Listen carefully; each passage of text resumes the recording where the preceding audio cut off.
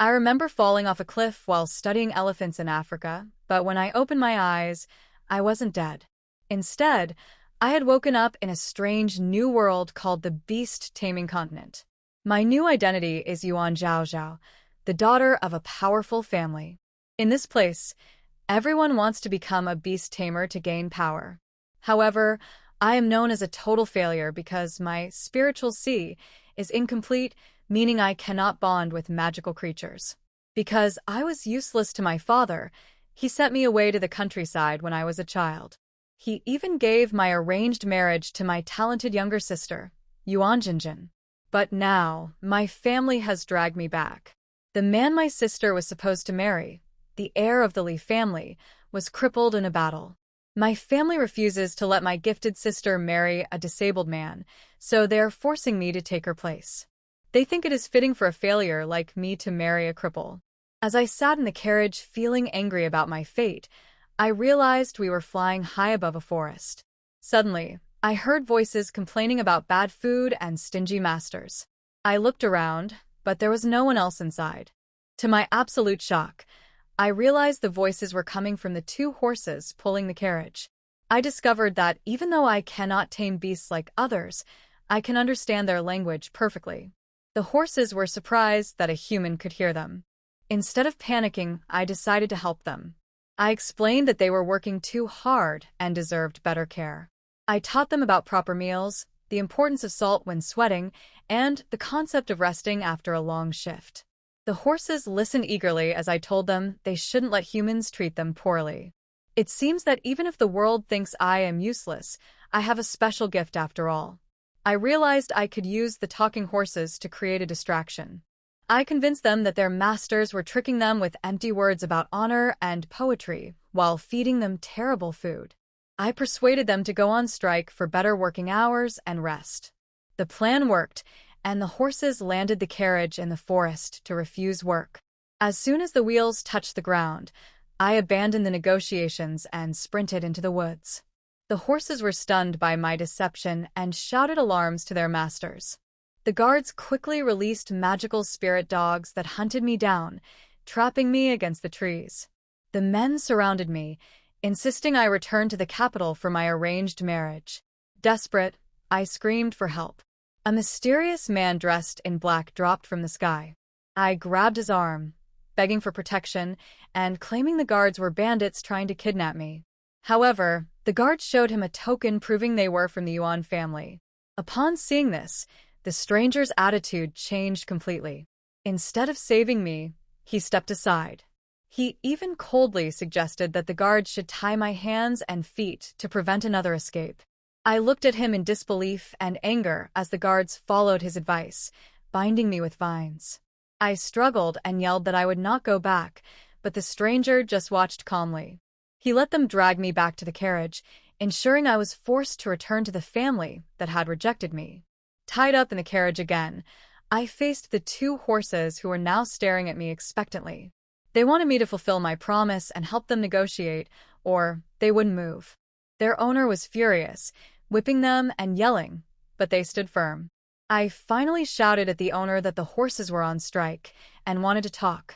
The owner looked at me like I was crazy, but I proceeded to list the horses' demands: shorter work hours, better food, retirement care, and respect. I acted as the translator between the stubborn animals and their shocked master.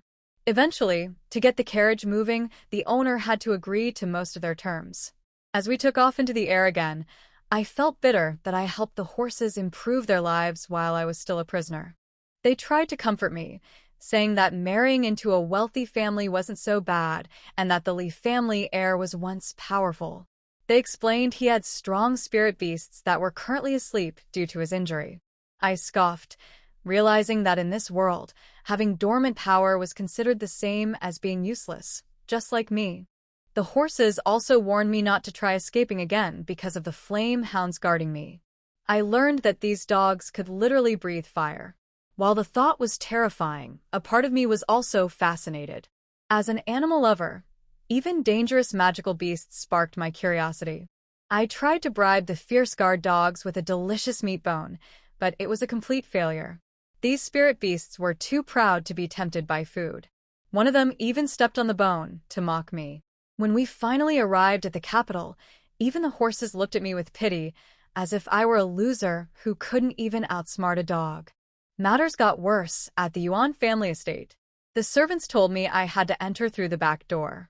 I refused to accept this insult. I am the eldest daughter of the Yuan family, not a servant. To make a point, I sat down on the front steps and refused to move. The guards eventually took the carriage away, leaving me alone at the main gate. While I waited, a red fox with fur like fire appeared on the garden wall.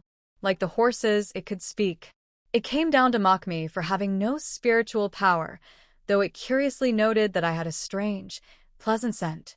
Annoyed by its arrogance, I grabbed it by the scruff of its neck.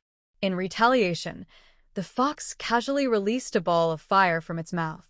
It claimed it was just a yawn, but the flames burned my sleeve and singed my hair. I was left standing there with smoking clothes and a messy face. The gatekeeper returned and told me that the young lady was waiting for me inside. He wasn't referring to me, but to my talented younger sister, Yuan. To the servants, she was the real mistress, and I was just the useless daughter. Despite my burnt appearance and their insults, I gathered my courage. I refused to run away. I marched through the front gate with my head held high, ready to face whatever my family had planned for me.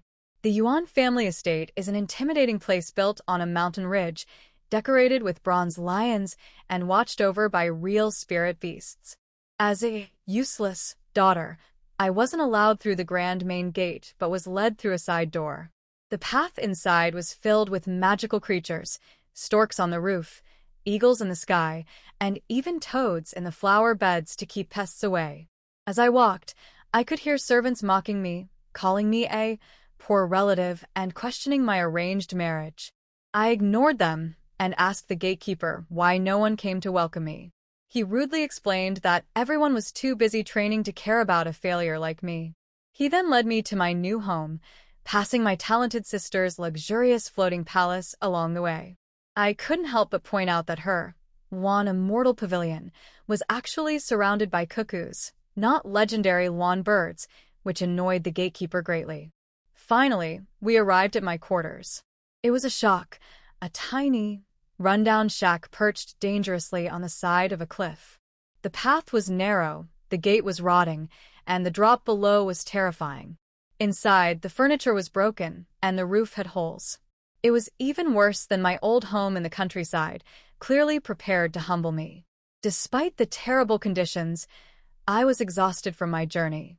I decided to accept my situation for now and get some sleep. I lay down on the rough bed and quickly drifted off. Suddenly, I woke up feeling heavy pressure on my chest. I opened my eyes to see a pair of large, innocent amber eyes staring right at me.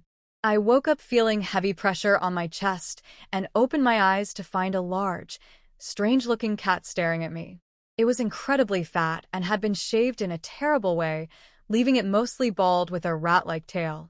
When I laughed at its ridiculous appearance, the cat arrogantly claimed the haircut was a tactical choice for battle. It revealed that it was a high-ranking spirit beast belonging to the third prince. To punish me for mocking it, the cat shocked me with a bolt of lightning from its tail, leaving my arm numb. I was tired of being bullied by animals since returning home. Refusing to accept this treatment, I grabbed a ladle of water and dumped it right over the beast. Because it had no fur to protect it, the water soaked its skin immediately. It panicked, sparking with uncontrolled electricity, and fell into a water jar before fleeing in humiliation. I tried to go back to sleep, but loud banging on my gate soon disturbed me. I opened the door to find my younger sister, Yuan, and a handsome young man who turned out to be the third prince. He was holding his shivering, wet cat. My sister immediately began mocking my burnt and tattered clothes, comparing me to a beggar. Her fox and the prince's cat joined in on the ridicule. Instead of getting angry, I calmly pointed out that if the Yuan family let me look like a beggar, it would insult the powerful Lee family, whom I was engaged to. My warning wiped the smile off my sister's face, as she realized the political danger of mistreating me. The prince then angrily demanded to know why I had attacked his pet. I stood my ground, explaining that the beast had provoked me first. I made it clear that despite my lack of magical power, I would not let them or their pets walk all over me. I confronted my sister and the prince, accusing them of bullying me despite my status as the future daughter-in-law of the powerful Lee family. My sister, Yuan, tried to defend the prince, but I cleverly pointed out that despite his royal status, his beast-taming level was lower than hers. This bruised the prince's ego, and he left abruptly on a giant phoenix bird, leaving my sister furious. Alone with me, Jinjin revealed her true plan. After I marry the crippled Lee heir, she will take my place as the legitimate daughter of the Yuan family, leaving me abandoned. I retorted that I could simply refuse to marry, forcing her to take my place. The thought terrified her.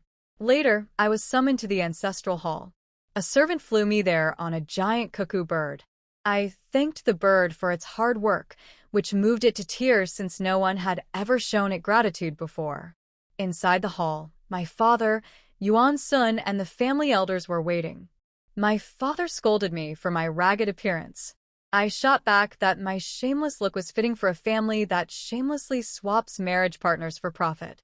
My father was furious, but revealed that the Lee family heir had specifically ordered that I not be mistreated. Because of this, he couldn't punish me and instead ordered me to get cleaned up.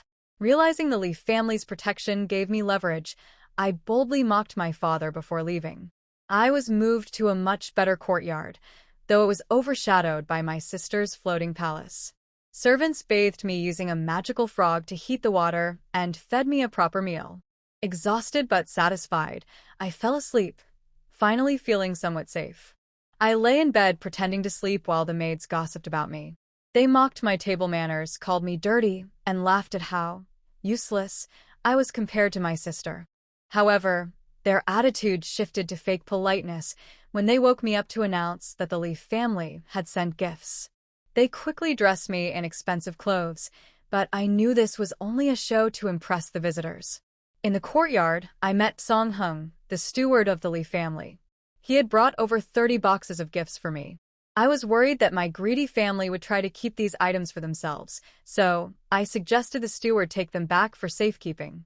Instead, he presented me with a magical storage bracelet. Even though I have no spiritual power, the bracelet adjusted to fit my wrist perfectly. With a single thought, I was able to make all the boxes vanish safely into the bracelet. A list of the items, including books and medicines, appeared in my mind. I took the opportunity to speak privately with the steward. I asked him why his talented master insisted on marrying a failure like me, hinting that he could surely find a better wife. The steward explained that since his master was now injured and considered a cripple by society, he felt that only I could truly understand his pain and situation. His father, the head of the Lee family, supported his decision. Realizing there was no way out of this marriage, I felt a mix of frustration and resignation. I decided to inspect my new gifts and found a bottle of healing balm for burns. Remembering the magical boiling claw frog that had heated my bathwater earlier, I went to find the little creature to apply the medicine, grateful for the small comfort the gifts provided. I noticed that the boiling claw frog in the wooden tub was in terrible condition. Its skin was red, swollen, and blistered from being forced to overheat the water. I felt sorry for the little creature, so I opened the jar of jade dew ointment I had just received. Although the frog was hesitant at first, it soon relaxed as I gently applied the cool medicine to its burns. It seemed incredibly grateful for my kindness, which was clearly a rare treat compared to how its master treated it. My head maid, Jinxiu, walked in and immediately smelled the expensive ointment. She was jealous that I was using such a precious medicine on a mere frog instead of giving it to her for her skin. She tried to trick me into handing over the jar, claiming the frog was her spirit beast. However, I refused. I told her that I could give the gift to anyone I wanted, but I would not give it to her because I knew she was only pretending to be loyal. With her true nature exposed, Jinxiu dropped her polite mask. She mocked me for being a useless failure and announced that she was quitting. She took all the other maids with her, leaving me completely alone in the large courtyard. They laughed and gossiped as they left, but I didn't mind. In fact, I felt relieved. I was used to being independent and didn't need servants who looked down on me. Shortly after they left, a timid young girl named Taoxiang arrived. She explained that she was a new maid assigned to take care of me. Unlike the others, she was innocent, hardworking, and respectful. She didn't treat me like a failure. Instead, she spoke with optimism, believing that I might still achieve great things one day. I felt a connection with her immediately.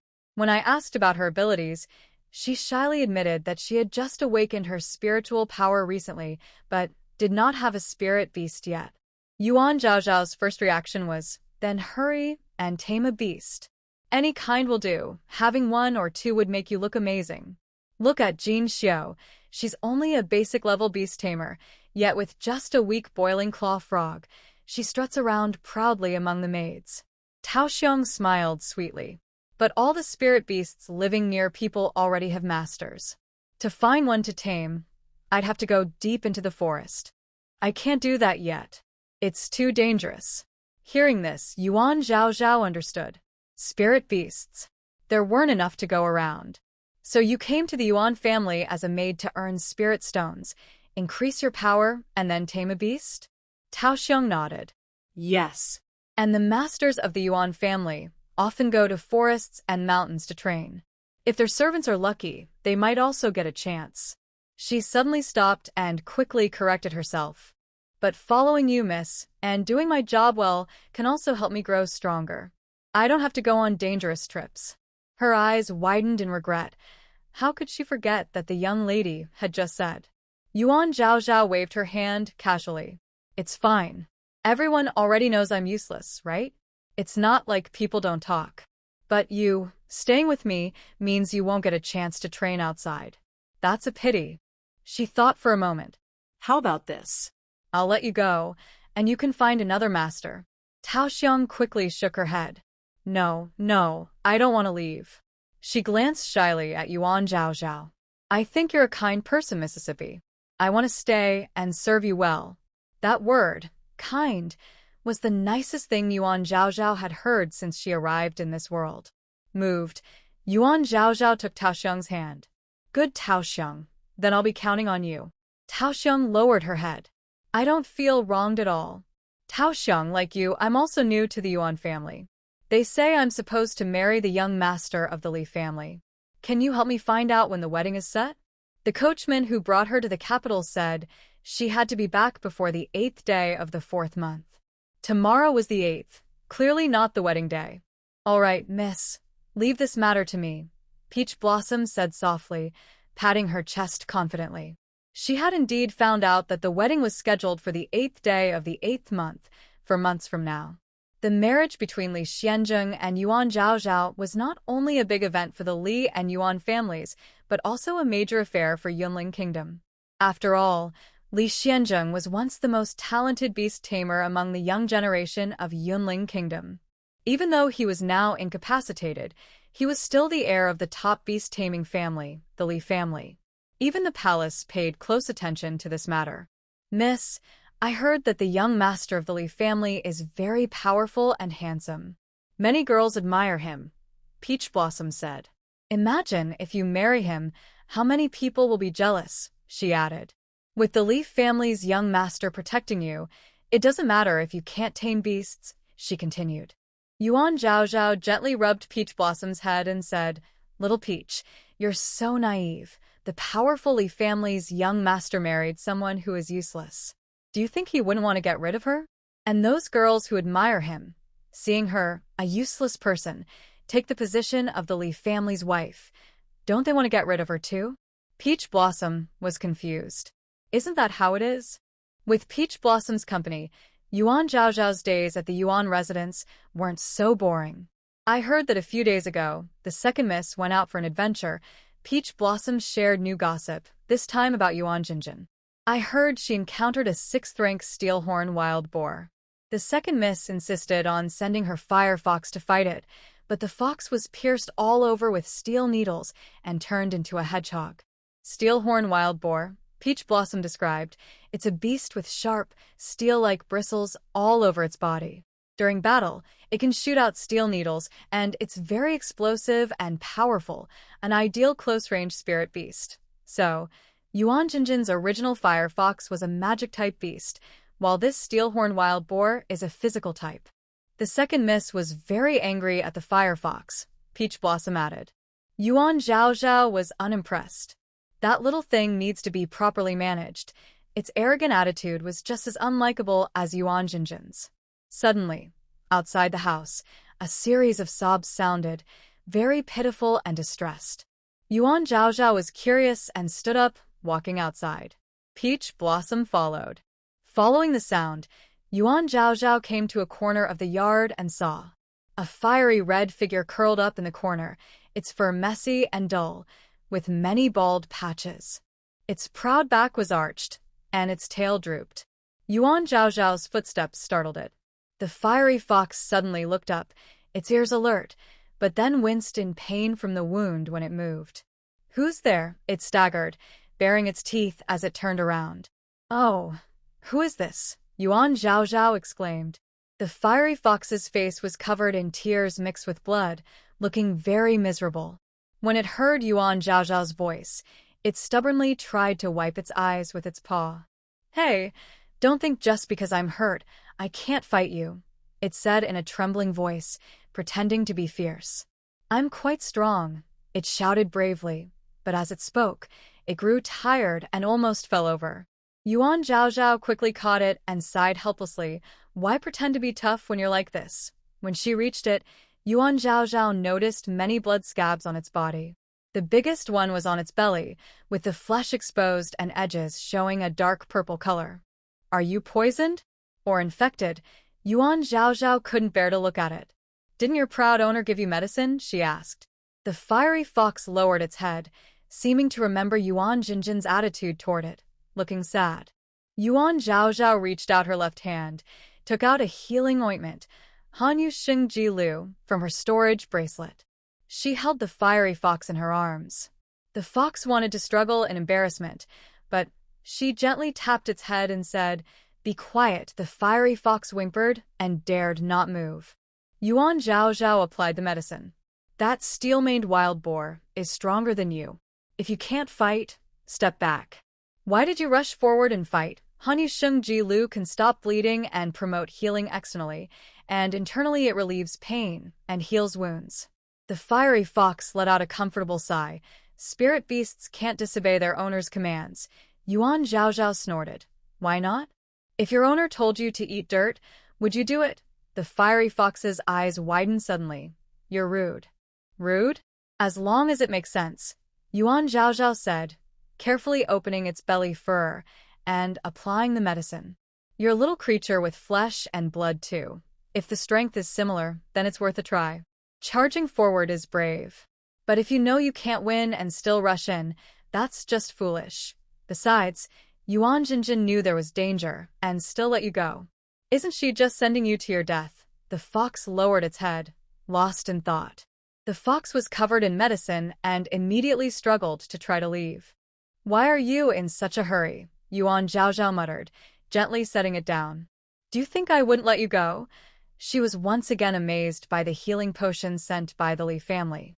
After applying the medicine, the fox's wounds looked much better.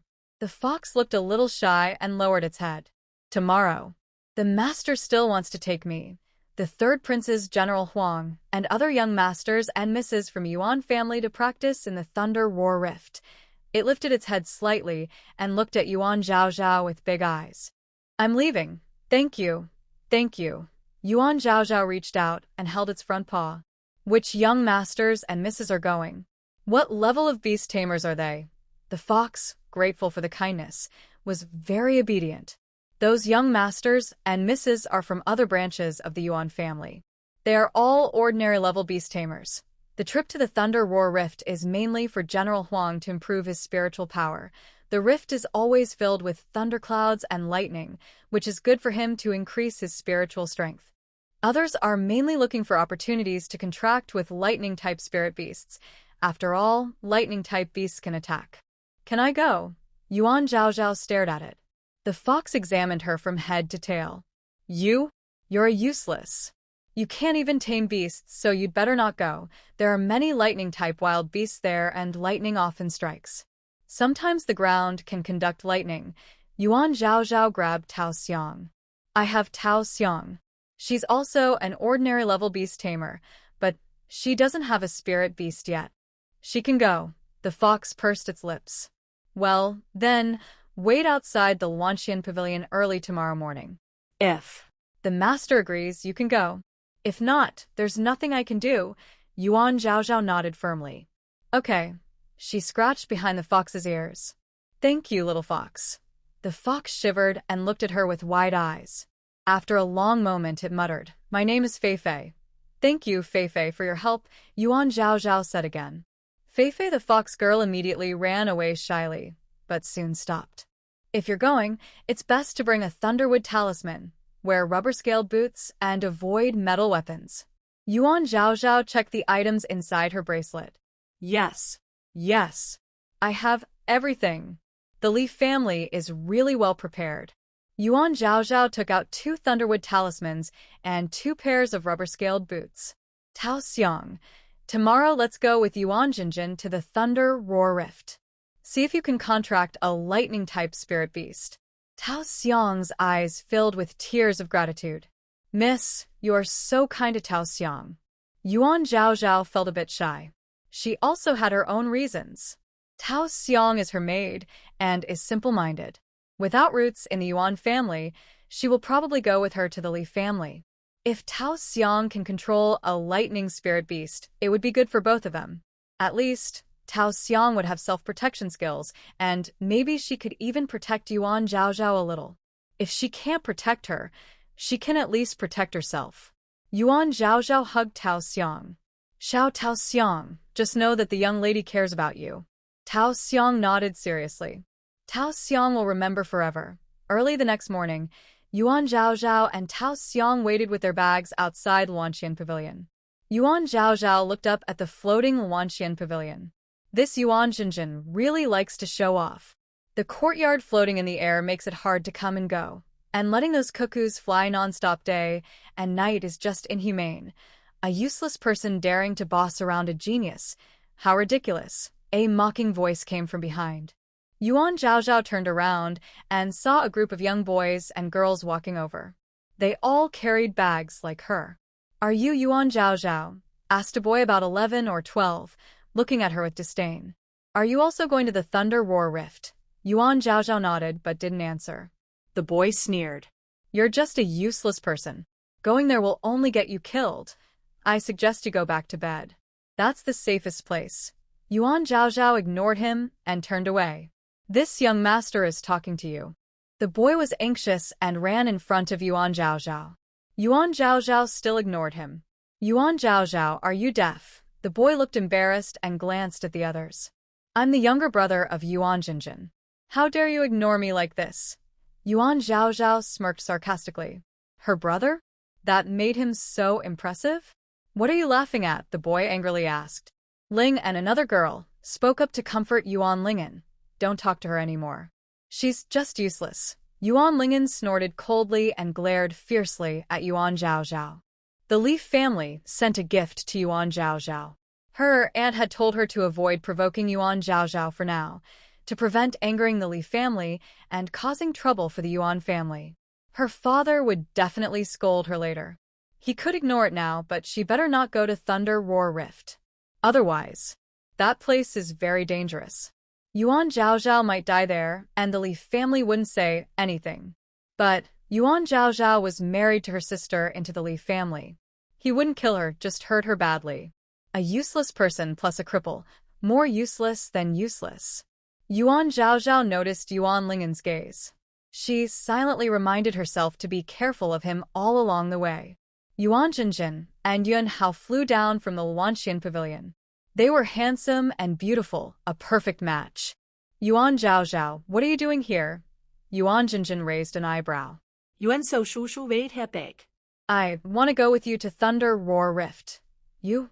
Yuan Jinjin looked her over. Are you crazy? Do you want to get yourself killed? Yuan Zhaozhao rolled her eyes. None of your business. I'm going anyway. Yuan Jinjin refused to agree. We're here to train, not to take care of you. Suddenly, she thought of something. Yuan Zhaozhao, you don't think. If you die in Thunder War Rift, you won't have to marry into the Lee family, right? Yuan Zhaozhao rolled her eyes again. You're sick. Yunhao pulled Yuan Jinjin. Jinjin, let her go if she wants to. Just let her see the difference between her and you. Yuan Jinjin frowned. But if she goes, she'll just be a burden for us. What if something really happens? How do we explain to the Lee family? Yunhao snorted. With so many of us, she won't die. Yuan Zhaozhao suspiciously looked at Yunhao. Why did she feel that Yunhao's attempt to persuade Yuan Jinjin had some hidden purpose? Yuan Jinjin listened to Yunhao and relaxed her brows. All right, she warned Yuan Zhaozhao. When we get to Thunder Roar Gorge, stay behind us and don't run around. The phoenix bird swooped down and Yuan Zhaozhao nervously held on to its neck. Thunder Roar Gorge is a deep valley in the mountains, bottomless. During the descent, Yuan Zhaozhao smelled a burning sulfur scent, and each breath caused a slight sting. Looking up, the sky was covered with heavy lead-gray thunderclouds. Occasionally, blue-purple lightning flashed within the clouds and thunder struck from time to time, lighting up the gorge below. The phoenix stopped its dive and began circling downward. Finally, it landed. Yuan Zhaozhao shakily stepped off its back. The ground was covered with cracks like spider webs, and tiny arcs of electricity occasionally jumped out, looking like venomous snakes spitting. Fortunately, she wore rubber-scaled boots, so these sparks didn't affect her. The surrounding trees and branches twisted like ghostly claws, with sparks flickering at the edges of leaves and twigs. The rocks had turned into glass-like thunder crystals from years of lightning strikes, glowing strangely under the flickering sparks. Yuan Zhaozhao instinctively moved closer to Taoxiang. Yuan Jinjin looked at her with disdain. Don't touch anything here. Even if you wear a lightning-proof wooden talisman and rubber-scaled boots, you could still get hurt. Yuan Zhaozhao pressed her hand to her chest, her heart pounding with each thunderclap. She hugged Taoxiang tightly. Miss, don't be afraid. Taoxiang will protect you. Taoxiang whispered softly to comfort her. Yuan Zhaozhao nodded repeatedly. Yuan Jinjin and Yunhao released their spiritual beasts, Fiery Fox Feifei and Orange Cat General Huang. The others also released their own beasts. Doves, parrots, squirrels, sparrows, rabbits, crows, birds, centipedes. A variety of creatures. Follow behind us. We can't look after you, Yuan Jinjin said, and led the way. Yunhao followed next. The others quickly caught up. Although Yuan Zhaozhao was scared, she still held Taoxiang's hand and followed along. Peach Fragrance, if you encounter any spiritual beasts later, try to form a contract with them. Peach Fragrance nodded repeatedly. General Orange Cat Huang was very relaxed in this environment, walking lazily with his tail high up. Lightning strikes had no effect on him. The Fire Fox was not as calm as Huang, but still very at ease. Compared to them, the other spiritual beasts were much more timid. When thunder roared, they trembled all over. Not far ahead, Huang stopped and narrowed his golden eyes, staring at a blackened crack in the rock. Everyone looked in the direction of his gaze and saw a tiny figure curled up inside the crack. It was a Marten. Yuan Zhaozhao curiously leaned forward. The Marten was very small, with silver-white fur that was messy and unkempt. It had a blackened wound on its hind leg, probably caused by lightning. When it sensed everyone's gaze, it instinctively shrank back, making a faint hissing sound from its throat, as if warning or begging for mercy. Yuan Jinjin glanced at it and sneered, a half-dead little thing. Not worth wasting time on. She didn't stop walking and simply passed by, clearly uninterested in this week's spiritual beast. Yunhao also left. Yuan Lingyan was interested and approached, but after a quick check of the Marten's injury, he shook his head. Not seriously hurt, but even if we take it back, it might not survive. Why waste a contract slot? He stood up, dusted off his hands, and said calmly, let's keep moving. There are better ones ahead. The others looked at each other. Yuan Lingyan was right. They were all mortal-level beast tamers and could only contract 2 spiritual beasts. Now that everyone had one, contracting another would fill their spiritual sea. They had just arrived at the Thunder Roar Rift Valley. If they encountered stronger spiritual beasts later, they would regret missing out. Let's go. Let's go. Yuan Zhaozhao approached the little Marten. It struggled to move its body. She paused for a moment, then slowly squatted down and reached out her hand. What are you doing? Yuan Jinjin turned back, annoyed. We need to hurry, don't waste time. Yuan Zhaozhao didn't answer. Instead, she gently stroked the top of the Marten's head. The Marten flinched, but soon it seemed to sense something. Carefully, it lifted its head and looked at her with wet eyes. Little one, I am here to save you, Yuan Zhaozhao whispered. Yuan Jinjin impatiently urged, are you going or not? If she weren't afraid that Yuan Zhaozhao might die here, and that the Yuan family would force her to marry into the Lee family, she wouldn't care about this useless person. Why are you in such a hurry? Yuan Zhaozhao replied irritably. She took out a spiritual medicine from her storage bracelet, Healing Thunderbolt Powder. The instructions said it could counteract residual lightning energy, and both external and internal use were fine. Yuan Zhaozhao sprinkled the powder on the little Marten's leg, then dipped her finger in some and held it near its mouth. The little Marten stuck out its pink tongue, licking the powder and making a comfortable sound. After licking all the powder, it shyly thanked her. Thank you. Yuan Zhaozhao gently patted its head. Be more careful next time. Good for nothing and good for nothing, yet they still pity each other. Yuan Lingen sneered disdainfully. Yuan Zhaozhao ignored him, put the medicine back into her bracelet, and stood up. Let's go. Such a waste of time. Yuan Lingen scoffed. Yuan Zhaozhao paid no attention to him. In the beast tamer world, many spiritual beasts were seen. People often judged their worth by their abilities, forgetting that these beasts were also living beings with blood and flesh. Just like her, because she was considered useless, even Yuan Sun, the head of the Yuan family and her biological father, saw her as nothing. What was she, compared to this little Marten? As the group just left, the little Marten trembled and slowly stood up, gazing deeply at Yuan Zhaozhao's back, then turned and disappeared into the forest. At first, the firefox led the way, but gradually, for some reason, it fell behind and walked in line with Yuan Zhaozhao. Hey! The firefox cleared its throat and deliberately lifted its head to avoid looking at her.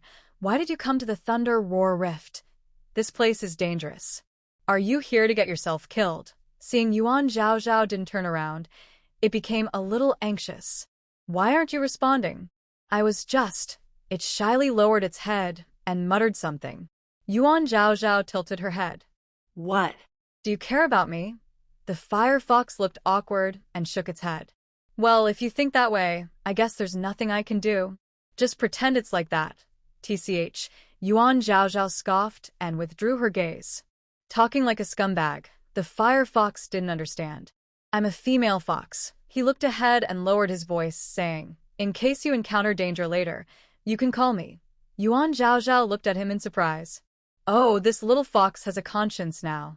Yuan Zhaozhao's forehead was covered in tiny beads of sweat, which quickly evaporated in the hot air. Although she wore rubber boots, the rocks beneath her feet were so hot from lightning strikes that every step felt like walking on an iron plate. Tao Xiang was in much better shape and kept supporting her. Miss, don't worry. How could she not worry? Yuan Zhaozhao glanced ahead.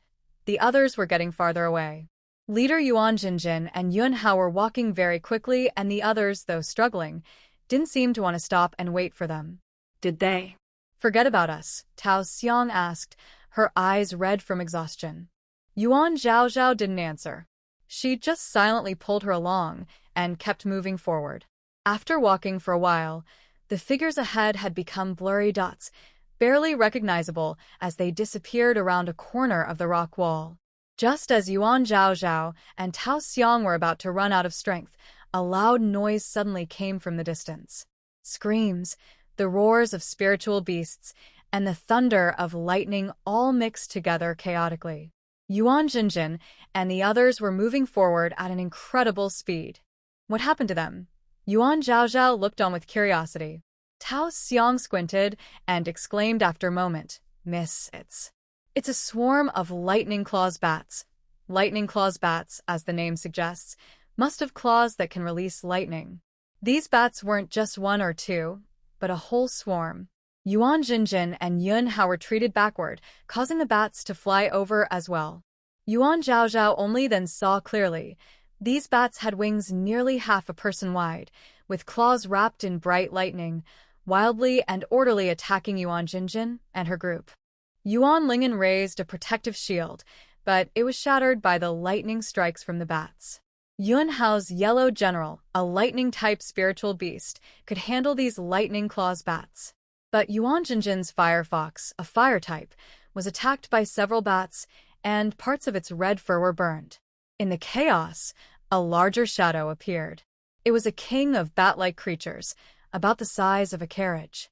Its wings were covered with ancient lightning patterns, and each flap sparked fierce lightning arcs. "Miss, what should we do?" Tao Xiang asked nervously. Yuan Zhaozhao looked ahead. With so many of them, maybe they didn't need her and Tao Xiang to help? After all, in the past, they would probably just be sent to die. "Hide," Yuan Zhaozhao said, pulling Tao Xiang to hide behind a nearby rock. The two of them crouched behind the rock, only peeking out to watch the fierce battle ahead. Could the Lightning Bat King be a 7th-rank spiritual beast? Yuan Zhaozhao muttered to herself. She could tell that others were starting to avoid the fight, but Yuan Jinjin and Yun Hao still faced the danger head-on. Tao Xiang shook her head. "I don't know." Yuan Zhaozhao found it strange. Yuan Jinjin has already contracted 2 spiritual beasts. Why is she still fighting the Lightning Bat King? Tao Xiang explained, engaging in battle can improve spiritual power. If the second young lady reaches a breakthrough, she might be able to defeat the Lightning Bat King and advance to a higher level of beast tamer. Then her spiritual beast's mind could hold 3 beasts, so that's how it was. Tao Xiang looked at the fiery fox fighting the lightning bat. But unfortunately, the second young lady's fiery fox is in trouble. It's an 8th-rank spiritual beast, and the lightning bat is stronger, at least 7th rank, and the Bat King is 6th rank. Even though it can't win, it keeps charging forward. Yuan Zhaozhao sighed. There's nothing we can do. After all, Yuan Jinjin is its owner. With the Lightning Bat King joining the fight, not only was the fiery fox overwhelmed, but General Orange Cat also started to fall behind. But Yuan Jinjin didn't give up. She kept channeling her spiritual power, forcing the fiery fox to keep fighting. "Fei, keep going." A lightning arc struck the fiery fox, causing it to collapse to the ground, flickering with tiny electric sparks. It felt numb in its chest, and its breathing stopped. But Yuan Jinjin kept giving orders. "Fei, attack." The fiery fox trembled as it tried to stand, but its legs shook so badly it couldn't stay upright. It tried several times, but the same happened. It looked up at the Lightning Bat King, which was 2 ranks higher than itself, and fear grew stronger in its heart. It was afraid to go on. "Master, I can't do it," it stammered.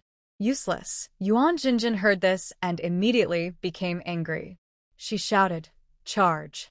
Fight to the death." As soon as they entered Thunder Roar Rift Valley, they spotted the Thunder Claw Bat King, a 6th-rank spiritual beast. If she could break through to the mysterious stage during the fight, she could contract a 3rd spiritual beast, and the Thunder Claw Bat King was the best choice right now. However, Fei was only an 8th-rank spiritual beast. With her talent, she was no longer suitable to be Yuan Jinjin's spiritual beast. At this moment, Yuan Jinjin decided to give up on Firefox. Fight to the death. Fei, the Firefox, trembled. This time, it wasn't because of lightning, but because of Yuan Jinjin's words. Fight to the death. Her owner actually wanted her to fight to the death? Master. Tears flickered in her eyes. She had been with her owner for 5 years, experienced many battles. She was proud to protect her owner and proud of her owner's honor. Yet now, her owner didn't care about her life or death at all. What are you looking at? Hurry up and attack. Yuan Jinjin glared fiercely at Fei. Fei seemed to sense Yuan Jinjin's inner thoughts. Her faith wavered, and her trembling limbs finally softened. She was abandoned by her owner. Even if she survived, her owner would still cancel the contract to free up a contract spot for another spiritual beast. People are always greedy for more. Waste. Yuan Jinjin kept dodging the attacks of the Thunder Clawback King and was already exhausted. Third Prince quickly asked General Huang for help. She turned to Yun Hao for assistance. Yun Hao already had General Huang's help and was still fighting the Thunder Clawback King. He ignored Yuan Jinjin's calls. He also needed to break through to the mysterious stage and contract a spiritual beast like the Thunder Clawback King. If he broke through to the city mysterious stage first and contracted the Thunder Clawback King, he wouldn't have to be inferior to Yuan Jinjin anymore. Seeing Yun Hao ignore her, Yuan Jinjin stomped angrily. Fei Fei, get up. She had no choice but to continue using spiritual energy to control the Fire Fox. Fei Fei, the Fire Fox, stood up uncontrollably. Meanwhile, Yuan Zhaozhao was secretly watching, unaware of the danger approaching. When Taoxiang saw a flock of thunderclaw bats flying toward them from behind, it was already too late to escape. Mess. Taoxiang's mind went blank. In the end, she chose to protect Yuan Zhaozhao, using her back to face the approaching thunderclaw bats. Peach fragrance. Yuan Zhaozhao widened her eyes, but as she looked at the group of thunderclaw bats, she couldn't think of a way to deal with them. Yuan Lingen, a few steps away, was smiling very wickedly. The thunderclaw bats are 7th-rank spiritual beasts, and their lightning strikes are much stronger than General Huang's. Being hit by the lightning arcs on their claws would at least leave someone disabled. Yuan Zhaozhao stood in front of Peach Fragrance, her arms trembling slightly, but she stubbornly kept them open. After all, she was the one who brought Peach Fragrance to the Thunder Mound Rift Valley. Peach Fragrance shouldn't have entered such a dangerous place. How could she let Peach Fragrance stand in front of her and risk death? And what if she died? Would she be able to return to her original world? Yuan Zhaozhao clenched her teeth, closed her eyes, and heard the shrill screams of the thunder clawbats. The air was filled with a burnt smell, and even her skin could feel the stabbing pain as the lightning arcs approached. She waited for the intense pain to come, for the moment when the lightning would pierce her body. But the expected pain did not arrive. Miss Mississippi, Peach Fragrance's trembling voice came from behind her, filled with disbelief and surprise. Look, what is that? Yuan Zhaozhao suddenly opened her eyes. A silver-white shadow darted through the group of thunderclaw bats like lightning. It was a ferret, the same ferret she had just saved. It was only as long as her arm, including the tail. At this moment, it moved so fast that it almost left an afterimage, its fur shining with a silver glow under the tears. Its claws emitted even more dazzling lightning arcs than the bats. With a swoosh, it tore off the wing of a bat, causing the entire swarm to panic. It's that little ferret, Peach Fragrance exclaimed. So it's a little flash ferret, the ferret which Yuan Jinjin had looked down on and Yuan Lianen had claimed couldn't be raised, was now moving freely among the bats. It skillfully avoided their attacks, even using the rocks to leap onto the backs of the bats, its sharp claws stabbing into their wing membranes. Chi, the thunderclaw bat, let out a shrill scream, rolling wildly to shake off the ferret, but the little ferret bit tightly onto its neck, sparks flying from its body. Yuan Zhaozhao's blood boiled with excitement. Meanwhile, Yuan Lianen's heart was pounding fiercely, more excited than Yuan Zhaozhao. I didn't expect him to encounter a shining mink. The shining mink is a 7th-rank spiritual beast. I really misjudged earlier. I thought it couldn't be kept alive. Thanks to Yuan Zhaozhao for giving it medicine. Big sister, Yuan Lingen called Yuan Jinjin. He couldn't contract a shining mink himself, but Yuan Jinjin could try. There is a shining mink here.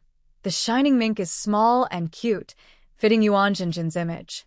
Hearing Yuan Lingen's words, Yuan Jinjin looked somewhat unwillingly at the Thunderclaw Bat King. The Thunderclaw Bat King is a 6th-rank spiritual beast.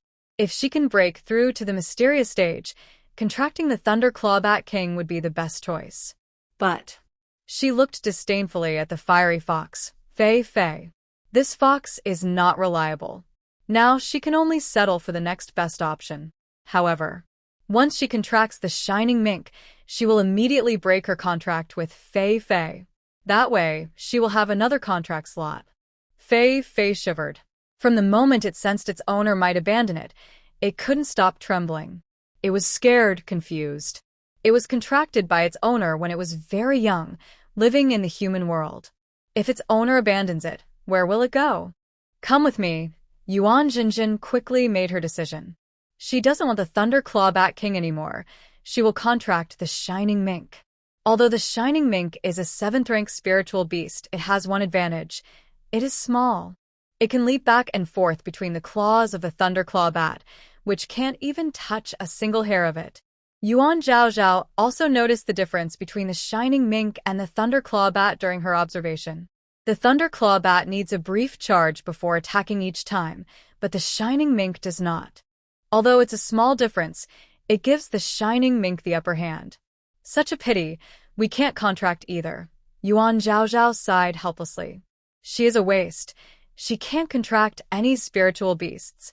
As for Tao Xiang, she is just an ordinary level beast tamer and can only contract 9th-rank spiritual beasts. The master and servant could only sigh in regret. When Yuan Jinjin arrived with Fei Fei, the battle between the small Shining Mink and the Thunder Claw Bat was nearly over. The scorched bodies of the Thunder Claw Bat were scattered all over the ground.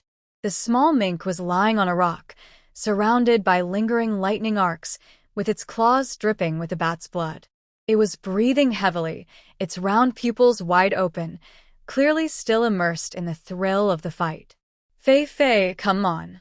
Under the power of Yuan Jinjin's spiritual energy, the firefox instinctively tensed its body, its red fur flaring out as it spat out a fierce flame. However, the small, swift ferret suddenly disappeared just as the flames approached. In the next moment, a flash of silver light revealed that it had skillfully leapt onto the firefox's back using the rocky wall for support. Its blood-stained claws raised high, seemingly about to land on the firefox's neck. Don't hurt it, Yuan Zhaozhao unintentionally shouted. Surprisingly, the aggressive little claws paused midair. The small ferret slowly turned its head, its eyes still bloodshot, showing a look of confusion. It tilted its head and looked at Yuan Zhaozhao, like a confused child. The firefox took the opportunity to roll away and escape. Yuan Jinjin's face darkened severely. Useless. She continued to use her spiritual energy to control the firefox. The firefox, frightened, kept shaking its head. Yuan Jinjin was furious but helpless. She had already used all her spiritual power, but the firefox was too scared to fight the small ferret. The small ferret puffed out its cheeks and asked Yuan Zhaozhao, "Can I hit that fox, but not her?" Yuan Zhaozhao blinked. Was the small ferret asking about Yuan Jinjin? She cleared her throat. Cough, cough, cough. Do as you like. The small ferret's eyes lit up, and it immediately pounced toward Yuan Jinjin. Yuan Jinjin was stunned and backed away. Fei Fei. Beast tamers mostly rely on their spiritual beasts in battles, whether against people or other animals. Seeing Yuan Jinjin in danger, the firefox Fei Fei, though disappointed, still rushed forward.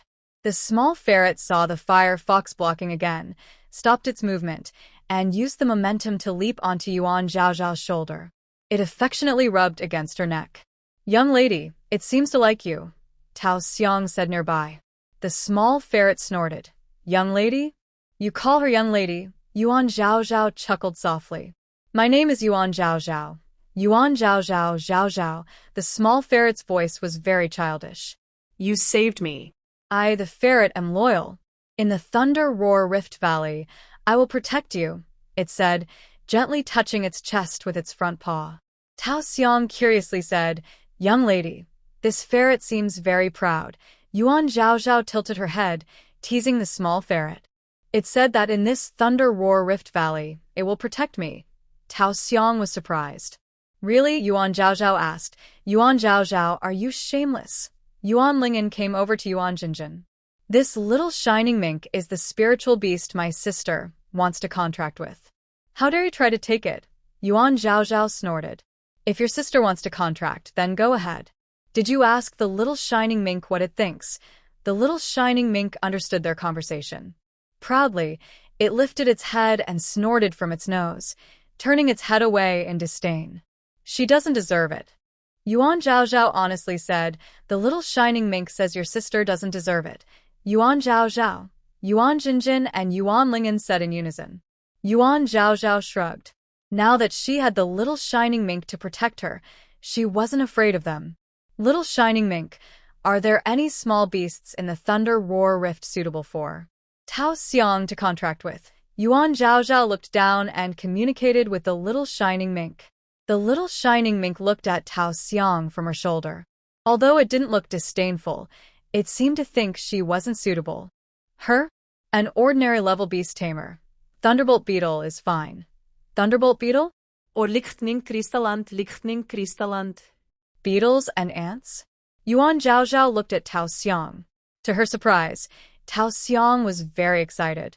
Thunderbolt beetle is fine. She was just an ordinary level beast tamer. Being able to contract with a spiritual beast was already a great achievement. She wouldn't be picky. Then I'll take you to find one. The little shining mink jumped down from Yuan Zhaozhao's shoulder and beckoned with its front paw. Yuan Lingen hurried over. Yuan Zhaozhao, don't go. This little shining mink belongs to my sister.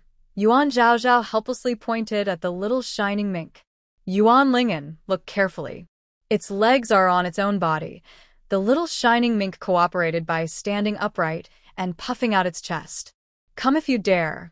Look, it means if you have the ability, contract with it. If you don't, then don't talk nonsense, Yuan Zhaozhao explained. The little shining mink looked up suspiciously. Did it really mean that? Yuan Lingen looked back at Yuan Jinjin. Yuan Jinjin hadn't yet broken through to the mysterious stage and couldn't contract with the shining mink. She gritted her teeth in frustration. At this moment, Yun Hao, who had been entangled with the Thunder Clawback King for a long time, also arrived. The yellow general beside him was scorched black by the Thunder Clawback King, and the tuft of hair on his head was also singed. The cat's limbs were trembling, and it was walking unsteadily. Yuan Jinjin rolled her eyes at him, snorted, and turned away, not wanting to pay him any attention. Yun Hao felt guilty. Jinjin, what's wrong? Why did you suddenly come here while we were fighting the Thunder Clawback King? I was so focused earlier that I didn't notice. Of course, he heard Yuan Jinjin call it, but he also wanted to break through to the mysterious level quickly, so he pretended not to hear. Now, he couldn't defeat the Thunder Clawback King and showed no signs of breaking through, so he couldn't argue with Yuan Jinjin. Let's leave here first. That Thunder Clawback King is too strong for us to fight. Yuan Jinjin looked at the approaching Bat King with a displeased frown. Then why did you lead it here? She called the others. Let's go quickly. Yuan Zhaozhao also hurriedly pulled Tao Xiang and called Xiaoshan Miao. We need to leave here too. But just as she caught up with Yuan Jinjin and the others, Yuan Lingen suddenly turned around and pushed her back. You stole my sister Shan Miao and still have the nerve to follow us? Yuan Zhaozhao was caught off guard and fell back. Tao Xiang was also pulled down. After the two of them helped each other up, a shadow cast over them. The Bat King was already in front of them. It stared at them intensely, with arcs of lightning flickering on its body, gathering strength. Yuan Zhaozhao instinctively held the Thunderwood talisman on her chest, swallowing hard. The Bat King waved its wing membrane, and arcs of lightning gathered into a ball between its wings. Just at that critical moment, a silver light swooped down from the rocky wall above. It landed in front of Yuan Zhaozhao, opening its claws. Yuan Zhaozhao was worried the Bat King might hurt it, so she quickly stepped forward, picked it up, and threw it onto the rocky wall behind her. Little one, run quickly. The little Shan Miao was stunned. This girl, with no spiritual energy fluctuations at all, was actually saving it? It's important to know. Everyone coming to the Thunder Roar Rift Valley was there to improve their spiritual power and contract spirit beasts. Whether it was to strengthen their abilities or contract spirit beasts, they would have to fight them. And yet, this girl was actually saving it? Yuan Zhaozhao was scared, but she still firmly used her body to block the little Shan Miao. Why aren't you running? The little swift ferret lowered its body, its tail held high with a shiny golden pattern at the tip for a moment. The king of thunder clawbats hesitated briefly, then bowed low and whined. Yes. Then it turned around and let out a loud cry, flying away with the other thunder clawbats. Yuan Zhaozhao was stunned. The others, including Yuan Jinjin, reacted the same way. You're so powerful. Yuan Zhaozhao understood what the little ferret was saying. Seeing the ferret only make a fighting stance, the king of thunder clawbats ran away.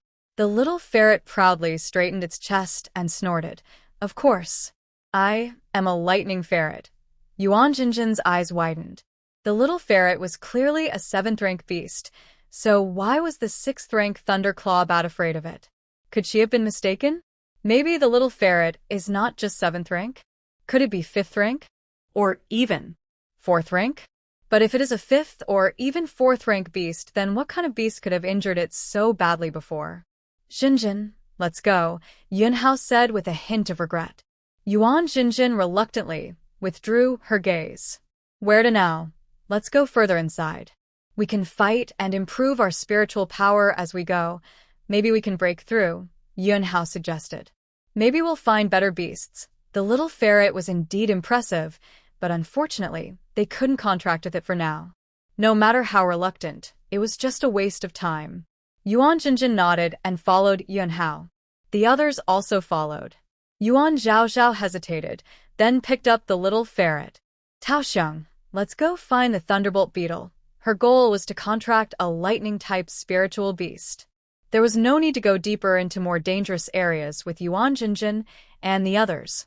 Okay, Yuan Zhaozhao muttered. Once you contract the Thunderbolt Beetle, we'll leave this place. Don't be so timid. The little ferret leaned against her neck. Yuan Zhaozhao flicked her fingers. I'm not timid. I just know when to act wisely. You don't understand, little one. The ferret squinted. How could it not understand? It was just running away when it couldn't win. So simple. The little ferret's small eyes spun around. It made sense. If you can't win, just run. Since it had been constantly pressed by that annoying Thunder Devourer in the Thunder Roar Rift, maybe it was better to hide. Revenge can wait 100 years. It secretly looked at Yuan Zhaozhao, the young girl. Although she was a weak beast tamer, she had a special aura that it really liked. She could also talk to it, which made things more interesting. Maybe it should follow her and hide in the human world. When it grows up a bit, it can come back and seek revenge. Thinking of this, the little ferret squeaked and immediately hung around Yuan Zhaozhao's neck. The Thunderbug is a 9-rank beast. Its wing covers can store lightning arcs.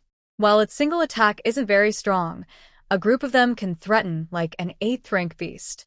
The little ferret explained to Yuan Zhaozhao. But Tao Xiang can only contract 2 spirit beasts.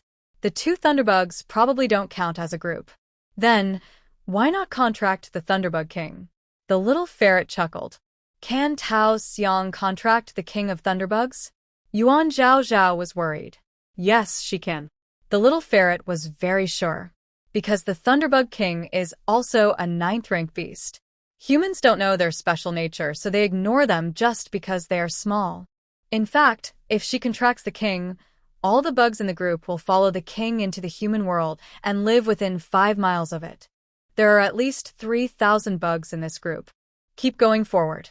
Following the little ferret's instructions, the 2 arrived at a charred giant tree. The trunk was split open by lightning, with cracks filled with lightning-like patterns like spider webs.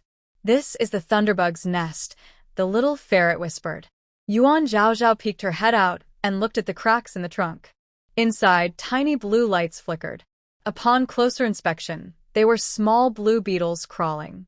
Among them, one was larger, with a dark purple shell.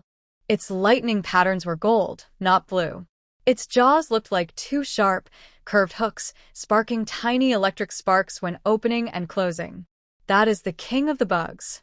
Hurry and contract it, the little ferret urged. Contract it, Yuan Zhaozhao pointed at the beetle king.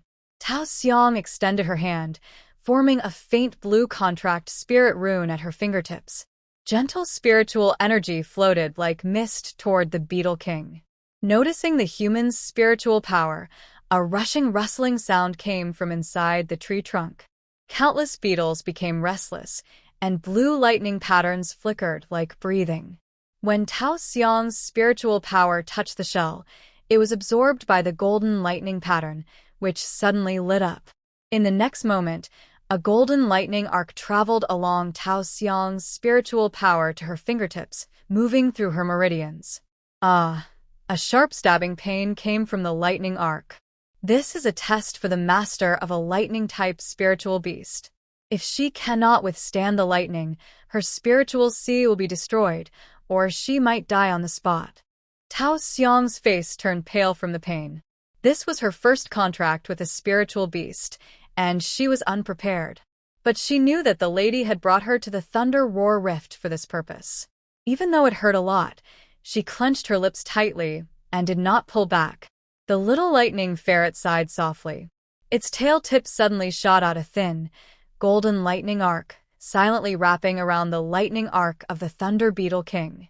The Thunder Beetle trembled all over, and the lightning arc softened.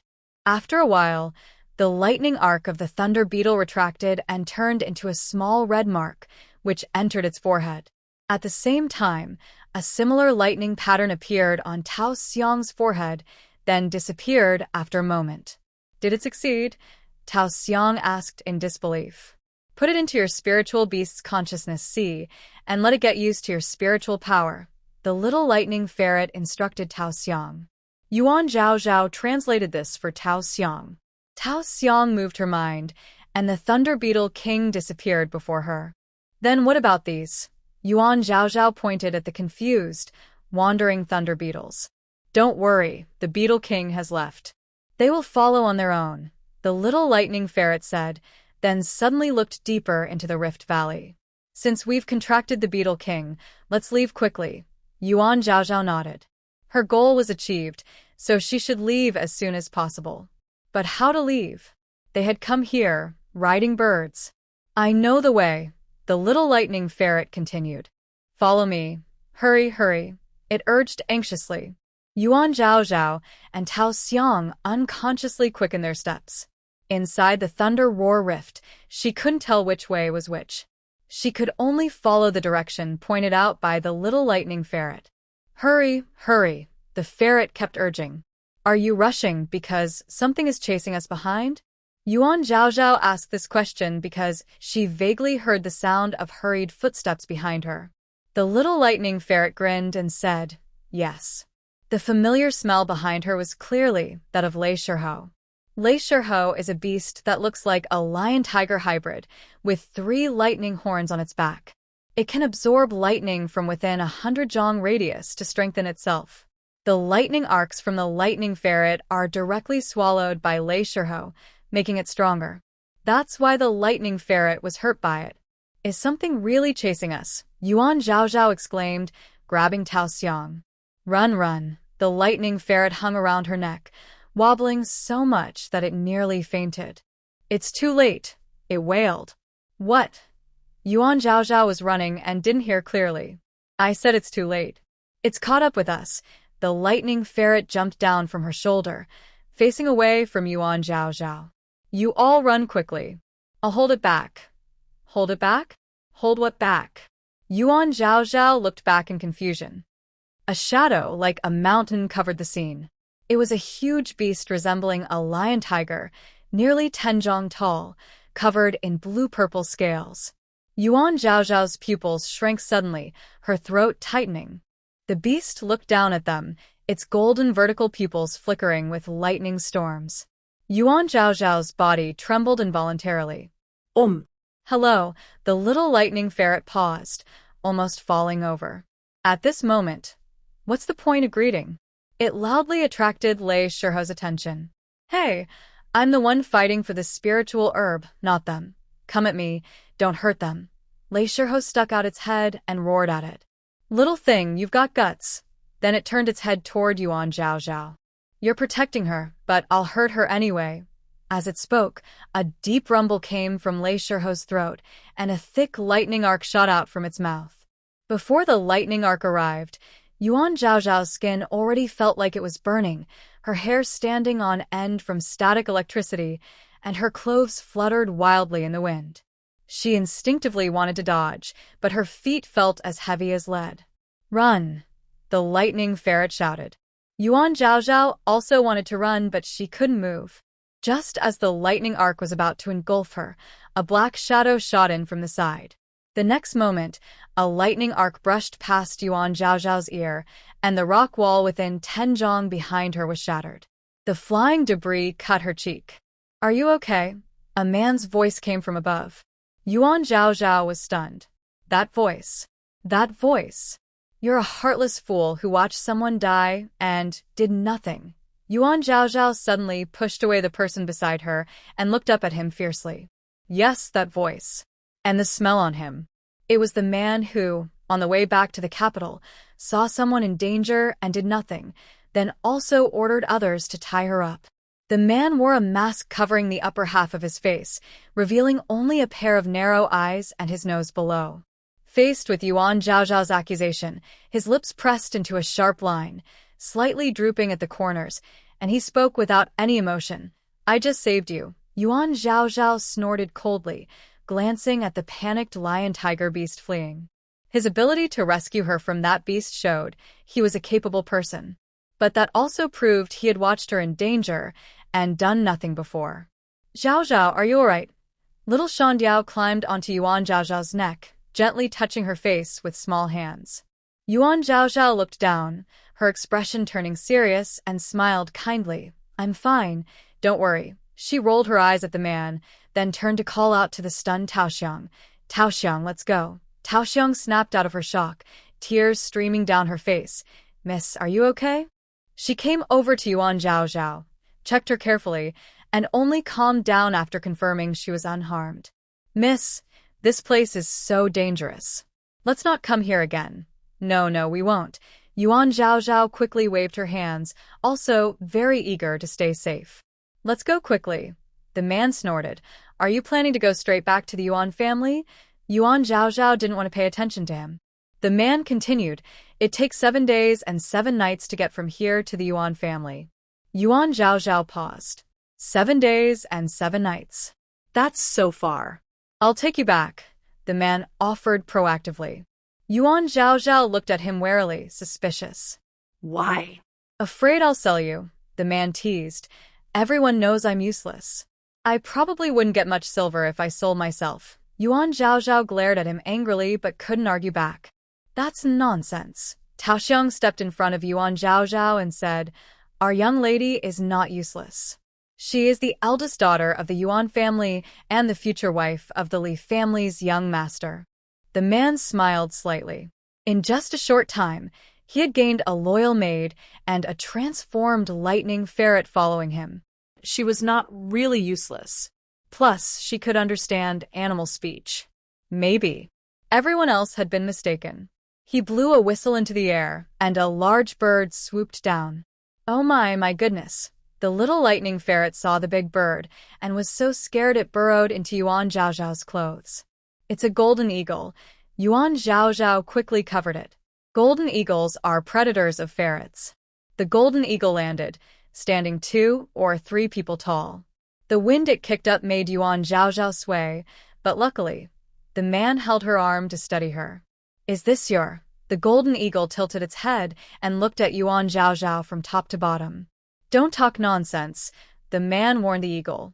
He couldn't understand the eagle's words, but Yuan Zhaozhao could.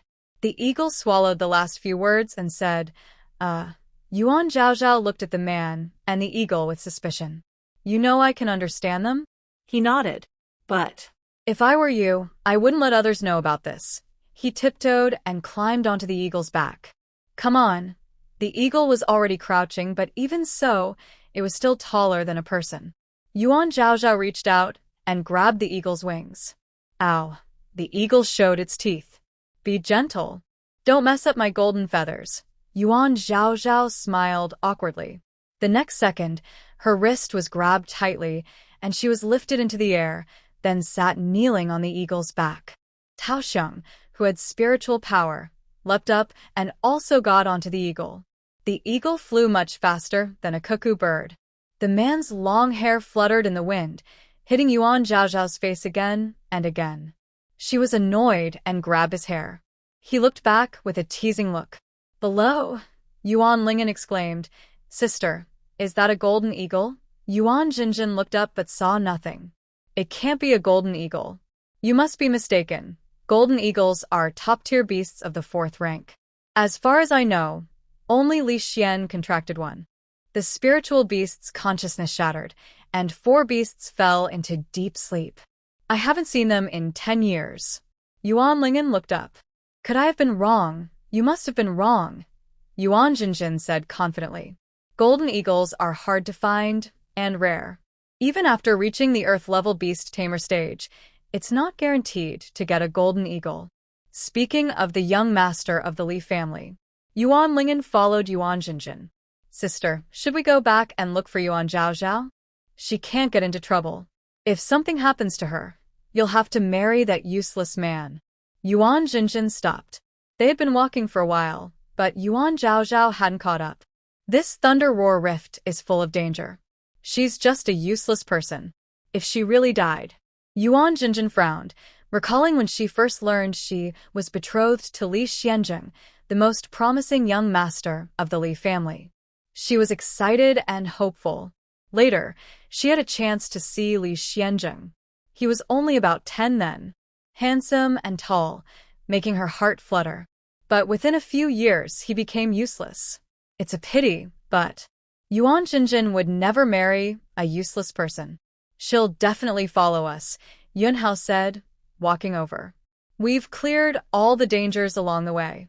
She won't be in any trouble. We'll stop at the small creek ahead and wait for her." Yuan Jinjin hesitated.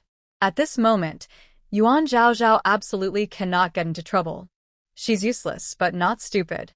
If she doesn't follow us, does she want to die? Yun Hao added. "That makes sense." Yuan Jinjin continued forward. "Let's stop at the small creek up ahead and wait for her." They had been here many times and knew the terrain well. Yun Hao looked back, calculating carefully. The golden eagle stayed outside the city, not daring to enter. "Just drop her off here." Yuan Zhaozhao slid down from the eagle, stumbling slightly, muttering, "Not a good person at all.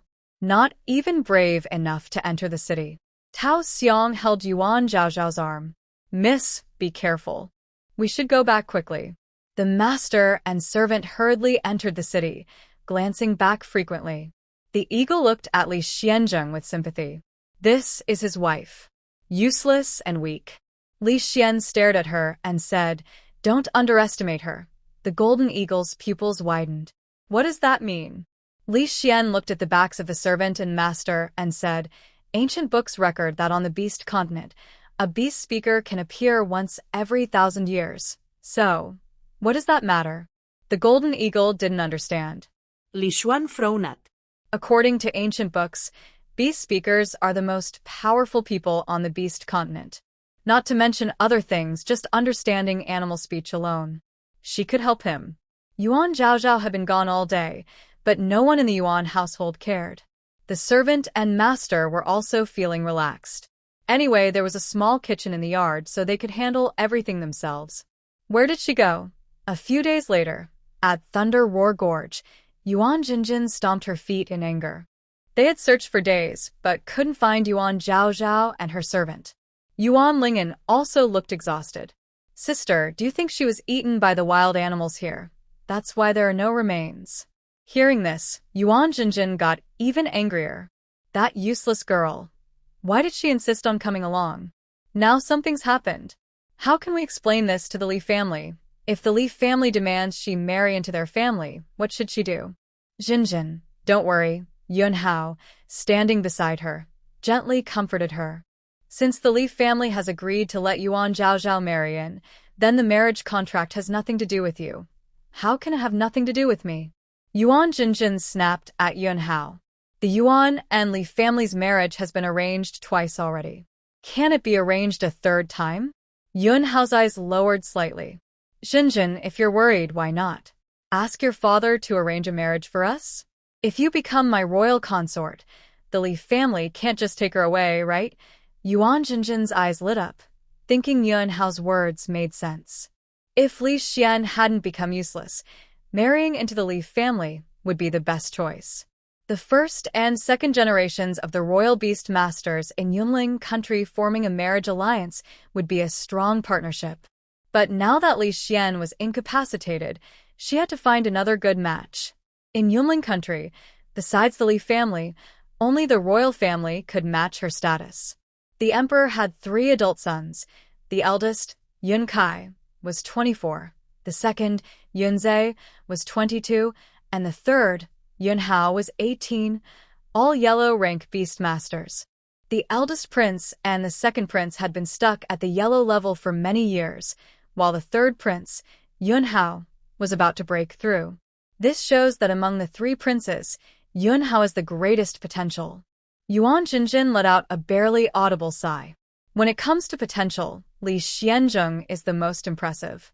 At 16, he broke through to the Earth Stage Beast Tamer, contracting 4 spiritual beasts of the 4th rank, a tiger, an elephant, a python, and a golden eagle, each representing fire, water, lightning, and wind elements, respectively.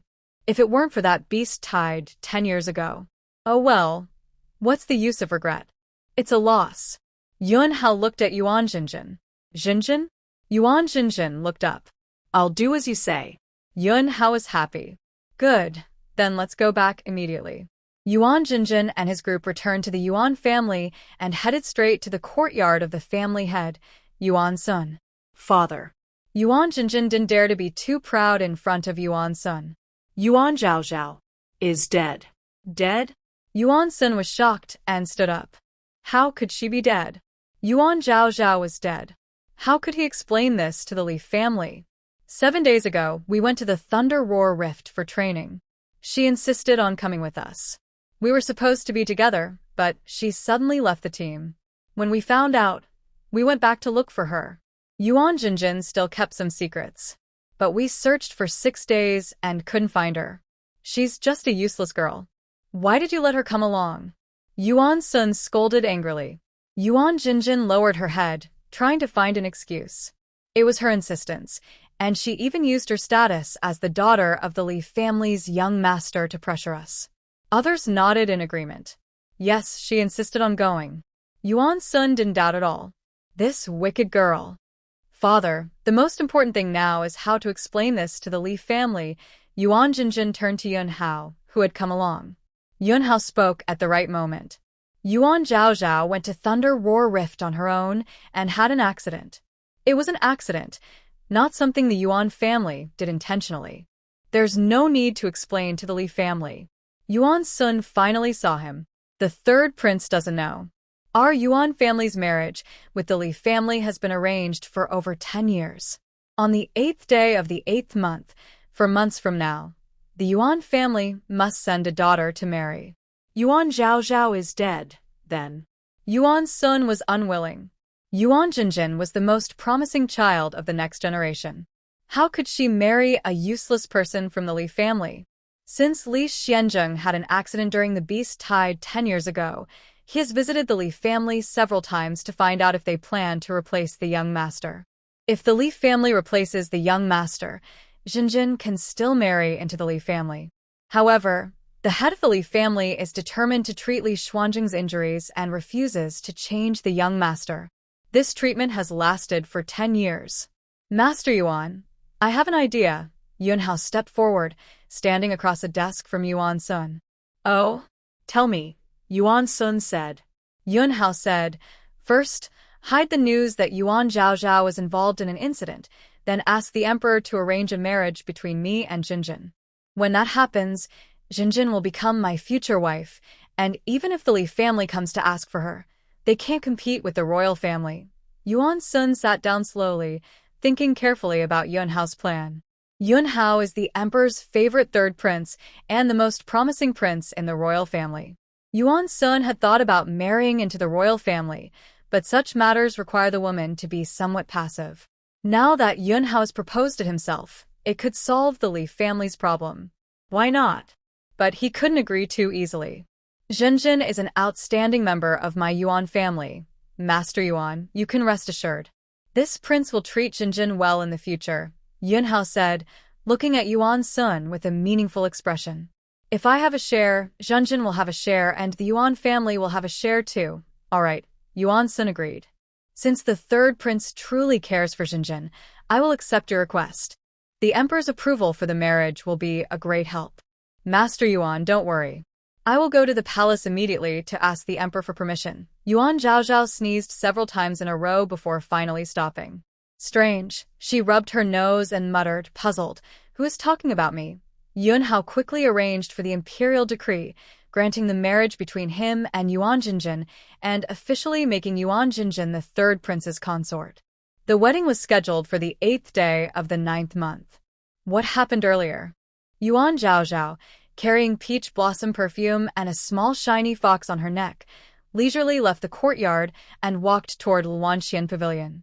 Why is it so lively? She asked curiously, standing at the edge of the crowd and unable to see anything.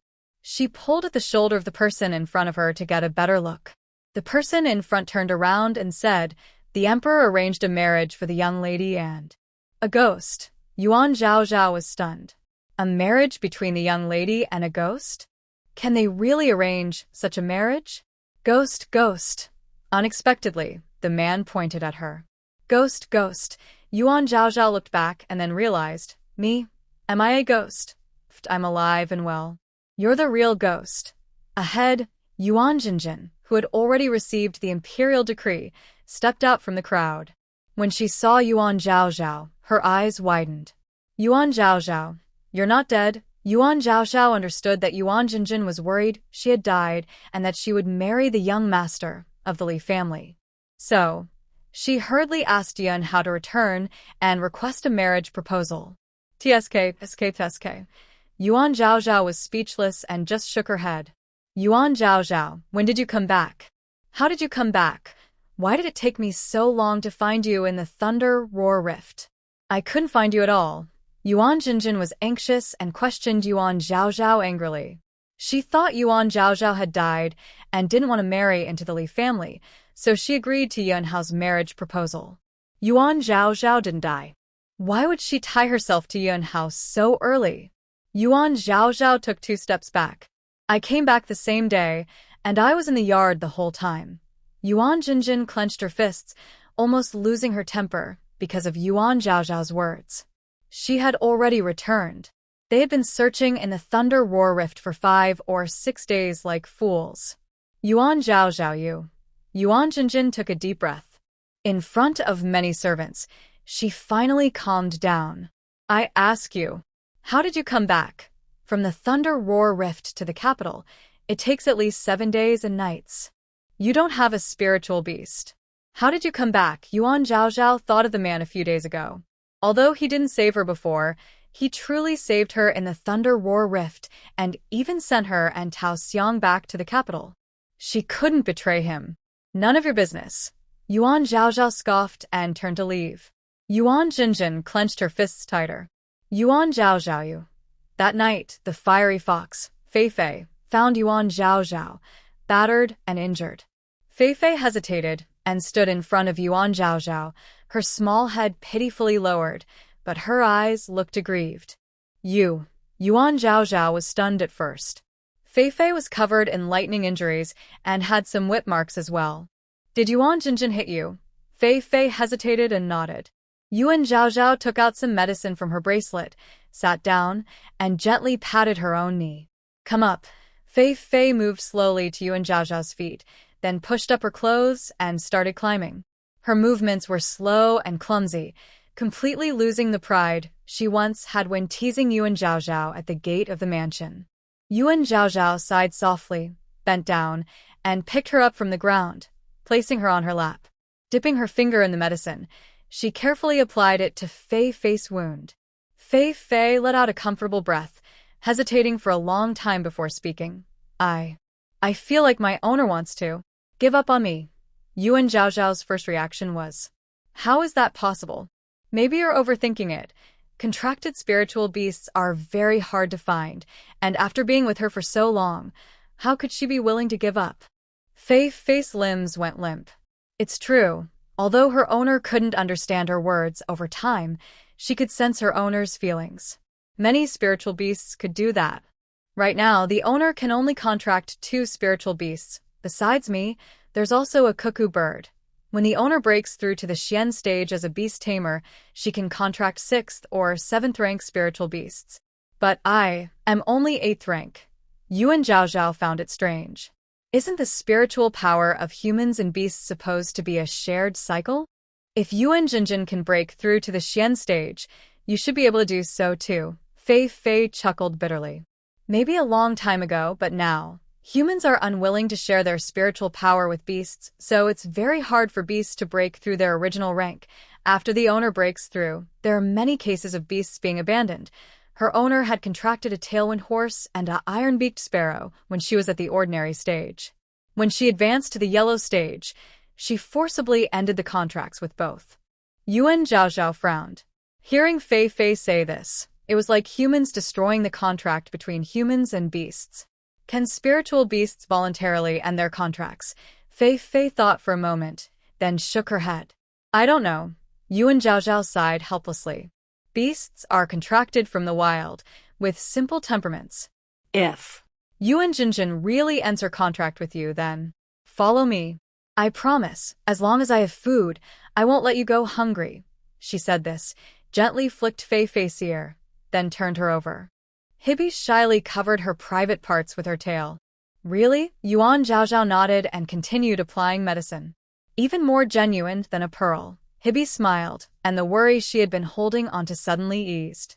At the same time, Yuan Zhaozhao's finger paused, and a strange voice appeared in her mind.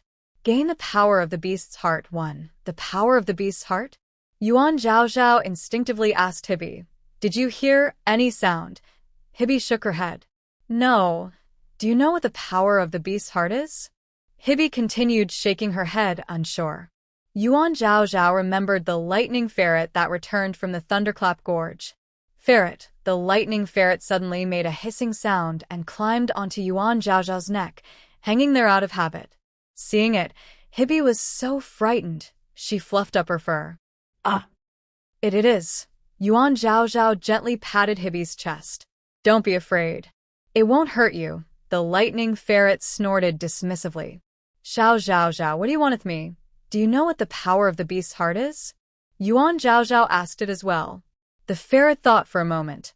No, neither of them knew. Yuan Zhaozhao wondered whether to ask others, but then thought of the Yuan family.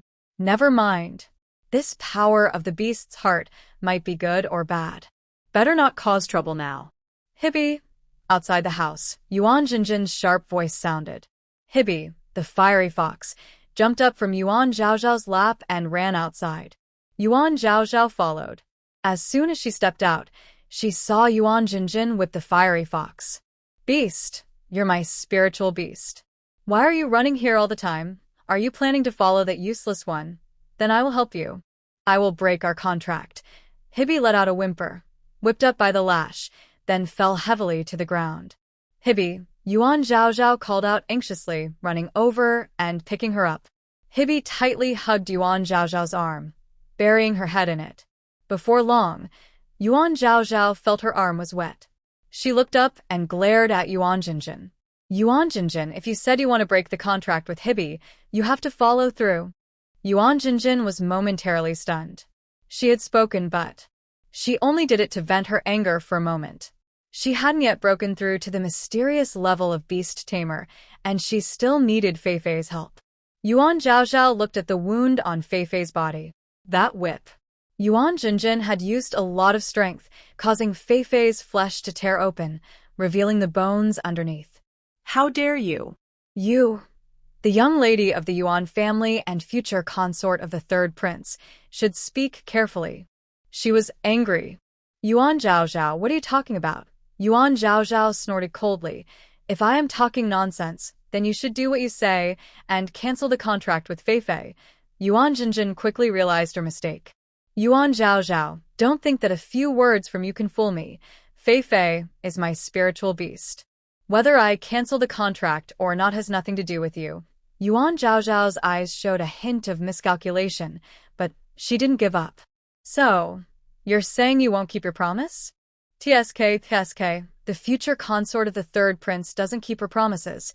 If this gets out, Yuan Jinjin knew Yuan Zhaozhao was deliberately provoking her, so she didn't fall into her trap. Fei Fei is my spiritual beast, I decide.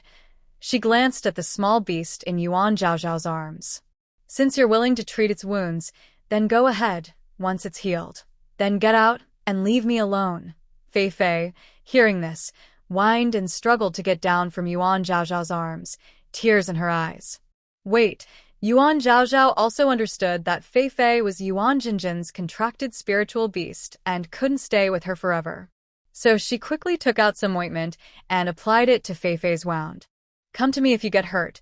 Fei Fei blinked her big eyes gratefully. After dinner, Yuan Zhaozhao took out the books sent by the Lee family from her bracelet. She lay on the bed, casually flipping through them. By the bedside, Tao Xiang sat cross-legged on the couch, a floating blue glowing spirit stone in front of her. Carefully looking, there was also a beetle flying near the spirit beast. This spirit stone was one of many sent by the Lee family. Tao Xiang, if you want to share spiritual power with your spirit beast, you can't do it like others. Since sharing spiritual power is part of the bond between humans and beasts, humans should follow the rules. Tao Xiang understands. Tao Xiang continued her training for another half-hour, stopping only when sweat covered her forehead. The blue spirit stone slowly floated down. Tao Xiang caught it and tucked it into her cloth pouch. Miss, have you found a way for a spirit beast to end a contract on its own? Do you want me to help you look for it? As she spoke, Tao Xiang picked up a book titled The Spirit Beast Training Manual. Then she grabbed another one, on the loyalty of spirit beasts. Yuan Zhaozhao turned over helplessly and sighed. I can't find anything. All these books are written by people. They only teach how to control spirit beasts and increase spiritual power. None of them speak for the beasts themselves.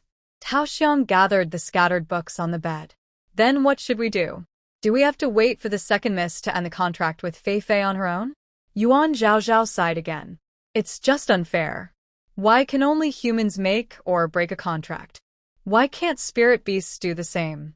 It's always humans who take spirit beasts from the wild, and humans who abandon them too. Miss, Tao Xiang said, sitting down, I heard that beast-taming families all have their own libraries. If these books don't have what you need, why don't we check the Yuan family's library? Yuan Zhaozhao's eyes lit up. Yes, the Yuan family's library.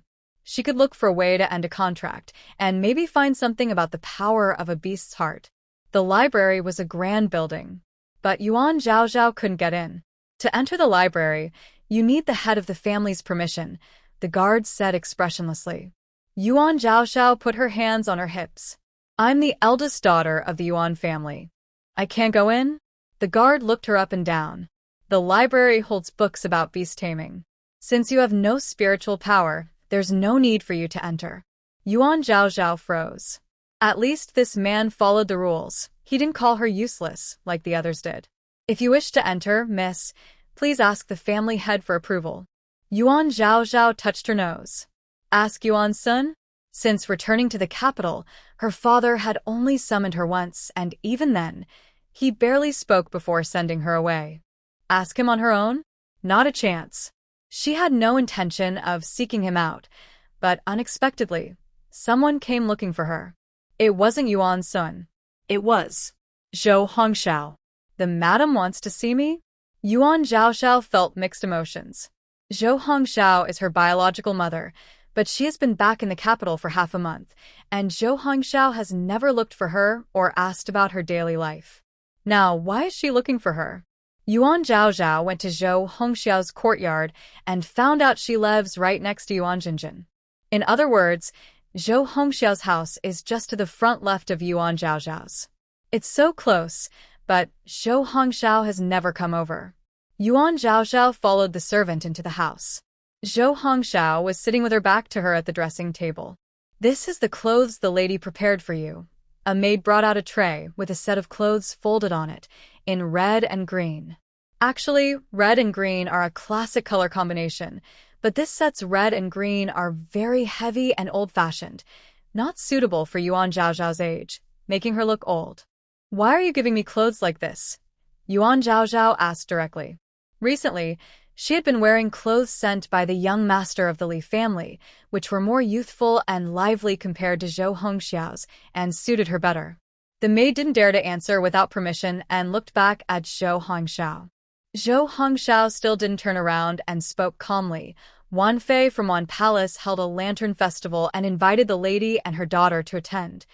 Seeing her so indifferent, Yuan Zhaozhao felt a strange resistance in her heart. What daughter of mine am I? The lady should take Yuan Jinjin instead. Zhou Hongxiao suddenly slapped the dressing table and finally turned around. Rude. If it weren't for Wan Fei's invitation, would I want to take a useless daughter to embarrass myself? Yuan Zhaozhao looked at her in disbelief. She could understand Yuan's son's attitude. He was only happy for a few minutes and then got a useless child, so his anger and dislike were normal. But Zhou Hongxiao was different. She was the mother who carried her for 10 months. At this moment, Zhou Hongxiao looked at Yuan Zhaozhao with hatred in her eyes. What was she angry about? Resentful of the shame Yuan Zhaozhao brought her? Yuan Zhaozhao smiled. Yes, Zhou Hongxiao was once a talented girl from the Zhou family before marrying into the Yuan family. When she was pregnant, the Yuan family, Li family, Zhou family, and even the royal family paid great attention. But in the end, her hatred was understandable. Change your clothes. Later, come with me to the palace, Zhou Hongxiao said, not giving Yuan Zhaozhao a chance to refuse. She simply waved her hand, and the maids rushed forward, escorting Yuan Zhaozhao into the inner chamber. When Yuan Zhaozhao came out again, she was dressed in a red and green outfit. A cute and charming girl was instantly overwhelmed by the heavy colors, losing her youthful charm and appearing more old-fashioned. Madam, Yuan Jinjin said with a sweet smile as she ran in. When she saw Yuan Zhaozhao, she sneered sarcastically. Jinjin, you're here, Zhou Hongxiao greeted her, holding her hand. Mother has prepared new clothes for you. Do you like them? The Princess Wan's Lantern Festival is specially prepared for you. You should dress beautifully. Zhou Hongxiao's attitude was very different from before, and Yuan Zhaozhao couldn't help but mutter, double standards. Yuan Zhaozhao only understood why Zhou Hongxiao said this lantern festival was for Yuan Jinjin after arriving at the palace. It turned out that Princess, one of Manhwa Palace, was the mother of the third Prince Yuan, named Yuan, from the Yi family, the last of the 4 major families. Zhou Hongxiao and Yuan Zhaozhao, along with Yuan Jinjin, paid respects to Princess Wan. In this beast-taming continent, beast-tamer levels are divided into common, yellow, mystical, earth, heaven, and saint ranks, with higher ranks being more respected. But the royal family is an exception, because the royal family controls the mining of major spiritual stone veins across the country and employs many beast-tamers to serve them. Therefore, even though Zhou Hongxiao is a mystical beast-tamer, and Princess Wan is only yellow rank, Zhou Hongxiao still bows and pays respect to her. Madam Yuan, please rise, Princess Wan said softly, raising her hand delicately. The Yi family has always been behind the Zhou family in strength, but in recent years, they have shown signs of surpassing them. The main reason is that Zhou Hongxiao and Yuan married different people. Zhou Hongxiao, a talented girl from the Zhou family, was too proud to marry the emperor, who was 20 years older than her. Instead, she married into the Yuan family to strengthen alliances and have stronger children. After weighing all options, the Yi family married Yuan into the palace. Zhou Hongxiao gave birth to Yuan Zhaozhao, who was considered a disappointment and widely known. Yuan's son was furious. Although she had held the position of family head's wife for years, she had no voice in the Yuan family. Instead, the concubine Su had a daughter, Yuan Jinjin, who was very promising. She was favored by Yuan's son and had also given birth to sons Yuan Lingen and daughters Yuan Lingyi. The Zhou family was also greatly affected by this matter. Many girls in the family faced difficulties with their marriages, and even the boys' marriages were not going smoothly. Yuan gave birth to the third prince for the emperor. Once the third prince showed potential, he became favored by the emperor, and resources from the palace were continuously sent to Manhwa Palace. Naturally, the Yi family benefited as well. Zhou Hongxiao had just sat down with Yuan Zhaozhao and Yuan Jinjin when Consort One playfully said, "Madam Yuan, is this the daughter you paid so much attention to back then?" Zhou Hongxiao's face instantly turned pale, and she looked embarrassed. But she didn't want to admit it and had no choice. Yes, she looks quite clever. How could she be useless? Consort Wan's smile seemed fake. Did Madame Yuan have several doctors check her back then? Madame Yuan was a famous genius at the time, and the head of the Yuan family was also quite capable. How could she produce a useless daughter? Maybe there was a mistake. Zhou Hongxiao couldn't help but smile bitterly. How could there be a mistake? Fortunately, the Yuan family still had Jinjin. Consort One looked at Zhao Zhao with disdain. But the Yuan family insists on marrying this useless girl to the Li family. I wonder if the Li family will be unhappy, Zhou Hongxiao pouted. What's there to be unhappy about with the Li family? The original marriage contract was between the young master of the Li family and Zhao Zhao. Now. It's a perfect match. At that moment, a gentle yet powerful voice came from outside the hall. I hear that the wife of the Li family's young master has arrived. I must take a good look. Inside the hall, the ladies and wives who had already taken their seats stood up. Even Consort One went to greet her. Madam Li, you've arrived. Consort One affectionately took her hand and led her directly to Zhao Zhao. Look, this is the future wife of the Li family's young master. Zhao Zhao bowed respectfully. Greetings, Madam Li. Madam Li reached out to help her up.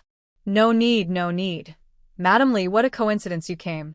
Just now, the Yuan family's lady said that her useless daughter and the Li family's young master are a perfect match. Zhou Hongxiao raised her eyebrows, anxious. No, I didn't mean that. Consort One covered her mouth deliberately. Huh? Did I say something wrong? Madame Yuan just said that her useless daughter and the Li family's young master are a perfect match. Zhou Hongxiao indeed said that, and her words actually meant that a useless person is matched with another useless person. But this cannot be said by Lady Li. Look at her. Concubine One glanced at the woman behind Lady Li. Although she is recognized as a beast tamer waste by our Yunling kingdom, her appearance actually outshines Xianyu. Yuan Zhaozhao frowned unhappily. It was clear that Concubine Wan's words were meant to create discord between the Yuan and Li families. Lady Li looked over Yuan Zhaozhao from head to toe. Her expression was gentle and kind, but when she turned to Concubine Wan, her words were sharp. As far as I know, only about half of the dozens of people in the royal family can tame beasts. If what Concubine Wan says is true, doesn't that mean most of our Yunling royal family are useless? Concubine Wan was speechless. Lady Li took Yuan Zhaozhao's hand. As for my future daughter-in-law, she is indeed a bit better than Xianyu. Yuan Zhaozhao was surprised to look at Lady Li. Why did she say that too? Xianyu, on the other hand, was completely indifferent to what Concubine Wan and Lady Li said, and she smiled at Yuan Zhaozhao. Yuan Zhaozhao also smiled back at her. Concubine Wan's face turned awkward and gloomy. She had thought she could humiliate the two women today by taking advantage of Yuan Zhaozhao, but instead, she lost face herself. Lady Li led Xianyu to her seat and sat down. Concubine Wan, your elegant gathering today, inviting us to the Lantern Festival, must mean there is good news to share. Concubine Wan forced a smile. There is indeed some good news. Recently, the Emperor issued an edict to marry the third prince to Zhenjun. The wedding is set for the 8th day of the 9th month. Lady Li sat gracefully, smiling gently. The Yuan family had changed marriage plans twice. They were reluctant to rely on the Li family's influence, but also hesitant to let go of the talented common girl in their family. It turned out, they were trying to gain favor with the royal family. A lady nearby spoke up. This is a great happy event. Lady Yuan, since Zhenjun is going to marry the third prince, I suppose you plan to register her under your name.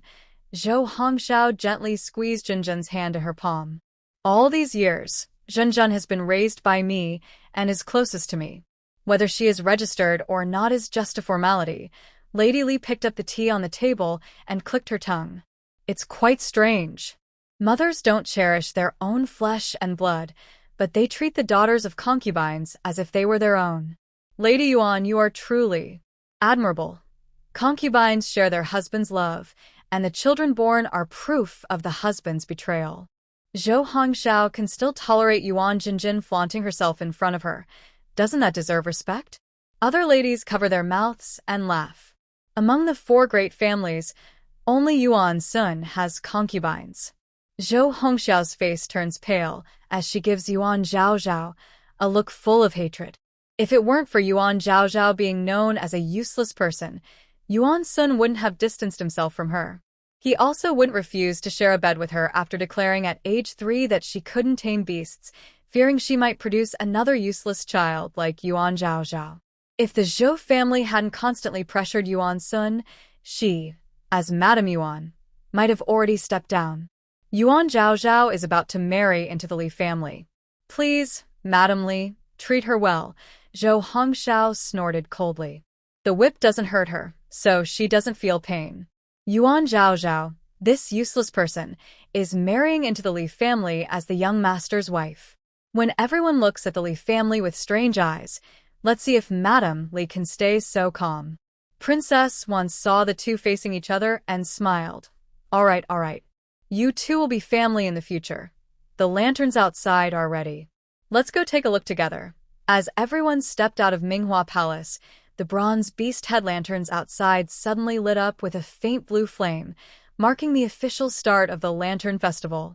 Music began to play, and the flames on the lanterns flickered up and down with the music, resembling the high-tech, voice-controlled ambient lights from her previous world. If you looked carefully, each lantern hid a small fox inside.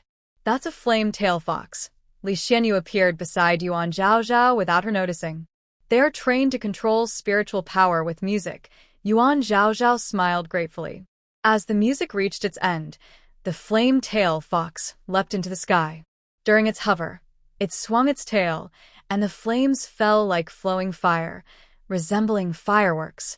After landing, the fox's fur was scorched and messy, and it ran away with a grimace. Next came a large swarm of fireflies, their glowing bodies floating like a flowing star river. The firefly led everyone to the pond in the palace. Many lotus lanterns floated on the water. As the music played, a group of completely transparent fish swam out. Their backs shimmered with starry light, leaving tiny sparkles behind as they moved. A painted boat approached. Looking closely, you could see the fish pulling a thin thread of spiritual energy connected to the boat. It was these small fish that were pulling such a large boat. On the boat, someone threw fish food. The fish eagerly jumped up, splashing water that sparkled like stars. These sparkling points floated in the air, creating a dreamy, beautiful scene. These are flowing light carp, Li Shien explained to Yuan Zhaozhao. They only glow when they swim hard. Yuan Zhaozhao looked at the water. People wanted to enjoy the Lantern Festival, so they let these fish pull such a big boat. The fish's cries of pain were silent to humans. Future sister-in-law, Li Shien tugged at Yuan Zhaozhao's sleeve and whispered in her ear, "How did you make my brother change his mind?" Yuan Zhaozhao looked back in confusion. "What?" Li Shien cupped her ear. "My brother was going to cancel his marriage with you, but after visiting Guangzhou, he came back with a gift for you and set the wedding date. He said it was you who made him change his mind. How exactly did you do it?" Yuan Zhaozhao shook her head blankly. I haven't even met him." Li Shien frowned, surpresa. "You haven't met him?" Yuan Zhaozhao grabbed Li Xuanyue's arm. "Miss Li, since your brother wants to cancel the marriage, why don't you try to persuade him to call it off? I'm just a useless person, not worthy of him." Li Shien shook her head helplessly. "That might not work. The wedding date is set, and the Li family has already started preparing. Future sister-in-law, don't worry. My brother is a very good man. If you don't believe me, maybe I can take you to see him someday." Yuan Zhaozhao thought Li Shien was just talking, but on the second day of the Lantern Festival, she really came. Li Shien first visited Zhou Hongxiao, then, accompanied by her, went to Yuan Zhaozhao's courtyard. "Miss Li from the Li family invites you to stay at the Li residence for a couple of days." Zhou Hongxiao spoke to Yuan Zhaozhao in a calm tone, like she was a stranger. Yuan Zhaozhao didn't mind. She didn't have much feeling for Zhou Hongxiao. "Future sister-in-law, Lee Shien happily grabbed Yuan Zhaozhao's hand when she saw her. I'm here. Yuan Zhaozhao thought about visiting the Lee family. Maybe if the young master there saw her, he might want to cancel the engagement? I'll go pack a few things. Actually, she didn't have much to pack. The Yuan family hadn't prepared anything for her. Everything she wore and used was from the bracelets sent by the Lee family. So she returned to her courtyard, taking only Tao Xiang and Lightning Ferret. Let's go. Hey, future sister-in-law, is that a ferret around your neck? Yes. Aren't you not supposed to tame beasts? It's actually one I found. Wow, future sister-in-law, you're so amazing to find a ferret. That Lee Shien and Yuan Zhaozhao left together, ignoring Zhou Hongxiao. My mother has prepared many things that girls like at home, just waiting for you to come. My brother is also at home. Lee Shien spirit beast was a cuckoo bird. She was a young girl with a playful personality, and she had tied a big pink bow around the cuckoo's neck. The long ribbons of the bow fluttered as the bird flew, looking very pretty.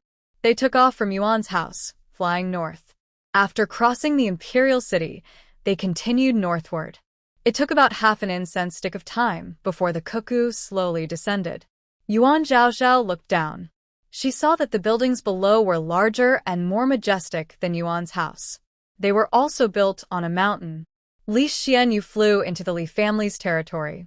The flying spirit beast guarding the top of the buildings immediately took flight. When it saw it was Lee Shien, it spun around and landed back on the roof. Yuan Zhaozhao was surprised. These spirit beasts seemed like air defenses. If outsiders entered, they would immediately alert the Lee family. The cuckoo continued flying toward the center of the Lee family and stopped in a courtyard. Yuan Zhaozhao slid down from the cuckoo and gratefully said, "Thank you." The cuckoo looked around in surprise, almost popping its eyes out. Lee Shien, you put the cuckoo away. Future sister-in-law, let's go inside. Yuan Zhaozhao thought this was Lee Xianyu's courtyard and followed her inside without suspicion. Tao Xiang followed behind with small, quick steps. Looking at the normal courtyard, not as exaggerated as Yuan Jinjin's, Yuan Zhaozhao thought to herself, this is what a normal person's yard looks like. Big brother, I've brought the future sister-in-law here. Lee Xianyu's voice suddenly sounded in her ear. Yuan Zhaozhao was surprised and turned around to look at the man standing in front. Lee Xianzhen, at 26, had a very handsome face, but his eyebrows and eyes were dark as ink. His eyes were cold and clear like a pond, with a slight upward tilt at the corners. His features should have been charming and romantic, but his eyes held a sense of indifference and distance. His nose was high and straight, lips thin and pale. He wore a long, flowing sky-blue robe with wide sleeves that showed his tall figure. Silver thread embroidery decorated the fabric, and a light-colored silk sash was tied around his waist, hanging a jade talisman shaped like a beast. The jade was smooth and warm, matching his cool, distant aura. A gentle breeze blew, lifting his dark hair that was tied high. Yuan Zhaozhao swallowed nervously. He was really handsome. And, somehow, she felt a bit familiar. Lee Xianzhen watched Yuan Zhaozhao's throat move, a slight smile appearing at the corner of his mouth. "Xianyu, take her to the side room to rest." His voice was deep but not heavy, with a clear, refreshing tone. "Side room? Do you mean the side room of this courtyard?" "Wait." Yuan Zhaozhao grabbed Lee Xianyu. This is his courtyard? How can I live here?" Lee Xianyu pushed Yuan Zhaozhao forward gently. "Why not? In just over 3 months, you'll truly be my sister-in-law. Then, won't I be living with my brother?" Yuan Zhaozhao secretly glanced at Lee Xianzhen, reminding herself not to let her views be influenced by her feelings. Living together after marriage is a matter for after marriage. Before that, she still needed to keep some distance. "I don't want to live here," she said, turning around and grabbing Lee Xianyu. "Miss Lee, I'd rather stay in your courtyard." Lee Xianyu looked at Lee Xianzhen. "Brother," Lee Xianzhen slowly spoke, "do you want to know what beast heart power is?" Yuan Zhaozhao was stunned. She quickly turned around. "How do you know about beast heart power?" She hadn't told anyone, not even Tao Xiang. Lee Xianzhen looked steadily at her. Yuan Zhaozhao swallowed hard and said, "Living here. I guess I will stay here." She looked around and asked, "Where's the side room?" Lee Shien gave a thumbs up to Lee Xianzheng, showing that her brother had a good idea. "Future sister-in-law, the side room is here." After bathing and changing in the side room, Yuan Zhaozhao immediately found the brother and sister, Li Xianzheng and Li Xianyu. Li Xianyu stood up naturally. "Future sister-in-law is here. Brother, I'll go first. You two can chat slowly." When she reached Yuan Zhaozhao, she stopped and said, "Future sister-in-law, I live next door.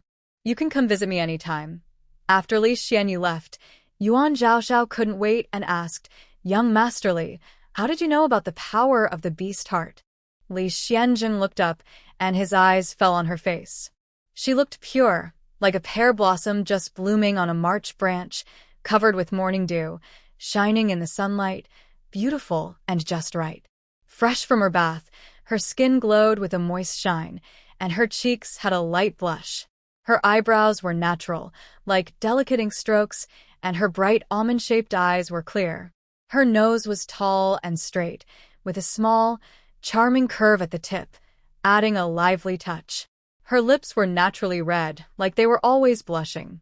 Her black hair was like a waterfall, loosely tied with a simple wooden hairpin, with a few strands falling by her ears, gently swayed by the breeze. Under the sunlight, she looked like she was glowing softly, without makeup, but radiant like spring. Li Xianzheng hurriedly looked away, clearing his throat to steady himself.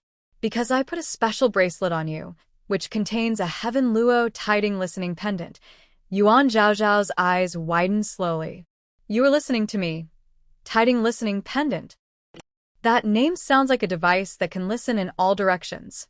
Yuan Zhaozhao took the pendant from her bracelet and slammed it on the table. "Give it back to you bastard." Li Xianzheng looked embarrassed and pursed his lips. "I know you understand the language of spiritual beasts." Yuan Zhaozhao crossed her arms and sat down angrily, deliberately turning her back to him. "So what? Now, everyone only knows about beast tamers, but many years ago, there was also a beast language speaker." Yuan Zhaozhao turned around. "Beast language speaker." But beast language speakers gradually disappeared, and there are no records from nearly 1,000 years ago, so everyone has forgotten, Li Xianzheng continued. "Then how do you know about it?" Yuan Zhaozhao asked eagerly. Li Xianzheng honestly said, "In the Li family's library, there are ancient scrolls passed down from hundreds of years ago." Yuan Zhaozhao's eyes suddenly brightened. "Can I go see them?" Li Xianzheng looked uncomfortable. "What's wrong?" she asked curiously. "The Li family's library. Only members of the Li family can enter," he replied calmly. Yuan Zhaozhao couldn't see any trickery in his eyes. She bit her lip and asked cautiously, "Then, you've seen them before, right? You can just tell me." Li Xianzheng moved his lips but said nothing. "I saw them when I was very young, but I don't remember much now. Anyway, you will marry into the Li family in just over 3 months. When that happens, I'll take you to the library, and you can see for yourself." Yuan Zhaozhao clenched her teeth. Going to the Li family's library was the best option, but she could only marry into the Li family. She turned her head, touching her chin with one hand, and started to think. Heaven had sent her to this beast-taming continent for a reason, not just for fun. Combining that with Li Xianzheng's words, if she was a beast language speaker who hadn't appeared for hundreds of years, maybe Heaven wanted her to come here to save this continent. Thinking of this, Yuan Zhaozhao straightened her back, feeling the weight of her responsibility grow heavier. To save the continent, she first needed to understand how this beast language speaker was different from a beast tamer. She also wondered what the power of the beast heart was, and what it could do. Right now, the only way to find out was through the ancient scrolls in the Li family's library. Li Xianzheng looked at her furrowed brow and continued persuading her, "I know you don't want to marry into the Li family. But you should also know that the Yuan family won't agree." Yuan Zhaozhao understood this well.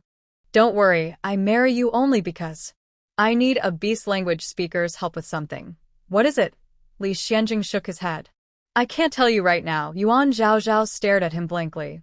He still didn't trust her, which was normal. She made a firm decision. "Fine, I'll marry you." Li Xianzheng's lips curled into a faint smile, then quickly returned to normal. "But," Yuan Zhaozhao warned seriously, We are only partners, Lee Shien nodded. Partners. Yuan Zhaozhao glanced at the handsome face and thought to herself, what a pity. Lee Shien looked up at the peach blossom fragrance nearby and asked, is that your maid? Yuan Zhaozhao nodded. Song Hung, take her to choose a wind feather sparrow. Miss, Peach Blossom returned excitedly, the Lee family keeps many birds on the back mountain. Song Hung the steward told me I could contract a wind feather sparrow. Miss, look, Peach Blossom released the bird from her spiritual beast sea. A small bird about the size of a palm flew around the two of them in circles. Its back feathers are grayish-blue, its belly snow-white, and its flight feathers have glowing green spots. Its wingspan is only about 7 inches, and it weighs less than 3 ounces. Such a tiny bird. Miss, don't think it's so small. It can grow bigger and carry 2 people. Steward Song Hung said that young Master Lee did this to make it easier for Miss to travel. Miss, young Master Lee is very thoughtful and it's good for you, different from the Yuan family. If everyone in the Lee family treated Miss as thoughtfully as young Master Lee, Peach Blossom would be eager for Miss to marry into the Lee family soon. Yuan Zhaozhao looked up at her. What? You're already thinking about changing your wages from the Lee family? Peach Blossom stuck out her tongue. It doesn't matter whose wages I take. The key is that Miss marries a good man and has a happy life. Yuan Zhaozhao raised an eyebrow. Don't think that sweet words mean you don't need to practice. Hurry up. Peach Blossom happily sat cross-legged, took out a spiritual stone from her small bag. In a side room with flickering candlelight, Yuan Zhaozhao leaned on a soft bed, holding a book taken from her bracelet. Her fingertips unconsciously played with a lock of hair, her brow slightly furrowed. Not far away, Peach Blossom sat cross-legged, diligently practicing. After a moment, Peach Blossom finished her practice and came over to Yuan Zhaozhao. Miss, it's time to sleep. We still need to meet the elders of the Lee family tomorrow. Yuan Zhaozhao rubbed her sore eyes. Sleep now. Just then, a suppressed, painful moan suddenly came from outside. Yuan Zhaozhao and Peach Blossom exchanged glances, both seeing surprise and suspicion in each other's eyes. Miss, what is that sound? Peach Blossom lowered her voice and leaned close to Yuan Zhaozhao. Yuan Zhaozhao didn't know what to think. Should I go out and look? Tao Xiong shook her head. She was too scared. Outside the house, there was another loud sound. Miss, why does it seem like the noise is coming from the room next door? Tao Xiong whispered nervously. Isn't that Lord Lee's courtyard? Yuan Zhaozhao's heart skipped a beat. How could the cold, handsome Lord Lee be making such pain sounds? Let's go see, Yuan Zhaozhao said, putting on her coat and quietly opening the door. The moonlight outside was pale. The groans from inside were broken and uneven, each breath sounding like it took all the strength he had. They stood outside Lord Lee's door.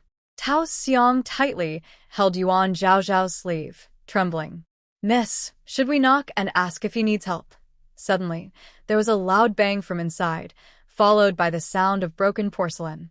Yuan Zhaozhao clenched her teeth and knocked on the door. Lord Lee, do you need help? Immediately, all sound stopped. In the silence, only their own hearts beating could be heard. After a long moment, they heard slow footsteps approaching. The door opened. Lord Lee was standing inside. His face was so pale, it looked almost transparent. Sweat soaked his messy hair, sticking it to his cheeks. He was breathing quickly, his thin white robe half opened on his chest. If you looked closely, you would see a strange, faint blue glow on his skin. Is something wrong? He asked, his voice hoarse like rough sandpaper. Yuan Zhaozhao's eyes focused on his hand. His fingers, with prominent bones, clenched the door frame tightly. His knuckles turned white from the grip, and veins bulged on the back of his hand, as if he was trying to hold back something. We heard a sound. Yuan Zhaozhao explained softly, but Lord Lee cut her off coldly. Just a breath caught during practice, he said calmly. Practice? Yuan Zhaozhao looked behind him. The table was overturned, and a teacup was shattered. Your spiritual beast's consciousness, is already ruined. How can you still practice? She asked. Lord Lee's eyes darkened. He raised his hand to adjust his collar. It's none of your business. Go back. Before he finished speaking, his figure suddenly flickered. His hand, which was holding the door frame, tightened sharply. Yuan Zhaozhao instinctively took a step forward, but his sharp gaze made her step back. "Mind your own business," he said in a low, hoarse voice, warning her. Then, he turned and closed the door with a bang. At the moment the door was tightly closed, Yuan Zhaozhao seemed to hear a muffled, suppressed sound, but soon everything returned to silence. Tao Xiong tugged at her sleeve and whispered, "Miss, I think we should go back." Yuan Zhaozhao turned around and seriously reminded Tao Xiong, "Tao Xiong, look at young Master Lee. His spiritual beast is damaged, but he's still working hard to practice. You can't slack off. Don't worry, Mississippi Tao Xiong will learn from young Master Lee and work hard on her training." Inside the room, Li Xuanjin, upon hearing this, spat out a mouthful of blood. Li Xuanjin and Li Xianyue took Yuan Zhaozhao to a courtyard. "This is my parents' courtyard," Li Xianyue introduced.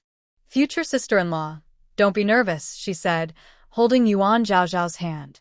"There are only my parents here, no one else." Yuan Zhaozhao felt relieved. She had thought she would see elders like the ones at the Yuan family ancestral hall that day. "Zhaozhao is here." Madame Mu Qinglian, hearing the noise outside, came out to greet her. "Come in quickly. I've prepared a welcome gift for you," she said as she turned and entered the house, walking and speaking. "Brother Jean, your future wife is here." Yuan Zhaozhao blushed. Inside the house, Zhangji sat with a calm, authoritative posture. "Yuan Zhaozhao, I am honored to meet the head of the Li family and Madame." Yuan Zhaozhao bowed politely. "Get up quickly." Madame Li pulled her up and affectionately embraced her. "Zhaozhao, you've spent half a day with Xuanjin. How do you feel?" Yuan Zhaozhao's face turned even redder. "Young Master Li, he's very nice." "Hee, this girl is shy," Madame Li said, pulling Yuan Zhaozhao to sit down. "Don't be so formal. Just like at home." Yuan Zhaozhao awkwardly smiled. Being at home? She was even more reserved at the Yuan family. A maid beside Madame Li handed her a box. "This is a gift I prepared for you. Open it and take a look," Madame Li urged. Yuan Zhaozhao reached out and slowly opened the box. Inside was a simple hairpin made of smooth white jade. This. It looked very valuable. "Zhaozhao, I am just like you. I don't know how to tame spiritual beasts," Madame Li said with a smile, picking up the hairpin from the box. Yuan Zhaozhao was surprised. Madame Li also doesn't know how to tame spiritual beasts. "This hairpin was given to me by Lord Xianjun. If I am in danger, it will tell Lord Xianjun my location," Lady Li said happily. "Now I give it to you. Wear it, and if you're in danger, Lord Xianjun can find you." Yuan Zhaozhao clicked her tongue. "This is a tracker." "But, madam, since you gave it to me then." Lady Li looked at Li Zhan. "Now I am the lady of the Li family. Who dares to hurt me?" Li Zhan nodded affectionately. "Come, I will put it on you." Lady Li directly inserted the hairpin into Yuan Zhaozhao's hair. "Future sister-in-law, you look so beautiful wearing this hairpin," praised Li Xianyu. As the five of them enjoyed their happy time, a maid came in to report, "Master, Madam, Second Master and Second Madam are here." Li Zhan and Lady Li hadn't yet allowed anyone in, but their voices already came through. Big brother and sister-in-law, seeing the future daughter-in-law is a good thing. "Why are you hiding her? Why not tell others?" A sharp, mocking female voice. That's because Yuan family is known for having useless members. Big brother and sister-in-law are probably worried about losing face, so they didn't tell us," a teasing male voice. "There's nothing to be ashamed of. Our Li family has a young master with a collapsed consciousness, and if there's another useless young master wife, outsiders will just say they match." A light scoff, and a figure appeared at the door. "Oh, it seems big sister-in-law is very satisfied with this useless one. She even gave away her usual white jade hairpin," the voice said. Yuan Zhaozhao watched as the visitors drew closer. When the sunlight outside was blocked, she finally saw who they were. Leading the group was the second madam, a beautiful woman with a delicate face, snow-white skin, rosy cheeks like peach blossoms, and slightly upturned phoenix eyes with long, thick, curled eyelashes. But her gaze carried 3 parts of contempt, especially when looking at Yuan Zhao with half-lowered eyelids and a sneer at the corner of her mouth. Not being able to tame beasts makes you useless? According to your sister-in-law, there are quite a few useless people in the Su family, Lady Lee said calmly, looking at the second madam with a half-smile. Su family? Is that Yuan Jinjin's mother, the Su family? The second madam's lips curled up. But in my Su family, there are no useless people who take up the position of the family head's wife without understanding the times. Yuan Zhao frowned. Lady Lee's words not only targeted her, but also mentioned Lady Lee herself. If you can't speak properly, just leave, Lee Shien, who had been gentle earlier, suddenly scowled and shouted angrily. Lady Lee, who had been holding her chin high, reflexively lowered it, her eyes flickering with some hesitation. Big brother, Li Zhua, the second young master, stepped forward from beside Lady Lee. Xueqing's words are harsh, but she's not wrong. Isn't it enough that our Li family already has a wife who can't tame beasts as the head of the household? Do we need a second one? If this continues, will it become our family's tradition? After speaking, Li Zhua looked at Li Shien with a challenging gaze. And Shien. His mental state collapsed 10 years ago, and there's been no sign of recovery. It's time to choose a new heir. Big brother, Li Zhua turned to Li Shien, his eyes full of provocation.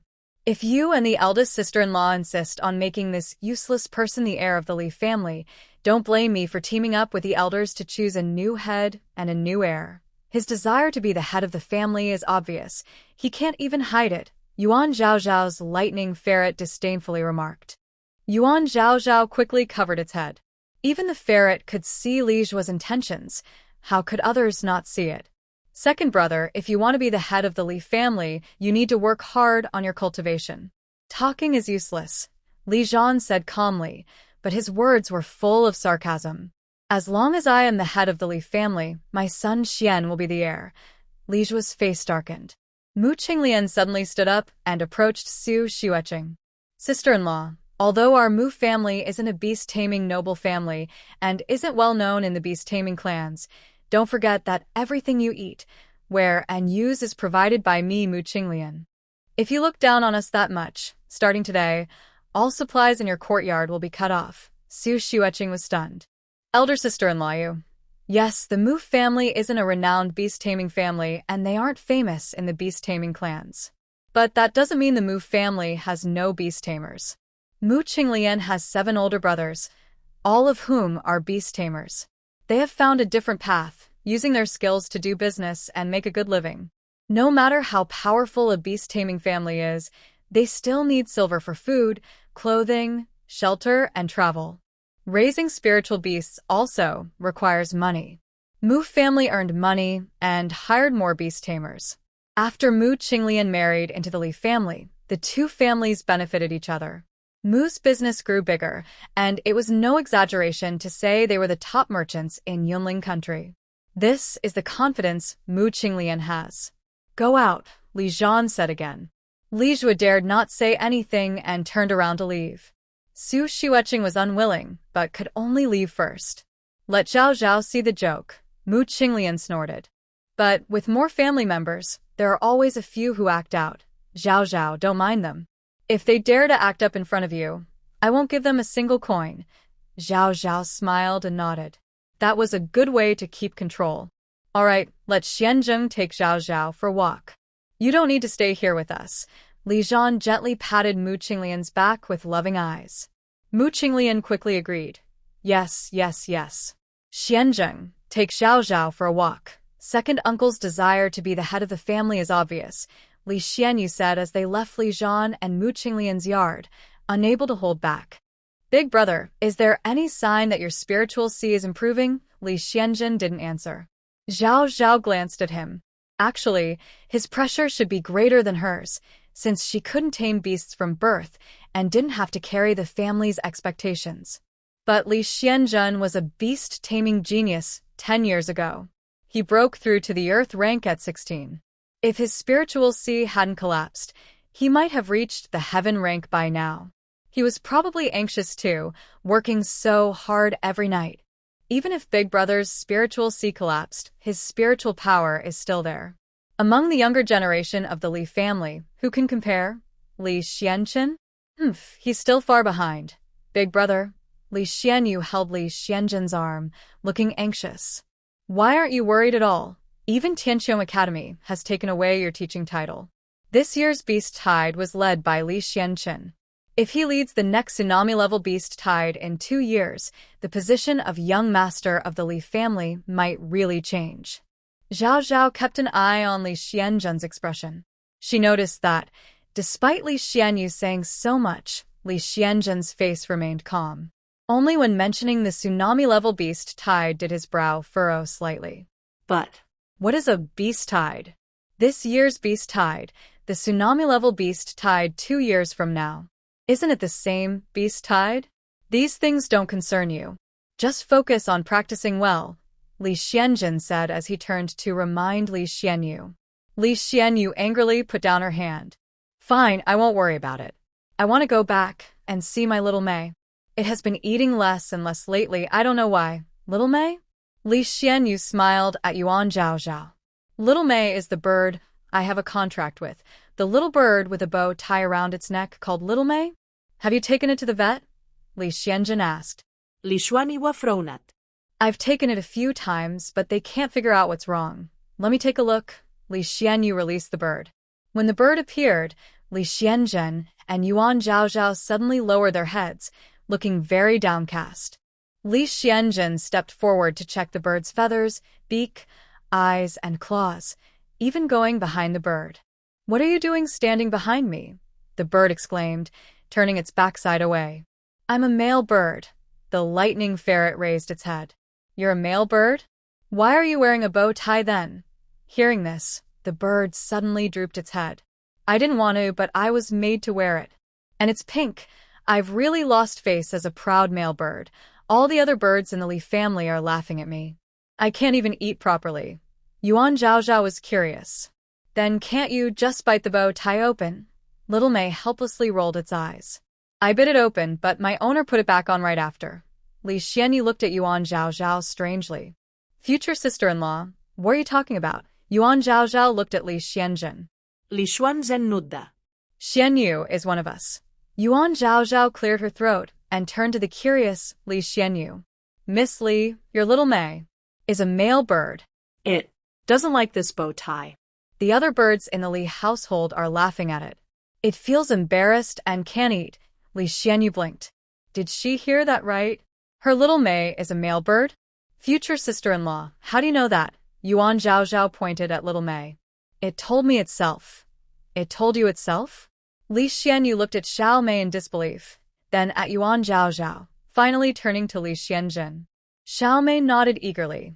Yes, I said it. Li Xianyu tilted her head. Future sister-in-law, can you understand what Xiao Mei is saying? Li Xianjin nodded. You must keep this secret. No one else can know about it. Yuan Zhao's brow twitched. This sentence sounds so familiar. It was the man they met in Thunderclap Rift Valley. And since she saw Li Xianjin, she felt a sense of familiarity. Could it be? Yuan Zhao looked up at Li Xianjin's chin. And his eyes. Familiar, too familiar, just like that man. Could they be the same person? Li Xianyu hurriedly untied the bow on Xiao Mei's neck. Xiao Mei, is this enough to make you want to eat? Xiao Mei shook her neck and proudly said, If only you could change my name too.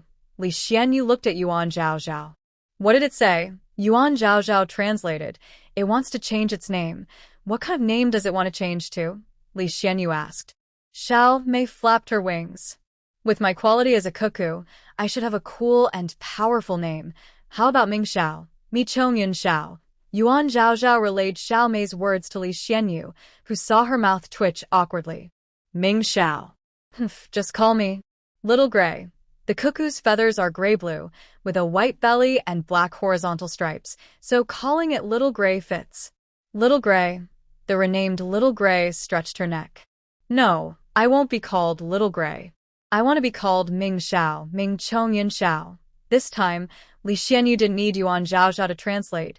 She could understand Little Gray's meaning. I said, if it's Little Gray, then just be Little Gray. After speaking, she took the dissatisfied cuckoo back into her spiritual sea. Sister-in-law, it's all thanks to you. Lee Shien held Yuan Zhaozhao's arm and directly changed her address. My problem is solved, so I won't bother you anymore. Brother, quickly take sister-in-law for a walk around. Lee Shien called over Songming's steward and took him and Yuan Zhaozhao to the highest part of the Li residence. From here, you can see the entire Li family clearly.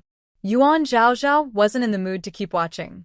She asked carefully, "Young Master Li, were you already an Earth-level beast master 10 years ago?" She had to admit, reaching the Earth level at 16 truly made him a genius. Li Shien gave a quiet in reply. Then, How many spirit beasts have you bonded with? What kinds are they? Li Shien turned his head slightly and glanced at her, a faint smile on his lips. It seemed she had noticed something. But it didn't matter if she had. She would find out the truth sooner or later anyway. Flame tiger, spiral armored elephant, sky-splitting python, and shadow golden eagle. When Yuan Zhaozhao heard golden eagle, her eyes widened. So, The person in Thunder Rift Valley. That was really you? Li Shien nudda. As expected, he couldn't hide it from her. She had suspected it all along. So, The annoying guy I met in Ganzhou was also you? She said through gritted teeth. Li Shien nodded again. Yes, that was me. Yuan Zhaozhao put her hands on her hips angrily. You really are impossible. If he could still use the golden eagle, that meant his spiritual sea was perfectly fine. I told you. I need your help, Li Shien said honestly. If you don't come to the capital, how can you help me? So, the story about his broken spiritual sea. Was that just an act? Yuan Zhaozhao raised an eyebrow suspiciously, pretending to look fierce. Back then, did you already guess I might be a beast speaker? You were talking to those 2 wind horses, weren't you? Yuan Zhaozhao pouted. As expected, she needed to be more careful, otherwise, someone might take advantage of her ability. What's really going on with your spiritual sea? She asked. Li Shien avoided the question. You'll know once you marry into my family. That's the Li family's library. He quickly changed the subject, pointing to the right. Yuan Zhaozhao followed his finger. The library looked much larger than her family's, and there were several times more guards at the entrance. Have you read all the books inside? She asked curiously. Li Shien answered cautiously. I read when I have time, but I've forgotten most of what I read as a child. Then, Yuan Zhaozhao suddenly remembered something. Do you know any ways to break the bond between a spirit beast and its master? Li Shien answered without hesitation. People can directly break the contract with a spiritual beast. Then what about the spiritual beast? How can a spiritual beast break its contract with a person? I mean, the spiritual beast actively breaks the contract, Yuan Zhaozhao emphasized. Li Shien was momentarily stunned. He really hadn't thought about this question. In fact, he had never encountered information about it. In today's beast control continent, people contract with spiritual beasts, control them, oppress them, and abandon them. As the master, how could people study how spiritual beasts might break their contracts? Even if they did, would the spiritual beasts understand?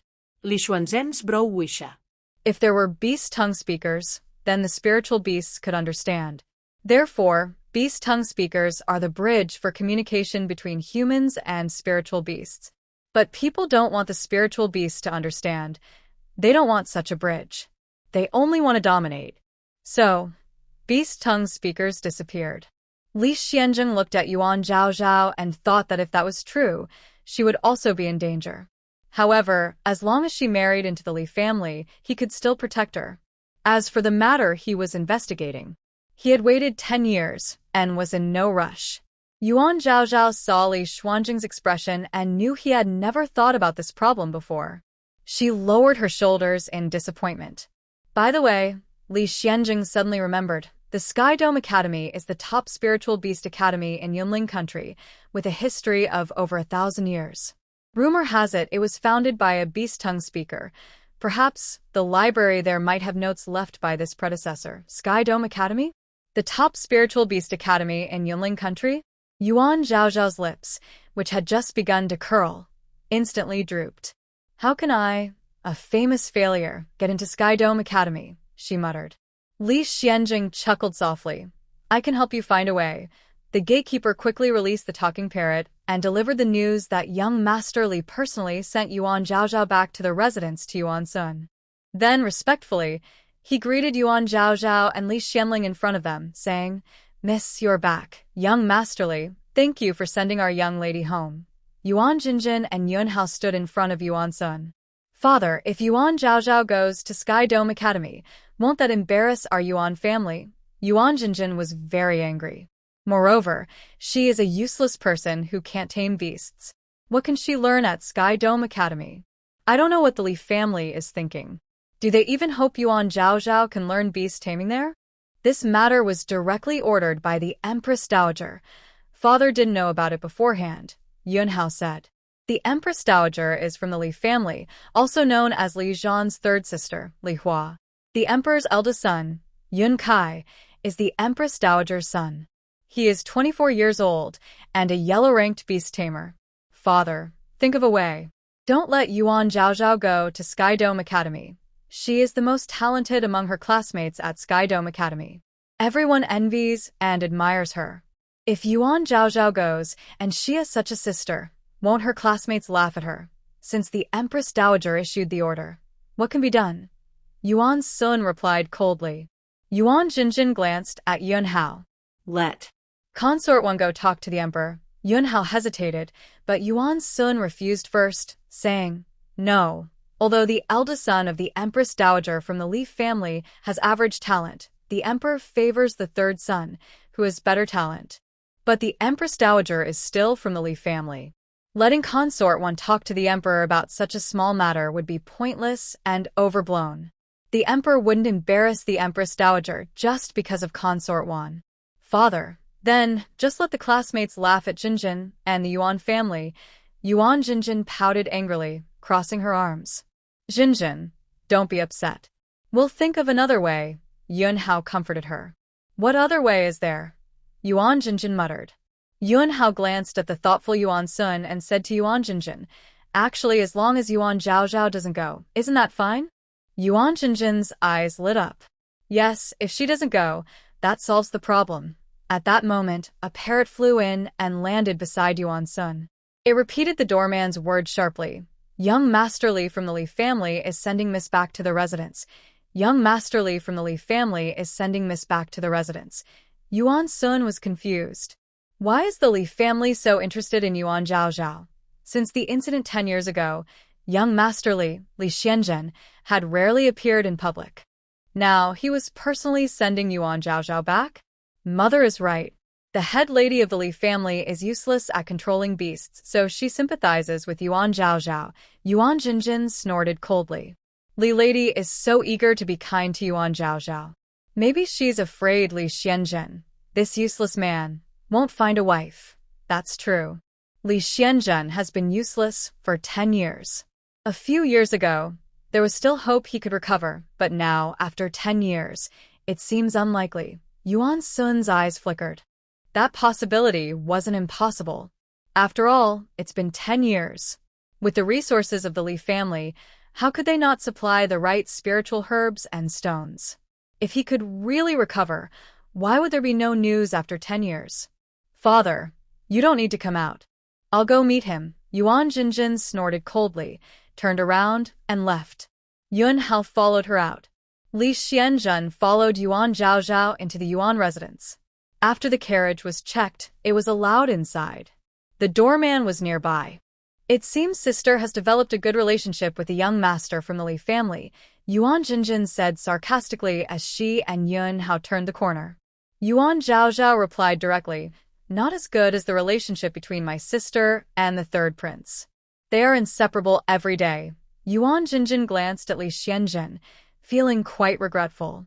He was handsome, broad-shouldered, and long-legged.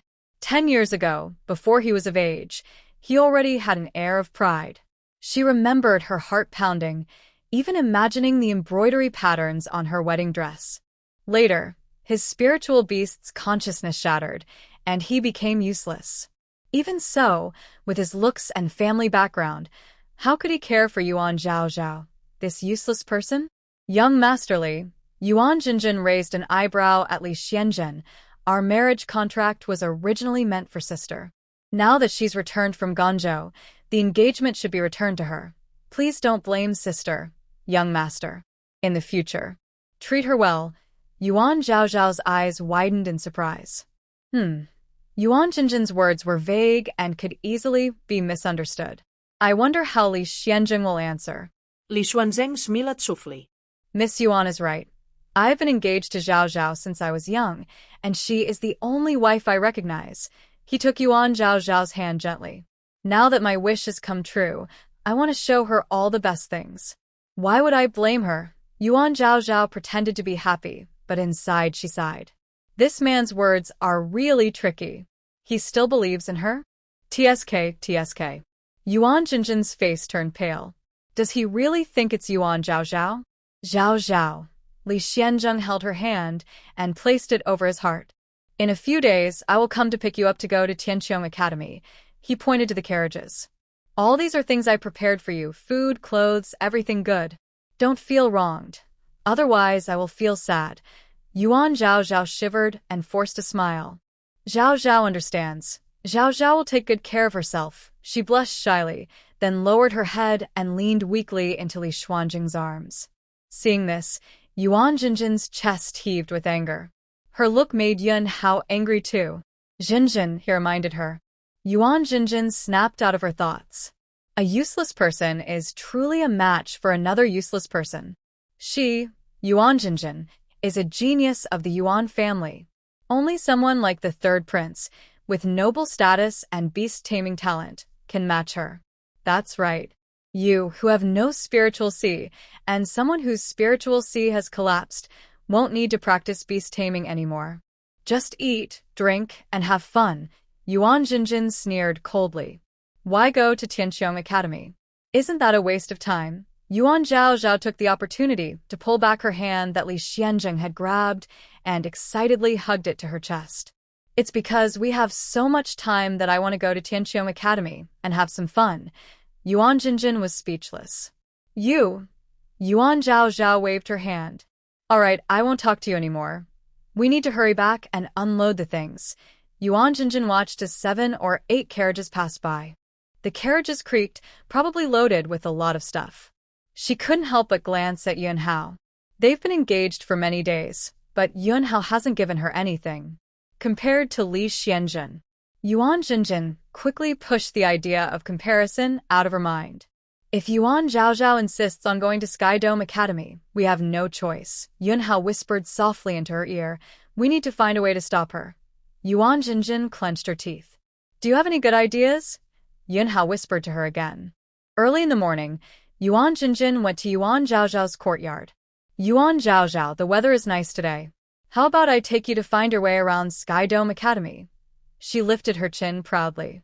Yuan Zhaozhao was lying on a lounge chair, raising her eyelids. Did Yuan Jinjin really want to do this? She must have other motives, right? But some traps must be stepped into personally to see the true face of the person behind the plan. Yuan Zhaozhao touched the lightning ferret around her neck. With it, she felt safe. Even if there was danger, didn't she have a tracker on her head? Yuan Zhaozhao nodded obediently. Okay, she brought Tao Xiang along, and they sat on a cuckoo bird. When they reached the foot of a mountain, Yuan Jinjin got off. You have to find your own way to the academy. The three of them walked slowly along a small path. After about half an hour, they arrived at a cliff. Let's rest. I can't walk anymore, Yuan Jinjin said. Yuan Zhaozhao nodded in agreement. At that moment, Yuan Hao jumped down from a nearby tree. He released General Huang at the same time. General Huang, Fei Fei, come out. Yuan Jinjin also released the firefox. The crimson firefox appeared, but the first thing it saw was General Huang rushing toward Yuan Zhaozhao. Fei Fei, go up. Yuan Jinjin kicked Fei Fei's back leg. Push her off the cliff. Yuan Hao's plan was to bring Yuan Zhaozhao to this low mountain cliff, use a spirit beast to force her down, then report back to Yuan Sun, claiming Yuan Zhaozhao was scared by a wild beast and fell off the cliff. This cliff was so low that falling wouldn't be fatal, only causing serious injuries. In this way, Yuan Zhaozhao wouldn't be able to go to Sky Dome Academy. Feifei the fire fox let out a mournful cry, its golden brown eyes looking at Yuan Zhaozhao. It didn't want to hurt her. Meow. General Huang was less cautious. Its tail sparkled with lightning, rushing toward Yuan Zhaozhao. However, it didn't notice that Tao Xiang had already released her spirit beast, the Thunder Beetle King. After the Thunder Beetle King appeared, countless lightning beetles swarmed out from all directions. Sparks jumped between the beetles, quickly forming a lightning net that covered General Huang. Crack! General Huang's fur stood on end, and he convulsed before collapsing to the ground. A wisp of blue smoke rose from the tip of his tail. He is a lightning-type cat, but he couldn't withstand such a strong lightning arc. Seeing this, Yuan Jinjin kicked Feifei again. Beast, I am your master. Now, I order you to go burn her. Feifei couldn't dodge and was kicked again, trembling from the pain. But it refused to follow Yuan Jinjin's command. Yuan Jinjin was furious and scolded sharply. Beast! Then she exchanged a glance with Yuan Hao, drew a dagger from her waist, and lunged at Yuan Zhaozhao. Go down. Her dagger aimed straight at Yuan Zhaozhao's eyes. This was a plan she and Yuan Hao had agreed on. They couldn't hurt Yuan Zhaozhao's life, but everything else was fair game. However, in her anger, she didn't notice Yuan Hao quietly sneaking behind Yuan Zhaozhao, with his dagger aimed at her back. Crack! A flash of silver light shot out, and Yuan Jinjin and Yuan Hao both screamed as they were pushed back. A lightning ferret sat on Yuan Zhaozhao's shoulder, its tail tips golden markings faintly visible. Is this? Yuan Hao covered his burned hand and stared wide-eyed. A 7th-rank spiritual beast, lightning ferret. A trace of greed appeared in his eyes. Yuan Jinjin felt the same. Just as the two of them lunged forward again, the lightning ferret suddenly let out a long howl. Its tail tips golden markings fully revealed, transforming into an ancient rune floating in the air. The spiritual energy on the mountain peak surged wildly, and a dull thunder rumbled from the clouds. Boom! A thunderbolt as thick as a bucket struck in front of Yuan Jinjin and Yuan Hao, knocking them both flying. They fell to the ground, looking utterly pale. Yuan Hao stared in disbelief at the lightning ferret on Yuan Zhaozhao's shoulder. Isn't that a 7th-rank spiritual beast, the lightning ferret? Why can it summon the sky thunder directly? Feifei the fire fox ran toward Yuan Jinjin, wanting to see how she was doing. But unexpectedly, Yuan Jinjin grabbed her by the neck and lifted her up, then threw her to the ground. You beast! How dare you come here? Yuan Hao saw her actions and was surprised. Jinjin? Although Yuan Jinjin had been showing signs of breaking through to the mysterious stage, she hadn't done so yet. She was at the yellow level, contracted with the fire fox, which was already very rare. If she killed the fire fox and ended the contract, she might not be able to contract a better spiritual beast. Yuan Hao told her these things. But the fire fox had already been knocked to the ground by Yuan Jinjin. It was hit on its back, and blood was flowing from its mouth. Feifei, Yuan Zhaozhao jumped down from the pit split open by the lightning ferret, then crawled out from the other side. When she reached Feifei, it was slowly closing its eyes. Feifei, hearing Yuan Zhaozhao's voice, it struggled to open its eyes. Zhaozhao, if I die, the contract can be broken. Then I won't be abandoned by my owner, the spiritual beast. Yuan Zhaozhao hurriedly took medicinal herbs from her bracelet, some to strengthen her foundation, some to preserve her vital energy, and stuffed them into Feifei's mouth. But Feifei's mouth was tightly closed, unwilling to open. Feifei, there must be other ways to break the contract. It doesn't have to be that the spiritual beast dies.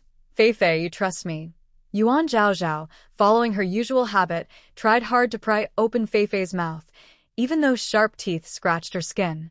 As long as you want to break the contract, you definitely can. This world isn't just for humans, it's also the world of spiritual beasts. Feifei, as long as you want it, it can be done. Feifei's eyes moved. does it want to? It does want to. As long as it first breaks the contract, it won't be considered abandoned by its owner. It doesn't want to be abandoned. Clearly, it is her, the human who brought it into this world. Why does she want to abandon it? Yuan Zhaozhao suddenly felt her chest heat up. The feeling came unexpectedly. She instinctively pressed her hand to her chest, but she didn't feel any pain. She looked again at the fire fox, Fei Fei. At this moment, it was curled up in her arm, suffering. Its fur darkened by sweat, and a faint whimpering came from its throat. "What's going on?" Yuan Jinjin gasped loudly. Her mind was shaking intensely.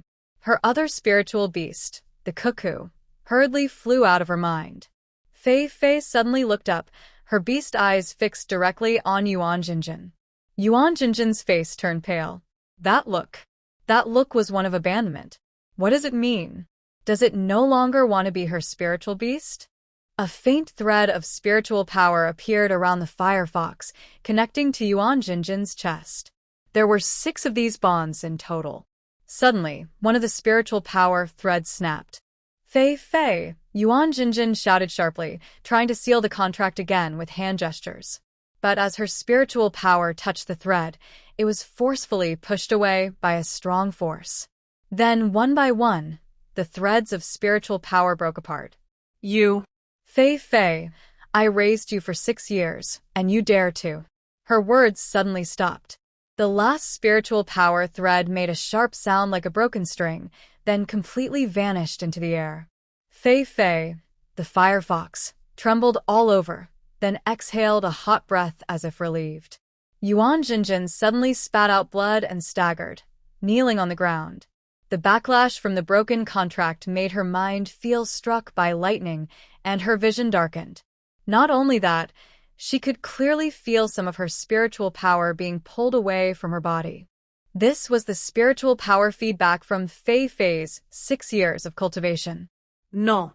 "Impossible." Yuan Jinjin tremblingly reached out her hand, but caught nothing. Yuan Zhaozhao stood there in a daze, her chest feeling hot, gradually calming down, replaced by a strange sense of fullness, as if something warm was taking root and sprouting there. Fei Fei's head leaned on her arm, gently rubbing her forehead against her, then fainted. Yuan Zhaozhao picked her up, softly stroking Fei Fei's head. "Bastard! What kind of magic did you use?" Yuan Jinjin screamed hysterically, bloodshot at the corners of her mouth. "Give Fei Fei back to me." Yuan Zhaozhao ignored her completely. "Tao Xiang, Dower, let's go." Tao Xiang summoned the wind feather sparrow, a small bird about the size of a palm, which slowly grew larger in front of the two. Yuan Zhaozhao and Tao Xiang sat on it perfectly. Peach fragrance. This wind-wing sparrow is much steadier than a cuckoo bird. It doesn't get dizzy at all. Back at the Yuan family, Yuan Zhaozhao went straight to her courtyard, then took out the Tian Luo Di Ting pendant from her bracelet. Yes, when she returned from the Li family, Lee Shien gave her this jade pendant. But he promised her he wouldn't listen in on her actively. Yuan Zhaozhao gently tapped the jade pendant twice with her finger. "Are you there?" A voice quickly responded from the other side, a deep voice belonging to Lee Shien. Nice sound. Pretty clear. "Lee Shien, I want to ask you, what happens if a beast tamer and a spiritual beast break their contract?" She had forgotten to ask last time.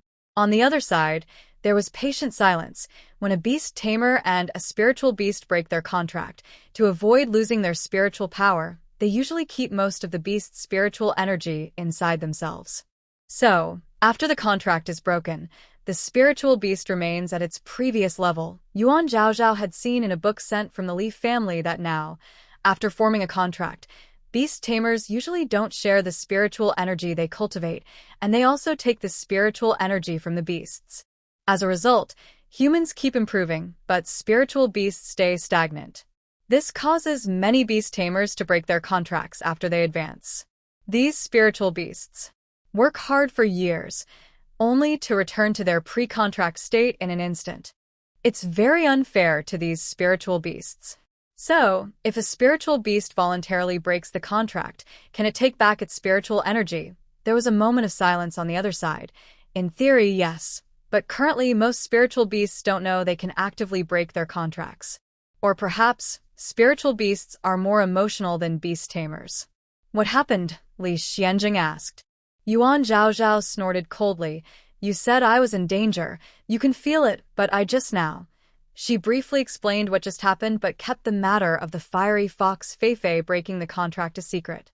By the time you come to save me, I would have already died.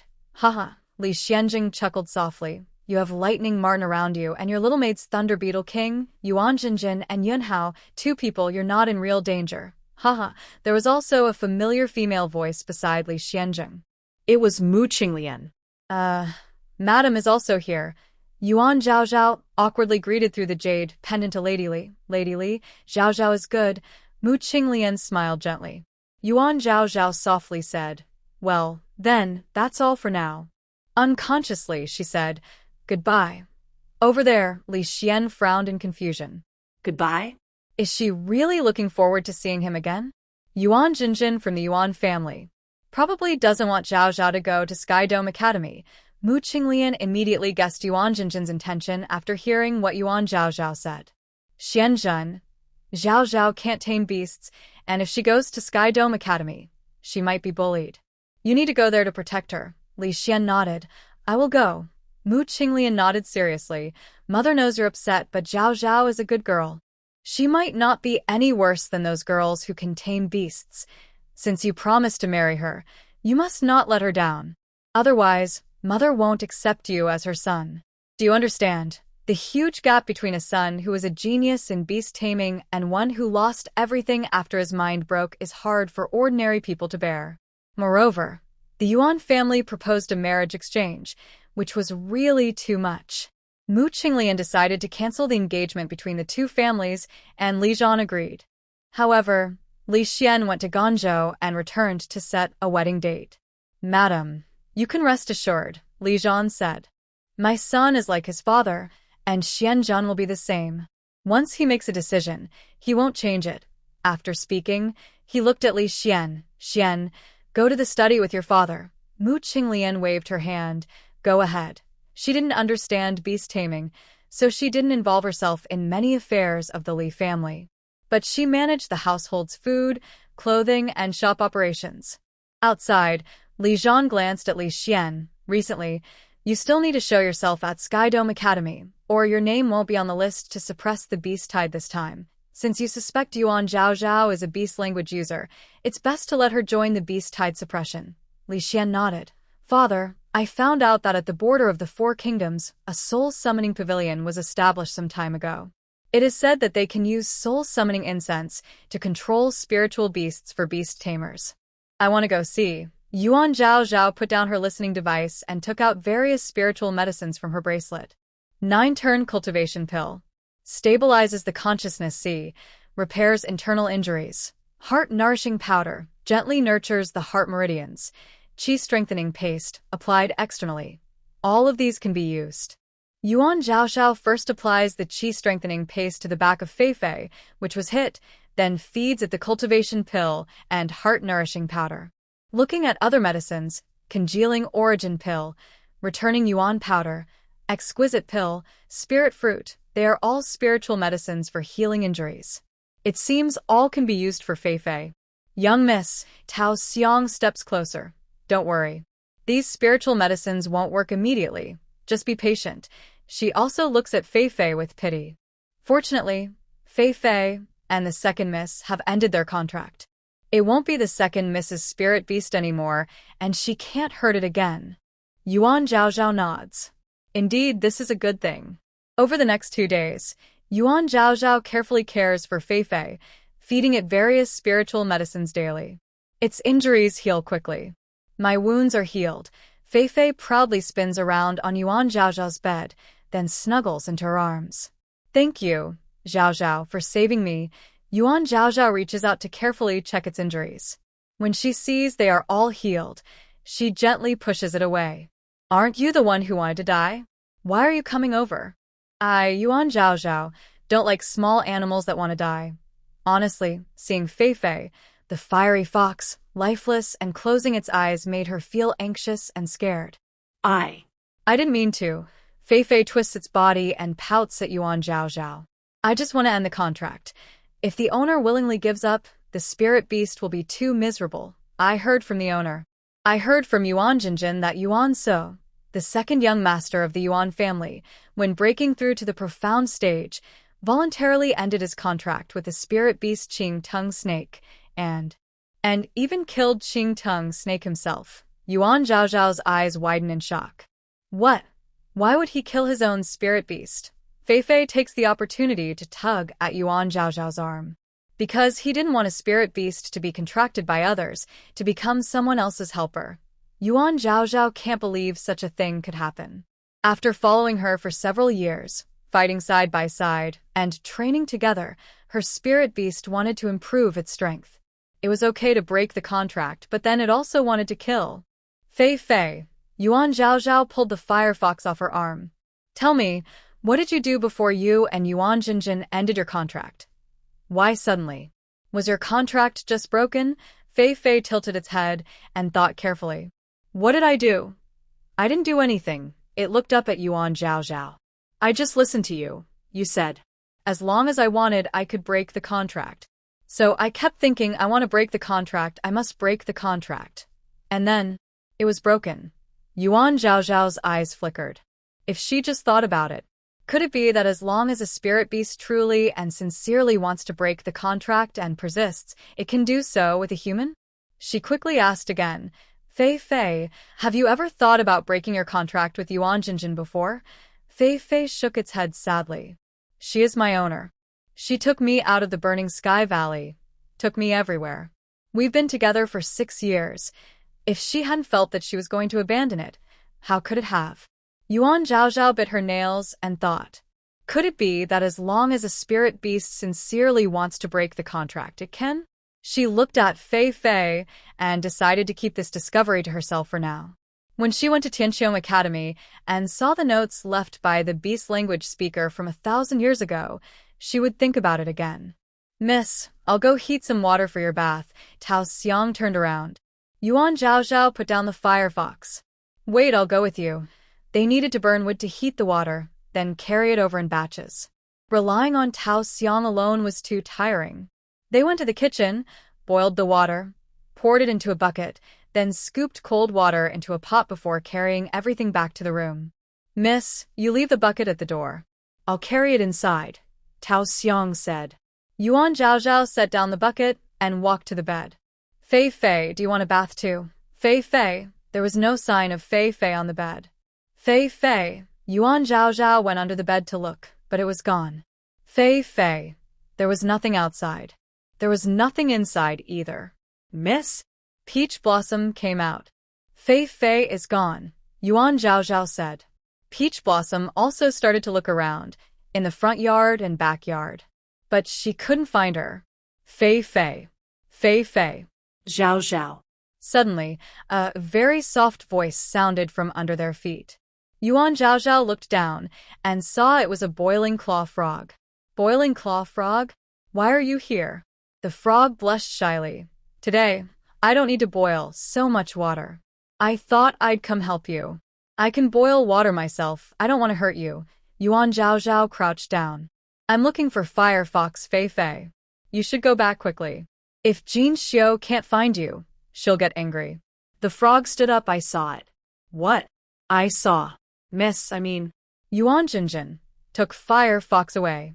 Yuan Zhaozhao cupped the frog in her hands. Peach Blossom. Thank you, Boiling Claw Frog, she said, not forgetting to take out ointment and help it clean its whole body. Peach Blossom came over, and Yuan Zhaozhao placed the frog in her hands. Take the frog to Jin Xiu. Jin Xiu was now in her Aunt Sue's room. Sue's courtyard was a bit far from here, so if the frog went back on its own, it would take a long time. After Peach Blossom left, Yuan Zhaozhao touched the mink on her neck, then headed to Yuan Xian Pavilion in front. Yuan Jinjin, come out. Yuan Zhaozhao shouted loudly below. Yuan Jinjin's courtyard floated up and down in the air. The surrounding cuckoo birds were exhausted and panting, but they dared not slack off. Yuan Jinjin. A lightning ferret stood up on her shoulder. Let me do it. It began to gather thunder. Don't hurt those cuckoo birds, Yuan Zhaozhao warned. These cuckoo birds were probably spirit animals of the maids in Yuan Xian Pavilion. They were tasked with pulling the courtyard, which was very tiring. Don't worry, the lightning ferret chuckled. Suddenly, a bolt of lightning struck one of the cuckoo birds and the iron chain connecting it to Yuan Xian Pavilion. The chain was instantly cut by the lightning. The cuckoo bird was propelled upward by the inertia, and a corner of Yuan Xian pavilion tilted and fell. There was a loud clattering in the courtyard, accompanied by the screams of the maids. The fiery fox flicked its tail and said, "One more time." "Wait," finally responded from inside the courtyard. The young lady took Fei to find the head of the family. Yuan Zhaozhao walked along the small stone path toward Yuan Sun's courtyard. It took about an incense stick's time to reach there. As she approached, 2 guards at the gate immediately drew their swords to block her. Stop. You can't enter the master's courtyard without permission. Before they finished speaking, a lightning bolt suddenly struck down. The 2 guards didn't even have time to groan before they collapsed straight to the ground. Yuan Zhaozhao stepped over them and pushed open the courtyard gate. The lightning fox tilted its head and rubbed against her cheek, as if proud of itself. Yuan Zhaozhao's lips curled slightly, and she gently tapped its small head with her finger. Jinjin knelt in front of Yuan Sun, her fingertips clutching her palms tightly, her eyes red and teary. "Father, you must have a way," she begged. "Fei has been with me for 6 years. Why won't it acknowledge me now? It must be Yuan Zhaozhao who did something." Yuan Sun listened to Jinjin's story, feeling very surprised. "Jinjin, are you sure Fei willingly broke the contract with you?" He had trained for 40 years and had never seen such a situation, not even heard of it. In fact, spiritual beasts are just wild animals, right? As long as humans contract with these animals, they must obey and do whatever the humans command. When humans advance, they can abandon their original spiritual beasts and contract with more powerful ones. As for the abandoned beasts, whether they live or die, who cares? Now Jinjin said Fei voluntarily ended the contract, and Yuan Sun had checked her spiritual beast's mind. She only had one spiritual beast. How could Yuan Sun not be shocked by this? "It's true," Jinjin said firmly.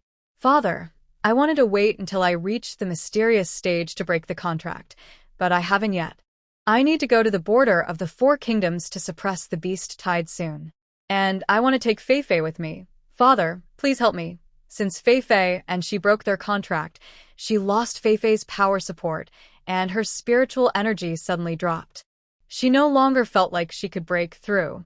She could contract with other spiritual beasts again, but it wasn't easy to find another fire-type attack beast like Fei. Moreover, the annual surge of beast tides is coming soon. If she cannot contract a better spirit beast, how can she participate?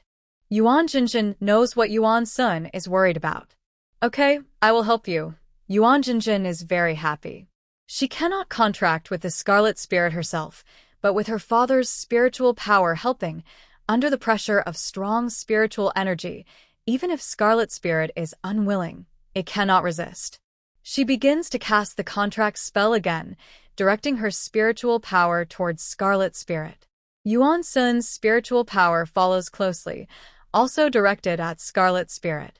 Scarlet Spirit's limbs are tied up, eyes full of fear, making squeaking sounds.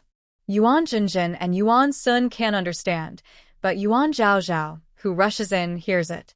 "Even if you force me into a contract, I will break free again. It endures the pain."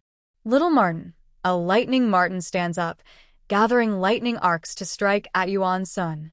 Yuan Sun's spiritual energy is focused on Scarlet Spirit, and he is momentarily distracted, getting struck and stepping back. He looks up and sees Yuan Zhaozhao entering, with a Marten on her shoulder, its tail tip glowing with a lightning arc again. Boom. Another lightning bolt strikes, breaking the ropes on Scarlet Spirit. Freed, Scarlet Spirit quickly runs to Yuan Zhaozhao's side. Yuan Zhaozhao kneels down and picks it up. "Yuan Zhaozhao, Scarlet Spirit is my spirit beast." Yuan Jinjin withdraws her spiritual power, furious and with eyes full of rage. Yuan Zhaozhao gently comforts Scarlet Spirit. "Scarlet Spirit has broken the contract with you and is no longer your spirit beast. Not my spirit beast." Yuan Jinjin sneers coldly and walks up to Yuan Zhaozhao, her eyes cruel. She reaches out to grab the fox in her arms. "Then die." Yuan Zhaozhao raises her hand to block her. In the next second, her arm is numbed by her spiritual energy, and she stumbles backward. Humph. Yuan Jinjin snorts coldly. You useless trash. Dare to oppose me. Even without an attack-type spirit beast, her spiritual power is too strong for Yuan Zhaozhao to resist.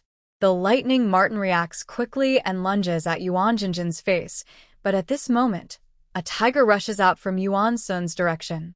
It brings a strong gust of wind, blowing the lightning Marten away.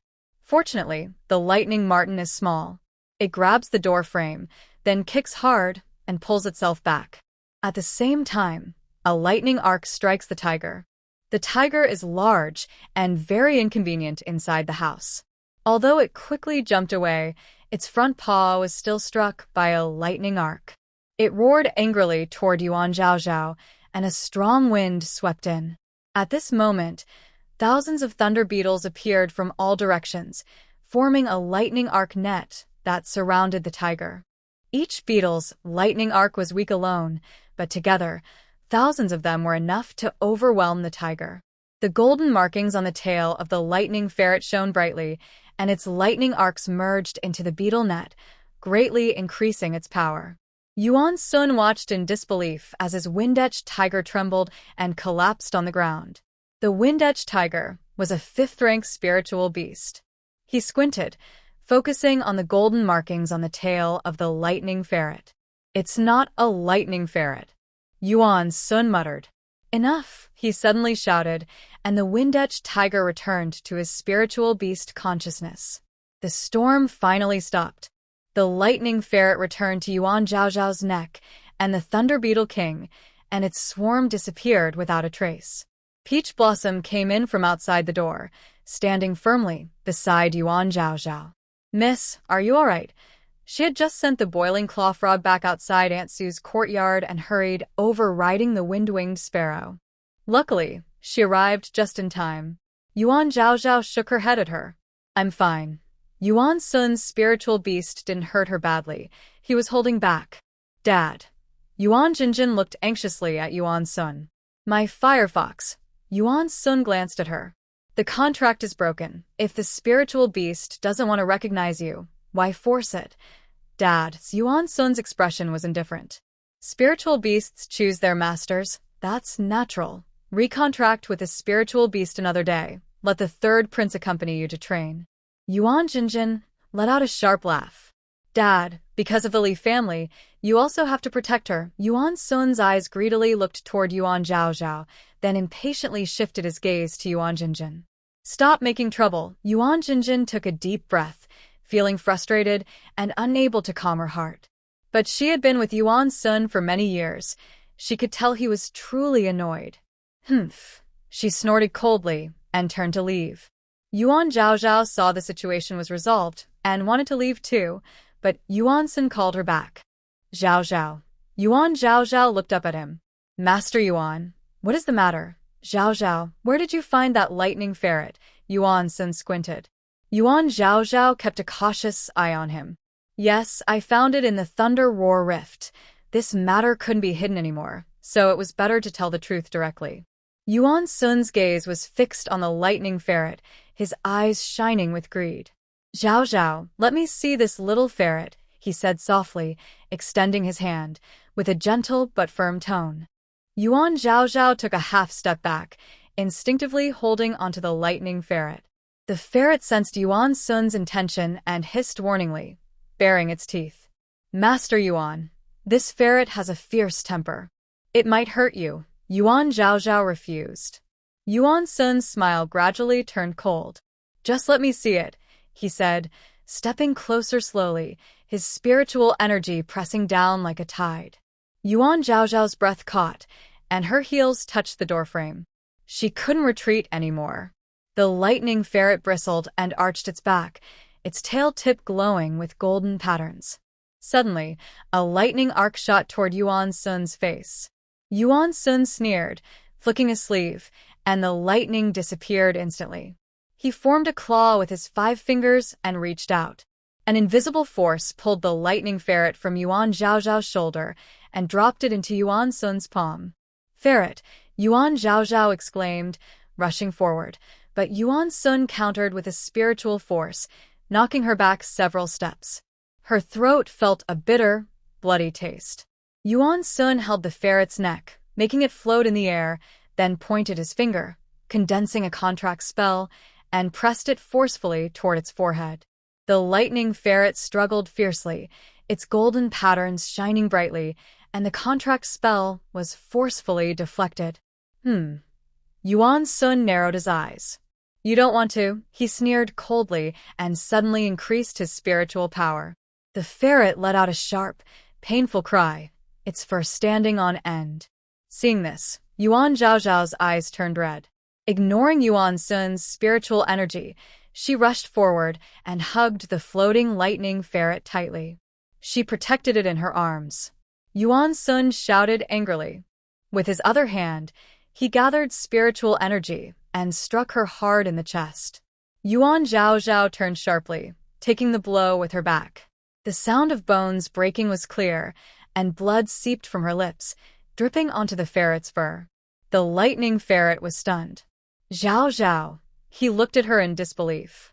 During the thunderclap ravine, she ignored others' objections and saved him. He followed her here just to grow stronger and return to avenge the Thunderclaw Bat King.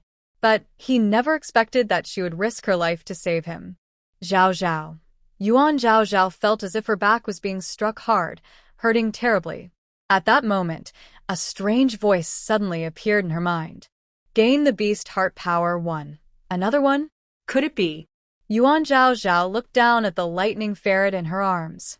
Could it be the lightning ferret's beast heart power? Behind her, Yuan Sun stepped toward her. Yuan Zhaozhao, give me the ferret. Yuan Zhaozhao hugged the lightning ferret tightly and slowly turned around. No, disobedient girl. Yuan Sun shouted angrily, his palm glowing with spiritual energy, clearly furious and ready to attack. Yuan Zhaozhao curled up and closed her eyes tightly. Suddenly, a loud boom echoed, spiritual energy striking down. But it wasn't aimed at her. She suspiciously looked up and saw a tall figure standing behind her. It was Lee Shien. Yuan family plans to attack the future wife of the Lee family's young master. Did they ask the Lee family first? His voice carried an unknown emotion.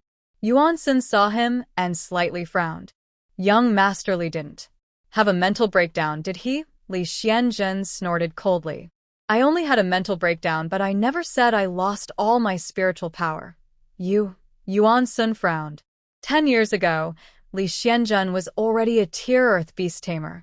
According to him, he only had a mental breakdown, and his spiritual power was intact. At least, he still had the strength of a tier Earth beast tamer. Yuan Sun, however, had already broken through to the heaven tier. Despite this, Yuan Sun dared not attack Lee Shien. As the head of the Yuan family, he had dealt with Li Zhan, the head of the Li family, many times and knew how protective Li Zhan was. Otherwise, he wouldn't have kept Li Shien, a person with a broken mental C, as the future husband of the Li family. If he hurt Li Shien today, Li Zhan would dare to bring his experts tomorrow and wipe out the Yuan family. And one more thing. Why did he insist on forming an alliance with the Li family? Was it because the Yi family was developing too quickly, and he was afraid of being replaced? Yuan Sun thought deeply and finally decided to temporarily put aside the matter of the contract with the lightning ferret. Young Master Li, you misunderstood. My family just wanted to see if Zhao Zhao had awakened her spiritual beast's consciousness. After all, Zhen's fiery fox wouldn't approach Zhao Zhao without reason. Li Shien snorted coldly. Whether it was a misunderstanding or not, everyone knew the truth, but on the surface. Oh, I see. Li Shien relaxed his expression. Zhao Zhao hasn't awakened her spiritual C. It's just that I gave her many spiritual medicines, pills, and stones, which made these spiritual beasts eager to come close. Yuan Sun's pupils trembled slightly. Is that true? Why didn't you wait until I was beaten to death by Yuan Sun before coming? Leaving Yuan Sun's courtyard, Yuan Zhaozhao complained with a bad attitude. She wiped the blood from the corner of her mouth with her sleeve, then disdainfully flicked her sleeve away. Li Shien looked at her with some guilt. Sorry, he had just been about to practice cultivation to prepare for When a warning about Zhao Zhao Zhao's danger appeared, he hesitated for a moment before rushing over. Forget it, Yuan Zhao Zhao waved her hand indifferently. As long as she's not dead. She took out some spiritual medicines from her bracelet to strengthen her foundation and vitality, stuffing 2 into her mouth without caring whether they were suitable or not. Lee Shien shook his head helplessly.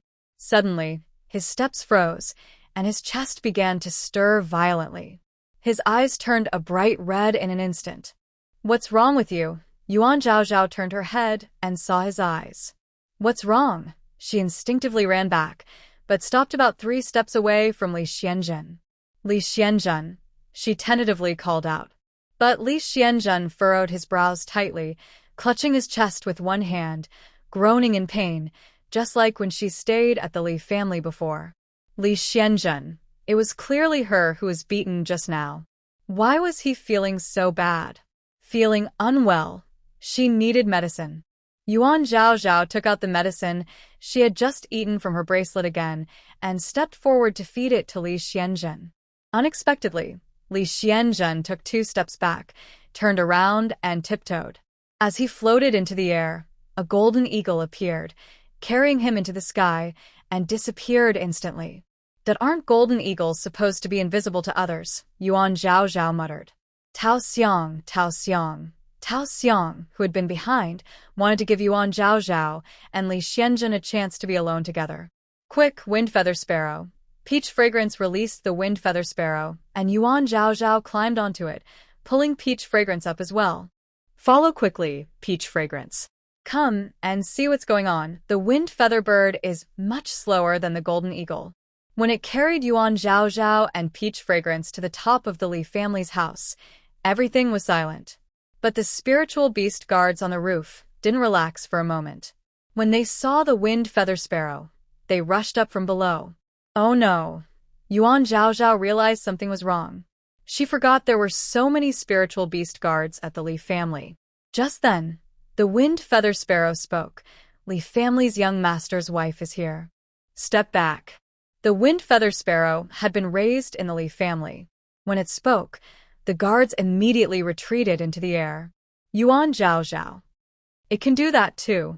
The Wind Feather Sparrow aimed at Li Xuanjing's courtyard and slowly landed.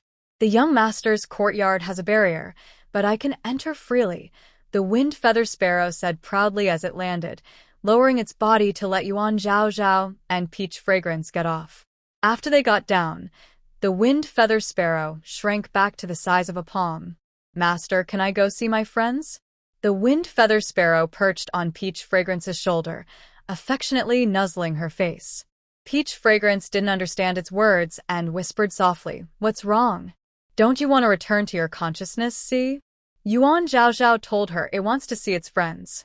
Peach Fragrance chuckled softly, "Really? Then go ahead. We'll call you when we leave." The Wind Feather Sparrow flew up, circled above their heads, then flew toward the bird garden where it used to live. Yuan Zhao Zhao and Peach Fragrance headed toward Li Xuanjing's house. Inside, Li Xuanjing's muffled breathing grew more ragged. "What's going on?" Yuan Zhao Zhao muttered. Peach Fragrance looked a little scared. "Miss, should we go over?" Yuan Zhao Zhao hesitated too, but remembered how Lee Shien had just blocked Yuan Sun's attack for her, and then, "Peach Fragrance, let's go see. If Lee Shien was hurt by Yuan Sun, we need to inform the head of the Lee family." Peach Fragrance nodded. "Yes, let the Lee family head settle the score." Yuan Zhao Zhao sighed helplessly. It's to get the Lee family head to save his son. 2 people quietly approached the house, listening carefully at the door. Inside, everything was silent.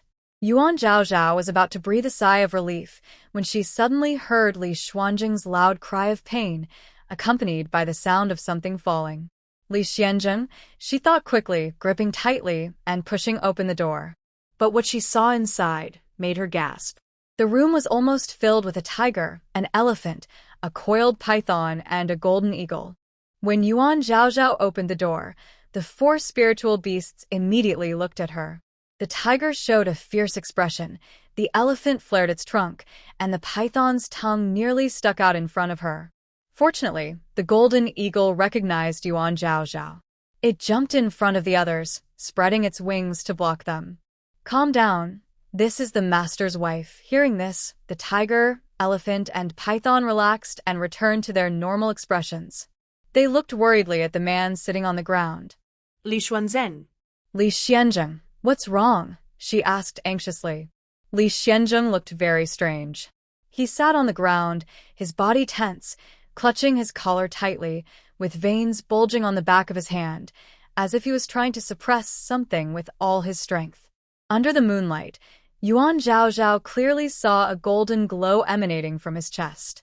Lee Shien, she called softly, taking a step forward. He suddenly looked up. His usually clear and bright eyes were now filled with an abnormal crimson, his pupils constricted into slits, like a wild beast on the verge of losing control. He stared at her with a strange, fierce look, as if he might pounce and tear her apart at any moment. Yuan Zhaozhao's heart trembled, and she stopped in her tracks. Li Xuanjing's body suddenly stiffened. A flicker of struggle crossed his crimson eyes. He raised his hand to his chest, his knuckles turning white from the force, and whispered hoarsely, "Go out." Yuan Zhaozhao's voice was gentle. Li Shien, what's wrong with you? That day at the Li family, was he in a state before opening the door? He had set up a barrier outside the yard. Was he trying to hide his condition from the others? Go. Out, he managed to say through clenched teeth, his voice hoarse and trembling. Every night, he had to suppress what was inside his mind. 10 years had passed, and every night was the same. Today, to block Yuan Sun's spiritual power, he used 70% of his energy. Now, with only 30% left, he feels a bit weak. If Yuan Zhaozhao were here, she might get hurt. Did Yuan Sun hurt you? Should we ask your father for help? Don't go, Li Xianling shouted sharply. Immediately, the red in his eyes became more obvious, and his gaze became hazy. Ah, he cried out in pain, tilting his head back. Jin Diao was very worried. Today feels different from before. Yuan Zhaozhao asked it, does he often do this? Jin Diao honestly replied, yes, every day, but today is very different. Yuan Zhaozhao thought. If he does this every day, it's not because of Yuan Sun. But today is different, so it must be because of Yuan Sun. In extreme pain, Li Xianling swung his arm, and his spiritual power shot out, striking the nearby fallen table. The table exploded, and fragments flew everywhere. Yuan Zhaozhao couldn't dodge in time, and some shards cut her cheek. Suddenly, she remembered something. She took out 2 bottles containing spiritual medicine from her bracelet and took out some pills. She knelt beside Li Xianling and roughly shoved 2 pills into his mouth. This is medicine to calm the mind and stabilize your spiritual power. Since Li Xuanling's condition was unclear, she didn't dare give him too much medicine. Go away, his eyes flickered between red and clear. Just eat the medicine first, Yuan Zhaozhao urged, covering his mouth. Eat the medicine and I'll leave. Li Xianling helplessly glanced at her. Does he not have his own medicine? But his throat obediently swallowed the pills. Let's go. Yuan Zhaozhao swallowed hard, then suddenly straightened up and hugged Li Xianling from behind. Her arms wrapped around his shoulders, her face pressed against his rapidly rising and falling chest, her palm gently patting his back, soothing him like an injured wild beast. Don't be afraid, don't be afraid. I'm outside with Tao Xiang. Li Xianling shivered all over. He looked down at the person in his arms. At the same time, he noticed a slight change in the restlessness in his chest. Although it was very small, he could feel that the one in his spiritual sea was affected by Yuan Zhaozhao. Yuan Zhaozhao was about to stand up and leave. But Li Xianjing suddenly raised his hands and tightly wrapped his arms around her waist. Li Xuanzhen, Yuan Zhaozhao's trulat. Don't move. His voice was low and hoarse, with a tired plea. Yuan Zhaozhao stopped struggling and quietly leaned into his embrace. She could feel that the restless energy inside him was slowly calming down, gradually settling. After a while, Li Xianjing finally let out a long breath. His tense jaw rested in her hair, and his voice was so soft it was almost inaudible. Thank you, Yuan Zhaozhao. The two of them released each other, and the atmosphere became awkward. Yuan Zhaozhao looked down and gently brushed off the non-existent dust from her clothes. Meanwhile, Lee Shien was busy tidying up the mess. He collected the overturned tables, chairs, and broken teapots into his space storage device, then took out a set of new tables and chairs. "Sit down and rest for a while." He walked to the table. Yuan Zhaozhao glanced at the 4 spiritual beasts in the room. Tiger, elephant, and golden eagle were fine, but the coiled python was quite frightening. "Can you put them away?"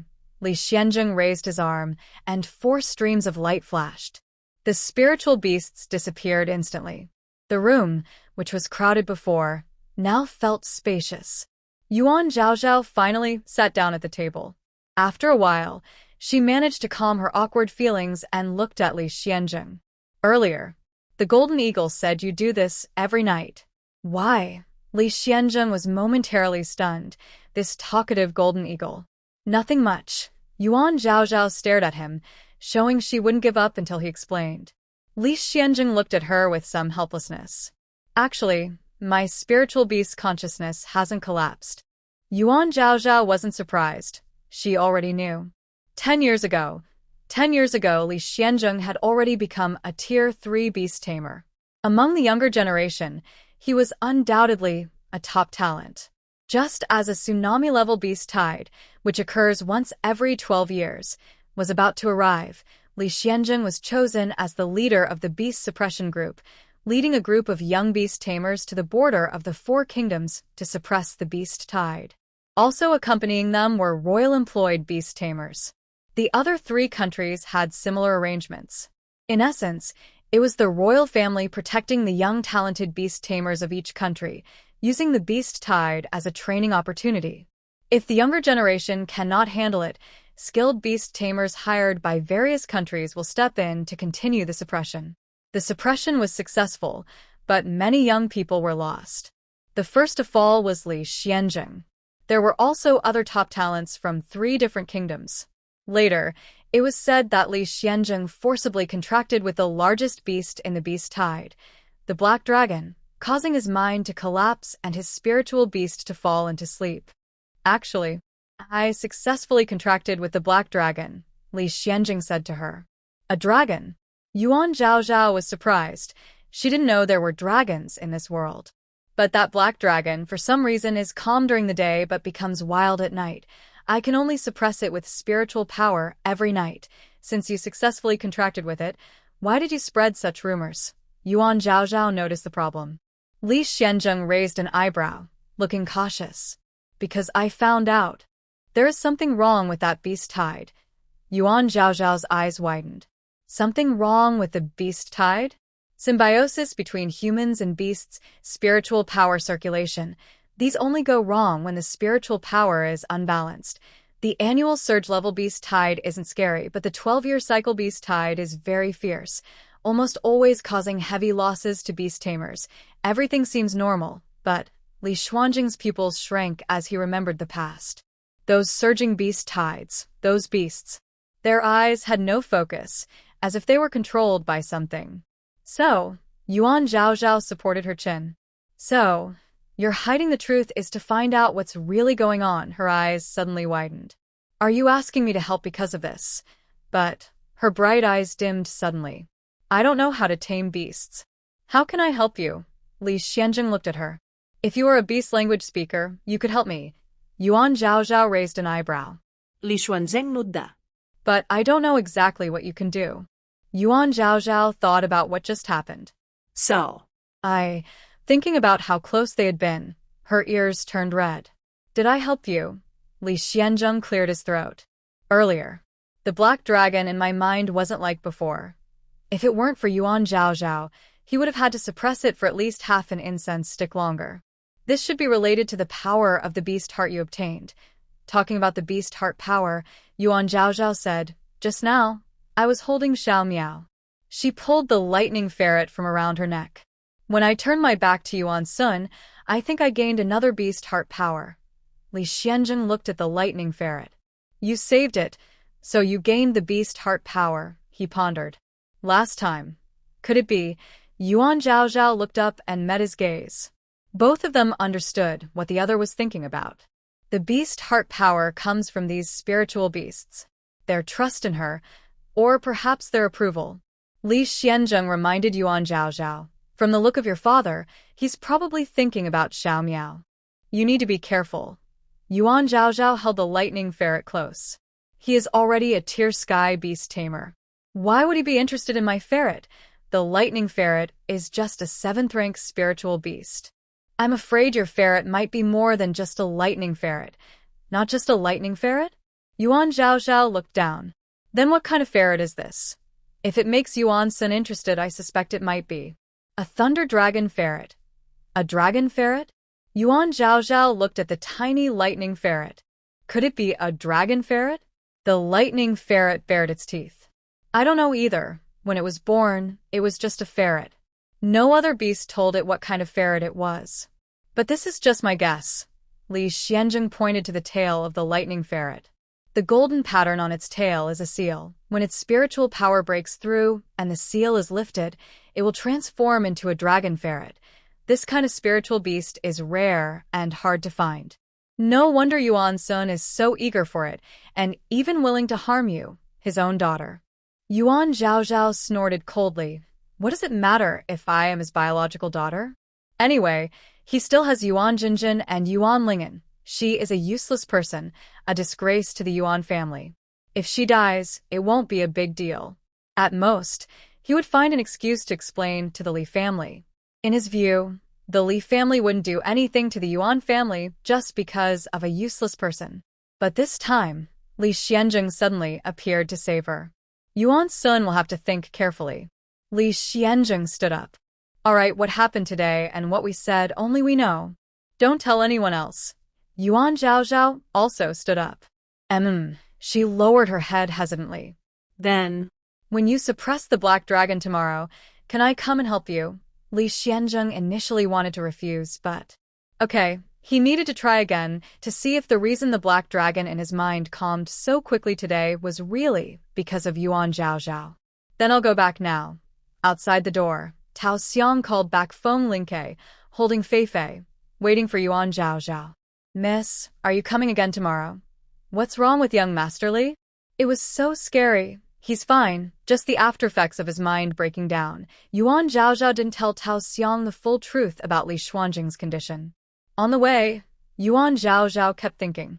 When she went to Li's house tomorrow, she couldn't hold Li Xianzheng like she did today. She needed to change to a less awkward way. Unfortunately, just after she and Tao Xiang left Feng Lingke, she saw a shining light covering the sky above the yard. Is this a barrier? Yuan Zhaozhao was surprised. Tao Xiang nodded.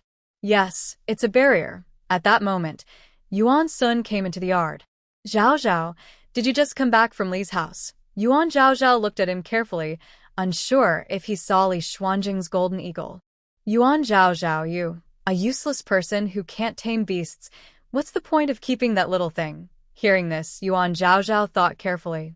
Yuan Sun only asked about the little animal, so he probably didn't see the golden eagle.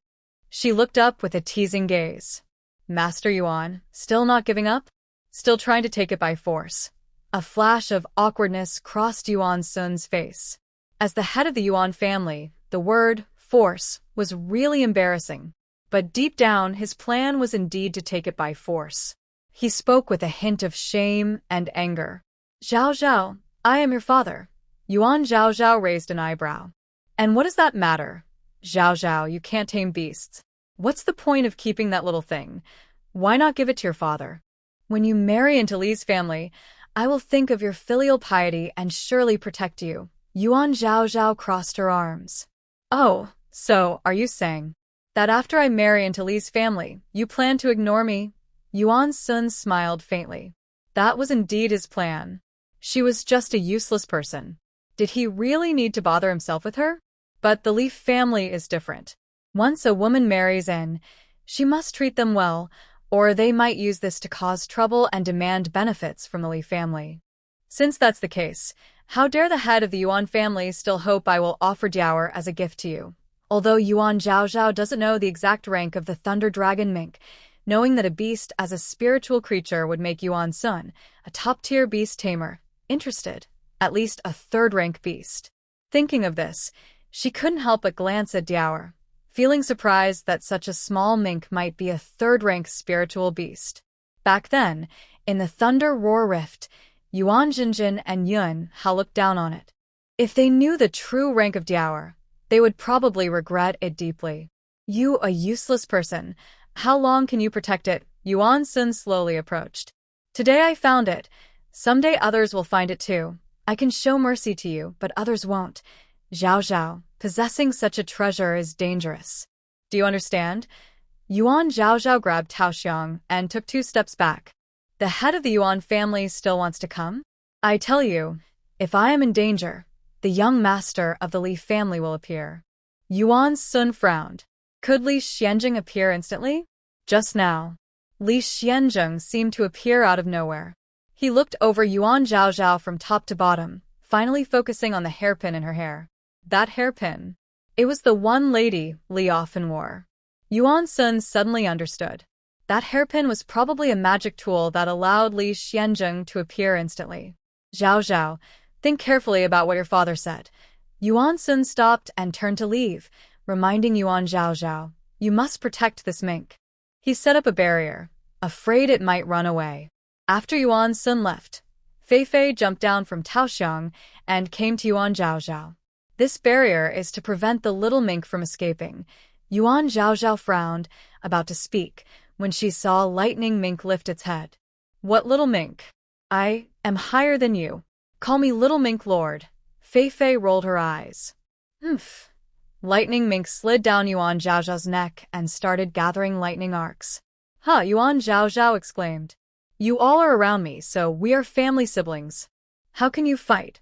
Lightning Mink raised its head. Fei Fei lowered hers, and they exchanged a glance. Surprisingly, they really seemed to have forgotten past grievances. Big sister Fei Fei, little mink brother, Zhao Zhao. The 2 of them climbed up one after the other, with one hanging around her neck and the other curled in her arm. Zhao Zhao, this seal is to prevent Xiao Miao's younger brother from leaving. You can go out, but if you go out, the old thief will definitely come to snatch Xiao Miao's younger brother. The lightning ferret was not afraid. If he dares to come, let him try. I'm not afraid of him. Xiao Miao's younger brother, this person isn't as simple as you think. Fei Fei seemed to regain some of her usual personality and spoke more. He has many tricks up his sleeve. Yuan Zhao Zhao frowned. So, he's doing this to help Yuan Jinjin too? If she didn't want to leave Xiao Miao, she could only stay here and couldn't go to the Sky Dome Academy. Both are daughters, but Yuan Sun clearly favors one over the other. Back in the house, Yuan Zhao Zhao immediately took out the listening pendant. Hello. Li Xianjing. She tapped the jade pendant, calling out to the person on the other side. Li Xuanjing's voice quickly responded. I'm here. Master Yuan. There's a barrier set up in my courtyard. We can come and go freely, but Miao can't leave. Yuan Zhao Zhao told him about her situation. He's afraid Miao will leave. Li Xianjing immediately understood. It seems he's determined to get that Miao. So, what should I do? I still need to go to the Sky Dome Academy, Yuan Zhao Zhao muttered. Don't worry, I have my ways, Li Xianjing said with a light laugh. I'll come find you tomorrow night. Yuan Zhao Zhao was about to ask what method he had, but when she heard he was coming to see her, her ears turned slightly red. Okay. Yuan Hao received news from Jinjin and immediately rushed to Wanqian Pavilion. Jinjin, what happened? Jinjin protected Yuan Sun and Yuan Zhao Zhao, telling him about her efforts to recontract Fei Fei. Although Yuan Zhao Zhao is useless, she's about to become the young lady of the Li family. Yuan Hao secretly glanced at her. Your father favors her a lot, which is normal. Jinjin suddenly slammed the table. She's just useless. So, what if she becomes the young lady of the Li family? What benefits can she bring to the Yuan family? Yuan Hao quickly comforted her. Jinjin, you're right. Once you marry me, I will make sure father gives more spirit stones to the Yuan family. By then, your father will surely see which daughter is the most useful. Jinjin snorted coldly. Yuan Zhao Zhao has been useless since she was born, causing Dad to be mocked. Thanks to me, Dad doesn't look so bad. Dad should know which daughter is the most useful. Yet he still favors that useless one. The more she thought about it, the angrier she became. Third prince, you have to help me. Help me take back Fei Fei. Yuan Hao hesitated. Last time, he wanted to push Yuan Zhao off a cliff. He intended to kill her so that the Yuan and Li families would have a conflict. If it was just about taking Fei Fei, he didn't want to fight with Yuan Zhao again. Xinjin, that fiery fox, doesn't even want to make a contract with you anymore. Why do you still need it? Hearing this, Yuan Xinjin clenched her fists. If it doesn't want to make a contract with me, then it must die. Anyway, I won't let Yuan Zhao get away with it, but the lightning ferret around her is too strong. Neither of us can match it. Yuan Hao still remembered what happened on the cliff that day. By the way, that lightning ferret. We really misjudged it back then. Yuan Xinjin impatiently waved her hand. I don't care about that lightning ferret. I just want to take Fei Fei back now. She grabbed the third prince's wrist. The opening of Tianqiong Academy is coming soon. This year, I must go and suppress the beast tide. The selection for the beast tide suppression requires candidates to be at least 14 years old. She was exactly 14 this year. She was a genius girl. If she couldn't participate in this beast tide, she would be laughed at to death. Moreover, every year, young beast tamers from other countries also participate.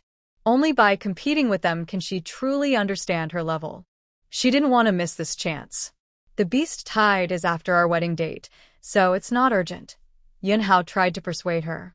I think, instead of rushing, we should use this opportunity to train more. Maybe we can find better spiritual beasts or even break through to the mysterious rank. Perhaps breaking the contract with Fei Fei is a good thing. It will free up space for you to contract with 7th or 6th rank spiritual beasts. But Fei Fei, what does it matter if it stays with Yuan Zhao? Yuan Zhao can't even tame beasts. These words made Yuan Xinjin waver a little. But as soon as she thought of Fei Fei's betrayal, the anger in her chest couldn't be eased. Cloud House saw her displeasure and said, I know you're unhappy, but right now, focusing on training and breaking through is the most important thing. He added, once you reach the mysterious stage, I will bring people to help you find a spiritual beast. All right, then I will wait until I reach the mysterious beast trainer stage before coming back to settle accounts with Yuan Zhao. Yuan Zhao was moved by his words. We'll leave immediately. We'll come back in a few days when Tianqiong Academy starts classes. Cloud Hao followed, and the two left together. Since there was a barrier outside the yard, although it didn't trap Yuan Zhao, she decided not to leave the yard gate. But she didn't expect Yuan Sun to be so mean. Miss, Tao Xiang brought dinner, which was very thin porridge and only this one bowl. What's going on? Someone took everything from the kitchen. Tao Xiang looked upset. This porridge was made from rice and water from noon. That's so mean. Yuan Zhao sighed. Is he trying to force me out? Thinking of something, she chuckled softly. No problem. She took out several packets of pastries from her bracelet, sniffed them, and said, these can still stay fresh inside the bracelet. The pastries had been delivered many days ago, but they were still fresh. The servant and she ate the pastries with tea and felt full. Yuan Zhao had already worn the tiding listening pendant at her waist. She reached out and lightly knocked twice, saying, young Masterly, could you please bring me some when you come next time? At night, Lee Shien arrived. The spiritual beast guards of the Yuan family ignored him completely. As soon as he entered the yard, he took out what Yuan Zhao wanted from his space. Wow, it's all food. Tao Xiang happily went to greet him. Li Shien brought several bamboo baskets filled with vegetables, meat, fish, and condiments like ginger and garlic. Thank you, young Masterly, Tao Xiang said, afraid to send the items to the kitchen, worried they would be taken again tomorrow. Miss, you should put these into your bracelet. Yuan Zhao also thought of Yuan Sun's mean tricks and, following his advice, stored everything in her bracelet. How do you feel now? She asked Li Shien. Li Shien slowly walked into the house. The days are pretty much the same, about half an hour left. Yuan Zhao entered the room, looked around her space, and suddenly asked, do you have to bring out all 4 every time? Since the 4 were out, it seemed her room couldn't hold them all. Li Shien nodded. Because the black dragon is restless, they can't stay in the consciousness sea. All right. Yuan Zhao called Tao Xiang to help her rearrange the furniture in the room. Li Shien watched her struggle to push things, smiled helplessly, and helped her out. They pushed all the tables, chairs, and cabinets to one side, clearing a space in the middle. "That's good enough," Yuan Zhaozhao said shyly, smiling. "I only have this one set of furniture." She couldn't change it as easily as he did.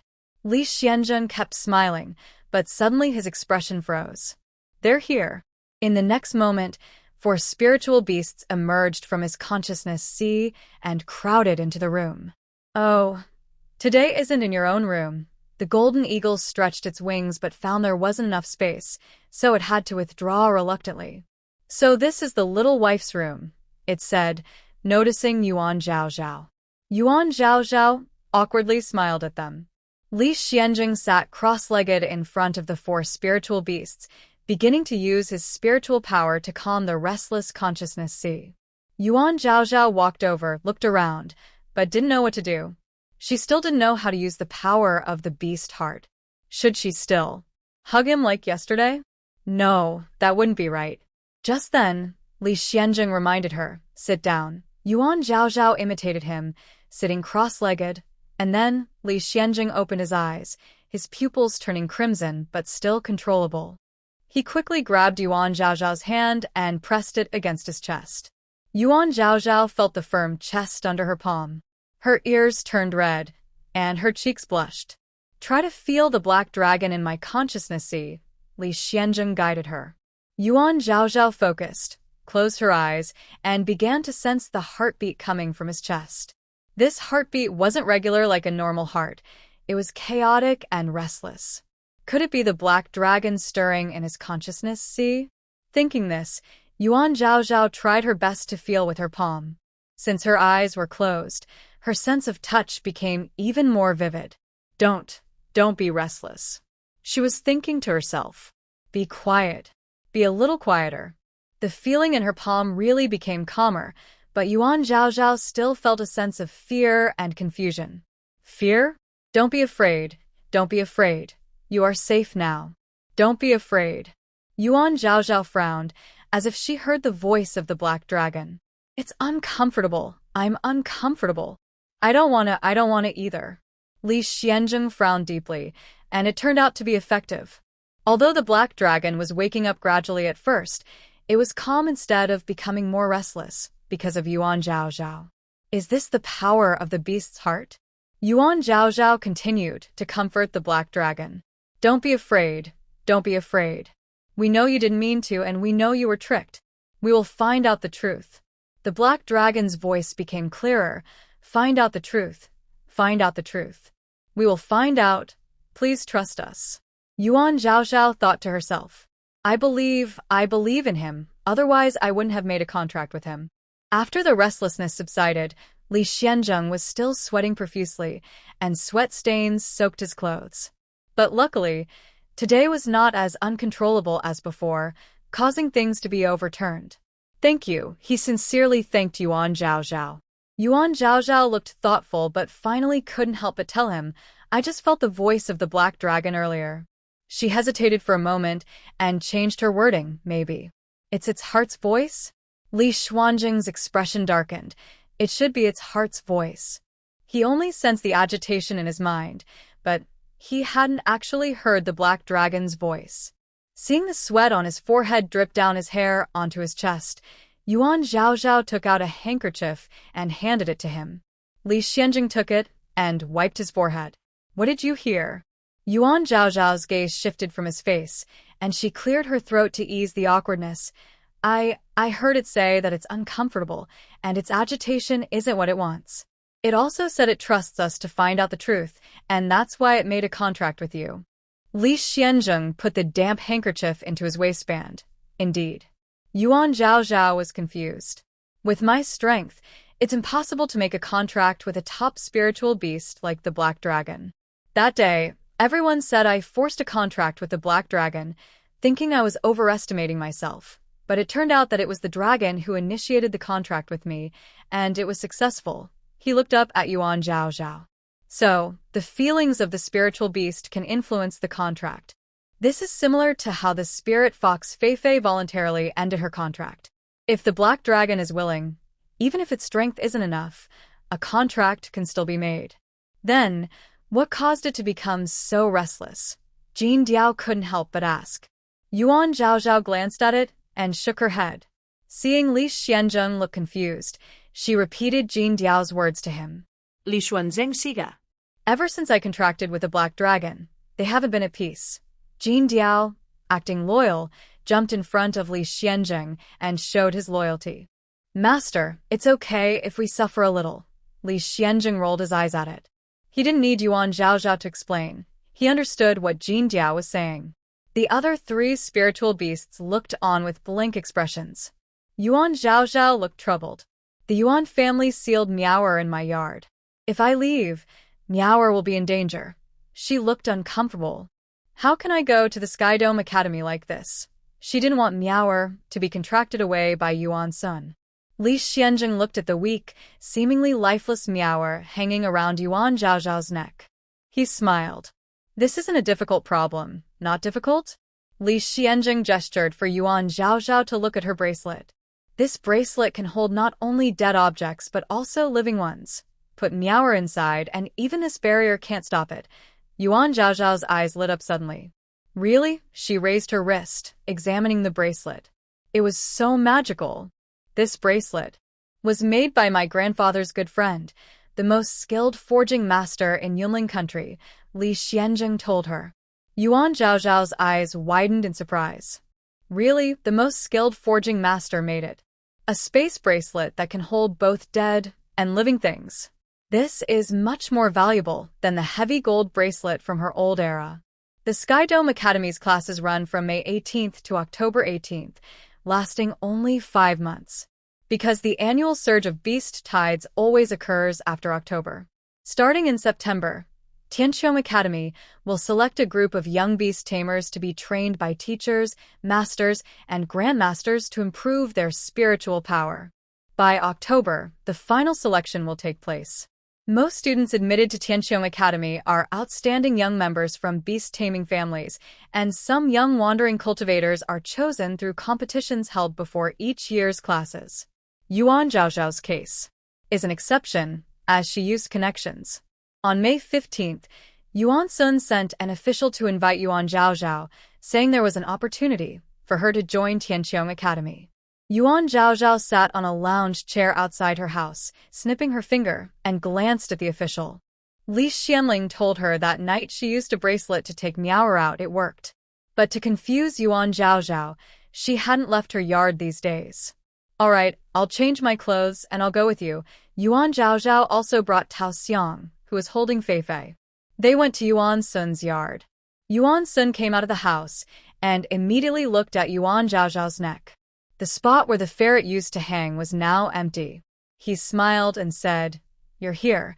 Is there anything the head of the Yuan family wants to say?" Yuan Zhaozhao stood still. Yuan Sun smiled. "You don't know beast taming, but if you get into Tianqiong Academy, you must not embarrass the Yuan family." Yuan Zhaozhao shrugged. The Yuan family has been embarrassing itself for over 10 years. Are you still not used to it? Yuan Sun was so angry he wanted to slap her, but he was afraid his slap would attract Li Xianling. However, thinking about what he had to do today, his anger quickly faded.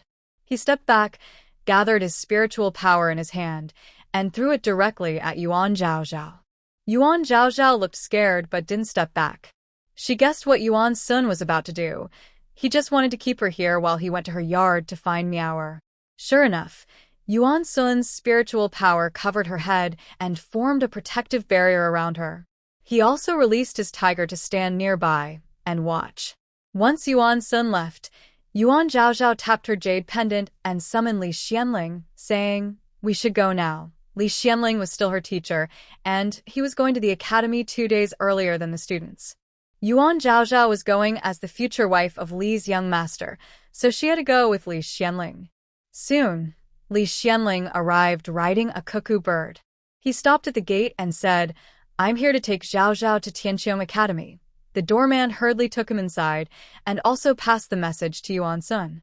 At this moment, Yuan Sun had already arrived at Yuan Zhaozhao's courtyard. His first action was to enter her room. However, he searched the room thoroughly but couldn't find the little Marten. He trusted his barrier magic very much, so he went outside to look around the courtyard.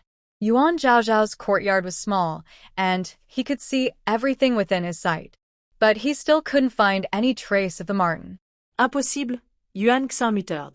When he set up the barrier that day, he clearly saw the Marten on Yuan Zhaozhao's neck. She couldn't take it out, so it must have stayed in the courtyard. How could it be gone? Yuan Sun didn't believe it. He decisively released his spiritual power. His spiritual energy turned into glowing threads, searching every inch of the courtyard and inside the house. At that moment, a talking parrot descended from the sky. Master, the young master of the Lee family has come to pick up Miss Yuan to go to Sky Dome Academy. Why did they come now? A flicker of impatience crossed Yuan Sun's eyes. But it was only for a moment. He retracted his spiritual power and turned to leave. It was fine if Lee Shien came to pick up Yuan Zhaozhao. As long as the Marten stayed in the courtyard, it was okay. He could come back later to look for it.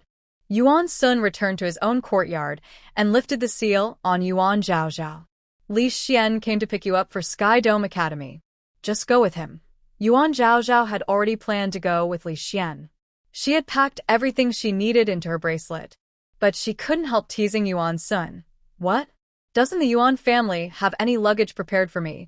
Yuan Sun waved his hand. The Lee family will prepare everything for you. Yuan Zhaozhao snorted coldly. Master Yuan, then I'll be leaving now. Yuan Sun looked at her suspiciously. Yuan Zhaozhao raised her bracelet-covered hand and smiled as she waved at him. I'm leaving. After saying that, she turned around. Tao Xiang, let's go. Watching Yuan Zhaozhao's distant figure, Yuan Sun suddenly felt something strange. Yuan Zhaozhao was always polite to him. Why was she smiling and waving at him? Waving. The bracelet on her hand. That bracelet was a gift from the Lee family. He had heard from Jin Xiao, who was close to Mrs. Su, that the bracelet was a space bracelet. A space bracelet? Oh no! Yuan Sun realized there was a problem. If this bracelet were just an ordinary one, it wouldn't matter. But the bracelet sent by the Lee family could it have been made by the top forging master, a friend of the old master of the Lee family? That master can create space with living creatures that can come and go freely. Living creatures can enter and exit without being sealed. That mink was brought out by Yuan Zhaozhao. Yuan Sun quickly caught up, walking hurriedly. Soon he saw Yuan Zhaozhao's back. Zhaozhao, he called out, but in the next moment, Li Xianjing appeared, protecting Yuan Zhaozhao behind him, then flew away on a crimson bird right in front of him. Dad. Yuan Jinjin landed on the crimson bird. She looked toward the direction where Li Xianjing and Yuan Zhaozhao had just left. Yuan Zhaozhao went to the Li family again, Yuan Jinjin said with disdain.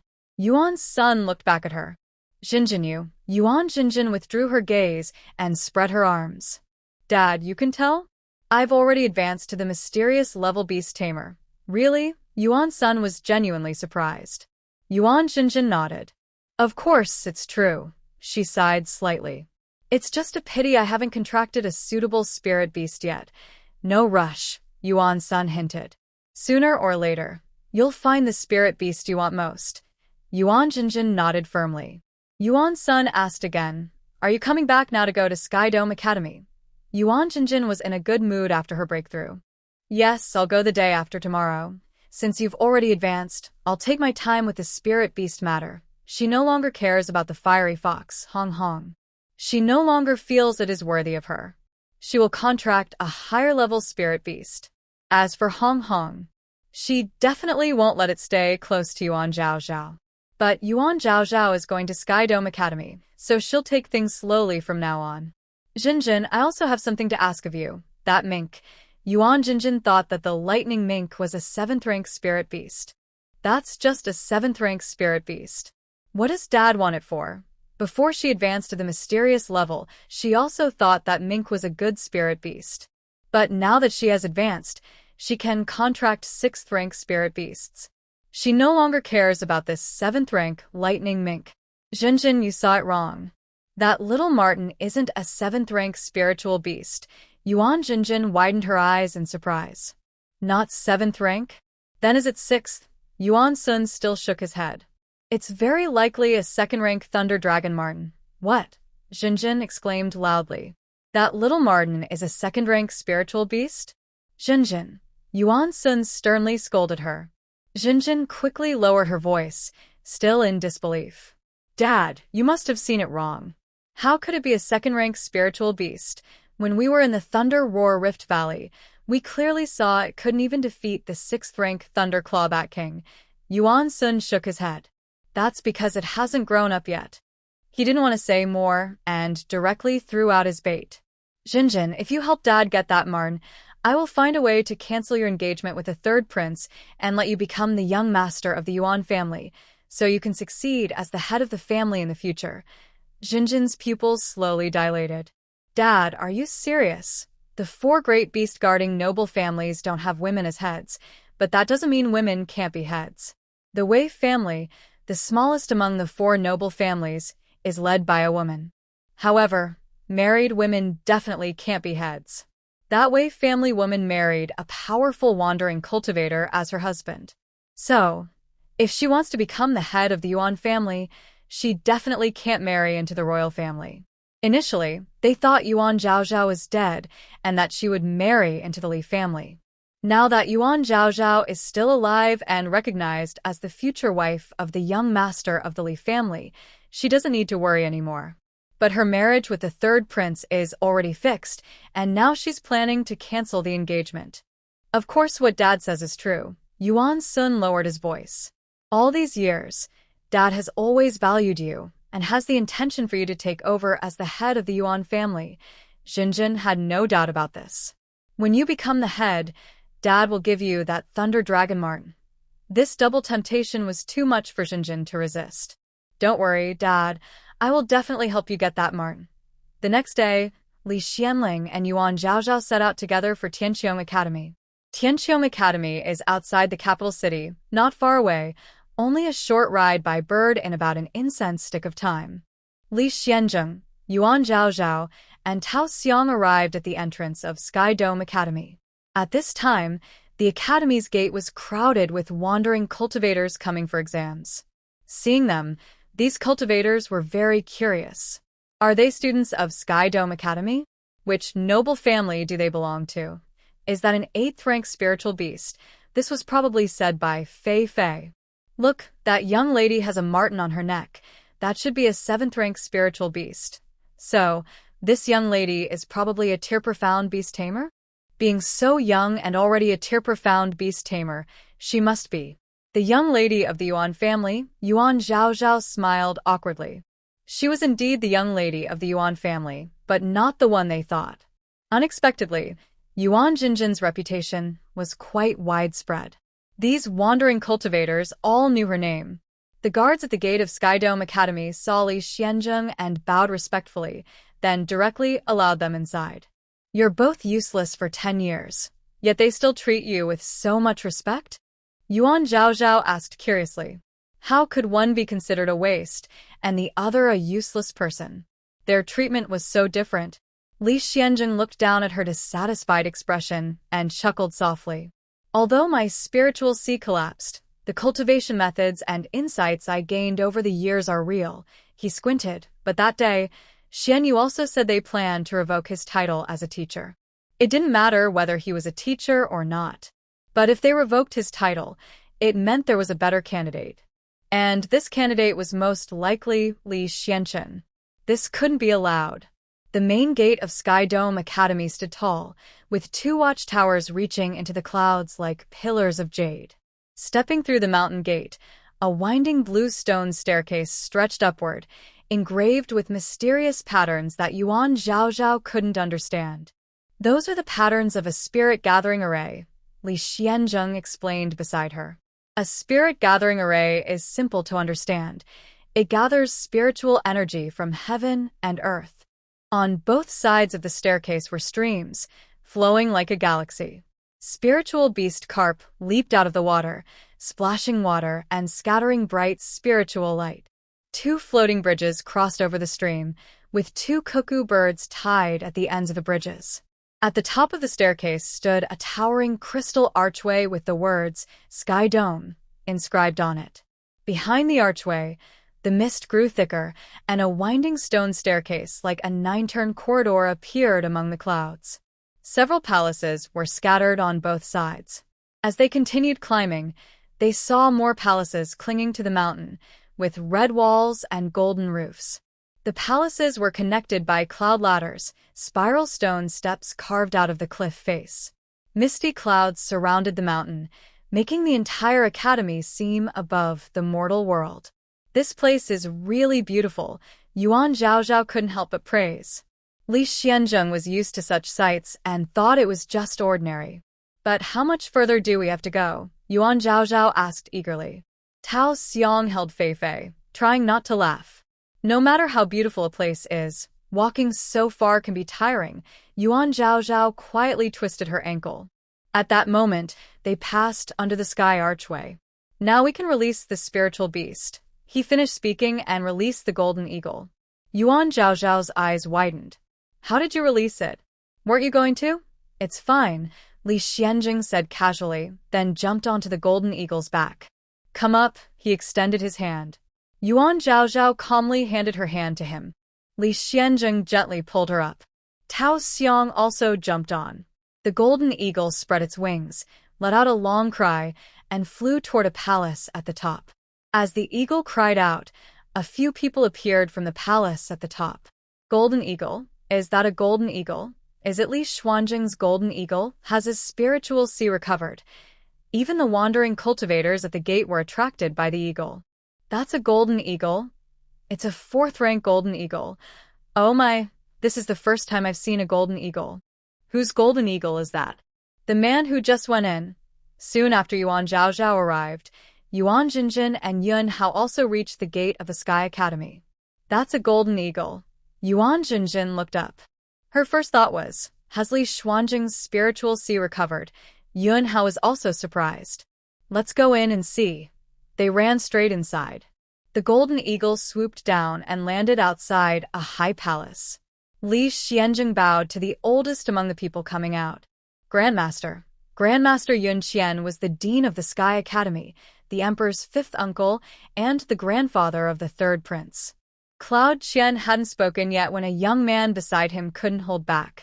Li Xianzhen, is your consciousness restored? Yuan Zhaozhao turned his head and raised an eyebrow, waiting for Li Xianzhen's answer. It's just a little bit better now. Only the golden eagle has woken up so far. Upon hearing this, the man clearly relaxed. That's great. Cloud Qian's beard twitched with excitement. I've been hoping for this day for 10 years. Xianzhen, since the golden eagle has woken up, I believe the other 3 spiritual beasts will wake up soon too. Good, that's wonderful. This year, the teaching of new students will still be your responsibility. Grandmaster, the young man hurriedly interrupted. Didn't we agree just now? Cloud Qian raised a hand to stop him. What we said earlier doesn't count anymore. Xianzhen, now that Xianzhen's consciousness is starting to recover, he is still the most promising student at Sky Dome Academy. The responsibility of teaching new students still falls to him. It turned out that this young man was Li Xianzhen, the son of Li Xianzhen's 2nd uncle. He was still a Sky rank beast tamer, but signs of a breakthrough were already appearing. Grandmaster, about the beast tide suppression this year, Cloud Qian interrupted Li Xianzhen with a wave of his hand. Later things later. Go back now. Xianzhen and I have something to discuss. Then, ignoring the expressions of others, he supported Li Xianzhen's shoulder and led him into the hall. Yuan Zhaozhao naturally followed. Hey, outsiders are not allowed in. Cloud Qian turned back, his eyes sharp as he looked at Yuan Zhaozhao. Grandmaster, she is my future wife, the eldest daughter of the Yuan family, Yuan Zhaozhao. Li Xianzhen grabbed her arm and pulled her closer. Cloud Qian looked at Yuan Zhaozhao, then turned and entered the palace. Xianzhen, you are one of the most promising young beast tamers in Yunling Kingdom. How can you marry a girl who can't tame beasts? You should marry someone with comparable strength, someone who can tame beasts with you. I really don't understand what your parents are thinking, letting her come to Sky Dome Academy to study. What can she learn here? She just browsed through our library's collection. Without a spiritual beast consciousness, she can't tame beasts. Maybe you can try teaching her to identify beasts or try forging. Anyway, she definitely can't walk the path of beast taming. Yuan Zhaozhao cleared her throat softly to remind him. Grandmaster, I am still here. Yun Xian squinted and grinned. I am just telling you this. Yuan Zhaozhao asked, what do you think it means to tame beasts? Yun Xian snorted coldly. If I tell you the big truth, you wouldn't understand. He shook his sleeve and explained, simply put, taming beasts means using your spiritual power to train and control spirit animals, turning them into our battle partners and mounts. Yuan Zhaozhao nodded. This explanation was indeed simple and easy to understand. If I read all the books at Skydome Academy, could I also make spirit animals my battle partners and mounts? She deliberately left out the words, using your spiritual power, to change the meaning slightly. Impossible. Yun Qian's beard bristled. Absolutely impossible. He had been taming beasts for decades. If he could do it without recognizing the spirit, then he would have wasted his life. Then let's make a bet. Yuan Zhaozhao gave a meaningful look to Lee Shien. Lee Shien understood and said seriously, Zhaozhao, don't be reckless. Grandmaster won't bet on this. That's because he's afraid. Yuan Zhaozhao challenged Yun Qian with a defiant look. Just pretend that the Grandmaster is afraid. Zhaozhao, stop fooling around. Lee Shien shook his head at Yuan Zhaozhao. Be good and listen.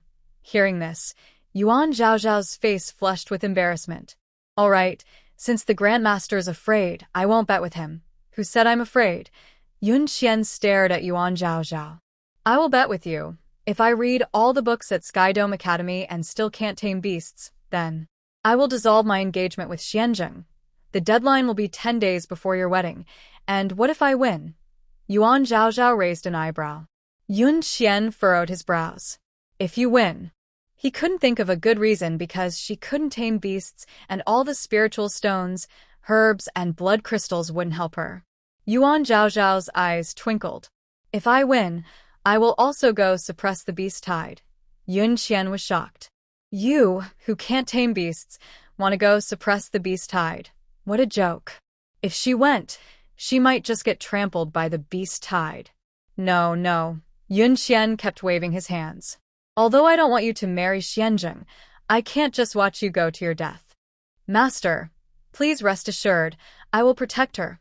Lee Xianzheng stepped forward to ease his worries. Yun Qian looked at him and then at Yuan Zhaozhao, realizing he had been too petty. The two young people are on good terms. All right. Yun Qian sighed helplessly. We'll do as you say. He continued walking into the hall. Anyway, you can't tame beasts and you wouldn't understand the lessons. So just go to the library pavilion to read. But I must remind you, the forbidden chamber in the library pavilion is off limits. It is guarded by a phoenix bird left by the founder of Skydome Academy. Anyone who approaches will be hurt.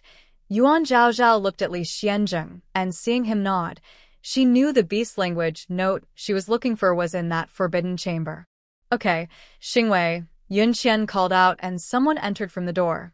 Master, take this young girl to the library pavilion to find her way, then send her to the study. Yes. Yuan Zhaozhao followed the person out. As they left the palace, Yuan Zhinjin and Yun Hao descended riding on a bird. Tao Xiang instinctively hugged Fei Fei tightly, afraid Yuan Zhinjin would come to snatch her again. But Yuan Zhinjin didn't even look at Fei Fei, her eyes fixed intently on Yuan Zhaozhao's neck. Diaoer was hanging on Yuan Zhaozhao's neck, looking as if she was already dead. Yuan Zhinjin was amazed. This seemingly lifeless little creature was actually a second-rank dragon mink? Truly, Diaoer was full of surprises. How could she get her hands on this mink?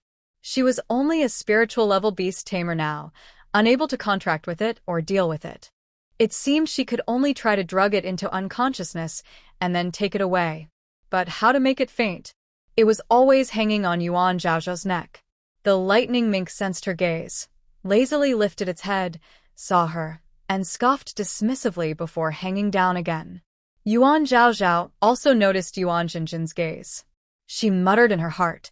Yuan Zhinjin's eyes right now looked just like Yuan Sun's greedy eyes.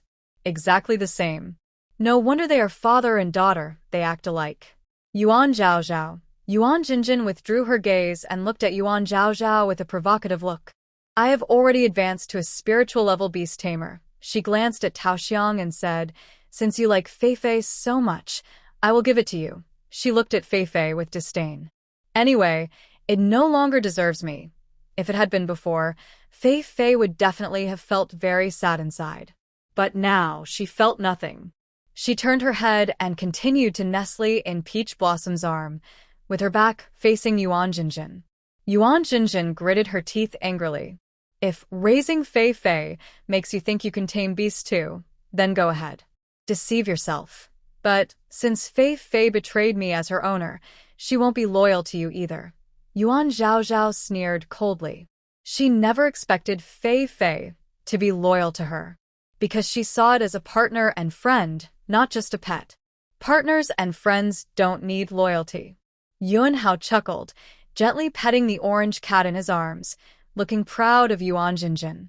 Yuan Zhaozhao suddenly smiled. Third prince, you need to work hard. Don't fall too far behind your sister. Yuan Hao's proud expression stiffened. He was happy for Yuan Jinjin, but after Yuan Zhaozhao's words, he didn't feel as happy anymore. Before she finished speaking, Yuan Zhaozhao slightly bent down, her gaze meeting the orange cat's. General Huang, did you hear? Once Yuan Jinjin advances, she won't need Feifei anymore. You should prepare yourself too. When your master advances, she will be the first to abandon you. This statement was like telling General Huang, your mother doesn't want you anymore. General Huang's chubby face immediately drooped. Yuan Zhaozhao, don't talk nonsense. Yuan Hao scolded angrily. Yuan Zhaozhao spread her hands. What did I say wrong? Yuan Hao was speechless. She didn't say anything wrong. When he advances, he will also break the contract with General Huang. He looked down at General Huang and gently stroked its back. Star Micro Master, where are you taking her? Yuan Jinjin asked the man beside Yuan Zhaozhao politely. On the orders of the Grand Master, take Miss Yuan to recognize the library pavilion, then send her back to the study dorm, Star Micro Master replied, turning to Yuan Zhaozhao. Miss Yuan, let's go. Yuan Zhaozhao squeezed past Yuan Jinjin and Yuan Hao, proudly swaying her hips as she left. They descended 2 levels from the highest palace along the cloud steps, then turned right. Soon, they reached the library pavilion. The guards weren't people. They were 2 dark, sleek leopards. This is the flash attack leopard. Without the Grand Master's order, rushing in would only get you torn apart. Master Xingwei stepped forward and said, this is Miss Yuan Zhaozhao of the Yuan family. The Grand Master has ordered that she may come to the library to read every day. He showed something he was holding to the tigers in front of him. The 2 tigers lowered their bodies in response. We understand, they said. Seeing their actions, Master Xingwei knew what they meant. All right, Miss Yuan, from now on, you can come and go as you please. Zhaozhao bent down, full of admiration. Your fur is so shiny and beautiful. The 2 tigers' golden eyes showed slight surprise. Then they proudly stood up, lifting their heads, straightening their backs, and raising their tails. They spoke in unison. Of course.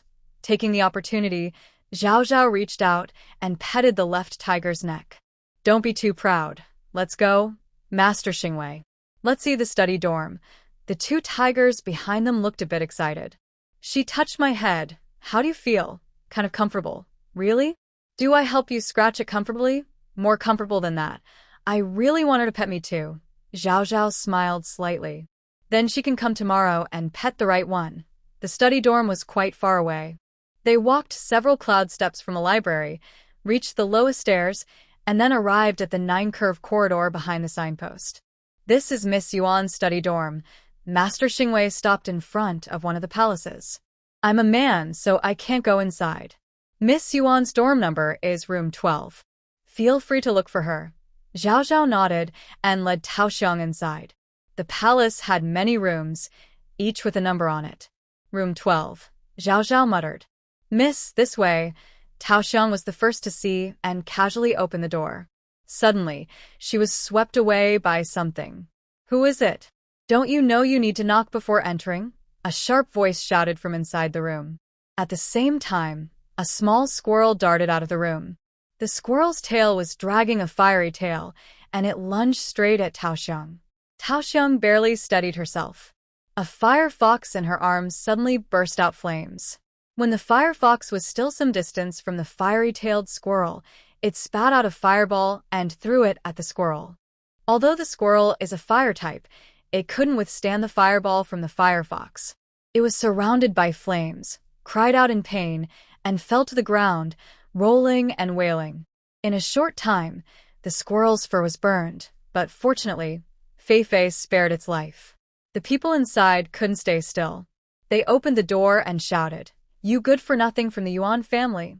As soon as the woman stepped out, she saw the fire fox. She was surprised and asked, "How come Yuan Jinjin's fire fox is here with you?" Among all the students at Skydome Academy, only a few have reached the yellow rank as beast tamers, and Yuan Jinjin's fire fox is the most impressive. Everyone at Skydome Academy knows about it. At this moment, Yuan Jinjin just came inside. "Yuan Jinjin, how come your fire fox is with her?" the woman asked. Yuan Jinjin glanced at her and said, "Yinanin, I have already advanced to the profound rank as a beast tamer. This fire fox no longer suits me." Then she turned to Yuan Zhaozhao and said, "Since I don't want it anymore, what if I give it to her for self-defense?" Yuan Zhaozhao rolled her eyes. It sounded as if the fire fox was a gift from her. "You've advanced to the profound rank." Yinanin was shocked. She was about to break through to the yellow rank herself and was feeling proud, thinking she might catch up with Yuan Jinjin, but now. Other women who came to watch the scene also looked surprised. Yuan Jinjin actually advanced to the profound rank so quickly. She's only 15, right? With such strong talent, only the young master of the Lee family could match her. They should be a perfect pair. Yuan Zhaozhao stepped forward, picked up the fire fox, and went to room 12. She looked inside. The room wasn't small, but someone was already living there. "Yinanin, right? Please move your things out. Room 12 is my room." Yinanin was unwilling. Hearing Yuan Zhaozhao, she retorted angrily, "I want to stay here." "What's the problem? Her aunt is Manhwa Palace's Wanfei, and her cousin is the third Prince Yuan Hao. Both are favored, so what if she wants a room?" She raised an eyebrow at Yuan Jinjin and said, "Even Yuan Jinjin doesn't dare to fight me for the room. You're just a useless person, but you're bold." Yuan Jinjin looked at her and said, "My room is much brighter and larger than this. Do I need to fight her for it?" Yinanin's face stiffened. Indeed, Yuan Jinjin's room was the best in the palace. And room 12 was in the corner, only quiet enough to be peaceful. Yuan Zhaozhao put down the firefox and walked into room 12 with Tao Xiang. Hey, watch the door." The firefox crouched in front of room 12, its tail held high, then lazily licked its front paw. At Tianqiong Academy, it often acted confidently and boldly, very comfortable doing so. Inside, Yuan Zhaozhao's voice came through. "Tao Xiang, let's throw her things out together." "Yuan Zhaozhao, how dare you?" Yinanin stood at the door but didn't dare to go inside. Her fiery-tailed squirrel's fur was already singed. She didn't want to end up like it. The door opened, and Yinanin proudly lifted her chin. "Yuan Zhaozhao, I knew you wouldn't dare." Yuan Zhaozhao, holding a quilt, directly threw it out, hitting Yinanin's feet. Next, Tao Xiang also threw out a jewelry box. "Yuan Zhaozhao, you're asking for trouble." Yinanin looked at the women watching and said, "Zhou Rulin, are you dead? Hurry and call the dormitory manager." Zhou Rulin heard this and turned to run outside. Yuan Zhaozhao's disdainful voice came through. Only useless people would keep calling the door manager. Everyone else chuckled, but Yinanin shot them a sharp glare. "Manager Huan Yu, you're here." Seeing the arriving manager, Yinanin quickly stepped forward. "The new waste from the Yuan family took my room and threw my things out. She really doesn't respect you. You should take care of her." Manager Huan Yu looked straight ahead without hesitation, focusing on room 12.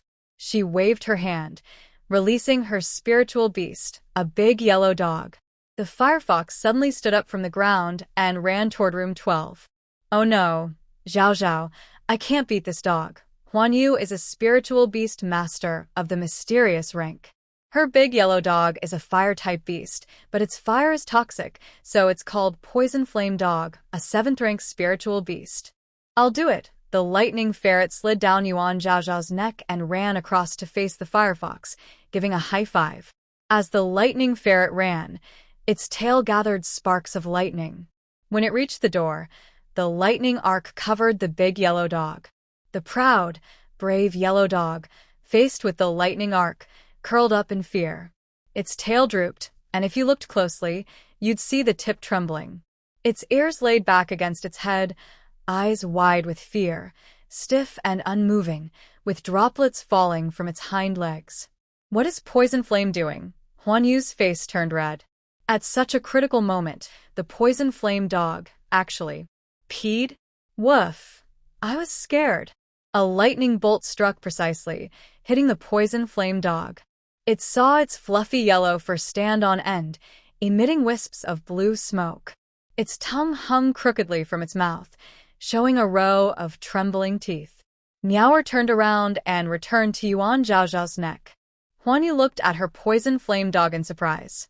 Besides the firefox, were there other spirit beasts around Yuan Zhaozhao? The firefox was given to her by Yuan Jinjin. Could the other spirit beasts have been given by the Lee family? Yuan Zhaozhao came out holding a pile of clothes, casually dropped them, and then clapped her hands dismissively. "Yuan Zhaozhao, the steward has told you again. This is Yi Nanin's room," Huan Yu said sternly, adopting a serious tone.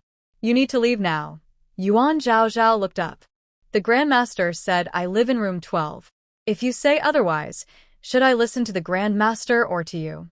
Huan Yu was momentarily stunned. In Tianqiong Academy, of course, the Grand Master was the highest authority. But here, I am the steward. "Of course, you should listen to me," Huan Yu said firmly, holding her head high. "Although the Grand Master arranged the room number, everyone can choose freely once here." Yuan Zhaozhao cut in without hesitation. "Since I can choose freely, why can't I choose room 12? You." Huan Yu was speechless and argued back. Yuan Zhaozhao closed the door. "I will stay here. If Yi Nanin comes to snatch my room again, I will go to the Grand Master to complain, and then spread the news that your Yi family is bullying others because of Princess Wan's favor. I want to see if your Yi family has any shame." Yi Nanin stomped her feet in anger. "Steward Huan Yu, aren't you going to do anything about her?" Huan Yu glanced at her Poison Flame dog. Yuan Zhaozhao was protected by spirit beasts arranged by the Lee family. How could she interfere? Yuan Jinjin stood on the second floor, looking down from above. "Everyone, my sister is the future young mistress of the Lee family. Please don't argue with her." Yuan Zhaozhao remembered the woman standing beside Yi Nanin, Zhou Rulan, the daughter of the Zhou family. She wasn't sure exactly whose daughter she was. "My biological parents ignore me, so what about her?" she thought. It seemed that the Zhou family not only didn't want to care for her, but even hated her very much. After all, Zhou Hongxiao, once a talented girl from the Zhou family, married Yuan Sun and only had her as a child. This made it even harder for other women in the Zhou family to find good husbands. For women of the Zhou family, this might not be a bad thing. But for the Zhou family, it was definitely a problem. It was said that the Zhou family had once considered sending a girl to the palace, but the emperor refused. Now, because of Yuan, the Yi family was gaining power and seemed likely to surpass the Zhou family. The Zhou family hated her even more. Tao Xiang eagerly approached, Mississippi. Tears suddenly streamed down her face. don't be sad. "You still have me. Tao Xiang will follow you to the end." "No need, no need." Yuan Zhaozhao pulled her aside. "Tao Xiang, remember, no matter what we do, the most important thing is to stay alive. Staying alive is the priority. Same goes for you." Yuan Zhaozhao looked at Fei Fei and Diao Er. "If you can't fight, don't force it. Run first." At this moment, Di Ting Pei Xiang sounded. "Zhaozhao, have you settled everything?" Lee Shien voice came. "Yes, everything is settled." Yuan Zhaozhao replied. "Did you encounter any trouble?" he asked. Yuan Zhaozhao chuckled softly. "All problems are solved." On the other side, he sighed. "Xian, you will come tomorrow. With her here, there will be fewer troubles." He paused. "Zhaozhao, you need to be careful." "Don't worry, I have 800 tricks up my sleeve," Yuan Zhaozhao hummed. She was indeed a waste, but she knew how to use tricks and stir up trouble. "At noon, I'll wait for you at the archway. Let's go eat together, okay?" Li Xianjun looked at the silent Di Ting Pei and chuckled helplessly. 800 tricks. Outside the room, although everyone's footsteps were hurried and chaotic, they all headed in the same direction. But one person was going the opposite way. Yuan Zhaozhao stood up. Tao Xiang, it's time for lunch. Tao Xiang carried Fei Fei. Coming. Just as they reached the door, there was a knock. Tao Xiang looked puzzled and opened the door. Miss Zhou. Standing outside was Zhou Rulin. She timidly peeked behind Tao Xiang. Zhao Zhao, sister. Zhao Zhao stepped forward and Zhou Rulin smiled, saying, Sister Zhao Zhao, this is your first time at Skydome Academy. You must not be familiar with it. Let me take you to eat. Okay, Zhao Zhao happily agreed. Let's go. Seeing her agree, Zhou Rulin immediately came closer and put her arm around Zhao Zhao's. Sister Zhao Zhao, I've only heard your name before. This is the first time I've seen you in person. Our family's girls are all beautiful, and you are too. Zhao Zhao touched her face. Am I beautiful? Zhou Rulin nodded confidently. Of course. You're much prettier than Yuan Jinjin and Yi Nanin. Zhao Zhao just smiled silently. Her appearance was decent, but Yuan Jinjin and Yi Nanin each had their own charm. It's hard to say who is more beautiful, but Zhou Rulin was so sure. Zhao Zhao knew she wasn't being sincere. She was just flattering her. She had her own motives. Teacher Li, Teacher Li, Teacher Li. Li Xianjing stood outside the palace, passing by the beast tamers who all nodded and greeted him. When Yuan Jinjin walked past him, her face showed some displeasure. They were both engaged, and Li Xianjing knew she was waiting here for Zhao Zhao to go eat together.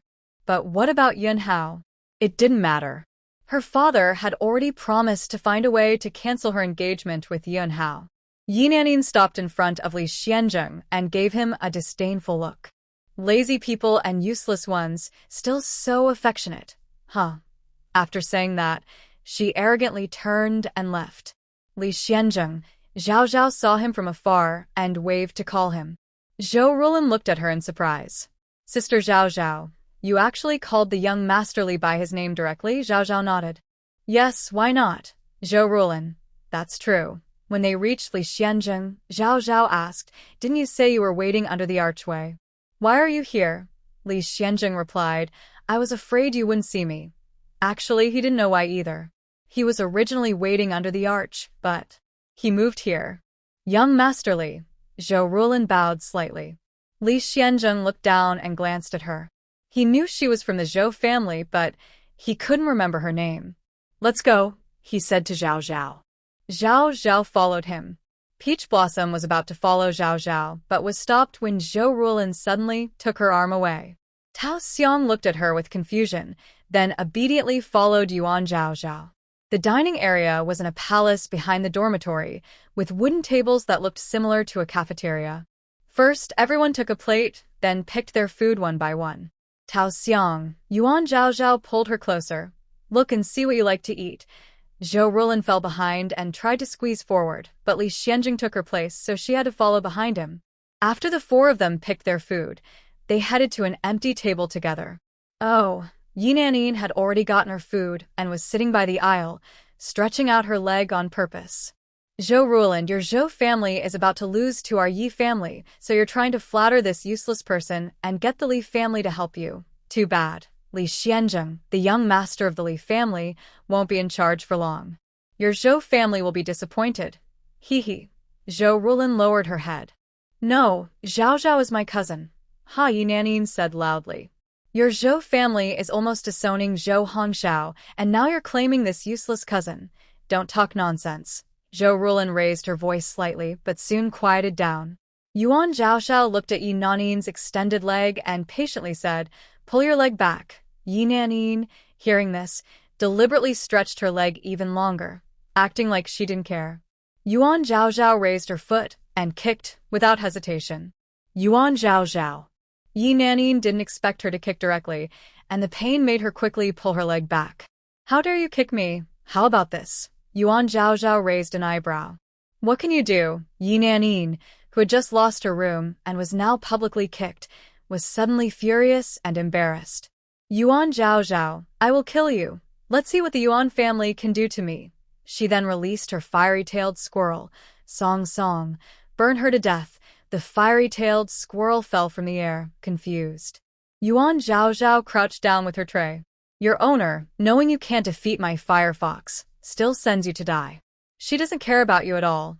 You're so unlucky to follow such an owner. The fiery-tailed squirrel's fur was all singed, and it looked both funny and pitiful. After hearing Yuan Zhao's words, its front limbs hugged its head and said, I want to go back. The squirrel's figure flickered and disappeared in front of Yuan Zhao in an instant. Good for nothing. Useless. Yi Nanin stomped her feet in anger. Su Rongrong, Lin Qiaoyu, Xinshu, Wei Shui. Aren't you going to help? Do you not want to get along with my Yi families? The several women sitting beside Yi Nanin looked at each other.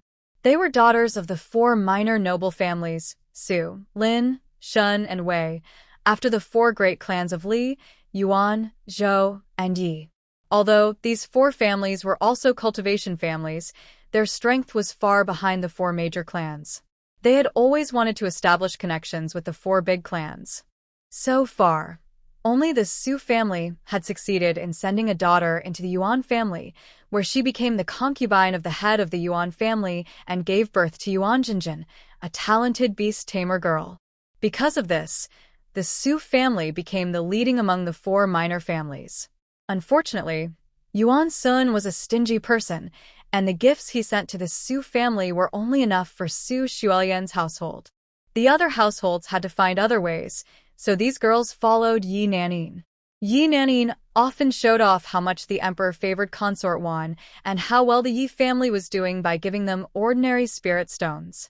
Now, Yi Nanin wanted them to take action. Although they felt embarrassed, they still released their spirit beasts. A sparrow, a rabbit, a centipede, and a bird. Fei looked stunned.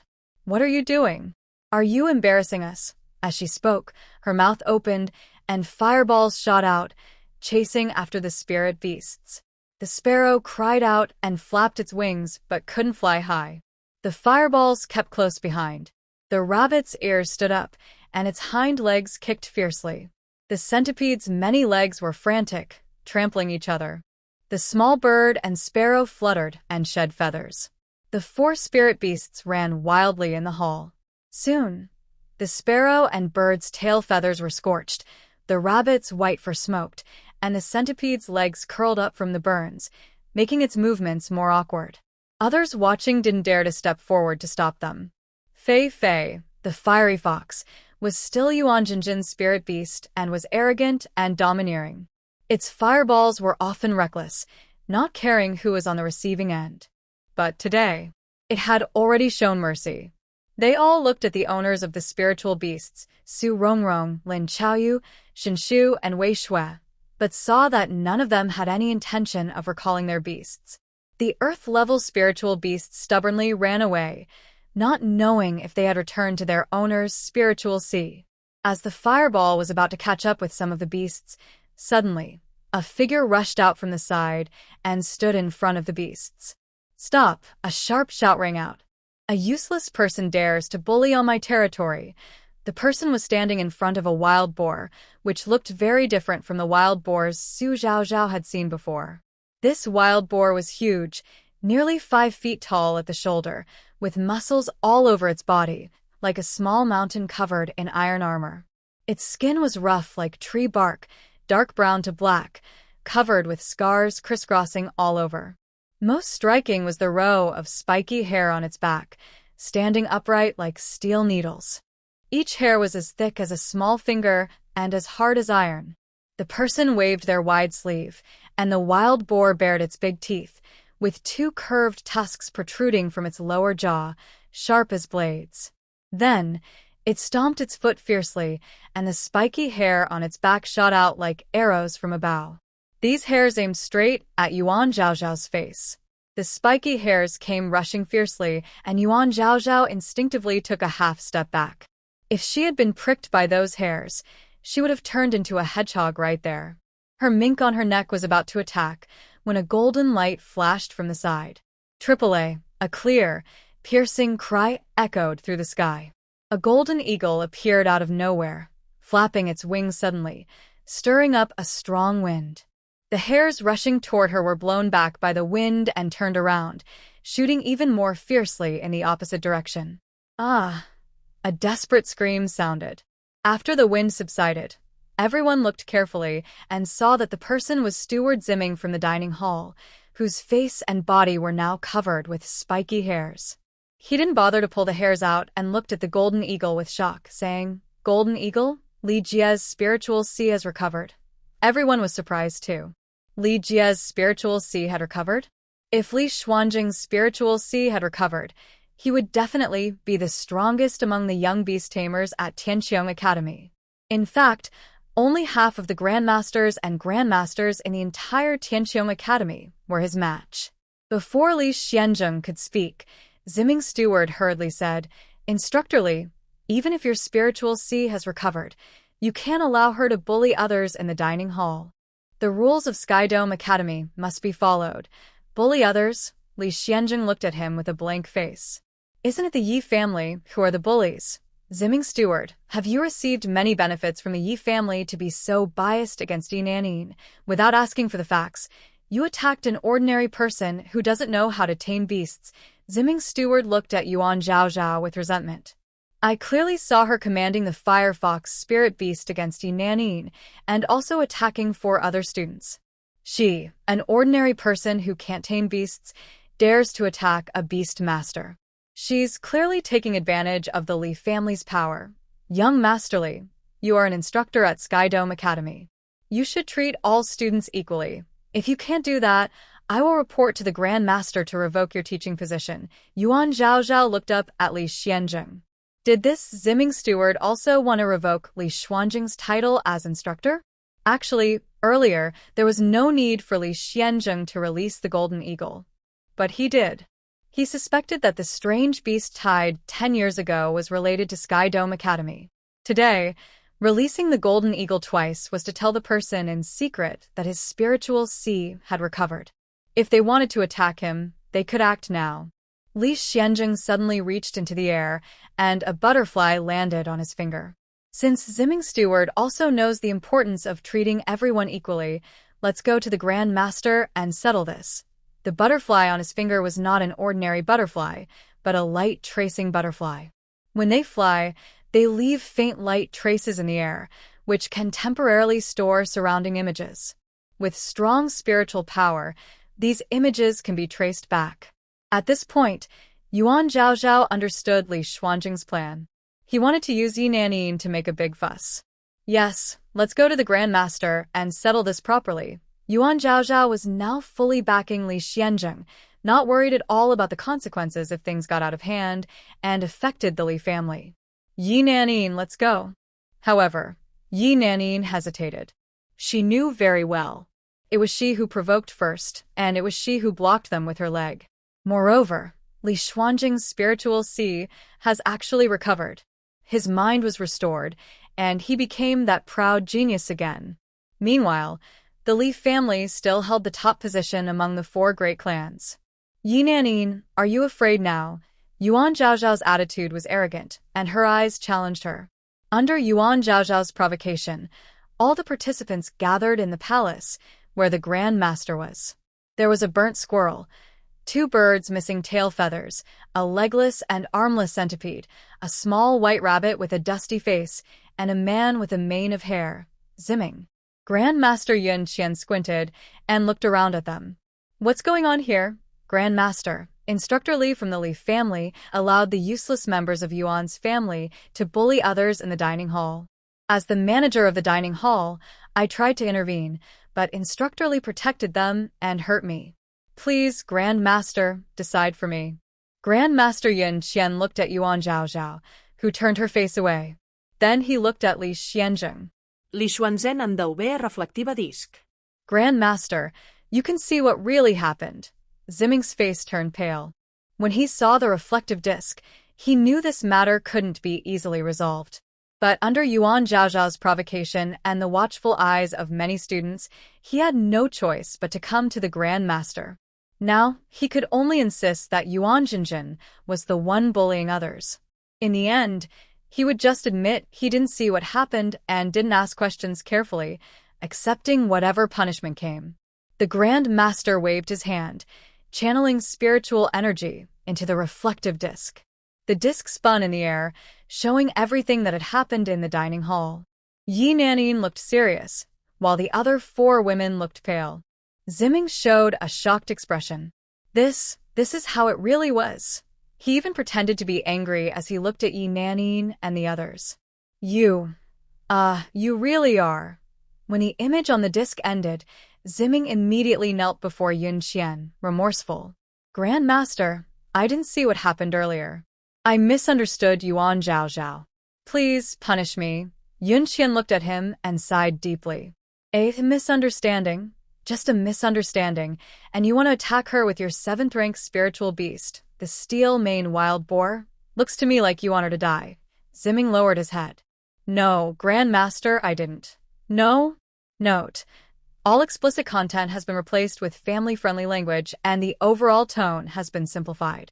Cloud Yen slowly turned around and said, You've been managing the dining hall for 20 years, handling countless disputes. Have you ever made such a big move?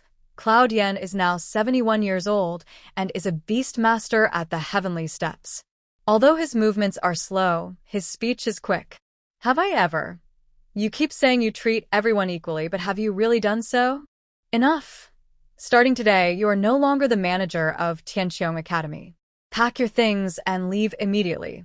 Grand Master? Ziming looked up in disbelief. The Grand Master is asking him to leave?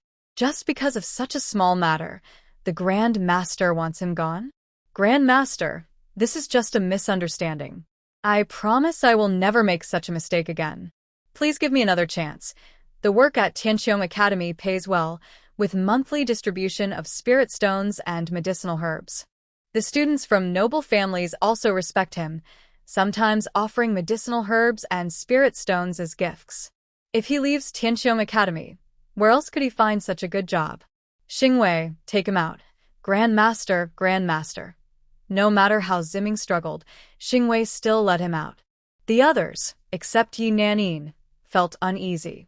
If the Grand Master also drives them out of Tianqiong Academy. Cloud Yen looked at Yi Nanin and the others. Do any of you have something to say? Su Rongrong and the others immediately reflected. Grand Master, we were wrong. Yi Nanin held her head high, unwilling to bow her head. We were wrong.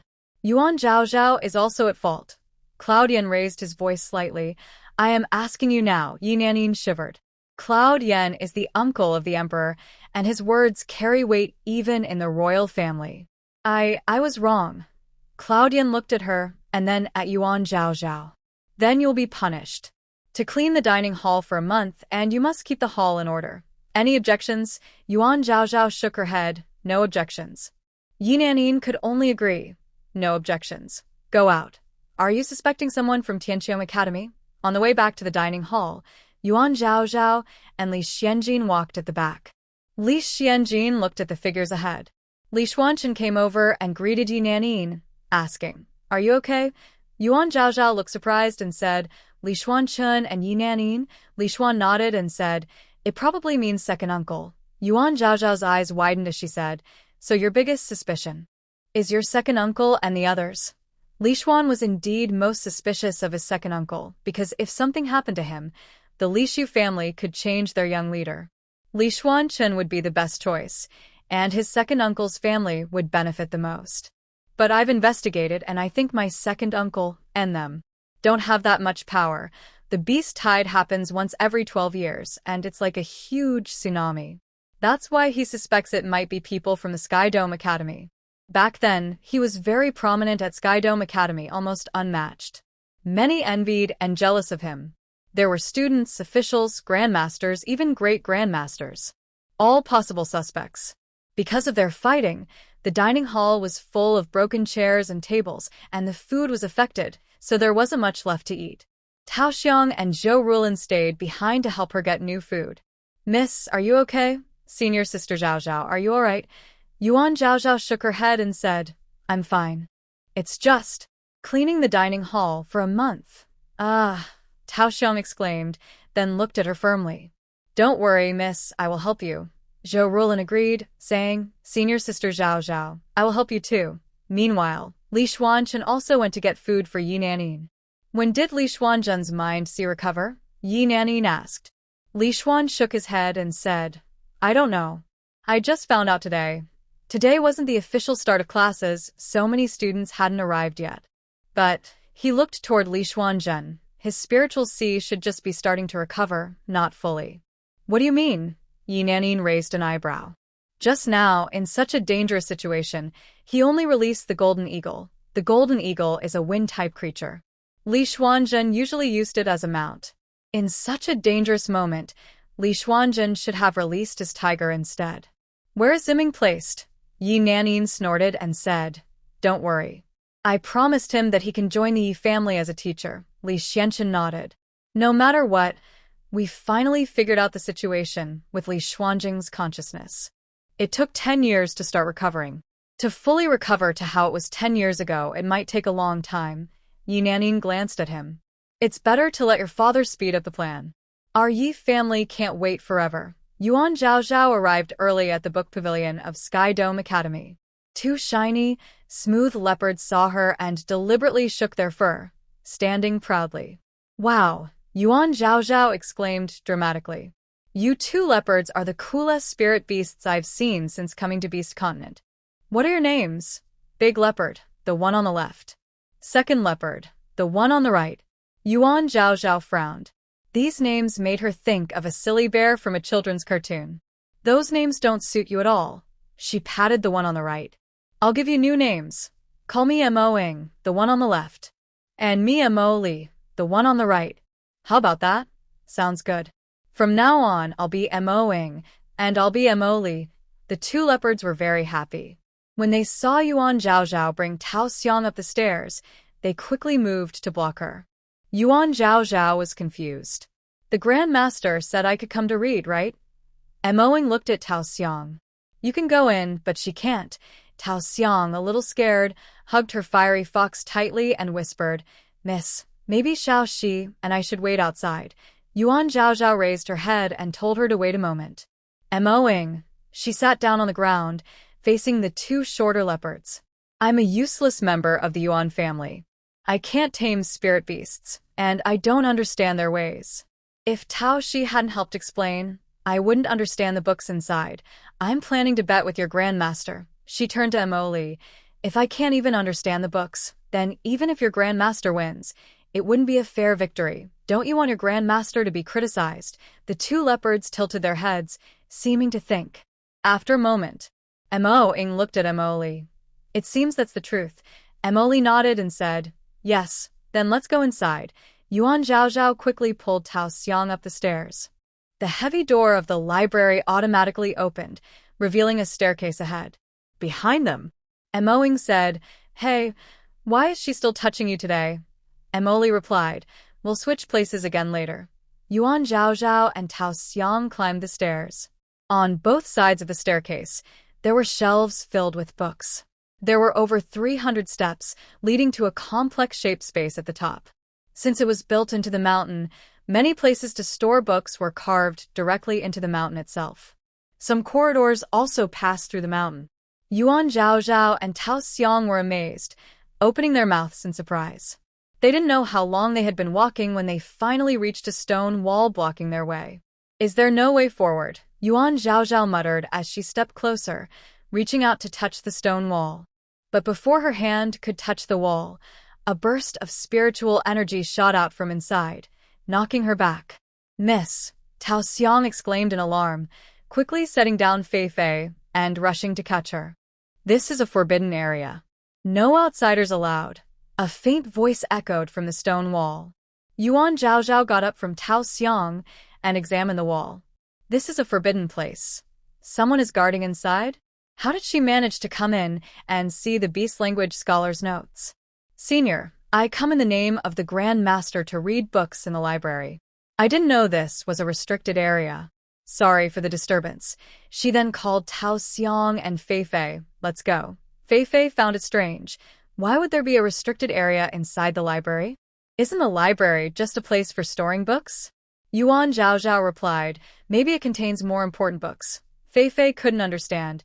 Even the most important books are meant for people to read, right? Fei Fei is right, Yuan Zhaozhao agreed.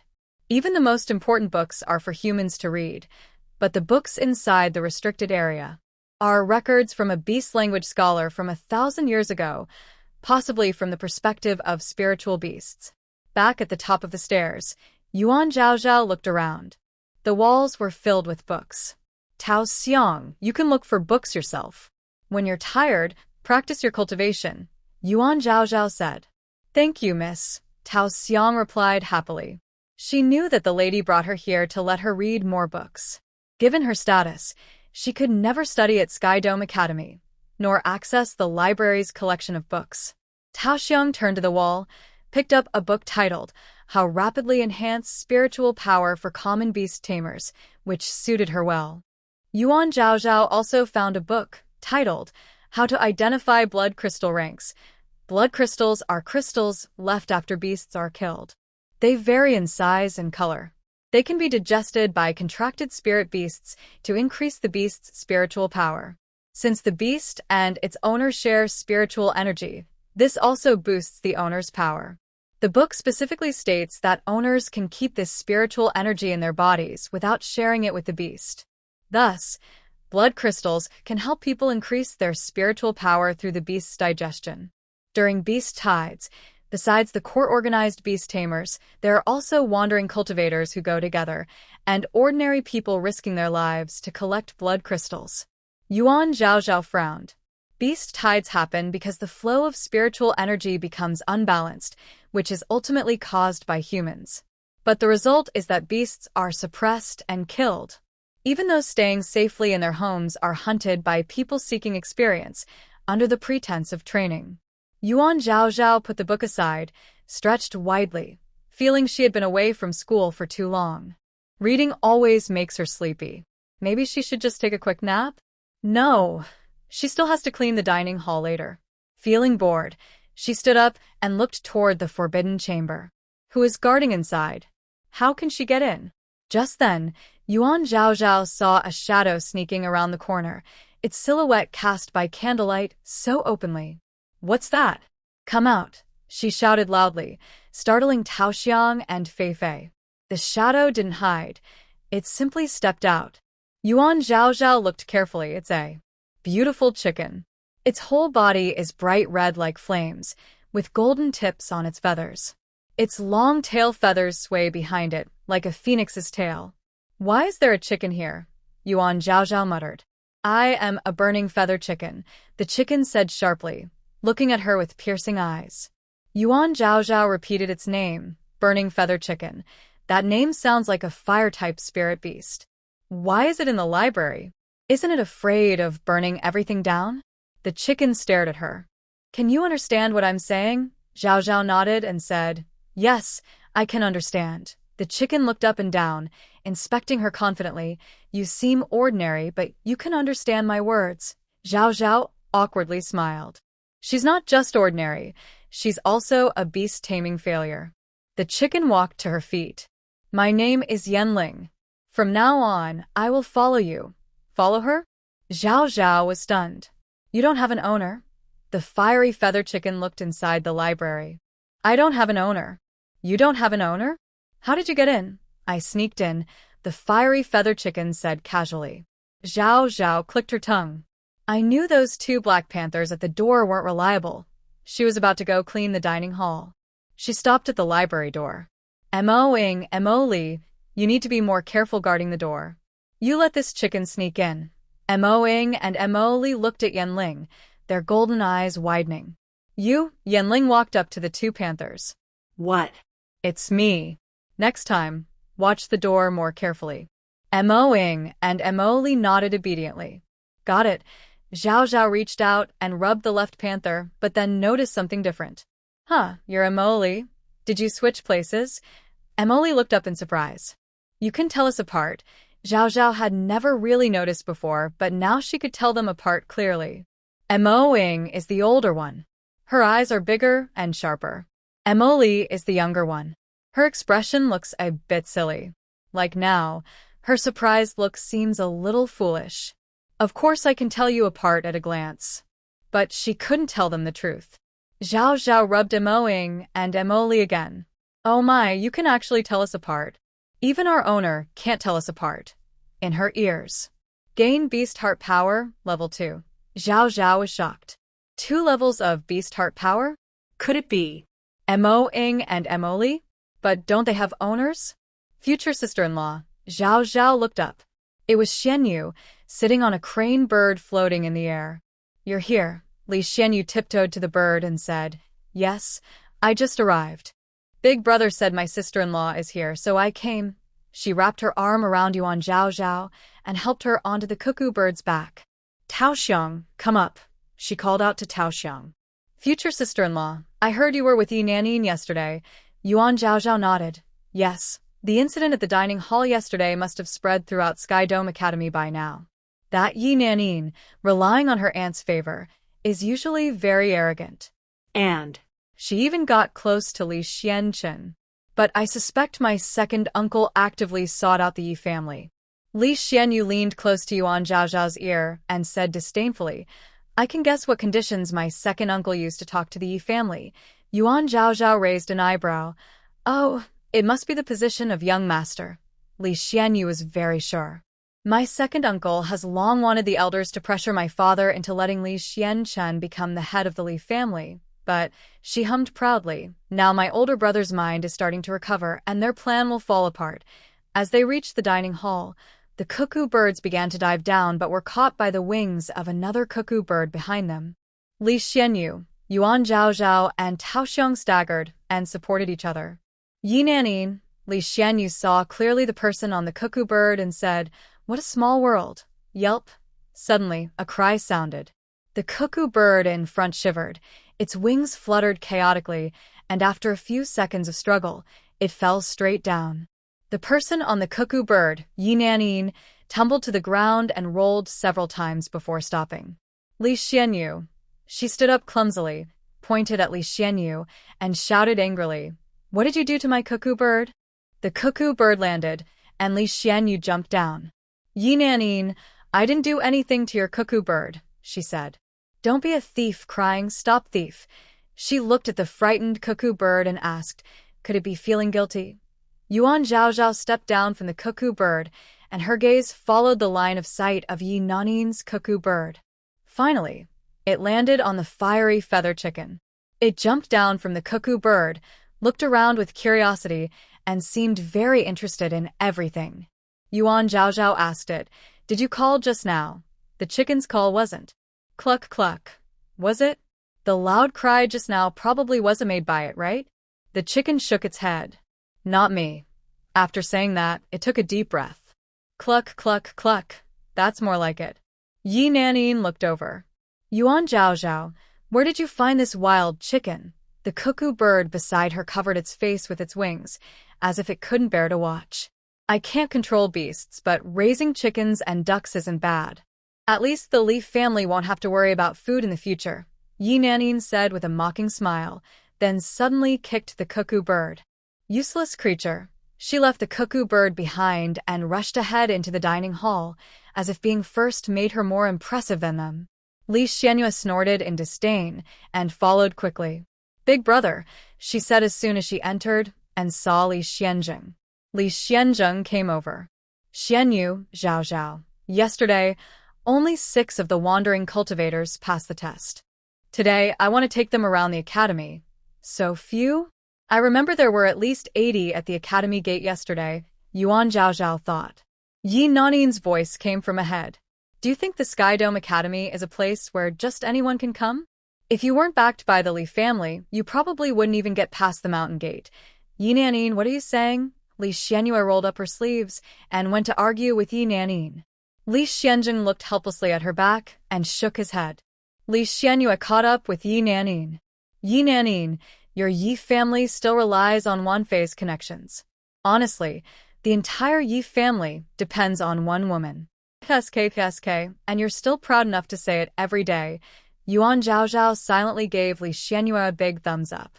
Her words really hit the mark. Yi Nanin immediately lost her composure. Lee Shien, what are you talking about? Oh, seeing you like that, I know I'm right, Lee Shien said proudly. Lee Shien, what are you doing? Li Xuanchen's voice called out. Li Xianyue didn't hold back. Li Xianchen, are you trying to protect the Yi family? Do you want to become a son-in-law for them? Li Xianzheng and Yuan Zhaozhao left the dining hall. Did you find anything interesting at the library today? Li Xian frowned and said, I've never heard of anyone guarding the forbidden chamber. The fiery chicken was wandering near Yuan Zhaozhao. What's that? A fiery chicken that sneaked into the book storage. Li Xian glanced at the fiery chicken but didn't pay much attention. Zhaozhao, since you went to the book storage, look around the books there. As for the forbidden chamber, don't try to force your way in. Yuan Zhaozhao suddenly remembered. Oh right, I gained 2 more beast heart powers. That's great. Neither of them noticed the surprised look in the fiery chicken's eyes. Senior Sister Zhaozhao. Zhou Rulin ran out from outside the hall and rushed toward Yuan Zhaozhao. Senior Sister Zhaozhao, are you okay? She looked her over with concern. Yuan Zhaozhao found it strange. Why does my cousin think I might be in trouble? Zhou Rulin paused.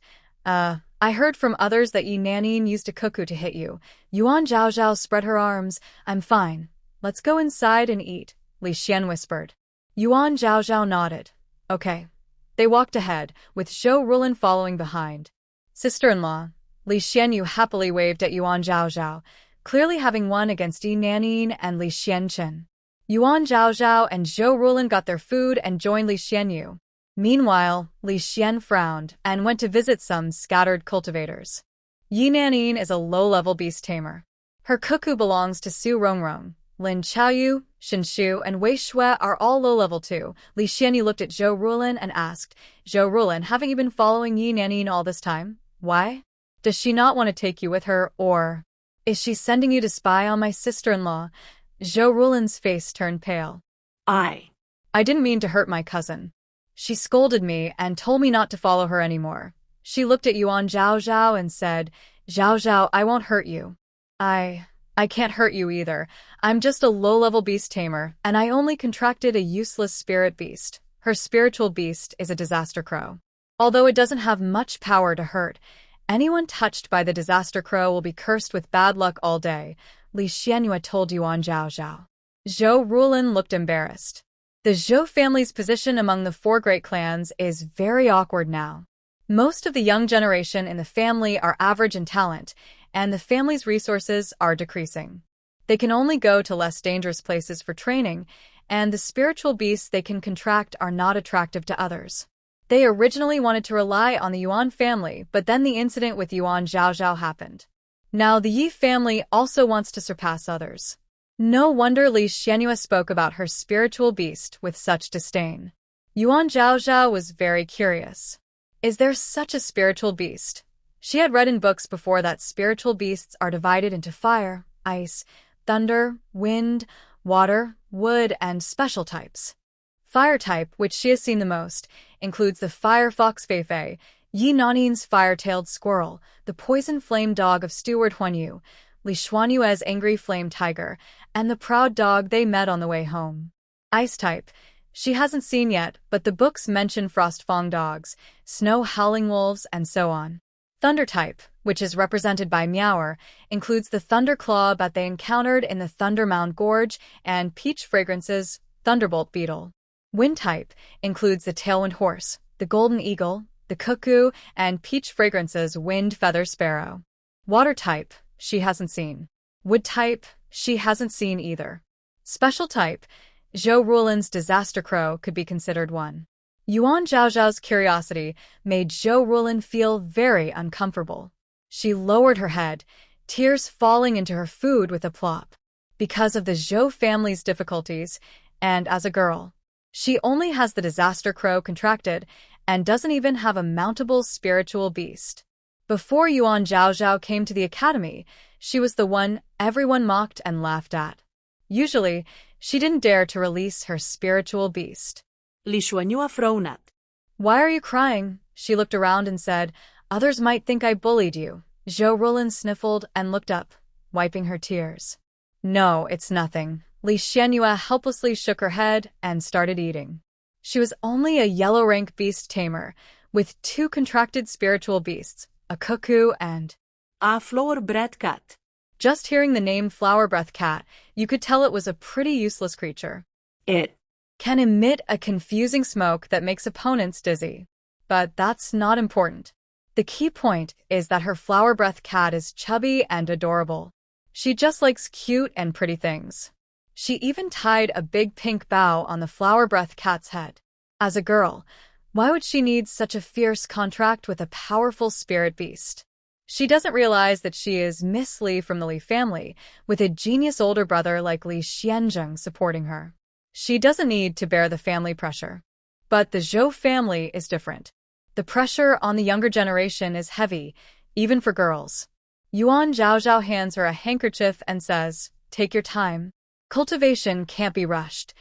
She doesn't understand the training of spirit masters, but it should be similar to studying and taking exams in her world. Some people are naturally talented. Even if they play every day, their grades stay high. Others study hard every day but can't remember what they've learned. Their grades stay steady, and they can't improve no matter what. Talented people look down on rote memorization, and those who memorize hard think it's unfair. Some come from wealthy families, and even if they perform poorly, they are not worried. But studying really can't be rushed. It takes daily effort, building a good foundation and slowly improving. Zhou Rulin takes the handkerchief. Yuan Zhao speaks casually, saying, "Take your time. How slow should you go? How can you not be anxious?" Tianqiong Academy has started classes, followed by repeated training, competitions, rankings, and then the annual Beast Tide. After the Beast Tide, there is the 4-yearly Spirit Master Competition in Yunlin Country. Next spring, there will be the Spirit Master Competitions for 4 countries. After the 4 countries' Spirit Master Competition, Tianqiong Academy begins again with training, competitions, and rankings. Zhou Rulin's forehead sweats. Just thinking about it makes her feel suffocated. The Zhou family cares a lot about this 4-yearly Spirit Master Competition in Yunlin Country. If the young Spirit Masters from the Zhou family lose, it will affect their ranking. Yuan Zhao picks at her food but keeps looking around. Today, more people have arrived, many of whom she doesn't recognize. A few men gather together, releasing their spirit beasts and showing off to each other. I finally reached the yellow rank. I contracted a thorn deer, the thorn deer proudly lifted its head and glanced sideways at its owner with disdain. Why did I make a contract with such a thing? It shook the horns on its head. When you're drunk, you hang your clothes on my horns. I remember this grudge. Besides the thorn deer, there are also an owl, a snake, and a large turtle. They knocked over food and soup, making a mess everywhere. Yuan Zhao, I'll clean this side. You clean that side. Yi Nanin stood up and assigned the mess caused by the spiritual beasts to Yuan Zhao. Lee Shien suddenly slammed her chopsticks down. Yi Nanin, do you have no shame? Yuan Zhao grabbed her. Yi Nanin, if you clean that side, then from now on, you keep cleaning that side, and don't switch. Yi Nanin looked at the area with a frown, showing disgust. Fine, I'll just keep cleaning this side. Yi Nanin's side was easy to clean. She led 4 followers and finished quickly. Before leaving, she glanced at Zhou Rulin. Zhou Rulin, are you still here helping? She's useless and doesn't need to attend classes. You still need to go, Zhou Rulin muttered and stood up. Today, aren't the classes supposed to start? Did you forget? Before classes begin, the Star Radiance Master tests our spiritual power, Yi Nanin reminded her. Aren't you leaving? Zhou Rulin looked at Yuan Zhao. Zhao, Go ahead. Zhou Rulin put down her things and followed Yi Nanin. Watching their figures, Lee Shien leaned over. Sister-in-law, that Zhou Rulin isn't trustworthy. Before you came, she was the most obedient person around Yi Nanin. I feel like she's following you because Yi Nanin wants her to. Sister-in-law, you need to be careful. I'm back. Yuan Zhao returned with 2 boiled chicken legs, 1 in each hand, feeding them to Mo Ing and Mo Lee. I brought some delicious food for you. The cooks in the dining hall's kitchen were often bullied by Zimming. Now that Zimming has left, the cooks specifically saved 2 chicken legs for her. They only gave them to her after Yi Nanin and the others left.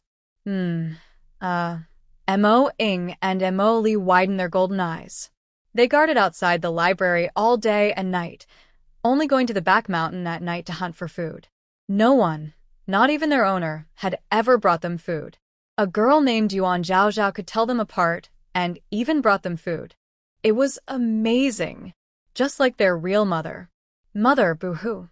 Mo Ying and Mo Li quickly ate the chicken leg and then snuggled into Yuan Zhaozhao's arms, crying softly.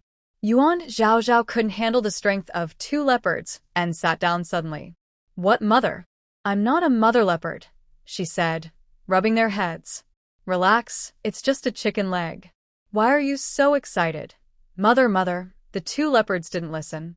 They pushed their heads into her arms. Yuan Zhaozhao comforted them for a long time until they calmed down. She sat in the middle of Mo Ying and Mo Li, who leaned on her shoulders.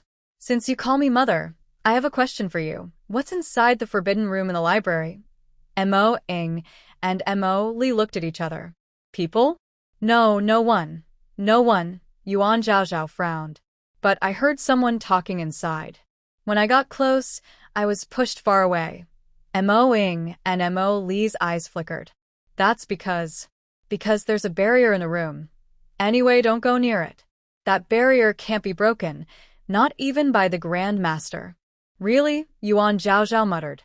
I also heard someone talking inside. Mo Ying and Mo Li's eyes flickered again. Some barriers are guarded by spiritual beasts. A fiery chicken clucked as it walked by, glancing at the 2 leopards. They're just guards, they don't understand anything. Mo Ying and Mo Li's mouths twitched. I see. Yuan Zhaozhao stood up. Alright, I won't talk to you anymore. I'm going to read a book. She stood in front of the stone wall of the forbidden room, guarded by spiritual beasts. Hello, she said loudly friendly. My name is Yuan Zhaozhao. I've been reading in the library recently. If you're bored, you can talk to me. The fiery feathered chicken stood beside her, looking up at the stone wall. Hello, are you there? There was no response from the other side of the wall. Yuan Zhaozhao felt a bit discouraged. Could it be a shy spirit beast? The fiery feathered chicken replied, maybe it just doesn't want to talk to you. Yuan Zhaozhao lowered her head. At that moment, the barrier outside the stone wall flickered slightly. Yuan Zhaozhao looked up and saw something seemingly about to break free from the wall. With a sudden, biayu sound, what was inside transformed into a solid form and fell in front of her. She picked it up and saw it was a book titled, How Spirit Beasts Cultivate Spiritual Power. Spirit beasts can also cultivate spiritual power? Yuan Zhaozhao found a seat and began to read carefully. The way spirit beasts cultivate spiritual power is very different from beast tamers. The core is resonance with spirit beasts. However, the principle of sharing spiritual energy circulation is the same as that of beast tamers. There are only 3 levels of cultivation for spirit beasts: Tongyi, Yuhuan, and Guthyuan. Tongyi means understanding the language of spirit beasts and communicating with them. Yuhuan involves syncing with the spirit beast's consciousness, sharing their senses, and temporarily gaining some of their abilities. Guthyuan is returning to the natural state, achieving harmony with all creatures of heaven and earth, with no need for contracts to command spirits. Yuan Zhaozhao continued reading. After awakening the power of the beast's heart, one can cultivate the 10,000 beast spirit calling technique and open the spiritual sea. In the future, with the voluntary cooperation of spirit beasts, she can improve her spiritual power together with them. Forget it, I'll try first. Yuan Zhaozhao sat cross-legged and murmured, use beasts as a bridge, connect with the spirit of heaven and earth, with the heart as a guide, command the souls of 10,000 beasts. Fierce Fox Feifei didn't know when she had sat down beside her. Its red fur moved without wind, and strands of red spiritual silk emerged from its body, winding around Yuan Zhaozhao. Meanwhile, outside the door, Mo Ying Mo Li also sensed something. It growled softly, and its spiritual power turned into dark blue silk, slipping through the crack of the library door and silently wrapping around Yuan Zhaozhao's hem. Even the Zhao frog from Yuan's family sensed it. Its spiritual silk was faint red, wandering for a long time before reaching Tianqiong Academy. Different spiritual silks felt different. The conflicting sensations made Yuan Zhaozhao tremble all over. She could clearly feel these spiritual silks trying to probe into her meridians. They moved through all parts of her body and finally gathered in her dantian. But suddenly they stopped. The red silk of her spirit trembled slightly, as if hitting an invisible barrier, then slowly withdrew, peeling away from Yuan Zhaozhao's body little by little. The spirit silk of the two leopards was the same. The dark blue silk retracted back outside the door. Yuan Zhaozhao was confused. The fiery fox, Fei Fei, also looked at her with a puzzled expression. "What's going on?" Yuan Zhaozhao whispered to herself. She was unwilling and picked up the book again. She hadn't resisted at all just now. She carefully examined the contents of the book and finally found a small line of text. Opening the spiritual sea requires the help of at least 10 spirit beasts' spiritual power. Yuan Zhaozhao pouted. Why didn't they write this important part in bigger words? 10 spirit beasts. She thought she only had 4 spirit silks just now. That's not enough at all. She put the book into her bracelet. It seems she can't rush. She has to take it slow. The nearby fiery feather chicken saw this and clicked its beak in frustration. In the next second, it nervously pointed its wing at the stone wall ahead. Oh my gosh, look! Yuan Zhaozhao looked in the direction of the fiery feather chicken's wing. When she looked up, something from the stone wall suddenly hit her on the head. She cried out in pain, picked up the object, and found another book titled, How to Obtain the Power of the Beast's Heart. Huh. Strange. Inside this barrier, the people or spirit beast seem to know what she desires. Sure enough, someone like her, burdened with the heavy responsibility of saving the beast continent, would have some unexpected encounters. She secretly felt proud and bowed deeply to the stone wall. Thank you, Senior, for the gift. To gain the power of the beast's heart, it turns out she needs to fulfill the deepest emotional needs of the spirit beasts. Yuan Zhaozhao recalled that Fei Fei was. Because Yuan Jinjin had the idea of abandoning it, so she wanted to break the contract with Yuan Jinjin. Later, after the contract was broken, she gained the power of the beast's heart. The boiling claw frog was given burn ointment by her. Mo Lee ate a chicken leg. Compared to them, Mo Lee was indeed unreliable. It trusted her just by eating something she gave. But they guarded the library day and night, and eating and drinking were truly their lowest needs. To gain more of the beast's power, she needed to address the emotional needs of the spiritual beasts. However, Lee Shien had warned her not to let others discover that she could understand beast language. So, what should she do? The back mountain of Skydome Academy is home to many wild animals. You can try there, said the fiery rooster as it paced beside her. Yuan Zhaozhao instinctively asked, Did you escape from there? That place can't hold me, the fiery rooster said proudly, lifting its chin with a disdainful look. Yuan Zhaozhao helplessly rubbed its comb. You're the best. The fiery rooster puffed up its chest and raised its tail feathers proudly. At night, Yuan Zhaozhao quietly left her room, with Tao Xiang and Fei Fei staying behind to cover for her. She brought a long meow air. Just as she was about to sneak out of the sleeping hall, she saw Huanyu guarding the door, playing with a jade slip. This dorm supervisor was quite responsible. Yuan Zhaozhao was thinking about how to avoid her when she saw the fiery rooster run out and dash toward Huanyu. It suddenly took off into the air a few steps away from Huanyu, spread its wings, and tried to cover her head with its wings. Ow! Huanyu cried out in pain. Yuan Zhaozhao also raised her eyebrows, noticing how painful it looked. What is that?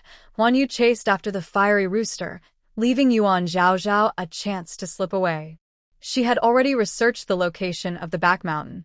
She went around from the library, climbing the cloud ladder.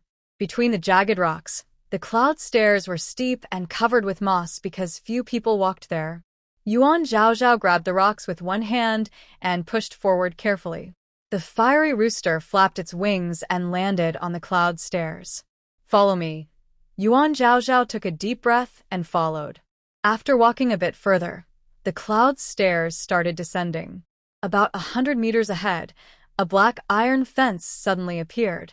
Open it. The fiery rooster turned and signaled Yuan Zhaozhao with its small eyes. Yuan Zhaozhao stepped forward and pushed the fence hard. Squeak. Inside, the light was dim, and dozens of stone chambers were carved into the side walls, each only about 3 to 5 square meters. Hearing the noise, the stone chambers suddenly lit up with glowing eyes, some red, some green, some gold, like ghost fires suddenly ignited. A cool breeze blew, and Yuan Zhaozhao couldn't help but shiver. Who's there? It's a young girl. Why is she here so late? I wish she could come and brush my fur. Can she hear me singing? Does she think the patterns on my shell are the most beautiful on the beast continent? I really want to find a wife. Anyone, please don't disturb me while I weave my web. I didn't fly enough today. Yuan Zhaozhao listened to these words. Could these be their emotional needs? Let's try to understand. Yuan Zhaozhao followed the sound and found the rabbit that wanted to be groomed.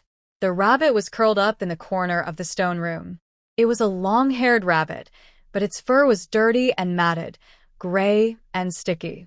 Its ears drooped, and its ruby-like eyes looked a bit sad. Yuan Zhaozhao took out a comb from her bracelet.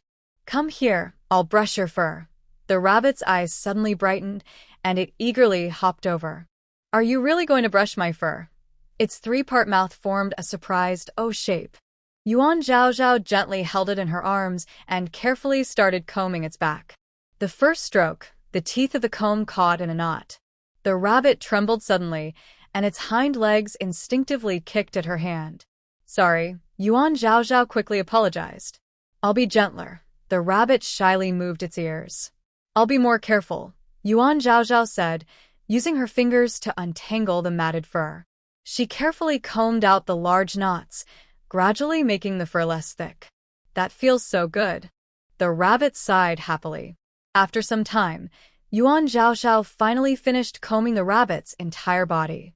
Her arms ached, and sweat covered her forehead. The rabbit's nose twitched rapidly, then it suddenly turned and rubbed its head against the comb, as if showing affection. A warm golden glow appeared from the rabbit's chest, transforming into a stream that flowed into Yuan Zhaozhao's chest. Gain the power of the beast heart 1.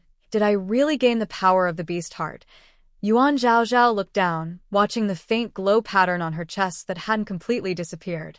She looked around. There were so many beasts here.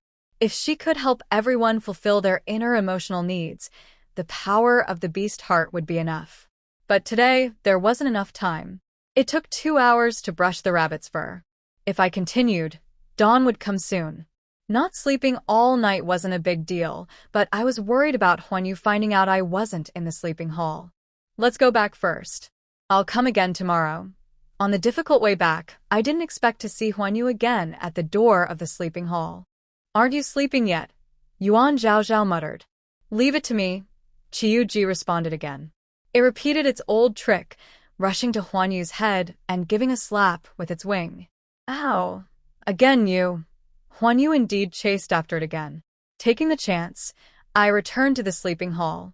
Huanyu, with messy hair, stormed into the room. Yuan Zhaozhao, come out. Yuan Zhaozhao, come out now. Her voice was loud and thunderous. Yuan Zhaozhao slowly opened the door, with messy hair yawning. Huanyu, what's wrong with you? At her feet, Qiuji drooped its eyes, looking like it had just woken up. You. Huanyu looked at Yuan Zhaozhao. She looked down at Qiuji. Yuan Zhaozhao tilted her head. Huanyu, what's going on? The chicken you raised just pecked at me, Huanyu said, but clearly lacked confidence. Yuan Zhaozhao looked down. But my chicken has been in my room all along. She raised her head. Huanyu, maybe you saw it wrong. Huanyu was unsure. Yuan Zhaozhao cleared her throat. Huanyu, they say people look alike, and so do chickens. How can you be sure that the chicken pecking at you is my chicken? Huanyu also got anxious. Well, you keep chickens. Just because I raise chickens, you think the one pecking at you is my chicken? Huanyu, your judgment is too hasty. Maybe it's a stray chicken wandering from somewhere else. Qiuji lowered its head, holding back a laugh. Huanyu, being pecked by a chicken and raising chickens yourself, it's normal to doubt, Yi Nanin said, adjusting her coat. Really, at this late hour, waking us up just for a chicken. This is the sleeping hall, not a chicken coop. Su Rongrong wrinkled her nose. It stinks to high heaven. The fiery feathered chicken squinted at her with sharp eyes. That's right. Manager Huan Yu, you really need to take care of this. If everyone were like her, would there still be room in this palace? Shinshu agreed. This is our shared palace, not just yours. Wei Shui also spoke. Since they were friends with Yi Nanin, they naturally wanted to support her. Others didn't mind much. As beast tamers, they were used to having spirit beasts around. These spirit beasts were well-behaved and didn't cause trouble, so it didn't really affect anything. Yi Nanin looked proudly at Yuan Zhaozhao. Such nice words, Yuan Zhaozhao said directly, meeting her gaze. I wonder who was the first to release her fire-tailed squirrel in the palace? Well, if a squirrel can come out, why can't a chicken? Are you discriminating against chickens? Yi Nanin asked. You're all beast tamers, yet you dislike spirit beasts? Yuan Zhaozhao retorted. You're so hypocritical, Yi Nanin scoffed. Our spirit beasts go back into their consciousness at night. If you don't know how to tame beasts and don't have a consciousness, see, they can only wander around. Isn't that causing trouble for others? Yuan Zhaozhao raised an eyebrow. Yuan Zhaozhao, if you're so eager to raise chickens and foxes, why not go to the back mountain to take care of those wild animals? No one will stop you there. Yuan Zhaozhao's eyes widened. Is that allowed? Huanyi listened to Yi Nanin and raised her eyebrows. Yes, at dawn. I will ask the Star Micromaster to send you to the back mountain to take care of those wild animals. Yuan Zhaozhao forced a smile, pretending to resist. I won't go. Then you have no choice, Huanyi said proudly with a smile. All right, everyone go to sleep. Tomorrow is the first day of class, and you can't be late. The Star Micromaster didn't blindly believe everything. During lunch, he found Yuan Zhaozhao. I heard from manager Huan Yu that you want to go to the back mountain to take care of those wild animals? Yuan Zhaozhao's eyes turned, and she thought of an excuse. Yes, I've been reading a lot of beast-taming books in the library. I think I should get more in touch with wild spirit beasts to better understand what's in the books, she said sincerely, looking at the Star Micromaster. Is that okay? The Star Micromaster frowned. It's fine, but those wild animals haven't formed contracts with humans, and their wildness hasn't been tamed. I'm worried they might hurt you. Yuan Zhaozhao shook her head repeatedly. No, I'm not afraid. I have a fire fox with me. Master Xingwei seems to have some concerns. Yuan Zhaozhao quickly said, Master Xingwei, don't worry. If anything happens, young Master Li will come to save me. Master Xingwei looked at her and said, All right. He took out a key. Go from the library to the back. There is an iron fence there that can be opened directly. The barrier there allows people in, but beasts cannot come out. Inside the iron fence on the right side there is a room. Actually, this is better. It prevents those people from bothering you all the time. Yuan Zhaozhao took the key. Yes, living quietly on the back mountain is good, and the library is nearby. Master Xingwei paused for a moment, then hesitated slightly and said, If you don't understand something, you can ask me. Yuan Zhaozhao nodded obediently. Yes, if I have questions, I will definitely ask Master Xingwei. Master Xingwei nodded and turned to leave. Zhaozhao, are you really going to live on the back mountain? Zhou Rulin came over worriedly. You're all alone there. Aren't you afraid? Yuan Zhaozhao shook her head. There's nothing to be afraid of. I'm not scared. She was eager to handle things alone. Big sister, maybe I can go with you, Zhou Rulin offered. Yuan Zhaozhao saw she didn't really want to go. No need. I can manage alone. Zhou Rulin sighed in relief. All right.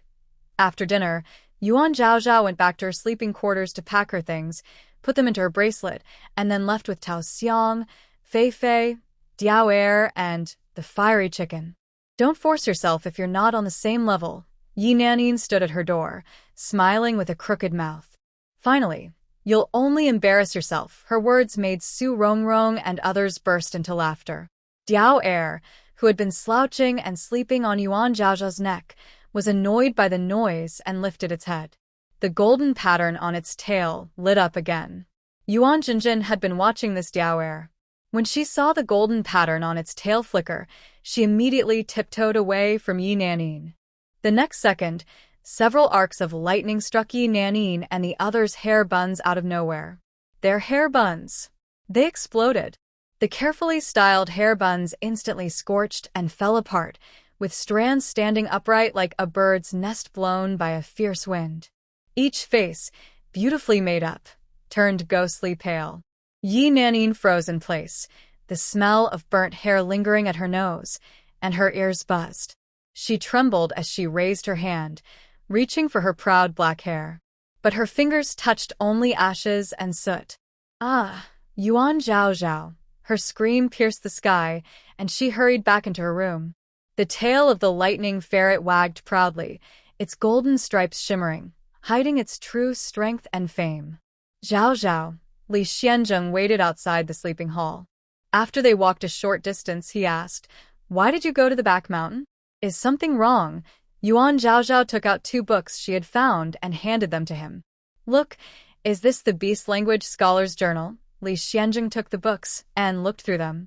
"This seems to be a book passed down among Beast Language scholars from 1,000 years ago, but it's not the scholar's personal journal. But this book is useful for you." He returned the book to Yuan Zhao. She immediately stored it in her bracelet. "That's why I went to the back mountain, to find ways to gather more beast heart power. With that, I can also practice spiritual energy." She glanced at him. "Will you help me tonight?" Lee Shien felt this was quite intimate. His ears turned slightly red. "Okay." Lee Shien followed Yuan Zhao as they entered the back mountain enclosure, and as soon as they stepped inside, he frowned. The air was thick with a dull smell of decayed grass, beast droppings, and rust, like a cage that hadn't been cleaned for a long time, and even the wind couldn't blow away the foul odor. Zhao, this place smells terrible. I think you should go back to the sleeping hall." "It's fine," Yuan Zhao said calmly. "No one has been here for a long time. With wild beasts around, it's normal for there to be a smell." Lee Shien shot her a glance, noticing she looked unaffected, even without covering her nose, and raised an eyebrow slightly. "I'll tidy up a bit later," she said with a smile. She began organizing the messy dry grass on the ground, moving quickly and efficiently, not caring if her sleeves got stained with dirt. Lee Shien watched her busy figure, his gaze flickering. He had seen many beast tamers, even the lowest level ones, who avoided dirt and messes caused by wild animals, let alone cleaning up after them. But Yuan Zhao did it naturally, as if it was just part of her duty. Well, Lee Shien hesitated carefully, not delicate. Yuan Zhao didn't lift her head, but a slight smile appeared at the corner of her mouth. "I usually do these things." Normally, after finishing her research, she would feed the animals and clean the environment. If she was outdoors, she wouldn't need to clean or feed, so she would spend more time with the animals. "What did you say?" Yuan Zhao snapped back to her senses, realizing this wasn't her previous world. She quickly changed her words. "I'm just a useless person." "There's nothing delicate about me." Lee Shien hesitated for a moment. "I'll help you." He went to the fence and set up a barrier. When he returned, he released the angry flame tiger, the swirling armored elephant, and the swift shadow golden eagle. Seeing this display, Yuan Zhao understood what he wanted to do. She opened all the stone chamber doors. "Everyone come out. Let's clean the stone chambers." All the beasts came out of the chambers. When they saw the angry flame tiger, swirling armored elephant, and swift shadow golden eagle outside, no one dared to make a sound. They obediently lined up. The angry flame tiger spat fire into each chamber, burning the messy dry grass and rotten hay into ash. The swirling armored elephant sprayed water into each chamber, washing away the ash. The debris was then collectively washed down the mountain. Finally, the swift shadow golden eagle flapped its wings, and the entire valley smelled fresh again. Yuan Zhao's eyes lit up. Amazing! This was even better than a fully automatic cleaning machine. Lee Shien hesitated to collect the 3 spiritual beasts once the cleaning was done. "Wait!" Yuan Zhao quickly called out. "Wait!" She raised an eyebrow. "Since everything is done, why not help people to the end and send the Buddha off to the west?" Lee Shien hesitated. What was she planning? Yuan Zhao chuckled and called for Tao Xiang. "Tao Xiang, bring the bathing supplies." Tao Xiang obediently brought soap nuts, towels, and a comb. "Miss, here you go." Yuan Zhao held the rabbit she groomed yesterday and placed it under the nose of the swirling armored elephant. Come. The swirling armored elephant helplessly sprayed water from its trunk. It's too big. It's too small. Well, this is about right. The swirling armored elephant looked at Lee Shien hesitantly. Lee Shien nodded at it, and the swirling armored elephant covered its face with its ears in disbelief. The tusk of the whirl shell elephant was used as a spray nozzle. After wetting the rabbit's fur, it was coated with soap nuts, carefully rubbed and cleaned, then rinsed thoroughly. After washing, a cloth was used to wipe off the excess water, and then it was handed over to the next process. The furious flame tiger led the way, with the shadow golden eagle following behind. The shadow golden eagle flapped its wings, while the furious flame tiger cooperated by breathing out flames. The wind passed through the flames, turning into hot air, which was then blown onto the rabbit. Soon, the rabbit's fur dried completely. "Wow, miss, your method really works," Tao Xiang exclaimed happily, lifting the rabbit in front of Yuan Zhaozhao. "Look, the rabbit's fur is dry." Yuan Zhaozhao parted the rabbit's fur and checked the fluff underneath. It was indeed dry. "Tao Xiang, I leave these to you." She pulled Li Xianjing into the house. The house was large, but simply decorated, empty and plain. "How has that black dragon been lately?" Yuan Zhaozhao asked. Li Xianjing pressed his hand to his chest. "It still feels restless every day." People at Tianqiong Academy already knew that his consciousness was slowly recovering, so he simply suppressed the black dragon in the palace, letting them wonder all they wanted. Yuan Zhaozhao looked outside. It seemed about the right time. Just then, Li Xianjing staggered, but he caught himself just in time on a small table nearby. "Are you okay?" Yuan Zhaozhao turned back, helping him sit cross-legged. As he sat down, the cracked sky python slipped out of his consciousness. "That guy is starting again." When Li Xianjing came out of the room, his forehead was covered in sweat, and his legs were trembling. And his spiritual beasts. The whirl shell elephant's nose trembled, the furious flame tiger's forehead had a patch of singed fur, and the shadow golden eagle had lost a few thick feathers under its feet. But those wild beasts all looked completely renewed. "We should go back," Li Xianjing said, recalling his spiritual beasts into his consciousness, dissolving the barrier, and walking out of the back mountain. "Oh, I didn't expect that a useless person from the Yuan family could make our Li family's young master tremble," Li Xianqin said mockingly from the cloud stairs. "Looks like that useless person isn't completely useless. At least, they are good at serving others," he teased freely. Li Xuanjing's eyes turned cold, and his hand shot out mercilessly. He gathered a strand of spiritual power at his fingertips, aiming straight at Li Xuanqin's chest. "The spiritual energy is approaching." Li Xianqin chuckles softly and steps back. A streak of spiritual power brushes past his sleeve and strikes the stone wall behind him. "Young Master Li, your attack is so fierce." Li Xuanqin's eyes reveal a sharp edge. What? "Are you afraid I will take your place?" Li Xianjing snorts coldly. "Li Xianqin, I have never considered you a threat." He releases a golden eagle, leaps into the air, raises an eyebrow slightly, then turns and leaves. Li Xuanqin's eyes sharpen. Does Li Xianjing mean that he shouldn't be messing around without a golden eagle? Watching Li Xianjing and the eagle walk away, he furrows his brows tightly. A few days ago, Li Xianjing was in his room, suffering and struggling with something. He guesses it's related to restoring his spiritual sea, so today he followed Li Xianjing. Li Xianqin heads to the back mountain. Is Li Xianjing working hard to repair his spiritual sea? He clenches his fists slowly. No, he can't let Li Xianjing continue repairing it. If Li Xuanjing's spiritual sea really heals, his position as young master will be lost, and their cooperation with the Yi family will be gone.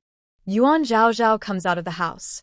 Tao Xiang has already cleaned all the wild beasts. Each one emits a fragrant scent of soapberry.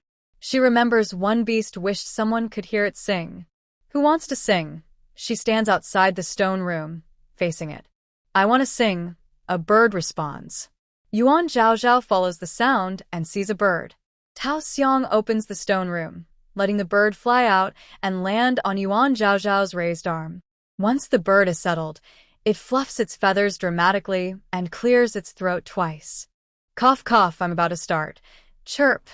It shakes its neck, singing loudly. My feathers are more dazzling than the morning glow. Even the phoenix would bow in admiration. Yuan Zhao Zhao chuckles softly. This bird is quite narcissistic. If you dare say I'm not pretty, I'll peck your head bald tonight.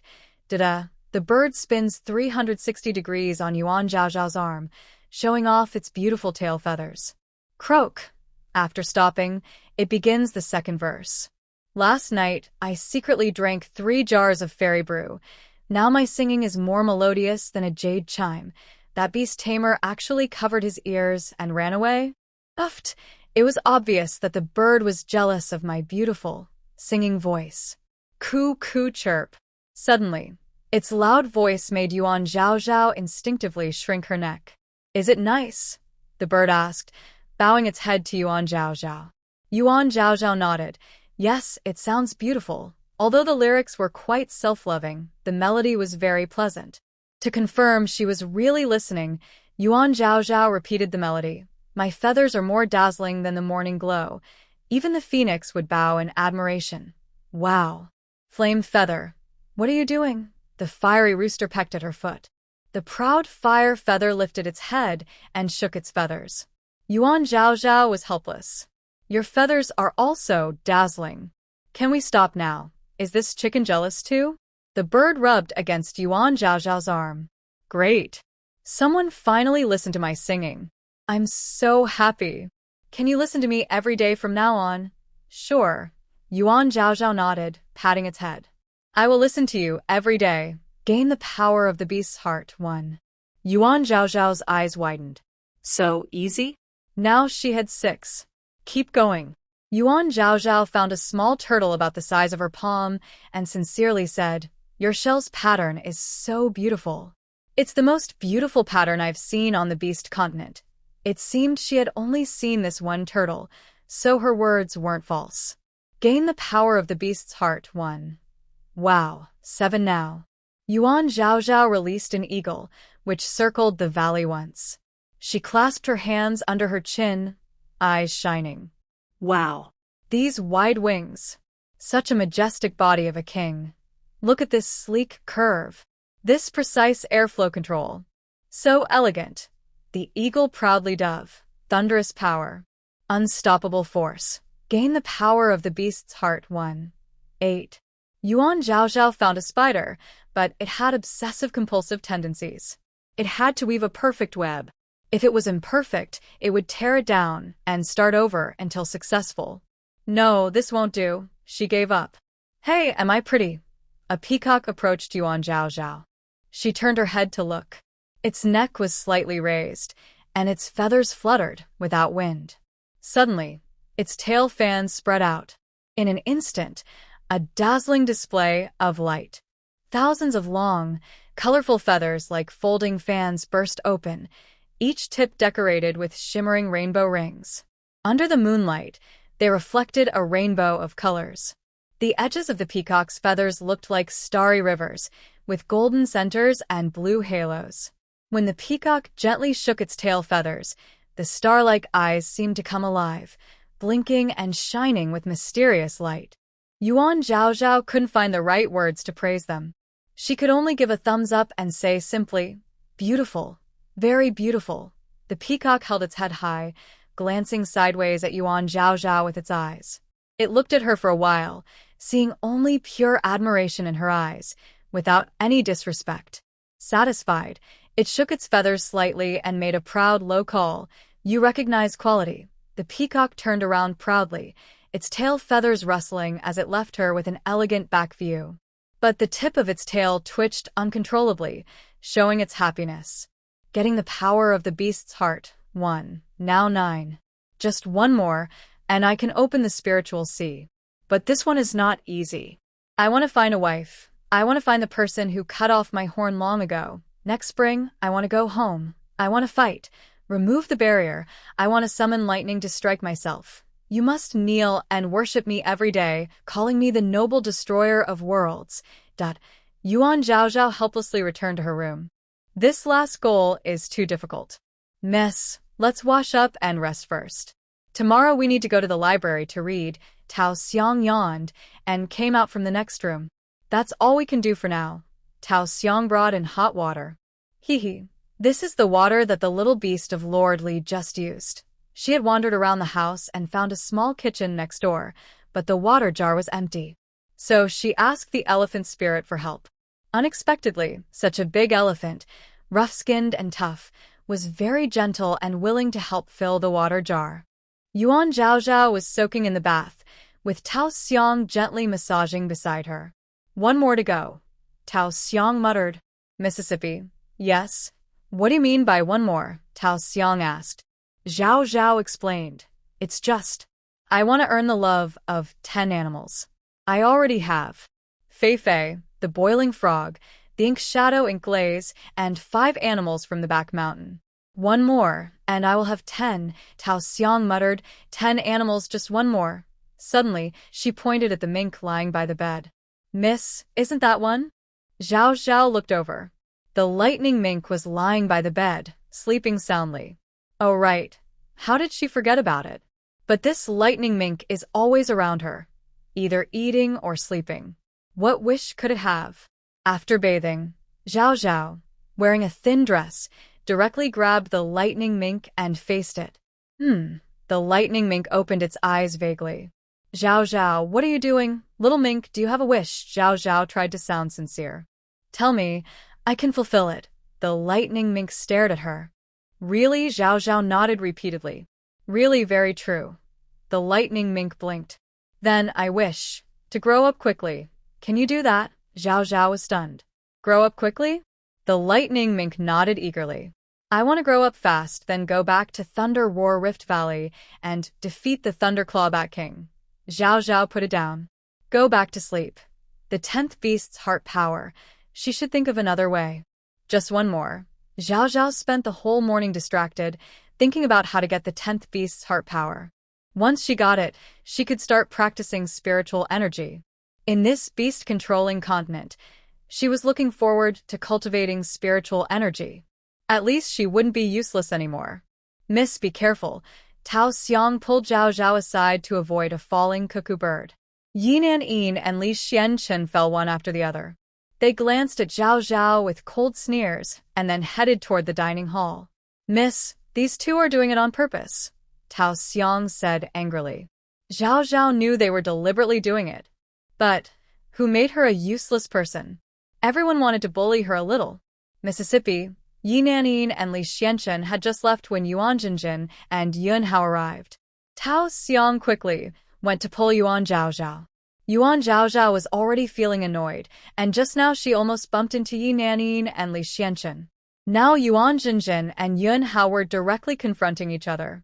Yuan Jinjin's cuckoo bird brushed past Yuan Zhaozhao's body and fell down.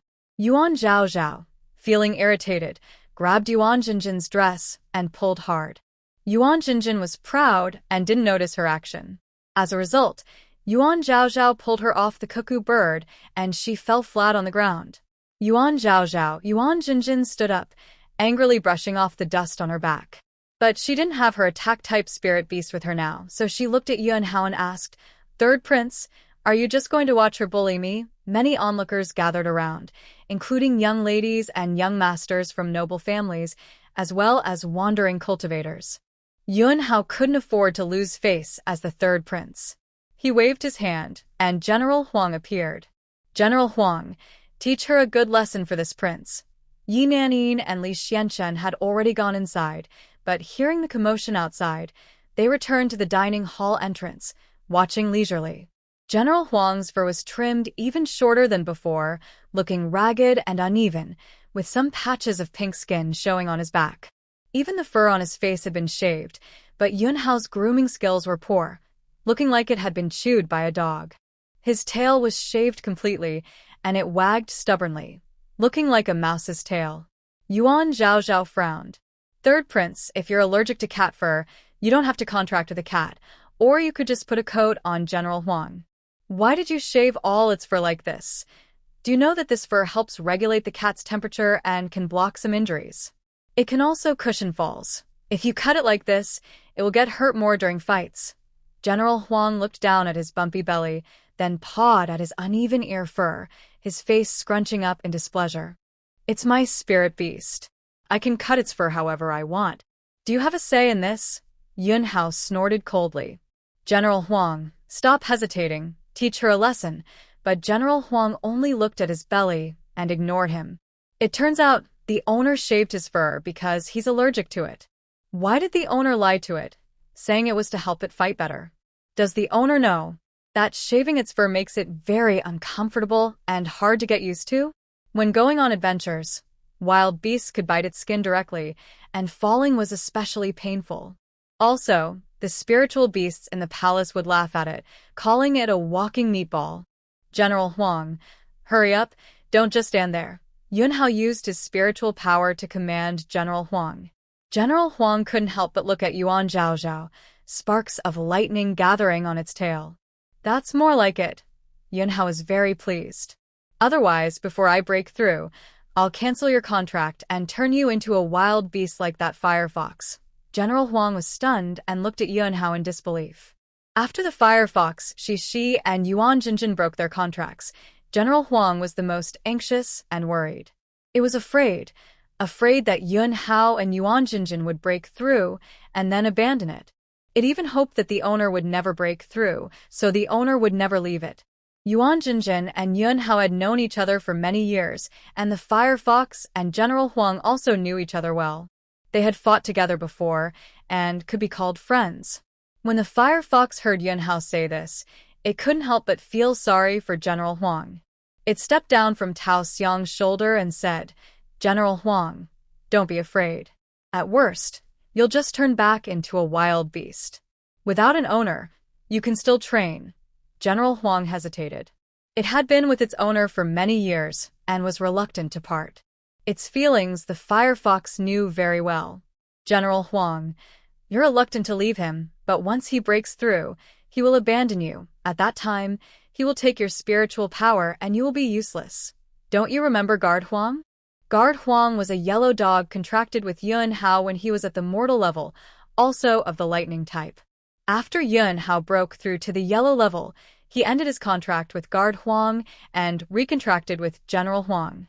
That yellow dog was left in the palace after Yuan took its spiritual power, bullied by other spiritual beasts, and finally, with only a breath left, died outside Yuan's palace.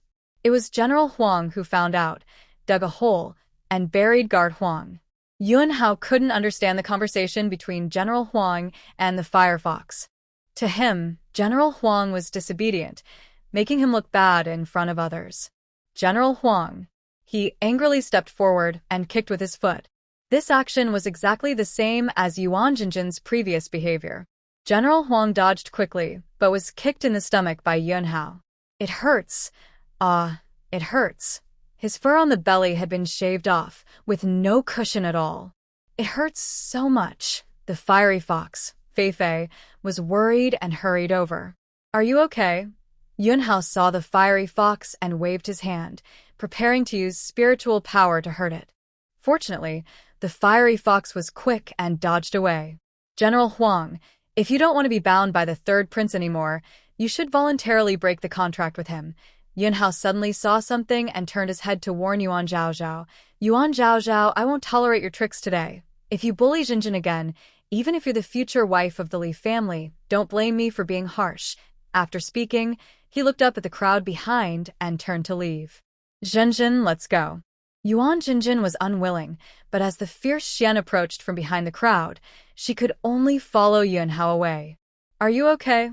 Lee Shien hurried over and softly asked Yuan Zhaozhao. Yuan Zhaozhao shook her head.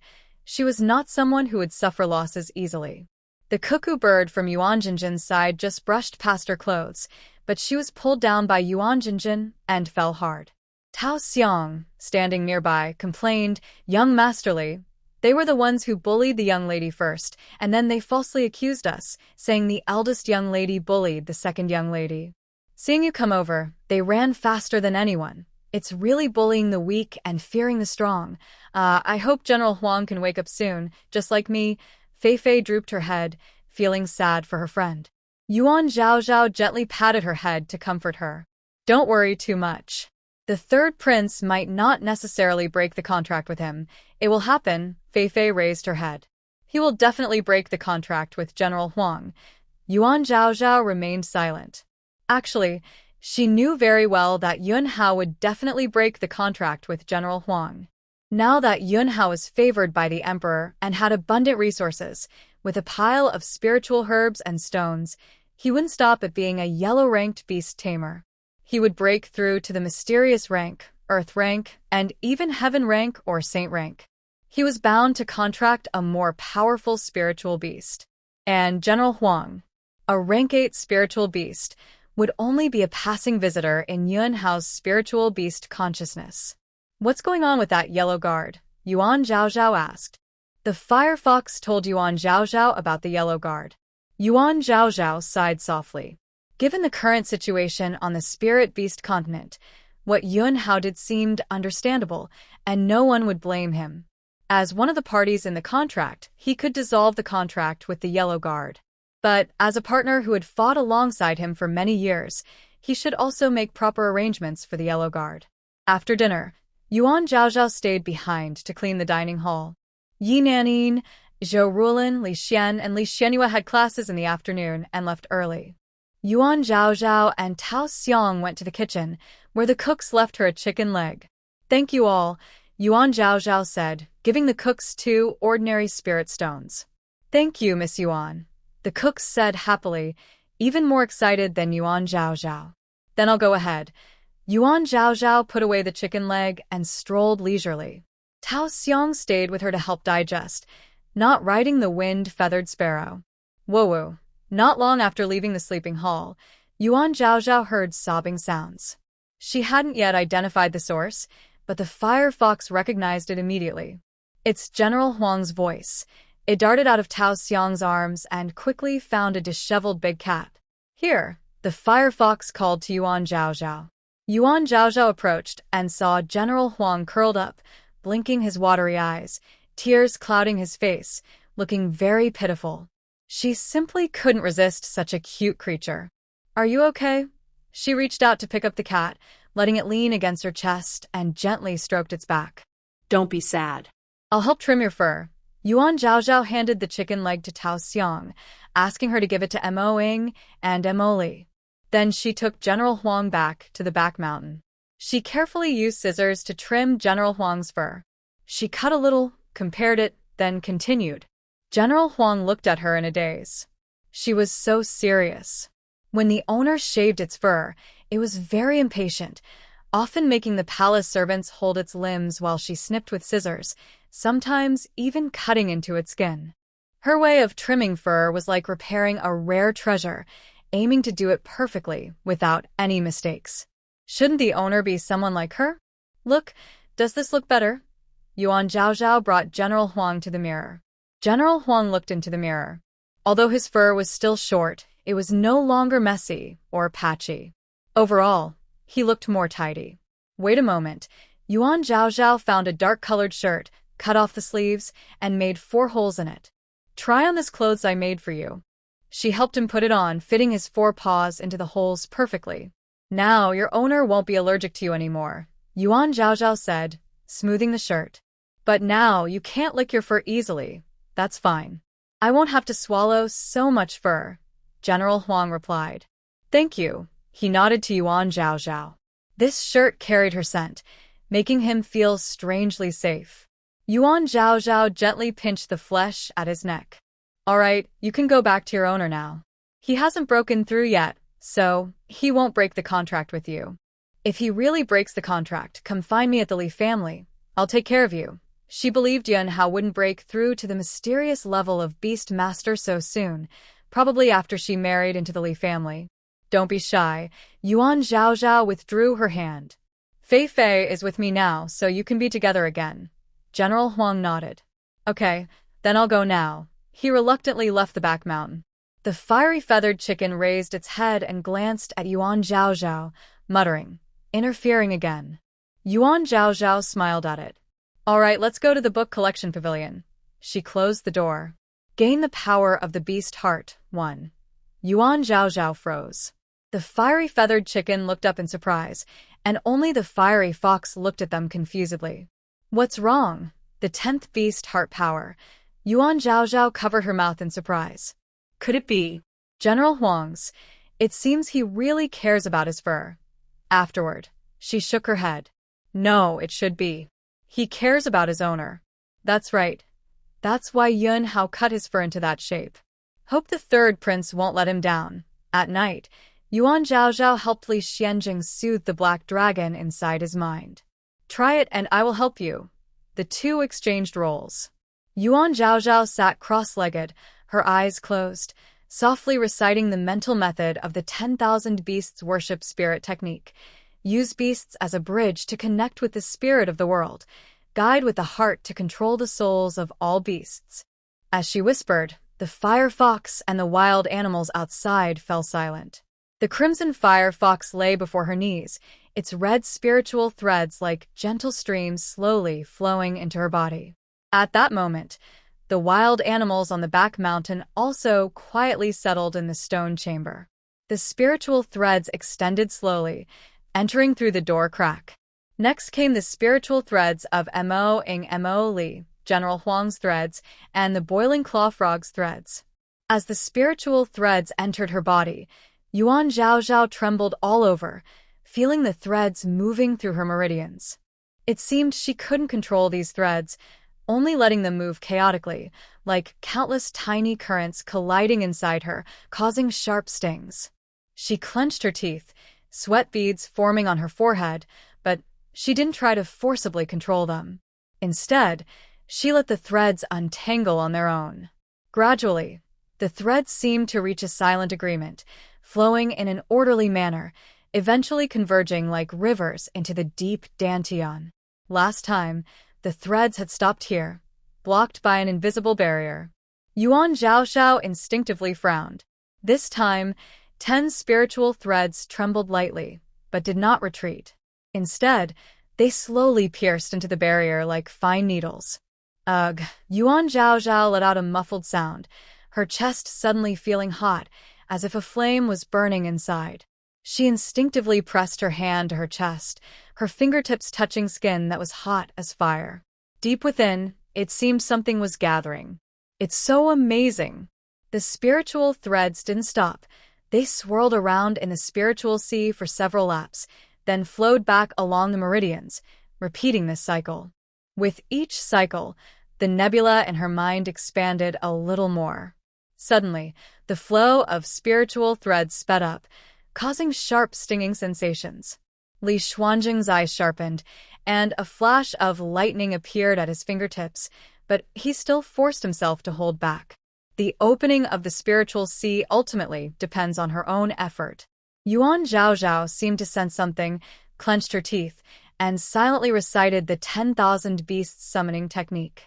The turbulence of the spiritual threads gradually calmed down, finally merging peacefully into the spiritual sea like rivers flowing into the ocean. A faint spiritual pattern appeared slowly on Yuan Zhaozhao's forehead, flickering with her breathing. It's done. Seeing this, Lee Shien finally withdrew the lightning from his fingertips, and a slight smile appeared at the corner of his mouth. Neither of them noticed a strand of spiritual awareness withdrawing from Yuan Zhaozhao. The fiery feathered chicken widened its eyes in disbelief, staring at Yuan Zhaozhao. After gaining only 10 beast heart powers, the nebula in her spiritual sea actually formed a resonance nebula of 10,000 beasts. With this nebula, her cultivation speed will be incredibly fast, advancing rapidly, soaring upward. A waste? The fiery feathered chicken blinked disdainfully. People, you've misjudged her. Yuan Zhaozhao jumped up from the ground, her eyes bright and clear. She could still feel the warm breath between her meridians. Li Shien. She grabbed his sleeve tightly.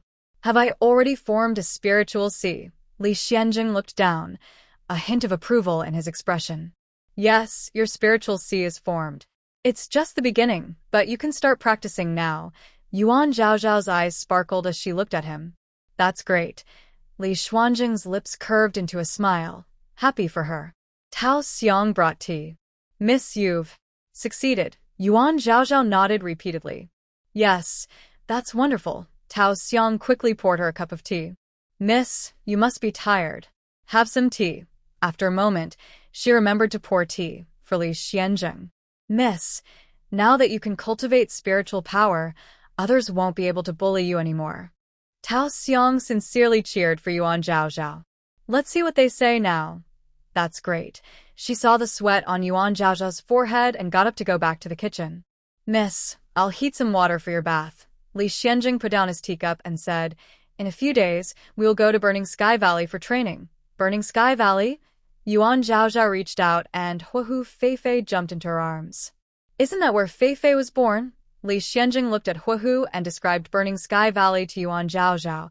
Burning Sky Valley is the hottest place on beast-controlling continent.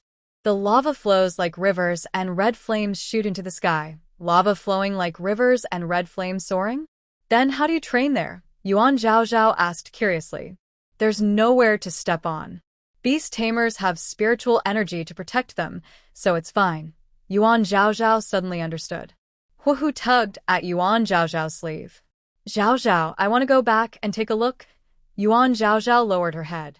Then will you go with young Master Li? Huohu looked at Lee Shien, showing some reluctance. Then you also go. Qiuji flew onto the table, facing Yuan Zhaozhao. Yuan Zhaozhao's eyes widened. Me? Do you want me to die there? Last time at Thunder Roar Rift Valley, if Lee Shien hadn't arrived in time, she and Miao would have been torn apart by the Thunder Clawback King. Qiuji squinted disdainfully. Coward. Yuan Zhaozhao was speechless. Coward? She thought it was wise to know when to act. If you want to improve your spiritual power, you need to get close to more wild beasts, Qiuji said, staring at her. What did it say? Lee Shien sensed that Qiuji must have said something. Yuan Zhaozhao turned and told him what Qiuji said. It said that if I want to improve my spiritual power, I need to get close to more wild beasts. Lee Shien narrowed his eyes. Your training method is indeed different from ours. He looked at Qiuji. This chicken. Maybe you should try it. Although Burning Sky Valley is very dangerous, with me here, I will protect you. Yuan Zhaozhao blushed when she heard this. But can the Star Micro Master let me go? Lee Shien smiled. Don't worry, I will talk to him. Yuan Zhaozhao nodded slightly. Okay. Yuan Zhaozhao stood confidently beside Lee Shien at the front of the team, with Tao Xiang beside her.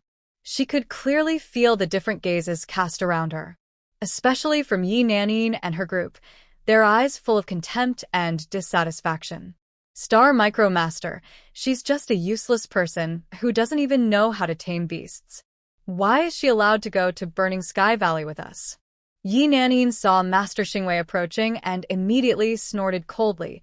She went there only to hold us back. Exactly, Burning Sky Valley is not a place to joke around. If she goes, we'll have to worry about saving her.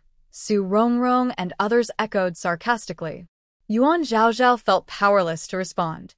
Even though she had learned to cultivate spiritual power a few days ago, in these people's eyes, it was just a tiny spark.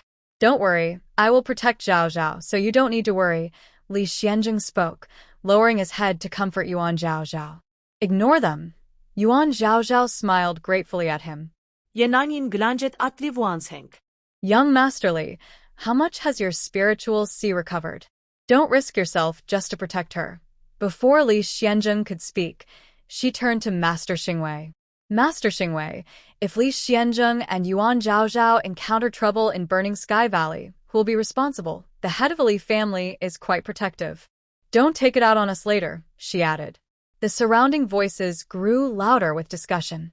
Master Xingwei looked calm, sweeping his gaze over everyone and said softly, the Grand Master has already agreed, so there's no need to discuss further. As soon as he finished, the crowd instantly quieted down. Yi Nanin's face looked grim, but she dared not say anything more. No one dared to disobey the Grand Master's orders. Zhou Rulin came over to Yuan Zhaozhao. Zhaozhao, don't worry, I will also protect you. Yuan Zhaozhao nodded and smiled. She had Li Xianzheng, Li Xianyue, and also Xiao, the Fire Fox, the Blazing Feather Chicken, and Peach Blossom. She truly didn't need Zhou Rulin. This time, the trip to Burning Sky Valley was divided into groups. Li Xianzheng, Li Xianchen, Yuan Jinjin, and Yuan Hao each led a team. Young Master Li needs to protect Zhao Zhao, so he probably can't focus on watching over you all. Yi Nanin and Li Xianchen were in one group, along with Su Rongrong and others. Originally, the group with Li Xianzheng included some less talented young masters and misses from noble families, as well as scattered cultivators. After hearing Yi Nanin, these people hesitated.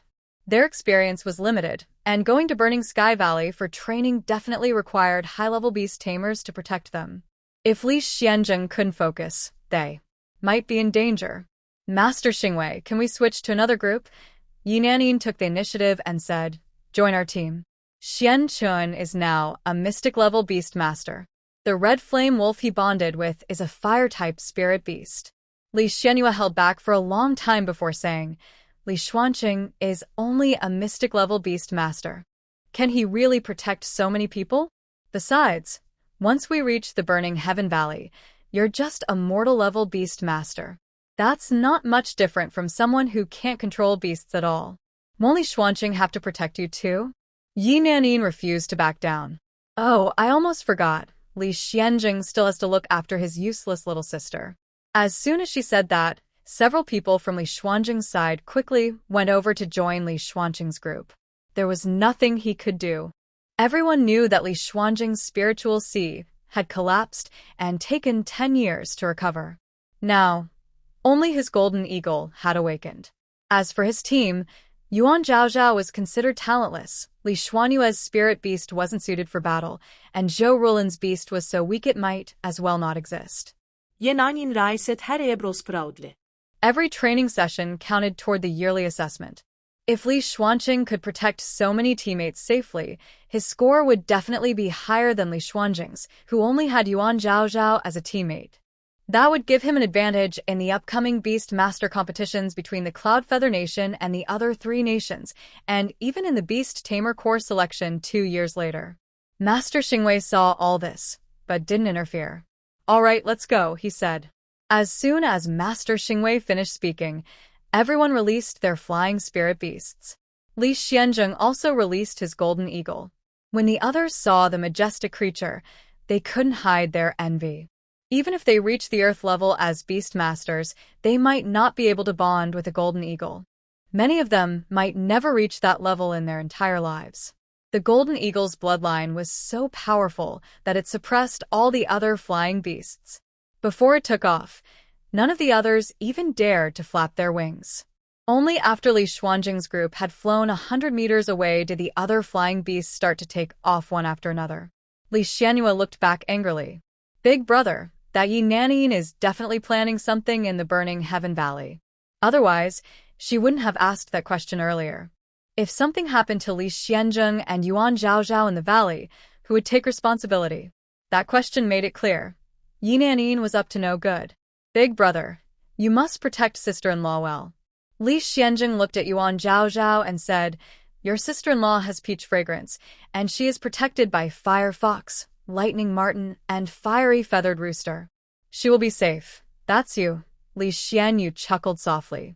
This year, you should train hard and try to break through to the mysterious level, then contract a combat-type spirit beast. Li Xianzheng really didn't want to talk about Li Xianyu's pet cat. Because that cat was very beautiful, Li Xianyu contracted it without hesitation and treated it like a treasure every day. Li Xianyu muttered, for combat-type spirit beasts, my big brother is enough. I don't want one. If I break through to the mysterious level, I want to contract a phantom sound fox, the white one, very pretty. The phantom sound fox can produce a strange cry, like singing or crying. Hearing it can make people fall into a short illusion, where everything they see and hear is controlled by it. Li Xianyu hugged Yuan Zhaozhao's arm and asked, sister-in-law, if you could tame a beast, would you want to contract some beautiful spirit pets, or fierce and powerful beasts? Before Yuan Zhaozhao could answer, she used her finger to gently touch the mink on Yuan Zhaozhao's neck. Like this mink, it's also very cute. Zhou Rulin stood behind them, her fist clenched slightly at her side. This Li Xianyu, having been the eldest daughter of the Li family for so long, doesn't realize how dangerous the outside world is.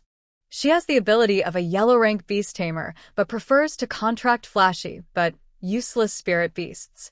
And she, wanting to contract a powerful spirit beast, has no resources. This time, Zhou Rulin looked up at the backs of the people ahead. No matter what, she must find a way to contract a strong spirit beast. And Complete their mission. Yuan Zhaozhao, don't blame your cousin for being ruthless. The Zhou family has suffered enough because of you, and now it's time to repay. Feeling the gaze behind her, Yuan Zhaozhao turned around in confusion. Zhaozhao, sister. Zhou Rulin immediately changed to a gentle expression. Yuan Zhaozhao suppressed her discomfort and reminded her, Rulin, when we reach the Burning Sky Valley, take care of yourself and train hard. Don't worry about me, okay? Zhou Rulin obediently agreed. Train hard? With only a calamity crow, how can she train? A creature that doesn't care for worldly affairs and one that pretends to know everything. As they got closer to the Burning Sky Valley, the fire fox, Crimson, became more excited. It lay flat like a roasted duck on the neck of the golden eagle, looking down. We're here, we're here. The golden eagle was very annoyed. I know, can you stop talking now? The heat below grew hotter, and it made it harder for it to stay calm. It even felt like its wings might catch fire from the lava underneath. Yuan Zhaozhao noticed the golden eagle acting strange. Young masterly, let's go down from here. The eagle can't handle it anymore. Lee Shien looked down briefly. If they went down from here, they would still be outside the Burning Sky Valley and would need to enter on their own. But he looked at the eagle and decided to listen to Yuan Zhaozhao. Let's go down. The eagle let out a grateful cry and swooped down, landing outside the valley. Lee Shien retracted the eagle and looked worriedly at the marten on Yuan Zhaozhao's neck. Surprisingly, the marten was still sleeping soundly outside the valley. But once inside the Burning Sky Valley, everything changed. Lee Shien pointed to Yuan Zhaozhao's bracelet. Inside, there's an ice silk cover that blocks heat. Yuan Zhaozhao quickly took it out.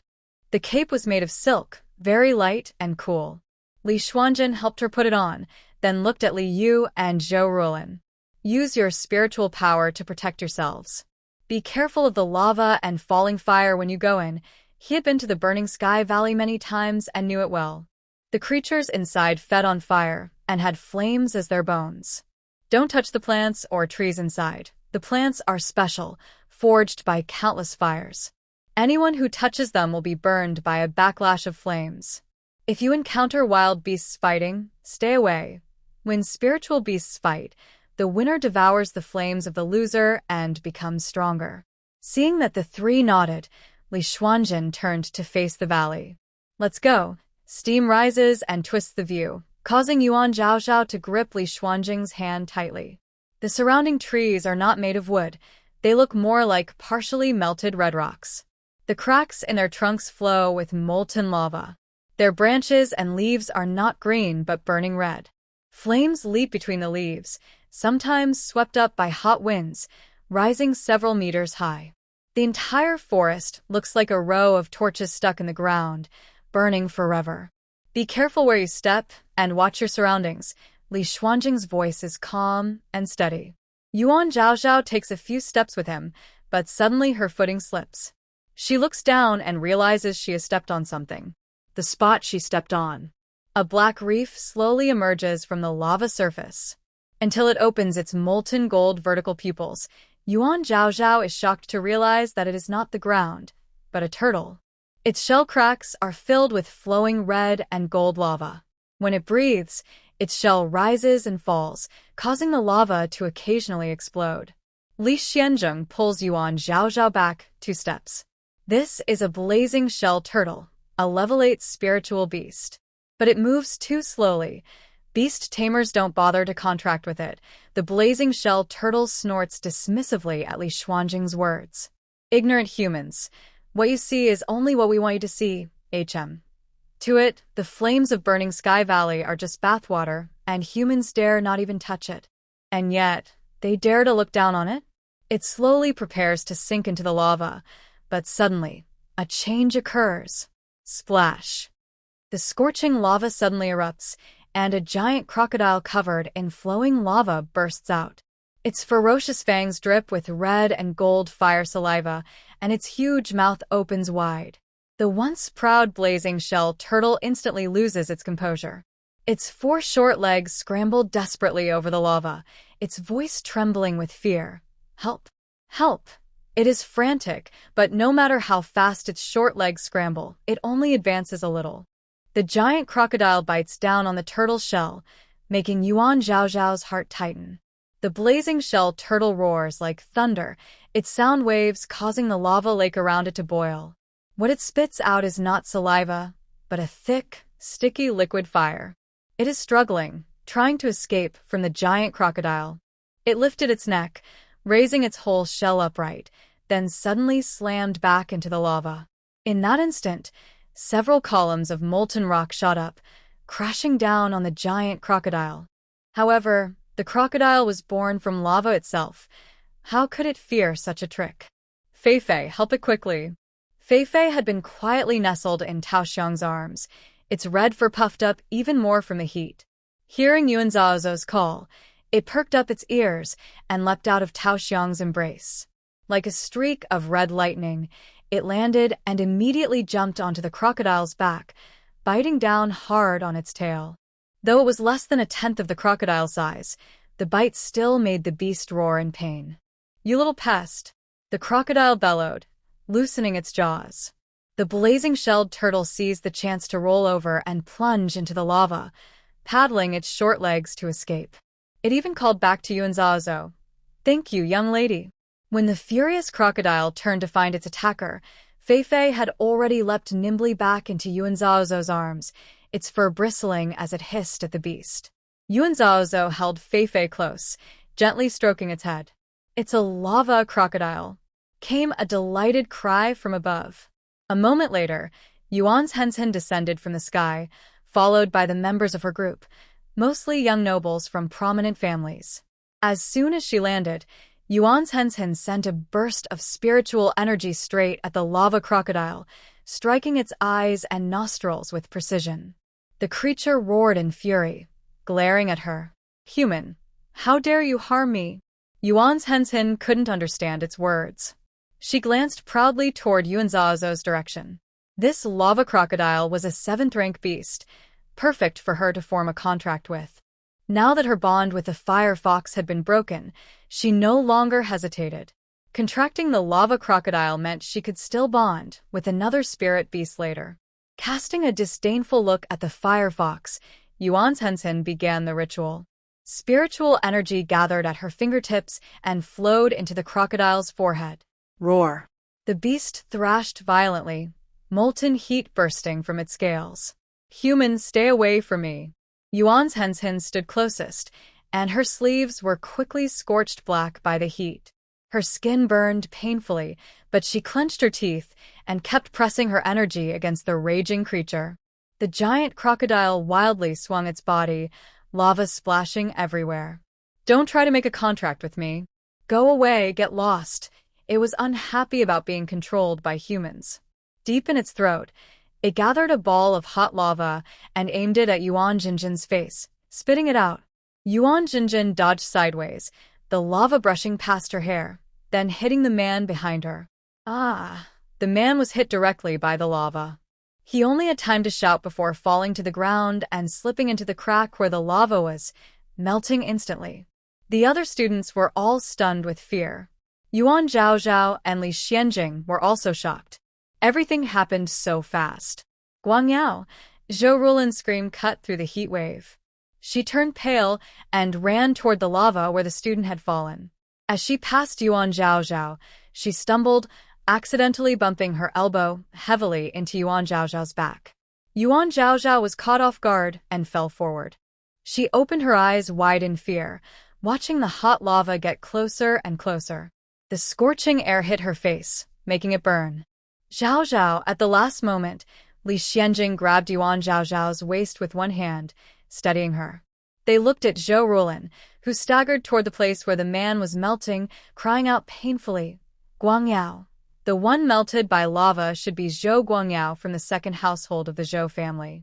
"He just broke through to the yellow rank," Lee Shien told Yuan Zhaozhao. Yuan Zhaozhao looked over. The lava was bubbling in the crack, flickering, making Zhou Rulin's face look pale and dark. At this moment, Yuan Jinjin was only focused on contracting the lava crocodile and paid no attention to others. The lava crocodile was resisting fiercely. Her eyes sharpened, and she suddenly increased her spiritual power to suppress it. Today, she had to contract this lava crocodile. Under Yuan Jinjin's spiritual pressure, the giant crocodile's struggling slowed down, and its fierce eyes gradually dimmed.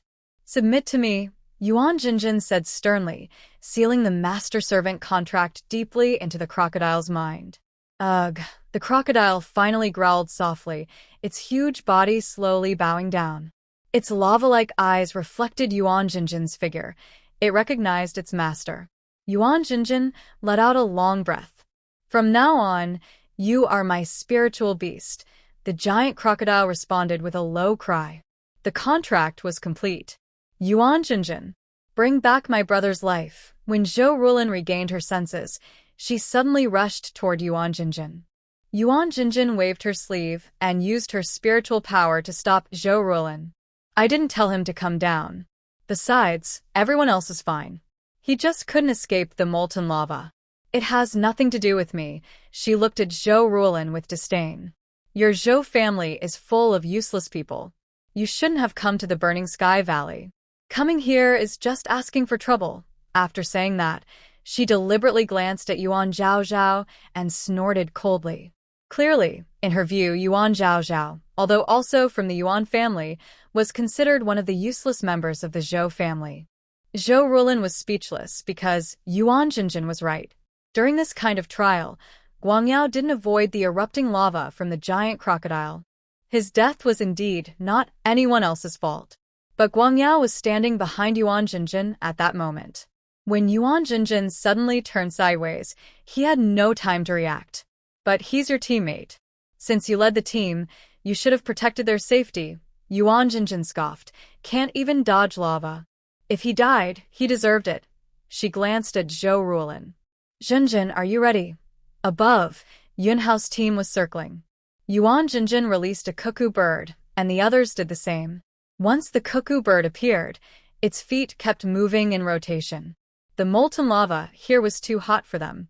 Soon, their claws had a layer of skin burned off by the lava. In contrast, the fiery feathered chicken stood calmly. Yuan Jinjin calmly mounted the cuckoo bird, then took off and flew away. "Yuan Jinjin!" Zhou Rulin chased after her, but could only shout in vain. "You are too overbearing. Too overbearing." Yuan Jinjin and Yunhao flew far away. Zhou Rulin turned back and threw herself into Yuan Zhaozhao's arms. "Big sister Zhaozhao, sniff. Guangyao is the most talented beast tamer among the younger generation of the Zhou family. He has already broken through to become a yellow rank beast tamer." Yuan Zhaozhao frowned. "Just now." Zhou Rulin ran past her and bumped into her back. The force was quite strong. It didn't seem accidental, but more like intentional. Guangyao was dead. Judging by Zhou Rulin's reaction, she seemed to have deep feelings for her younger cousin. But Yuan Zhaozhao remembered that outside the dining hall, Zhou Guangyao had passed by them several times without ever greeting Zhou Rulin. Zhou Rulin also did not greet him. This doesn't seem right. But what really made Yuan Zhaozhao suspicious was the last look Yuan Jinjin gave Zhou Rulin just now. I'm not sure if it's just her feeling, but she always felt that when Yuan Jinjin looked at her, she raised an eyebrow at Zhou Rulin. It felt like she was saying, "It's your turn now." Yuan Zhaozhao slowly raised her arm and gently placed her hand on Zhou Rulin's back. "Cousin Rulin, what just happened was so sudden that no one could react in time, and it's not your fault." Zhou Rulin tightly clutched her sleeve. "But how can I explain this to second uncle?" Lee Shien glanced at her and muttered softly, "Really, I don't see how close you and your siblings are usually. Beast taming training involves dangerous places, so injuries and even casualties are normal." Although Yuan Zhaozhao was suspicious of her, she still softly comforted her. Zhou Rulin sobbed loudly. Yuan Zhaozhao looked at Lee Shien and Lee Shien. Lee Shien is usually tough and unforgiving, but she was also very thoughtful. Seeing Zhou Rulin so upset, her heart also felt sour. "Sister-in-law, You should comfort her properly. In the air, Lee Shien and Yi Nanin's team also flew over. Their goal was the deeper parts of Fenchen Valley. Lee Shien looked up and didn't seem worried. Lee Shien looked into the depths of Fenchen Valley. This time, he wanted to see what was inside. Yuan Zhaozhao lowered her eyes and thought quietly. She didn't know what Zhuo Rulin really wanted to do.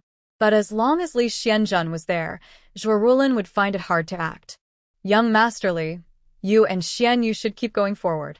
I will walk slowly with Cousin Rulin, Yuan Zhaozhao suggested. No way, Li Xianyu was the first to oppose. Sister-in-law, this Fenchen Valley is very dangerous. We can't split up. Yuan Zhaozhao reached out and touched her hairpin. When she lowered her hand, she also touched the dating pendant at her waist, giving a subtle signal to Li Xianzhen and Li Xianyu. Li Xianyu was slightly stunned. Sister-in-law, even with this hairpin, it's too risky. Wasn't that Zhou Guangyao just melted away in an instant? Li Xuanzhen grabbed Li Xuanyu firmly. I want to go deeper. Come with me. Li Xianyu turned around in disbelief. Big brother? Li Wuanzhen grabbed her. Let's go first. Tao Xiang, take good care of your young lady. Tao Xiang nodded repeatedly. Yes, young Master Li. Zhao Zhao, elder sister, why aren't you leaving with young Master Li? Zhou Rulin looked up from Yuan Zhaozhao's embrace, tears in her eyes. Yuan Zhaozhao responded softly. Young Master Li is here to explore Feng Tian Valley to restore his spiritual sea. This was completely her excuse. In fact, Li Xianzheng wanted to go deep into Feng Tian Valley to check if the beasts there were being controlled or drugged. He checks the area every year before the beast tide. I know you're very sad now and need someone to be with you, but you can't expect young Master Li and the others to stay, she said gently, wiping tears from Zhou Rulin's eyes. I'll stay with you. She lowered her hand and held Zhou Rulin's hand. Let's just walk around the outskirts. Didn't you just contract a spirit beast? We can look around the outskirts to see if there's a spirit beast you can contract. Zhou Rulin smiled back at her. Okay. Li Xianzheng's spiritual power was strong. When he was nearby, he suppressed the heat with his spiritual energy. As he left, Zhou Rulin immediately felt the air grow hot. Her spiritual power was shallow, and even on the outskirts, she couldn't hold on for long. Zhou Rulin painfully grabbed Yuan Zhaozhao's ice silkworm canopy. Zhao Zhao, it's so hot here. I can't take it anymore. Yuan Zhaozhao thought for a moment, untied the ice silkworm canopy, and split it in half. How about this? Better now. Zhou Rulin grabbed the edge of the canopy tightly, a faint cold smile appearing at the corner of her mouth. Swish. Zhou Rulin suddenly pulled on Yuan Zhaozhao's ice silkworm canopy and tore it fiercely. Yuan Zhaozhao felt a lightness on her shoulder and was immediately engulfed by a wave of heat. The scorching air made her skin burn. Fortunately, she had spiritual power now. After activating it, she blocked much of the heat. She staggered 2 steps back, shocked. Rulin, what are you doing? Tao Xiang helped her up. Mississippi. Zhou Rulin quickly wrapped herself in the ice silkworm canopy, and her previously flushed face immediately calmed down. She straightened up, no longer showing her usual timidity. Her eyes were filled with pure contempt. What are you doing? Zhou Rulin sneered. Yuan Zhaozhao, you're not only useless at beast taming, but also a fool. Yuan Zhaozhao pretended to be surprised and looked at her, quietly tapping her listening pendant twice. Cousin Rulin. Don't call me cousin. Zhou Rulin interrupted sharply, her eyes full of hatred. Who do you think you are to call me cousin? You're just a useless person who can't even protect herself. Do you deserve to be my cousin? Yuan Zhaozhao frowned. It seemed Zhou Rulin had forgotten that she was only a low-level beast tamer. In Tianqiong Academy, she was seen as trash by higher-level beast tamers. Zhou Rulin stepped closer, her voice sharp. Because you can't tame beasts, you're holding back the entire Zhou family, making us lose many resources. Why should I? And I can't even come back to be the wife of the Li family's young master. Yuan Zhaozhao calmed herself. Zhou Rulin had said so much, blaming her for bringing trouble to the Zhou family.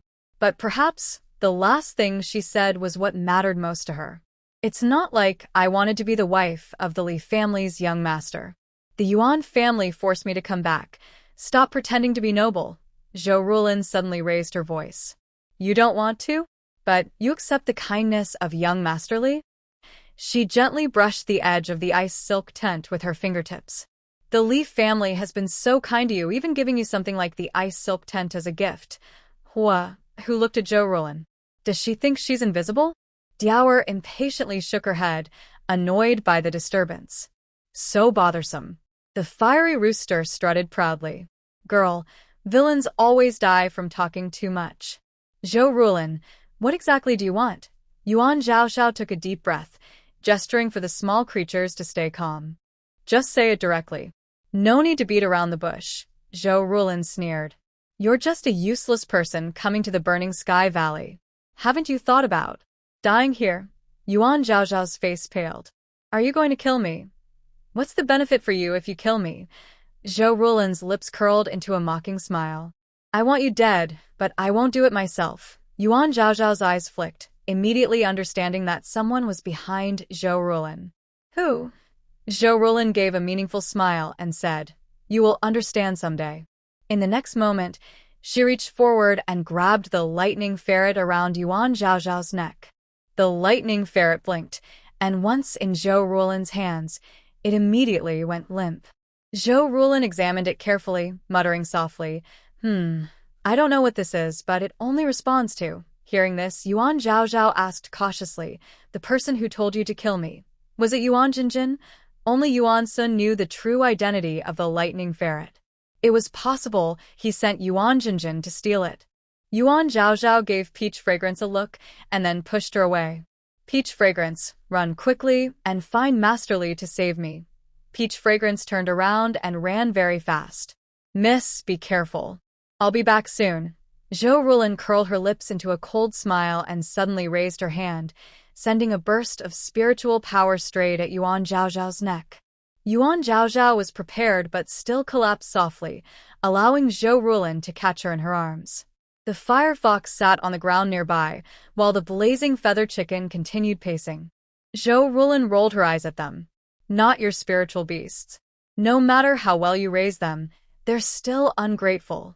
After speaking, she let out a different frequency whistle. It was unclear how much time passed before someone arrived.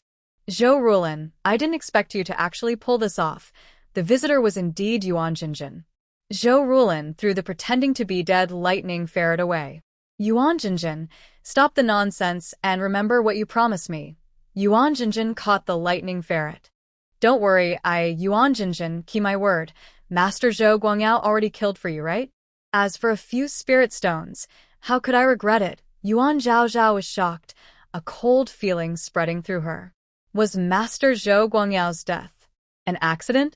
Could it really be Yuan Jinjin's doing? Or was it Zhou Rulin's request? Yuan Jinjin looked at Yuan Zhaozhao in Zhou Rulin's arms. What about her?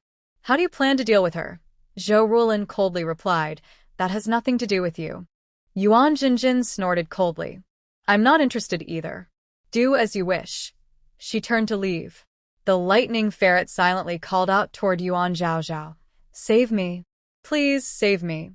After Yuan Jinjin left, Zhou Rulin blew a different melody on her whistle.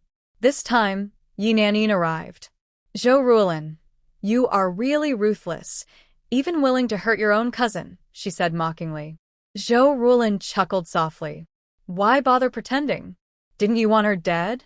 I'm just helping you. Yinanin strolled over slowly. I wanted her dead, but I don't have your skills. Using the close family bond to make her relax her guard. Zhou Rulin, I really have to admire you.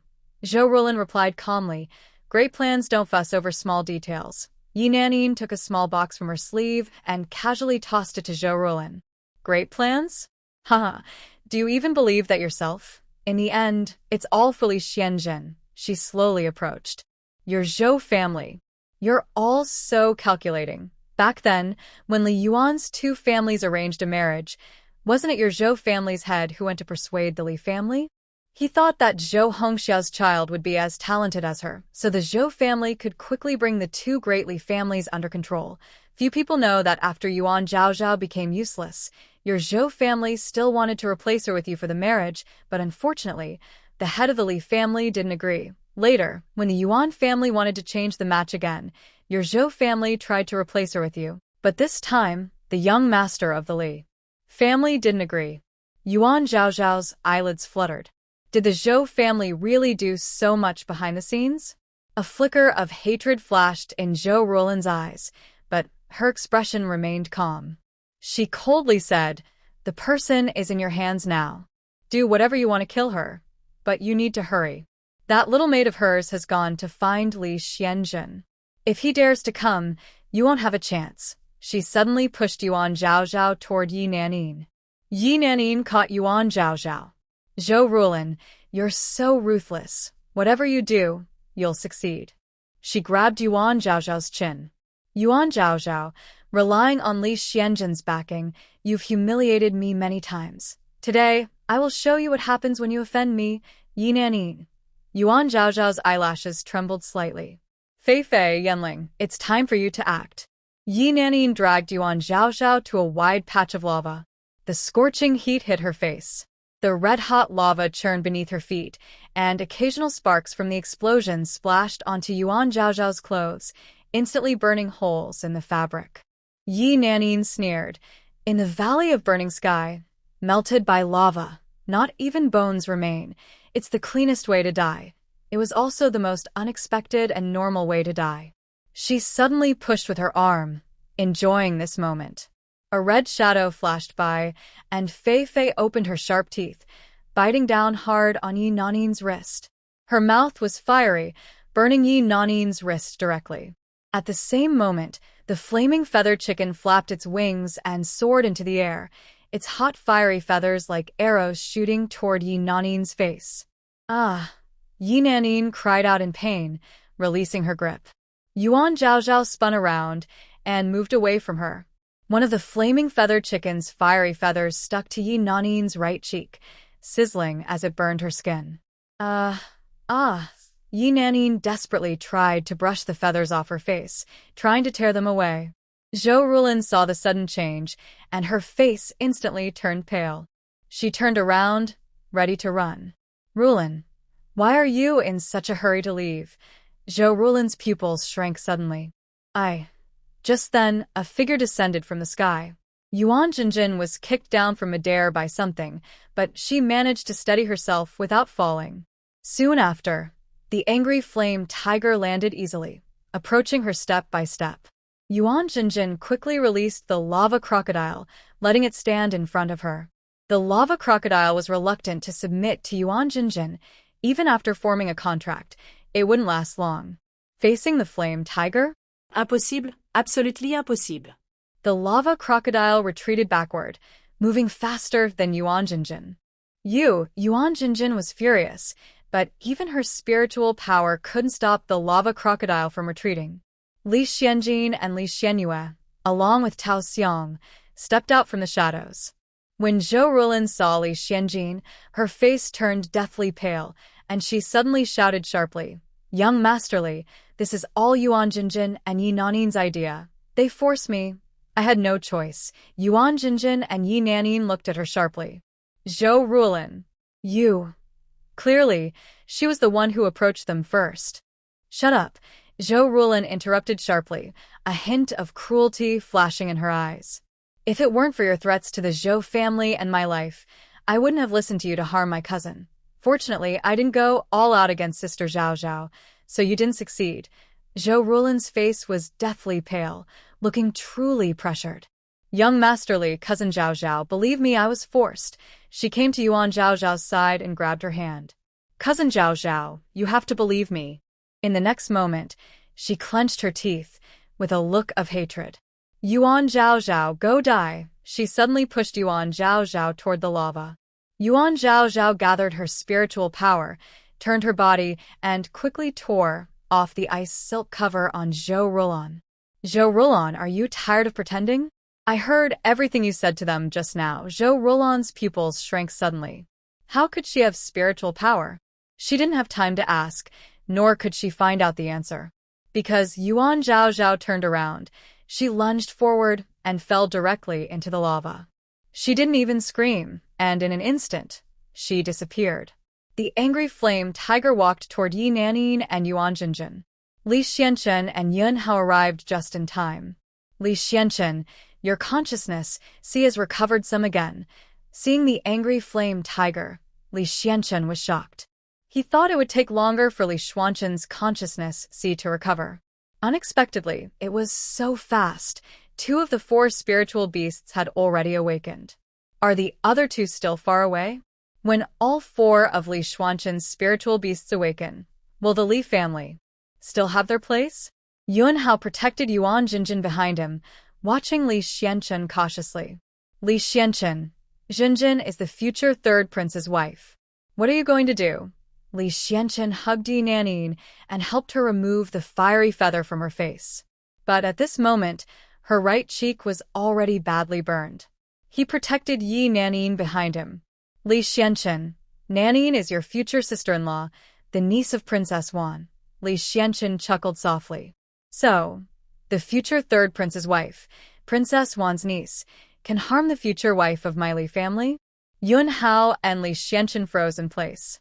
Yes, Yuan Zhao was not just a useless person, she was also the future wife of the Li family's young master. With this identity, today's events could not be resolved peacefully.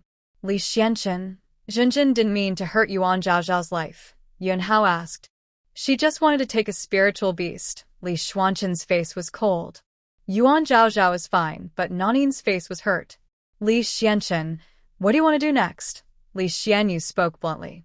My sister-in-law is fine. It's because I am strong. Yi Nanin hurt her face because she was not as skilled. She harmed others and ended up hurting herself. You are twisting the truth and still have the nerve to make noise here. Yuan Hao and Lee Shien looked embarrassed. Yuan Jinjin and Yi Nanin knew what they were planning to do. Yuan Zhao looked coldly at Yuan Jinjin. Dower, come back. Bound by Yuan Jinjin, the little ferret in her bag struggled to break free. It poked its head out of the bag. It jumped forcefully onto Yuan Hao, then onto Lee Shien and finally onto Yuan Zhao's neck, hanging there like a little ornament. It looked again at the lava crocodile behind Yuan Zhao. It was once mighty in front of the blazing turtle, but now it looked very timid. Yuan Zhao glanced at the fiery fox beside her. The fiery fox grinned slyly and happily approached Yuan Jinjin. Yuan Jinjin was confused and watched it carefully. The fiery fox whispered softly into the lava crocodile's ear and then left. Only Yuan Zhao heard what the fiery fox said. It told him, if you don't want to form a contract with humans, then decide to break your contract with her voluntarily. The lava crocodile naturally didn't want to form a contract with Yuan Jinjin. It had been living happily in the burning sky valley. Why should it be bound by a human contract and be forced to go to the human world, to be controlled by humans? It didn't want to. To voluntarily break the contract? Let's try. In the lava crocodile's eyes, what was surging was no longer obedience, but pure hatred. Yuan Jinjin's face suddenly changed. Impossible. Yuan Hao turned back. What's wrong? Yuan Jinjin looked up. It wants to break the contract. The lava crocodile roared loudly, its body boiling with magma, and its back scales stood upright with a clang. Yuan Jinjin quickly gathered her spiritual power, trying to force the lava crocodile to stay. But the lava crocodile refused to submit, growling deep in its throat like thunder. The lava crocodile forcibly broke the contract, causing chaos in Yuan Jinjin's mind. The cuckoo in her mind let out a long cry, then immediately soared into the sky. The contract she had placed on the lava crocodile was slowly peeling away from it. Finally, with a loud bang, it shattered. The giant crocodile looked at her one last time, a trace of mockery flashing in its eyes, then turned and sank into the magma. Yuan Jinjin was struck like lightning, kneeling on the hot rock, blood seeping from her 7 orifices. Yuan Jinjin trembled as she knelt on the scorching stone. Her knees hurt badly, but she didn't notice. Jinjin, Yuan Hao quickly pulled her up. It's okay. We can contract with other spirit beasts. Jinjin was filled with anger. First the fiery fox, now the lava crocodile. Damn, these beasts. The most hateful was the lava crocodile. When the fiery fox, Fei Fei, ended her contract, she at least cared about old feelings. But this lava crocodile, Jinjin painfully touched her chest. She could feel her spiritual sea cracking, and her spiritual power was leaking from the cracks. Yuan Hao took out several bottles of medicine and poured out some spiritual pills. Jinjin, the pills went down her throat, and the cool medicine temporarily eased the burning pain in her spiritual sea. Beast tamers fear injury to their spiritual sea most. It could cause their rank to fall, or even turn them into useless people. Jinjin looked up at Fei Fei, the spirit fox beside Yuan Zhaozhao, her eyes full of hatred and resentment. It was Fei Fei, the fiery fox. It had just gone to the lava crocodile. Did it say something to the lava crocodile? Jinjin endured the pain in her spiritual sea, grabbing Yuan Hao's sleeve with force. Her fingertips turned white from the grip. She pointed at Fei Fei, who had returned to Yuan Zhaozhao's embrace, her face twisted, voice hoarse but sharp. Third Prince, help me kill this damn fiery fox. It must be because it said something to the lava crocodile that it ended the contract with me. Kill it for me. Yuan Hao frowned, glancing at Lee Shien, and whispered, Jinjin, now is not the time. We should leave first. What are you afraid of? Jinjin suddenly interrupted him, her eyes shining with hatred. It's not anyone's spirit beast now, just a wild animal. Her voice suddenly rose sharply, as if she wanted to tear Fei Fei apart with her gaze. When it betrayed me, it should have died. The magma lake reflected her fierce face. The blood remaining from her 7 orifices had solidified into dark red scabs under the high temperature. Yuan Hao's brow furrowed. It was not wise to attack the fiery fox now. Lee Shien was standing just 3 zhang away, his aloof gaze feeling oppressive. Jinjin, stay calm. Yuan Hao tried to soothe her. Coward! Yuan Jinjin angrily shook off his hand, gathering spiritual energy in her palm, but at the moment she looked up, a yellow figure blocked her way. The angry flame tiger stood in front of her, its eyes slightly narrowed. Yuan Jinjin's hand trembled, and under the pressure of the angry flame tiger, she reluctantly lowered her hand. The angry flame tiger sneered at Yuan Jinjin, licking its lips boredly, and muttered softly, Heroes have no place to show their strength. Jinjin, let's go. Yuan Hao pulled Yuan Jinjin and summoned a cuckoo bird. Meanwhile, Yi Nanyin urged Lee Shien, let's go. Quickly, we must leave. She didn't want to be caught in the tiger's belly. Hurry up. This time Lee Shien didn't stop them. Lee Shien summoned a gust eagle, holding Yi Nanyin as they soared upward. The gust eagle circled and flew faster than the cuckoo bird. But both of them headed in the same direction. Lee Shien and Yi Nanyin landed at a certain spot, and after a moment, Yuan Hao and Yuan Jinjin followed. The 2 men looked at each other, both knowing that given Yi Nanyin and Yuan Jinjin's injuries, it was best to quickly take them back to Sky Dome Academy or the Yuan and Yi families for treatment. However, this training was very important to them, and they couldn't give up this opportunity just for their sake. Third Prince, I have a way to make Lee Shien suffer a loss. Yuan Hao raised an eyebrow. What method? Lee Xuanshen's tone was cold. That's not something you need to ask. Just help me take care of Nanyin and those people. Those people were members of his team. All right, I agree. Yuan Hao readily agreed. Lee Shien took out a jar from his pocket and handed it to Nanyin. Nanyin, apply some medicine every now and then. Stay with the Third Prince. I'll be back soon. Angry Flame Tiger? Lee Shien looked at the angry flame tiger with surprise. The tiger was also awake. His older brother's consciousness should be fine soon. When Lee Shien saw the angry flame tiger, he was so scared his eyes nearly popped out. She crossed her arms and said, See? He's afraid now, haha. Lee Xuanzhen smiled helplessly. Xianyu, Taoxiang, you need to make good use of this training to improve your spiritual power and strength. He waved at the angry flame tiger. The angry flame tiger will stay with you during the training. Taoxiang's eyes widened with excitement. Let the angry flame tiger train with them? That's great. Then there won't be any danger. However, what about Miss? Lee Xianyue sadly frowned. Big brother, what about you and sister-in-law? Having the angry tiger accompany her meant. She couldn't slack off. Li Xianjing looked at Yuan Zhaozhao. I'll stay with Zhaozhao and patrol the outskirts. Remember, just a little at a time. Li Xianyue slumped her shoulders. Got it. Tao Xiang, let's go. Yuan Zhaozhao knew Li Xianjing planned to stay with her to practice spiritual power outside. She lowered her head. Fifi, aren't you coming back to see your family? With young Master Li here, I'm fine. You go ahead. Be careful too. If you encounter danger, run away. Don't try to fight. Fifi jumped down from her arms and rubbed her head against Yuan Zhaozhao's ankle. Okay, I'm going. Only Li Xianjing, Yuan Zhaozhao, the sleeping Marten, and the proud fiery chicken remained. Li Xianjing picked a flat rock and said, Zhaozhao, come here.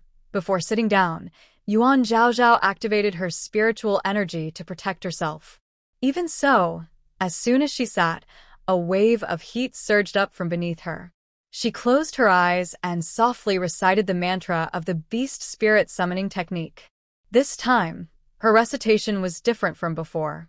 A symbol or spell slowly appeared inside her body. No. Li Xuanjing's pupils widened in surprise. It wasn't a spell, but something like a nebula. The fiery chicken sat on the edge of the rock beside Yuan Zhaozhao, one foot resting on the other, lazily swaying. It watched as the faint nebula gradually expanded. Yes, that's it. All beasts covered by this nebula would feel the intentions of the nebula's master and contribute their excess spiritual power according to their will. The larger the nebula, the more beasts it covers, the more spiritual power they give, and the faster they improve their own spiritual strength. The fiery chicken looked up at Yuan Zhaozhao. This person. She had already learned to understand beast language. Does that mean she would soon reach the next level? Understanding. Spirit control. Returning to the source. The next level is spirit control. It was so excited. The trend of the nebula's expansion slowed and finally stopped, then hovered in midair. The fiery chicken also sensed Yuan Zhaozhao's spiritual power. Although her spiritual power was still very small, it was very pure, without any dominance. This is the fundamental reason why beast speakers have different abilities. In the end, it all comes down to the human heart. It is using the heart as a guide to control the spirits of all beasts. Under the starry sky, Yuan Zhaozhao's spiritual energy gently fluctuates. This place is on the outskirts of Fiery Sky Valley, where small wild animals are common under the starry sky. Because they are small, they are usually very active. But now, these little creatures have all become quiet, their restless eyes calm, showing only gentleness and curiosity. Some small animals even come close to Yuan Zhaozhao out of curiosity. A small red fox, very much like a tiny version of the fiery fox Hui Hui, with a fluffy tail flickering with tiny flames. It tilts its head, softly whines, and looks at Yuan Zhaozhao with curiosity. The fire-hair rabbit stops kicking its legs, its ruby-like eyes blink, and its tall ears slowly droop. The fierce, fiery-eyed cat now has its pupils narrow into thin lines, and the flames on its body dim down. It hesitates for a moment, then meows softly, rolls onto its soft belly, showing a completely defenseless posture. A group of mice near the lava edge also stop moving, sit neatly in a row, their black bean-like eyes reflecting the glow of the starry sky, looking almost reverent. The firebird circling in the air attracts its blazing wings and lands lightly on Yuan Zhaozhao's shoulder. Their fear, wariness, and wildness, under the comfort of the starry sky, turn into peace. Li Xuanjing's eyes flicker slightly. This is the first time he has seen such a thing, beasts calming down not through spiritual power, intimidation, or contracts, but simply through resonance of spiritual energy. What surprised him even more was the excess spiritual power of these small beasts was voluntarily contributed, transforming into spiritual threads that entered Yuan Zhaozhao's body. With these spiritual threads, Zhaozhao's spiritual power would increase. Li Xianjing was thinking this when he saw that shortly after these spiritual threads entered Yuan Zhaozhao's body, they turned into tiny points of light and scattered. This. What is going on? The scattered spiritual light looked like tiny stars falling within the starry sky's range, and all the beasts inside could absorb this light. These scattered lights were directly absorbed by the beasts. What exactly is happening here? The beast transferred extra spiritual energy to Zhao Zhao. After her body circulated the energy, she increased her own spiritual power, and then gave some back. Could this part of the energy be easily absorbed by the beast? I don't know how much time passed, but after repeatedly exchanging spiritual energy with these beasts, Yuan Zhao Zhao let out a gentle sigh and began to settle herself. Zhao Zhao, just now. Lee Shien pulled her up. Why did you do that? After hearing Lee Xianzhen's explanation, Yuan Zhao Zhao was also confused. I just thought. They gave me too much spiritual energy. They are in such danger in the Burning Sky Valley and need more energy to protect themselves. I just started practicing and didn't need so much energy, so you returned the spiritual energy to them? Yuan Zhao Zhao was still unfamiliar with her cultivation method. She nodded blankly. Yes, their spiritual energy gathered into me. I felt my spiritual sea was too full, so I gave some back to them. Li Xianzhen was stunned. Dislike the spiritual energy in her sea being too abundant? Who would dislike having too much spiritual energy? Spirit masters usually want to keep as much spiritual energy as possible in their own spiritual seas, not give it away. Yuan Zhao Zhao's attention was caught by Li Xianzhen's next words. You mean, the spiritual energy they gave me is excess energy they can't absorb, but after circulating inside me, they can absorb it? Li Xianzhen nodda. Yuan Zhao Zhao was surprised. In that case, we are helping each other. She realized she wasn't stealing the beast's spiritual energy. She gently pressed her hand to her chest, feeling relieved. Otherwise, she would feel uneasy. Since we've helped each other here, let's go further inside, Yuan Zhao Zhao said eagerly, eager to help other beasts. Young Master Li, do you feel that something is following us? With her spiritual power increased, Yuan Zhao Zhao's perception of the outside world became sharper. She heard a dozen faint footsteps, soft and indistinct, shuffling behind them. Li Xianzhen naturally sensed it. There's no hostility. They're probably curious little creatures. Yuan Zhao Zhao let out a breath of relief. They continued walking into the Burning Sky Valley for another half-day before she again felt the intense heat clearly. Yuan Zhao Zhao sat cross-legged to continue practicing, with Li Xianzhen guarding beside her. Over several attempts, they changed locations many times, but the footsteps behind them kept following.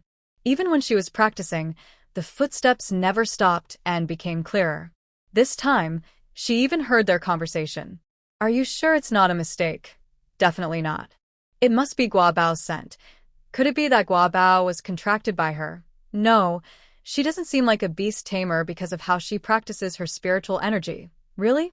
Could it be that Guabao was eaten by her? Stop talking nonsense. Let's go ask her. The man next to her looks very powerful, but if we go further, we'll be in danger. What should we do? That, Guabao. What kind of thing is that? A little gourd?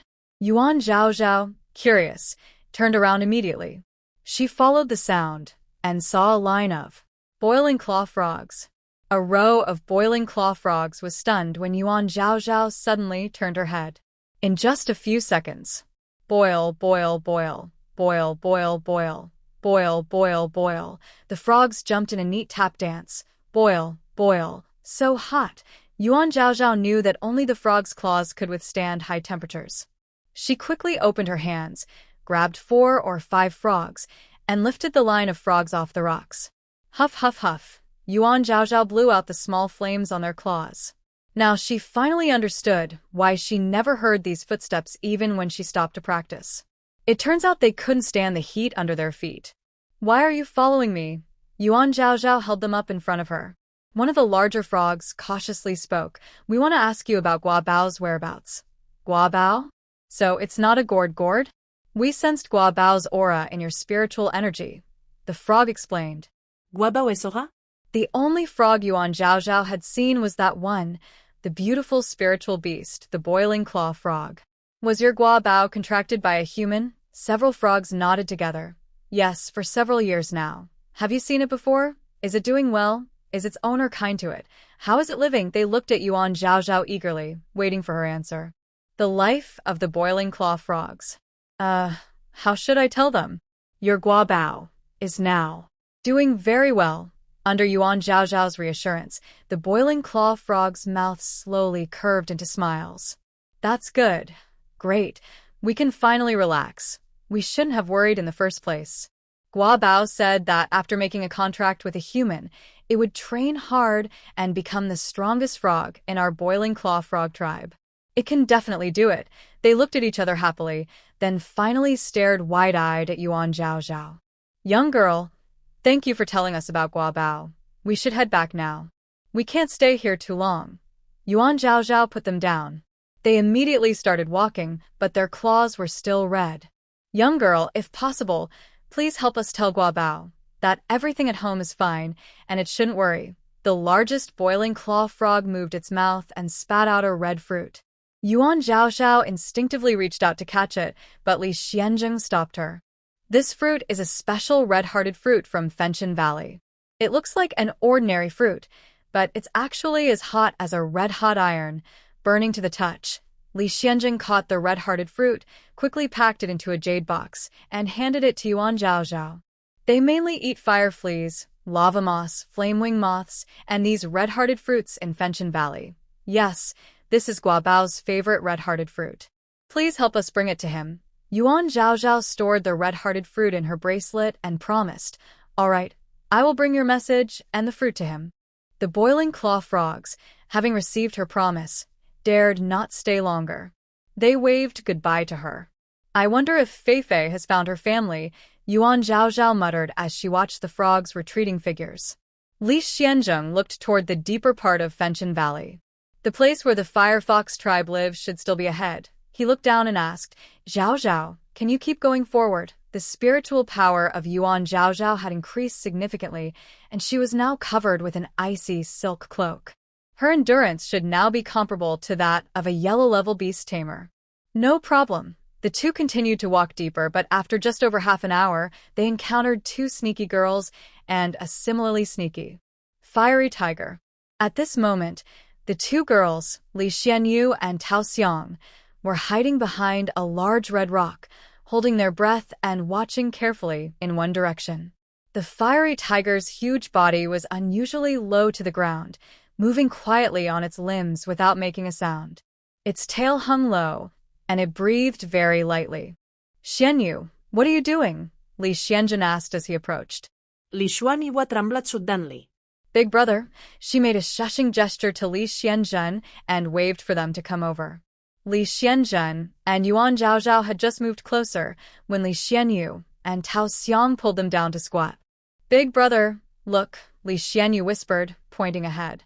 Li Xianjun and Yuan Zhaozhao looked in the direction she indicated. Not far away, three groups, Li Xianchun, Yun Hao, and Yuan Zhenzhen, had gathered. They were walking hurriedly, looking serious, occasionally glancing back toward the depths of the burning sky valley, seeming to be on alert. "Big brother, don't you find this strange?" Li Xianyu muttered softly. With Li Xianchun, Yun Hao, and Yuan Zhenzhen's strength, they should be heading into the deeper areas to train. Why are they retreating to the outskirts? I don't believe they're doing it for those low-level beast tamers. Something must have happened. Li Xianzhen's gaze darkened slightly. He looked over the group of Li Xianchen and then toward the depths of Burning Sky Valley, where red flames roared and lava churned, but there was no other unusual sound. Li Xianchen seemed to sense something. He suddenly turned his head sharply, his keen eyes directly locking onto their hiding spot. "They've been spotted," Li Xianzhen said calmly, standing up. When Li Xianchen saw him, his eyebrows twitched briefly but quickly relaxed. He looked tense, frowning as he approached. "Let's retreat quickly." Li Xianyu was surprised but more curious. "Why retreat?" Li Xianchen looked at Li Xianzhen, as if expecting something. "The wild animals deep inside Burning Sky Valley are acting strangely. I'm just warning you, whether you retreat or not." "That's up to you. Why are they acting strange?" Li Xianyu asked again. Li Xianchen still looked at Li Xianzhen with a slight smile. "It's like he's gone crazy." Li Xianzhen raised an eyebrow. Crazy? Earlier, I was fighting a flame scale python. Halfway through, it suddenly seemed to be controlled by something and started to go wild, completely ignoring life and death. If I hadn't escaped quickly, he paused, a hint of calculation flashing in his eyes. Anyway, whether to retreat or not. That's up to you. We're leaving first. He returned to Yuan Hao and Yuan Jinjin. Let's go. Lee Shien looked again toward the depths of the burning sky valley. This time, he heard faint, dull rumbling sounds, like many huge beasts running toward this place. Strange. Lee Shien looked again in the direction where Lee Shien and the others had left. Li Shen. He lied just now. But now isn't the time to pursue that. Xianyu, you take Tao Xiang and withdraw from the outer area. Be careful around Li Xianchen. Li Xianyu saw Li Xianzhen's serious expression and realized how serious the situation was. She grabbed Tao Xiang's hand. Tao Xiang, let's go. Tao Xiang looked at Yuan Zhaozhao. Miss, you need to stay safe. Li Xianzhen released a golden eagle. Keep an eye on Xianyu and Li Xianchen. The golden eagle soared into the sky, howling loudly, causing everyone below to tremble. Below, Yuan Hao withdrew his gaze. Li Xianchen, are you trying to lure Li Xianzhen deep into the burning sky valley? Li Xianzhen disappeared for 2 days and suddenly appeared today, making everyone retreat to the outskirts. He wants to lead Li Xianzhen into the depths of the valley. It can't be for nothing, so he must be doing something deep inside. Considering what he just said, Yuan Hao frowned. Li Xianzhen, what have you done inside the burning sky valley? Li Xianzhen snorted coldly. Don't bother the third prince with this.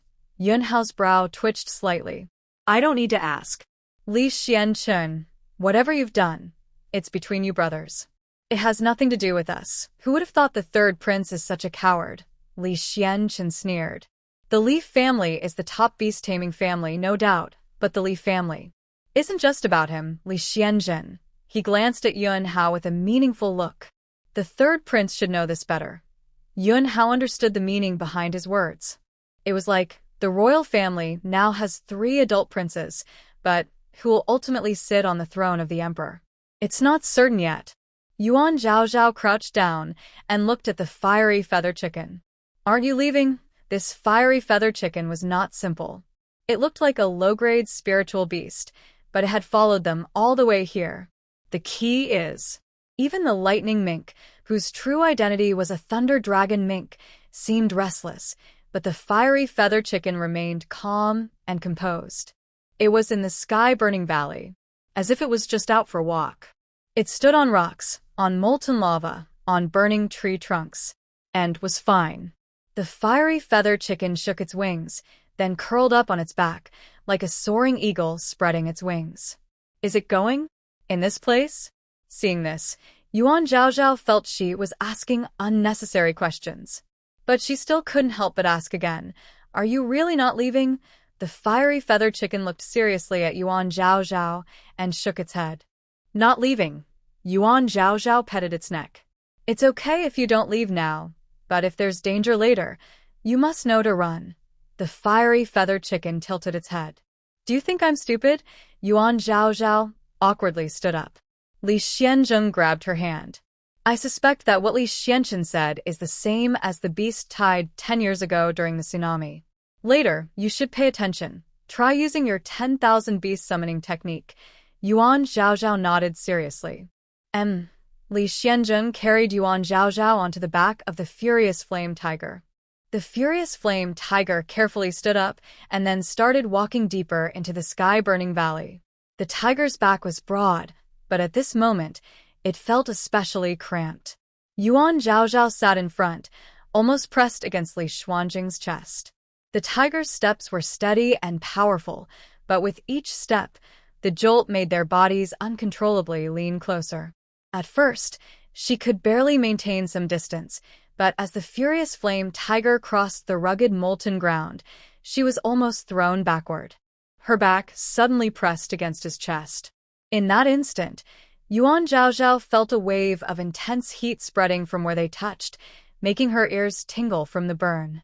She instinctively straightened her back and tightly grabbed the angry tiger's fur, her heartbeat pounding so loudly it felt like it might burst from her chest. It was too close.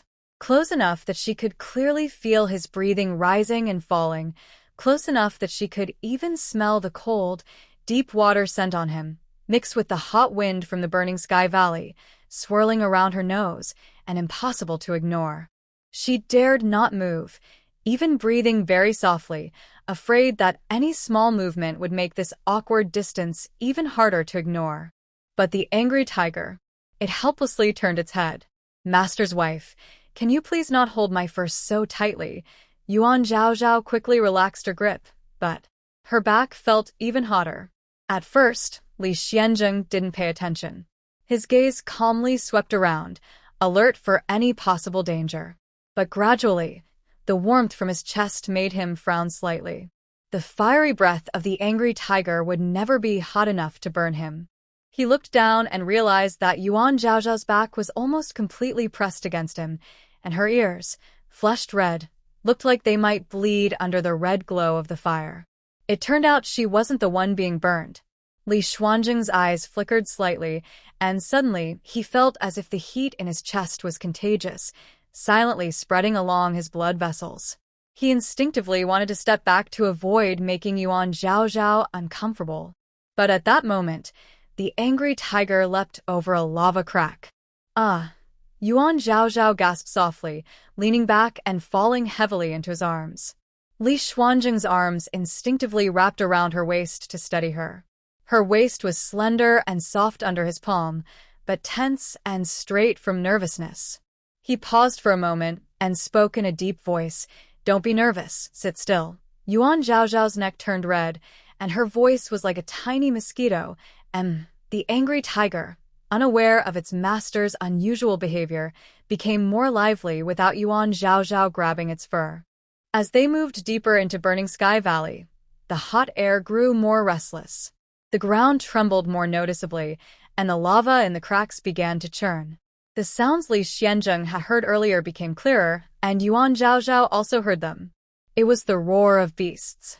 Not just the roar of a single wild animal, but the chaotic, collective howling of many. The harsh sound of claws scratching, like countless wild beasts running wildly, filled the air. Li Shien suddenly tightened his arms so forcefully that Yuan Zhaozhao gasped and paused. "Li, young master?" She tilted her head slightly, her voice tinged with doubt and worry. His jawline was tense, and his eyes looked steadily toward the source of the sound. After a moment, he whispered, "This sound is very similar to the strange movement during the beast tide 10 years ago." But his voice was cold and restrained, with a sense of suppressed coldness. "The scale is much smaller. 10 years ago, the beast tide started from the center of the Four Kingdoms and spread in 4 directions. Thousands of wild beasts went on a wild rampage. They destroyed many villages and towns, causing heavy casualties. Even the beast tamers sent from the Four Kingdoms to suppress them were gradually overwhelmed by the tide. The screams of the beasts drowned out the howls of the spiritual beasts, creating an overwhelming sense of despair. Now, this familiar unrest has reappeared. Even though it's not as big as before, it's enough to make his muscles tense and put him on high alert." Yuan Zhaozhao felt the strength in his arm, and her heartbeat quickened. She hadn't experienced a beast tide before, but from his reaction, she could faintly imagine the destructive scene. "Should we keep going forward?" she asked softly. Li Shien hesitated for a moment. He wanted to go deeper, to see if the wild beast's rampage was the same as 10 years ago. But he looked down at Yuan Zhaozhao. He could handle it alone, but Zhaozhao. Yuan Zhaozhao sensed his thoughts and grabbed his hand. "You go, I'll go with you. If you're worried, let the flame fury tiger stay with me. If there's danger, it will take me away immediately." Li Shien looked ahead, the sound of the rampage growing closer. "All right," he finally said, his voice deep. "Don't be reckless." Yuan Zhaozhao smiled slightly. "Of course, I won't be reckless. As long as the Green Mountains remain, there will be firewood to burn." Li Shien smiled and patted the Flame Fury Tiger's back. "Let's keep moving forward." The Flame Fury Tiger sensed the danger too, growling low in its throat and quickened its steps. With its dominance as the king of beasts, the lower-level wild animals around wouldn't dare to come closer and cause trouble, allowing them to move deeper more quickly. Yuan Zhaozhao could feel Li Xuanzheng's arms still wrapped around her waist, the strength not loosening, as if offering silent protection. As she listened to the increasingly clear roars ahead, her heart grew more anxious. Deep in the Tianyan Valley, the rocky cliffs were steep and jagged, with blackened vines faintly visible winding through the red cracks in the stones. Li Xianzheng pointed upward with his finger, his voice low. "This is the habitat of the fire foxes. They usually don't attack first." Before he finished speaking, a red shadow suddenly fell from above. "Fei, Yuan Zhaozhao's pupils shrank sharply as she cried out in surprise. Li Xianzheng reacted quickly, moving like lightning, leaping into the air and catching the falling Fei. Back on the angry flame tiger's back, Li Xianzheng looked down to check Fei's injuries. Its once fluffy fur was torn into a mess, with deep claw marks across its back and hot blood beads dripping. Ugh. Fei weakly struggled in his palm, its golden red eyes narrowing from pain. It thought of Yuan Zhaozhao nearby. Her heart clenched tightly. Carefully, she took it in her arms. "Fei, what's wrong?" At that moment, a dense rustling sound came from the rocky wall. The next second, more than a dozen fire foxes pounced down from the cliff. They were burning with flames, their fangs white and sharp, very different from Fei's clever agility. Their eyes only showed fierce killing intent. The foxes surrounded the angry flame tiger, baring their teeth at Li Xianzheng and Yuan Zhaozhao. Fei struggled to stand in front of Yuan Zhaozhao, fluff bristling, and let out a fierce growl as it darted out. "You can't hurt Zhaozhao." "Fei," Yuan Zhaozhao cried out in alarm. As soon as Fei leapt out, it was struck down by one of the foxes with a paw, falling into the group. The foxes played with their prey, tearing at it in turns. They didn't aim to kill but held Fei's limbs with sharp teeth, swinging it around, watching it struggle helplessly in midair. Their roars were wild and chaotic, full of excitement and pain. The angry flame tiger was also stunned. It was here. How dared this group of fire foxes act so boldly? It immediately lowered its body, issuing a thunderous roar to intimidate. The tiger's roar shook the rocky wall, dust falling from above, causing the foxes to pause. But only for a moment. The fire foxes quickly ignored the tiger's intimidation and continued to torment Fei. "No, something is wrong." Yuan Zhaozhao carefully observed and noticed that all these fire foxes had their pupils shrink into small circles, and they remained still, not moving at all. It was as if they had lost their souls and their minds. Are they being controlled by something? Li Xian's eyes darkened sharply. Indeed, they were being controlled. He immediately gathered spiritual energy and started attacking the mind-controlled fire foxes. The attacking fire foxes were knocked away one after another, allowing Hui to land safely. She stumbled toward Yuan Zhaozhao.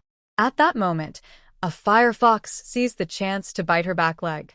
With a sharp crack, her leg bone broke. Hui rolled in pain and fell under the angry flame tiger's paws. She struggled to lift her bloodied, flesh-torn front paw. "Zhaozhao, they've gone crazy." Yuan Zhaozhao slid down from the angry flame tiger, picked up Hui, and immediately climbed back onto the tiger's back. On the tiger's back, she took out various spiritual medicines. First, she fed Hui a few pills, then applied ointment to her wounds. "Hui, are they your family members? Even if not family, they should be of the same kind." "Yes, they're my parents and kin." Hui endured the pain. At first, they were fine. I don't know why, but suddenly they became furious and started biting me. I said. They seemed deaf to everything. Yuan Zhaozhao looked at the foxes. They had already begun attacking Lee Shien. Their eyes were blood red, and their pupils lacked focus. Could they be controlled by something? A sound? But there was no strange noise nearby. A ray? It didn't seem like it. The most likely cause was the medicine. A few larger fire foxes led the attack, leaping toward Lee Shien with sharp claws wrapped in blazing flames, aiming for his throat. Lee Shien's expression turned cold. Spiritual energy surged, and he instantly knocked away the approaching fox shadows. Then more fire foxes charged forward one after another. Some bold ones even circled around to stand in front of the angry flame tiger. The angry flame tiger roared loudly. Flames erupted around it, and one paw swatted away a fire fox that lunged at it. But these foxes were fearless. After being pushed back, they immediately rolled up and attacked again, as if they didn't feel pain, and wouldn't give up until they were defeated.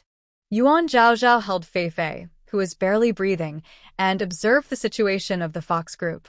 These fire foxes only attacked Fei, Lee Shien, and the angry flame tiger. The surrounding beasts, frightened by the fire fox's movements, fled without harm. So, Are these fire foxes attacking all outsiders indiscriminately? Even though Fei and them are from the same family, Fei has lived in the human world for a few years, and this is her first time back, so she is also considered an outsider. And one more thing, this area. Only the fire foxes are behaving like this, other wild animals are not. Are only the fire foxes being controlled? This makes Yuan Zhaozhao's guess even more certain. She placed Fei in front of her, took a deep breath, and gathered spiritual energy on her tiger back, beginning the 10,000 beast spirit calling technique. Her spiritual sea inside roared, and a large nebula spread around her. The spiritual power within the nebula was gentle like water, calming even the boiling lava nearby. The crazy biting fire foxes slowed down, their eyes gradually losing their wildness and becoming confused, finally turning into a state of hazy clarity. Ugh. The smaller fire foxes gradually collapsed, crawling on the ground and licking their wounded limbs. Then, the other fire foxes also couldn't hold on and fell down. 1, 2, 3. The entire fox group collapsed, emitting low whimpering sounds. They looked at each other, full of confusion and pain. What happened? Why are we here? Why do I have injuries? What's wrong with us? They couldn't remember. Fei, where's Fei? A larger fire fox struggled to lift its head, voice hoarse. The fire foxes looked around in confusion, finally all their eyes fixed on Yuan Zhaozhao in front of them. Fei supported her body. Fei, Dad. Fei softly called out, sliding down from the tiger's back. Dad. She went to the big fire fox. Dad, are you okay? Yuan Zhaozhao awkwardly looked at the big fire fox. It was actually Fei's father? Just now. When the fox group was biting Fei, it was the most excited. It was also the one that bit off Fei's hind leg. Fei's father shook his head. I'm fine, Fei. Why are you so badly hurt? It looked around at the fire foxes, all of whom had injuries of different degrees. It instinctively looked at Lee Shien and Yuan Zhaozhao with sharp eyes. Is it them? Fei blocked its view and grinned.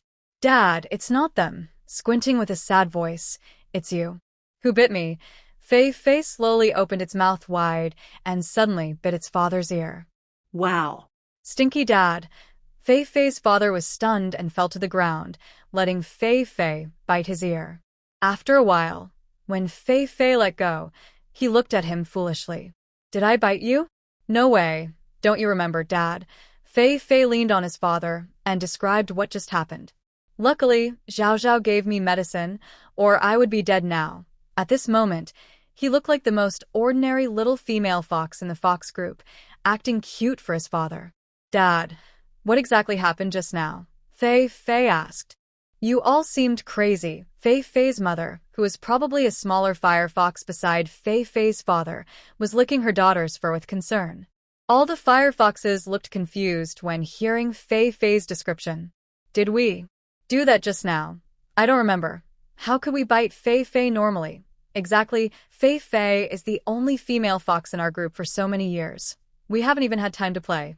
Qing Xiao and Fei Yu have been thinking about her all these years. Qing Xiao and Fei Yu are the names of Fei's parents. Yuan Zhaozhao saw that the fox tribe had calmed down and slowly relaxed her stance. Fei introduced her to the fox tribe. Her name is Zhaozhao. She's my good friend from the human world. Qing Xiao and Fei Yu sat up and lowered their bodies toward Yuan Zhaozhao, thanking her. Yuan Zhaozhao stepped down from the tiger's back and approached them. Before your memory got mixed up, did you meet anyone? Lee Shien and the angry tiger stayed where they were. Seeing this, the fox tribe was less guarded against Yuan Zhaozhao. The fox's ears twitched, their pupils contracted, tails swayed gently, and they tilted their heads, trying to remember carefully. The outer area of the Burning Sky Valley is often visited by beast tamers for practice, but few come deep inside. So, if anyone has been here, the animals definitely remember.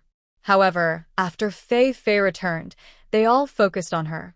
Before Fei Fei came back, they were sleeping.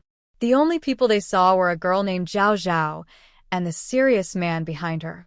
I saw something, a young voice said among the foxes. The fire foxes all looked back. Ah Mao, did you see someone? Qing Xiao asked. Ah Mao stepped forward. Yes, I saw a person fly past us and they dropped something. What was it? Yuan Zhaozhao and Fei Fei asked eagerly. Ah Mao scratched his head. It was pink, lots of pink. Suddenly, it remembered something. Oh right. Ah Mao shook his dusty tail, then spun around quickly, using his back legs to dash toward the rocky wall. He grabbed the protruding rock with his front paws, then kicked off the red cliff several times. His agile body looked like a fluffy climbing tool, and in just a few moves, he reached a 3-zhong-high rock platform. After a while, he turned around, shifting his tail, and carefully reached down with his front paws into a crack in the rock. He didn't land steadily, rolled on the ground, and got covered in dust. Ah Mao stretched out his paw, signaling Yuan Zhaozhao to catch something. Yuan Zhaozhao reached out her hand, and he lowered what he was holding. The person also dropped this, she said. I thought it was something good, so I hid it, but it's almost burned out. She looked down and saw a small piece of brown paper about the size of a thumb that was burned. She turned around and handed the paper to Lee Shien. That fox called Ah Mao said he saw someone drop powder, and this was also dropped by that person. It's only a little left now. Lee Shien carefully held a tiny piece of paper close to his nose and sniffed. There was no smell. Yuan Zhaozhao also looked at it earlier. The paper had no powder residue, so they didn't know what kind of medicine it was. But they were sure that these fire foxes had indeed been controlled by someone using drugs. Yuan Zhaozhao turned back and asked, Ah Mao, did you see what kind of clothes that person was wearing? This time, only their group is here to practice at the Burning Sky Valley. Although everyone is a student of the Skydome Academy, the Academy doesn't have uniforms, so everyone wears their own clothes. If Ah Mao could see what clothes that person was wearing, they could figure out who dropped the powder. Ah Mao honestly replied, Actually, that person flew over my head. I only saw his blue underwear. Blue underwear? Yuan Zhaozhao frowned. How can we find this person now? She slowly returned to Li Xuanjing's side. Li Xianjing heard her question. What did Ah Mao say? Yuan Zhaozhao hesitated awkwardly for a moment. It said that the person flew over its head, and all it saw was him wearing blue underclothes. Li Xianjing was also momentarily stunned when he heard this. Blue underclothes? Underclothes are close-fitting pants, usually worn under robes.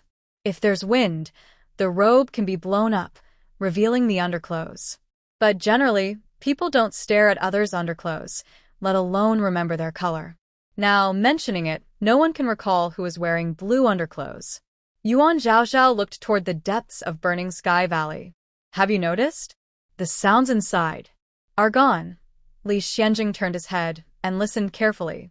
Indeed, the loud noises from the depths of Burning Sky Valley have disappeared. Yuan Zhaozhao's spiritual power was increasing rapidly, and her nebula was growing bigger, but it definitely couldn't reach the depths of Burning Sky Valley. So, the disappearance of those loud sounds isn't related to her beast summoning technique. That means, has the medicine effect worn off? She whispered. Li Xuanzhen frowned. The medicine effect is gone? So fast? 10 years ago, if someone used drugs to control the beast tide, the effect would last too long. A full 3 days and nights. Li Xianjing clenched the torn paper in his hand, thinking to himself. Although he's not sure what caused the beast tide 10 years ago, using medicine is one possible reason. He had previously found out about a soul-calling pavilion at the border of the 4 countries, which used drugs to control wild beasts. Now, this incident has happened again. He decided to follow this lead and investigate further. "Let's go see," Yuan Zhaozhao said, and then mounted the tiger. Li Xuanxiong casually put his arm around her waist, but he turned his fierce tiger back, saying, "Let's go back to the outskirts." Huh, Yuan Zhaozhao was confused. "Aren't we going inside to look?" Li Xuanxiong replied. "The medicine's effect has worn off." "There's no point in going now," he squinted and added, "It might be better to see who is wearing blue underwear." Li Xianyue pursed her lips and deliberately walked softly, leading Tao Xiang along the shadowy part of the cliff wall. She had been listening to her brother and trying to avoid Li Xuanqing and his group. But as they approached the entrance of the Burning Sky Valley, the terrain became narrower. "Miss Li, they are just ahead," Tao Xiang whispered, pointing to a rock across the lava. Li Xianyue looked up. Through the swirling lava, Li Xuanqing and his group were standing about 10 zhang away on a rock. The heat waves distorted the air, but they couldn't hide their gazes. Li Xuanqing and his group clearly noticed her and looked coldly in her direction. In the sky, a golden eagle screeched warning. "No need to worry about them. With my brother's golden eagle here, they won't dare do anything." The golden eagle is a 4th-rank spiritual beast. With it present, Li Xuanqing and his people can't hurt them. Li Xianyue looked behind her, but she didn't know how her brother and sister-in-law were doing now. Li Xuanqing withdrew his gaze from Li Xianyue and looked deeply into the depths of Burning Sky Valley. The previous deep rumbling had subsided. "Just an hour," he murmured softly, unconsciously touching his chin. Yuan Hao stood beside him. His usually gentle expression was now tinged with worry. "Li Xuanqing, do you think Li Xuanqing and his group are okay?" As Yuan Hao spoke softly, Li Xuanqing interrupted him. "What? Do you think the 3rd prince is still the spirited Li Xuanqing from 10 years ago?" Li Xuanqing sneered coldly. "3rd prince." He leaned closer to Yuan Hao and whispered, "No matter what happens today with Li Xuanqing, only you and I know what I did. My Empress aunt and my great-uncle are closely connected. Even if the emperor favors your mother, as long as my great-uncle remains the head of the Li family, it won't be easy for you, the 3rd prince, to surpass the crown prince." Yuan Hao's expression froze, and his face tightened. Looking at him, Li Xianqing sneered with disdain. "Everyone has desires." Li Xianqing rode his angry flame tiger slowly forward. Yuan Zhaozhao sat in front of him, holding the fiery fox, Fei Fei, in her arms. "Fei Fei," Yuan Zhaozhao gently stroked the fox's head. "Why didn't you stay?" "Your fox family really hopes you would stay, especially Qing Xiao and Fei Yue. When they parted earlier, their tears were streaming down." Fei Fei tilted its head, nudging her finger with its nose. Its voice was soft and gentle, "Because I want to train with Zhao Zhao." Its tail lightly wrapped around her wrist, silently saying, "Compared to its familiar family, it cares more about this warm human." "Big brother, sister-in-law," Li Xianyue saw them and brightened up, waving her hand eagerly. "Miss," Tao Xiang also tiptoed. Li Xianqing saw that they were safe and sound, and a hint of surprise flashed in his eyes. They were completely unharmed? Calm and relaxed? Did they go deep into the core of the fiery Sky Valley? Li Xianqing jumped down from the tiger's back and casually helped Yuan Zhaozhao. Fei Fei in her arms lazily yawned and found a comfortable position to curl up. Yuan Zhaozhao looked at Li Xianqing and the others, instinctively. Her eyes drifted downward. But the person opposite was still wearing a thick inner shirt under their outer robe, and since there was no wind now, she couldn't see their underclothes. She bit her lip, a little disappointed, and withdrew her gaze. When she looked up, she saw Li Xianqing giving her a meaningful look. Yuan Zhaozhao's ears turned red. Fei Fei helplessly straightened up and pawed at the raccoon to wake him. "You rascal, stop sleeping, you." The raccoon reluctantly nodded. "Leave it to me." Suddenly, it jumped down from Yuan Zhaozhao's neck and rushed toward the crowd across. Its tail crackled with sparks, flashing bright electric light in the air. "Be careful," Li Xianqing warned everyone. The raccoon moved nimbly among the people's feet, and the lightning arcs wrapped around each person's robes, as if alive. In the flickering light, everyone was shocked and jumped, frantically brushing off their clothes. Ah! What is this? My legs are numb. The scene quickly turned chaotic. As they jumped and moved around, their robes fluttered and their inner clothes lifted, finally revealing their underwear. Yuan Zhaozhao's eyes widened as she quickly looked over everyone. Most of the ordinary disciples wore white underwear with only one or two in blue. Besides these ordinary disciples, Lee Xuanqian's underwear was also blue, while Yuan Hao's was green. With their current strength, they couldn't go deep into the burning sky valley. So, Yuan Zhaozhao softly called out, "Meower." Across from her, Meower immediately stopped discharging electricity, quickly jumped back onto Yuan Zhaozhao's shoulder, and happily rubbed her face. Lee Shien frowned as he tidied his clothes. Yuan Hao looked on with a bitter smile, and a few other disciples were still massaging their legs from the shock, glowering at Meower but unable to speak. Yuan Zhaozhao, "Shouldn't you discipline your Meower better?" Lee Shien said coldly. In the next moment, Lee Xian's hand like iron clamps grabbed Lee Xuanqian's throat, his voice cold and frightening. "I should be the one to discipline you." The scene instantly became tense. Lee Xian, though restrained, was not afraid at all. "It seems you've figured out," he asked suspiciously. "Since you found out I left my clothes there, how did you all escape from the tiger group?" Lee Xian's eyebrows furrowed slightly. "What clothes?" "You left my clothes there just to..." He tentatively spoke, trying to lead Lee Xian. "I stole a tiger cub and then left your clothes behind." When the mother tiger saw her cub was gone, she would be furious and definitely come after you. "How did you escape?" Yuan Zhaozhao was shocked. Lee Xian only stole the little tiger cub and then used the clothes to frame Lee Xian? Then, The powder incident wasn't his doing? If it wasn't him, could it have been one of those ordinary disciples? Or was he lying? Yuan Hao cut in from the side. "So, your plan was this?" "Truly. A good idea, haha." Lee Xian chuckled softly. "Better than you, who dare to do nothing." Yuan Hao turned around. "This matter between you brothers has nothing to do with the prince." "Jinjin, let's go back," he said, helping Yuan Jinjin and releasing a cuckoo bird. The other disciples also released their flying spiritual beasts and all left Burning Sky Valley together. Strange. Yuan Zhaozhao frowned. In the Burning Sky Valley, he had met Yuan Hao several times, but it seemed he never released General Huang.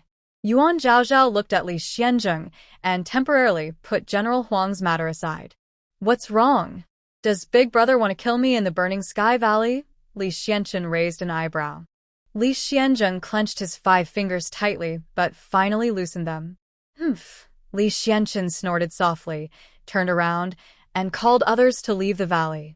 "Was it not him?" Yuan Zhaozhao approached Lee Xianzheng. Lee Xianzheng shook his head. "If it was him, he wouldn't be afraid to tell me." Just like earlier, Lee Xianzheng openly revealed everything about stealing tiger cubs and leaving his clothes behind. If it wasn't Lee Xianzheng, then who could it be? Back at Sky Dome Academy, Yuan Zhaozhao was still thinking about this question.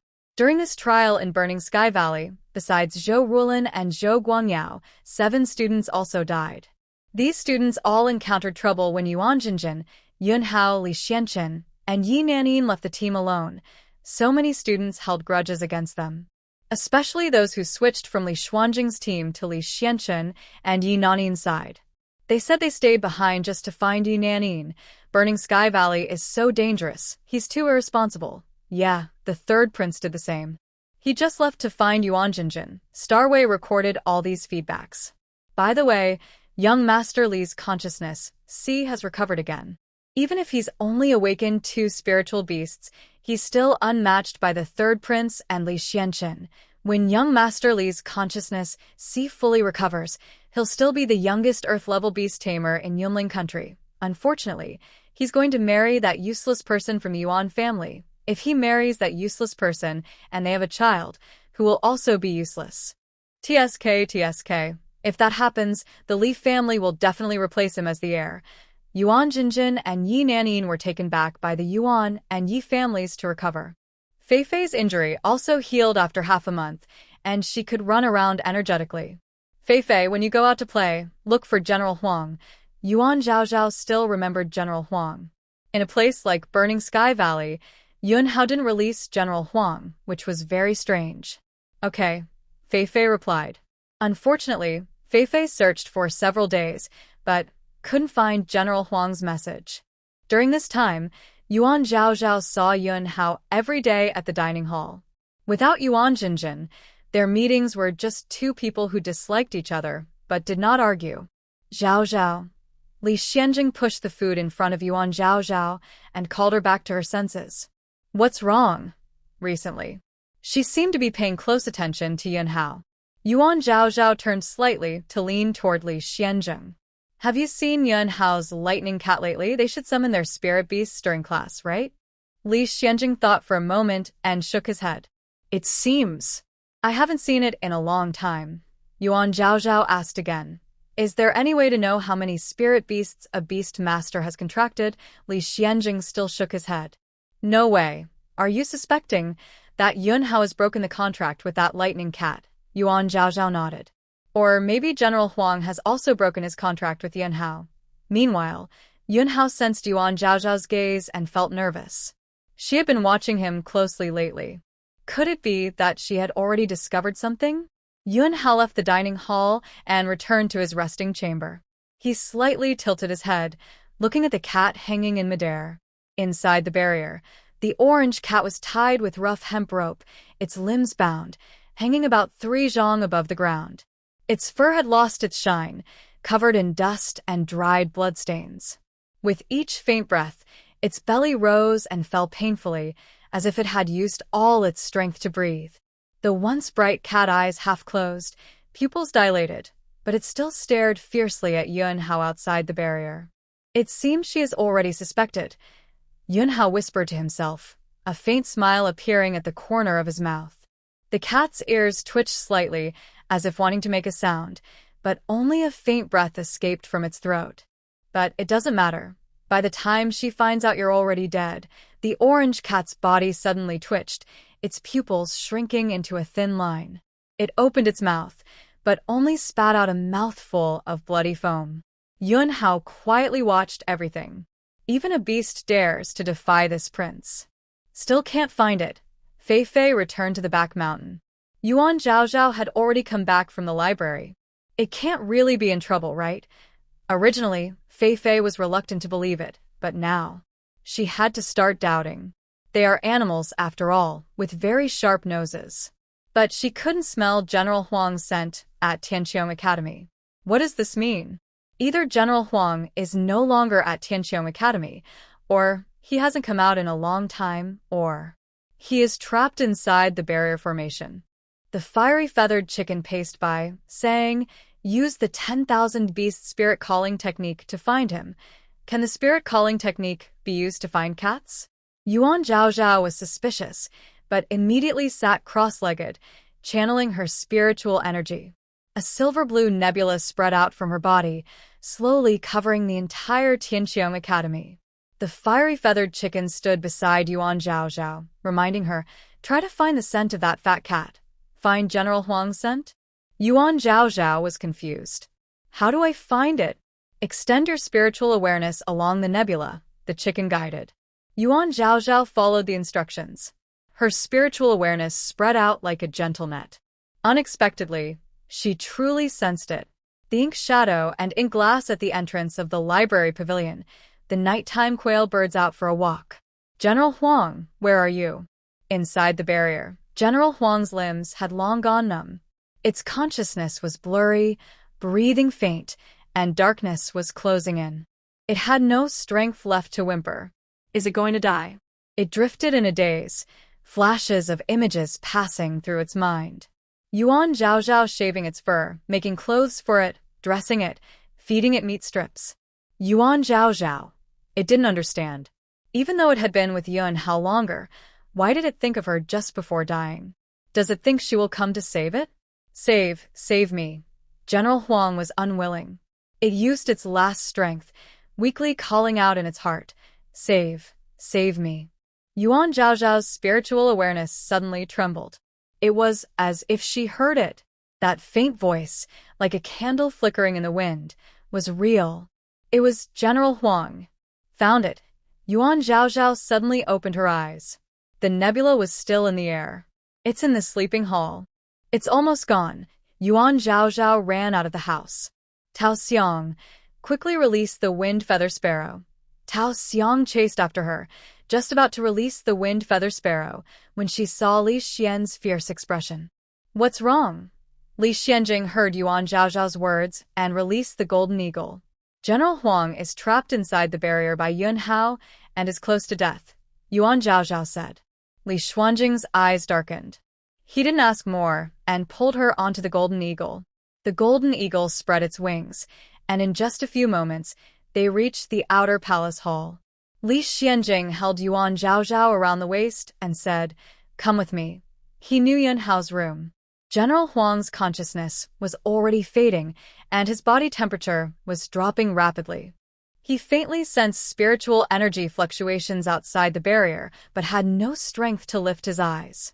Is this an illusion? But in the next second, the barrier was forcefully broken. In General Huang's blurry vision, a familiar figure appeared.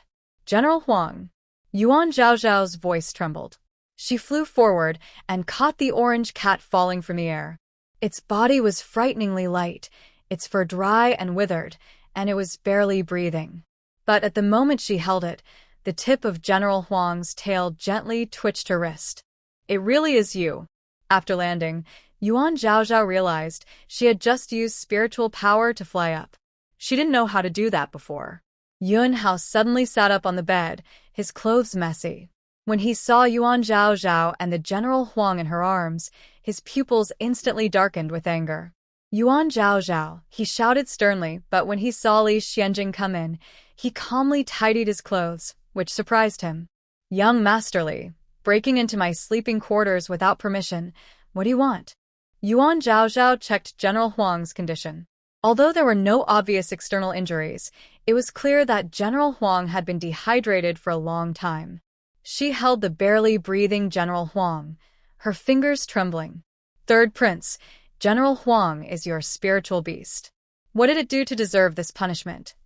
Yun Hao's gaze swept over General Huang and suddenly chuckled softly. "So it's for this beast." He slowly approached Yuan Zhaozhao. "Yuan Zhaozhao, you also said it's my spiritual beast.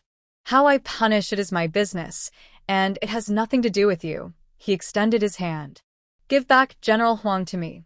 General Huang spoke softly in Yuan Zhaozhao's arms. "Zhaozhao, I have broken the contract with him." Its fur around the neck was squeezed flat by the rope. Yuan Zhaozhao held General Huang and turned aside to avoid Yun Hao's hand. "General Huang has already broken the contract with you. It is no longer your spiritual beast." Yun Hao's face changed slightly. "How do you know that?" Yuan Zhaozhao paused. She remembered Li Xianjing saying that it was usually hard to find out which spiritual beasts a beast master had contracted. So, she should know that Huang was no longer his spiritual beast. "None of your business," Yuan Zhaozhao snapped angrily, deciding to bluff her way through. "Anyway, it's not your spiritual beast now. You can't punish it." Yun Hao was angered by her attitude. "It's just a beast. It doesn't matter if it's the prince's spiritual beast or not. I want to punish it, and you, a useless person, have no say." "You all," barging into the prince's room, "Li Xianchen, go and invite the Star Micromaster to come here." Everyone gathered outside Yun Hao's room, curious about the commotion. Due to his status, no one dared to enter. Li Xianchen didn't go himself, but sent a man to invite the Star Micromaster. He himself watched calmly from a distance. News from the Yuan family said Yuan Jinjin was badly injured. Yuan Jinjin had just recently broken through. Her spiritual sea was unstable, and because of the forced contract release with the lava crocodile, her spiritual sea was heavily damaged. The healer said she might not be able to continue her breakthrough. Additionally, she was injured and knelt on the ground, her knee burned by lava, and couldn't stand up for a while. Yun Hao knew this news and would definitely cause trouble for Yuan Zhaozhao and Li Xianjing. But Yuan Zhaozhao and Li Xianjing had come to him willingly. Li Xianjing secretly felt relieved. Compared to Yuan Jinjin, Yi Nanin's injury was much lighter. She only had a facial scar. The Yi family reported that Yi Nanin's face had healed, but she was reluctant to return to the Sky Dome Academy because of the scar. The Star Micro Master arrived quickly, looking a bit sleepy. Yuan Hao sat at the desk, pouring himself a cup of tea. He turned his wrist slightly, lifting the teacup with 3 fingers. Star Micro Master, these 2 barged into my room. Shouldn't Sky Dome Academy give me a proper explanation? Usually, she was with Yuan Jinjin, and Yuan Zhaozhao rarely paid him much attention. Now that she looked at him closely, he seemed quite noble and proud. Master Xingwei came to Yuan Zhaozhao and Li Xianzheng and asked, "Young Master Li, Miss Yuan, what do you think?" Yuan Zhaozhao looked at Li Xianzheng with apology. He was involved because of her. "I came to find General Huang. Young Master Li was trying to stop me." General Huang. Master Xingwei saw the orange cat in Yuan Zhaozhao's arms. What happened to General Huang? Everyone knew that General Huang was Yuan Hao's spiritual beast. General Huang has been hanging from the 3rd prince for over half a month. It hasn't eaten anything and is starting to dehydrate. It's close to death, Yuan Zhaozhao said honestly. Master Xingwei sighed. "Miss Yuan, please come with me to face the Grand Master for punishment." Yuan Hao was unwilling. Master Xingwei, what about Li Xianzheng? He also entered the prince's room. Yuan Zhaozhao glared at him sharply. "I already said, I came to find General Huang. Young Master Li was trying to stop me. The fact that he entered your room has nothing to do with him." Yuan Hao snorted coldly. "Do you think I believe that? It's okay, Zhaozhao. I'll go with you," Li Xianzheng said to Master Xingwei. "Master Xingwei, please. The Grand Master is still resting. Let's wait outside for him." Master Xingwei led Yuan Zhaozhao and Li Xianzheng to the office of the Grand Master. "Put General Huang down." Yuan Zhaozhao carefully placed General Huang on the table.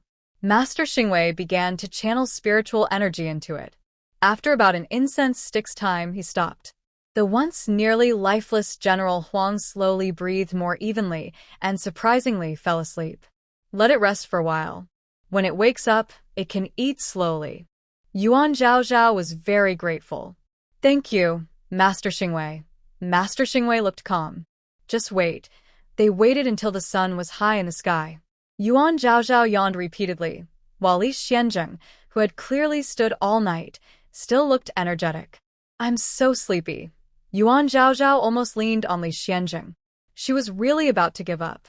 "Grand Master has arrived," Li Xianzheng whispered to her. Yuan Zhaozhao immediately straightened up, shook her head to wake herself, and saw the Grand Master coming out of the inner room. The Grand Master slowly walked out, but his tone was very quick.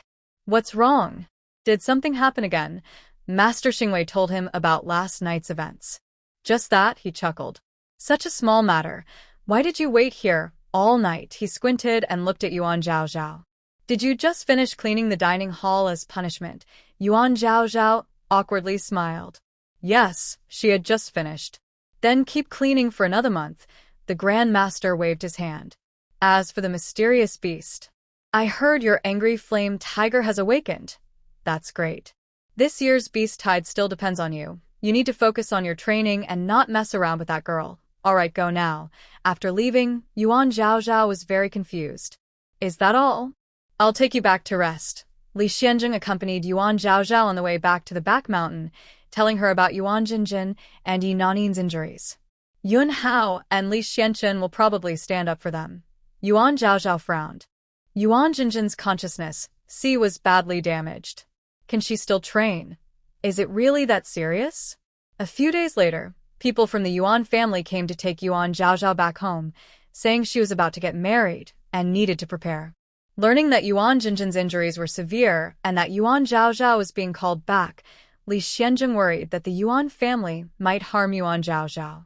So, he directly sent Li Xianyu to go with her. "Big brother, don't worry. I will protect my sister-in-law well." Li Xianyu was very happy. She was eager to study at the Heavenly Dome Academy. And, in truth, going to protect her sister-in-law was just a cover. Her real goal was to use her status as the Li family's young lady to intimidate the Yuan family. She was best at this. Li Xianyu, Yuan Zhaozhao, Tao Xiang, and a few small beasts sat on a phoenix bird flying out of the Heavenly Dome Academy. Isn't that someone from the palace?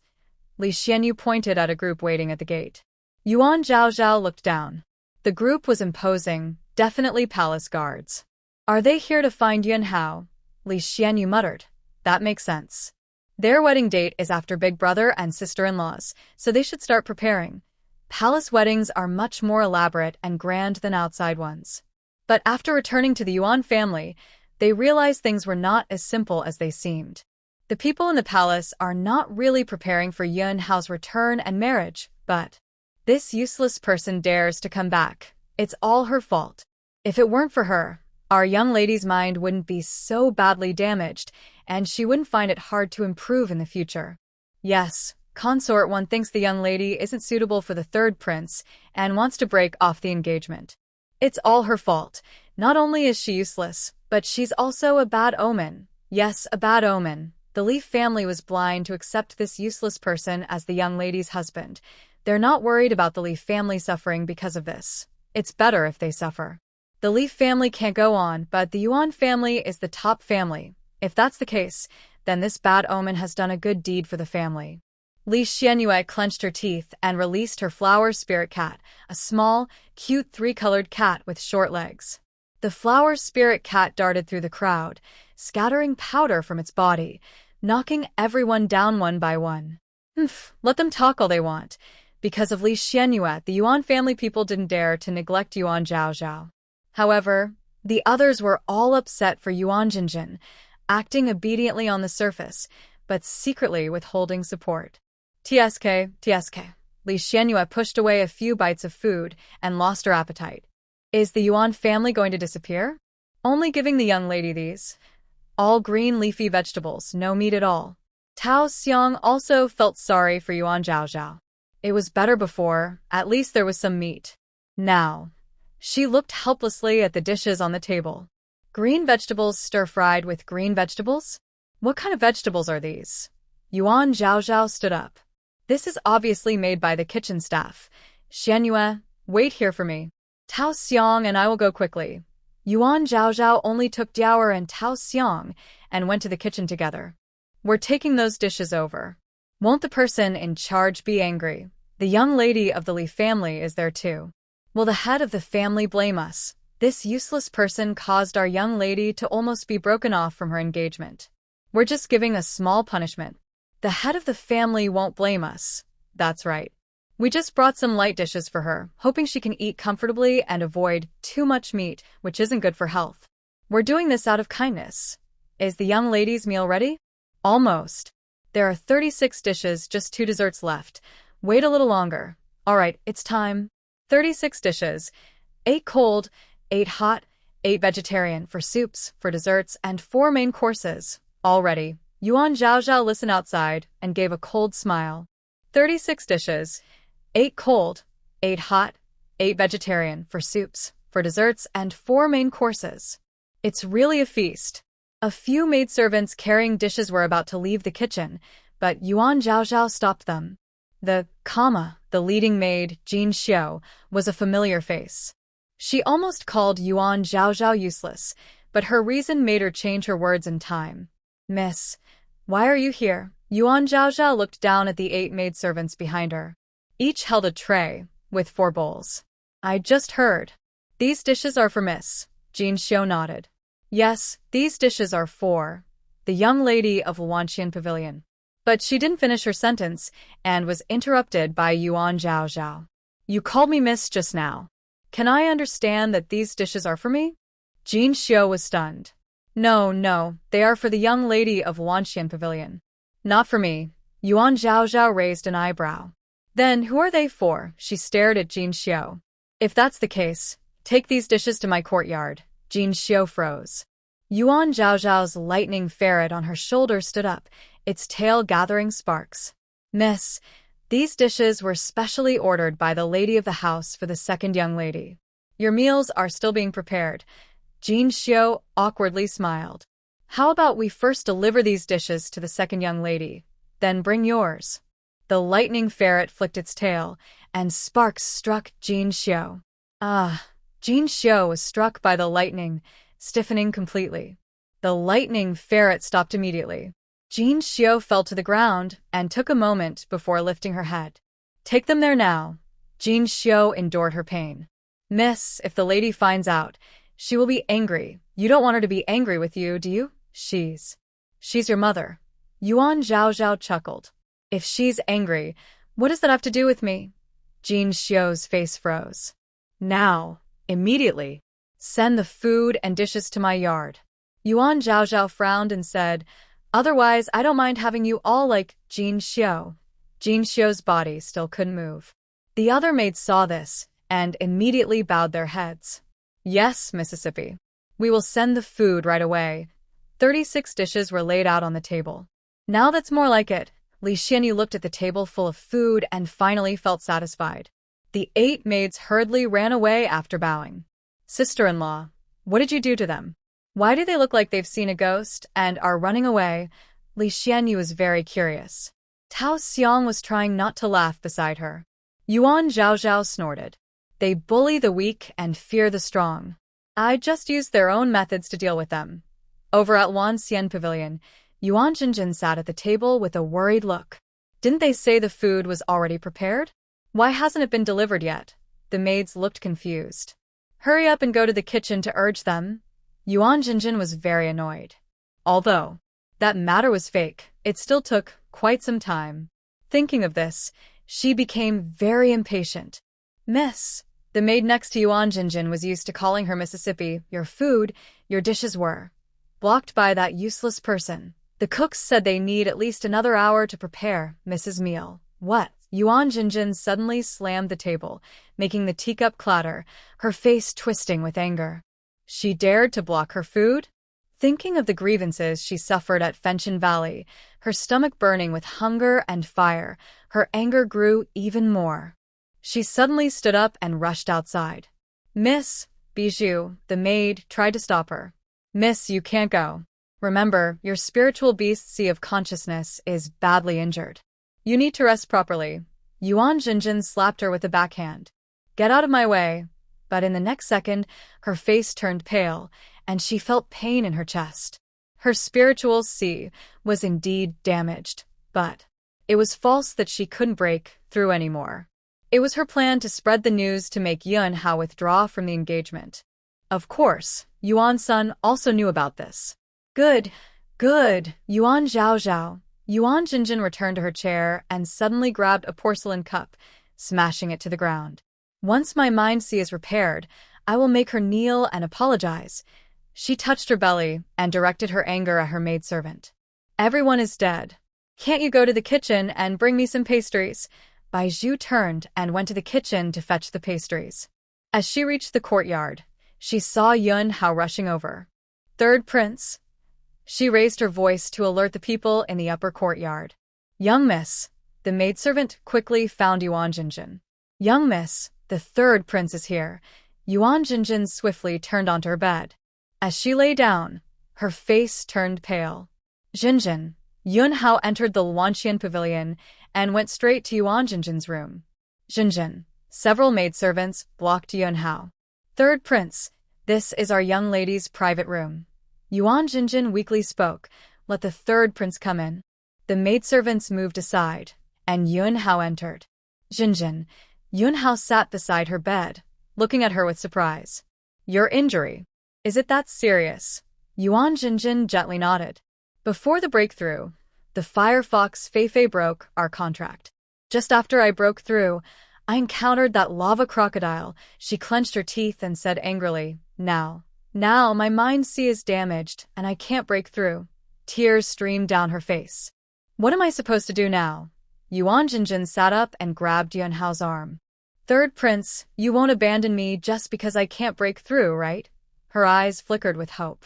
The Yuan family went to pick up Yuan Zhao at Tianqiong Academy and saw people from the palace at the gate. After asking around, they learned it was from the Wanfei Palace. Clearly, Wanfei knew about her injury and was discussing withdrawing the marriage with Yuan Hao. Yuan Zhao had returned a long time ago, so Yuan Hao must have already gone back to the palace. He was now coming from the palace to Yuan's house. Wanfei. Probably told him her thoughts, right? Speaking of Wanfei, Yuan Jinjin really wanted to thank her. If she hadn't immediately sent people to check her injury after hearing about it, she wouldn't have thought of the plan to turn the tables. Yuan Hao hesitated, swallowing hard. He had just come from the palace. The Empress Dowager was in such a hurry to call him back, intending for him to break the engagement with Yuan Jinjin. Yuan Hao felt very conflicted. He and Yuan Jinjin had grown up together, and he had feelings for her. But the Empress Dowager was right. If Yuan Jinjin couldn't improve and remained stuck at the Shien rank as a beast tamer, what was the difference between her and a useless person? The legitimate daughter, Yuan Zhaozhao, the Yuan family could give up on. The illegitimate Yuan Jinjin wouldn't be an exception. After all, Yuan Jinjin still had a younger brother, Yuan Lingen. If the Yuan family abandoned Yuan Jinjin, marrying her wouldn't bring him any benefit. Jinjin, is your injury really hopeless? Yuan Hao still felt a bit torn. Yuan Jinjin shook her head repeatedly. The doctors from the Yuan family have checked, and there's no hope. Yuan Hao's heart sank.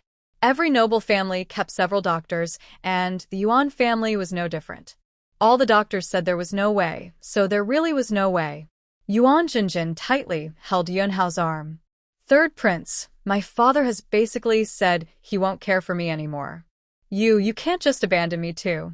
Jinjin, you're all I have now. Yuan Hao looked at her hand with difficulty. She was holding him tightly, afraid he would leave her.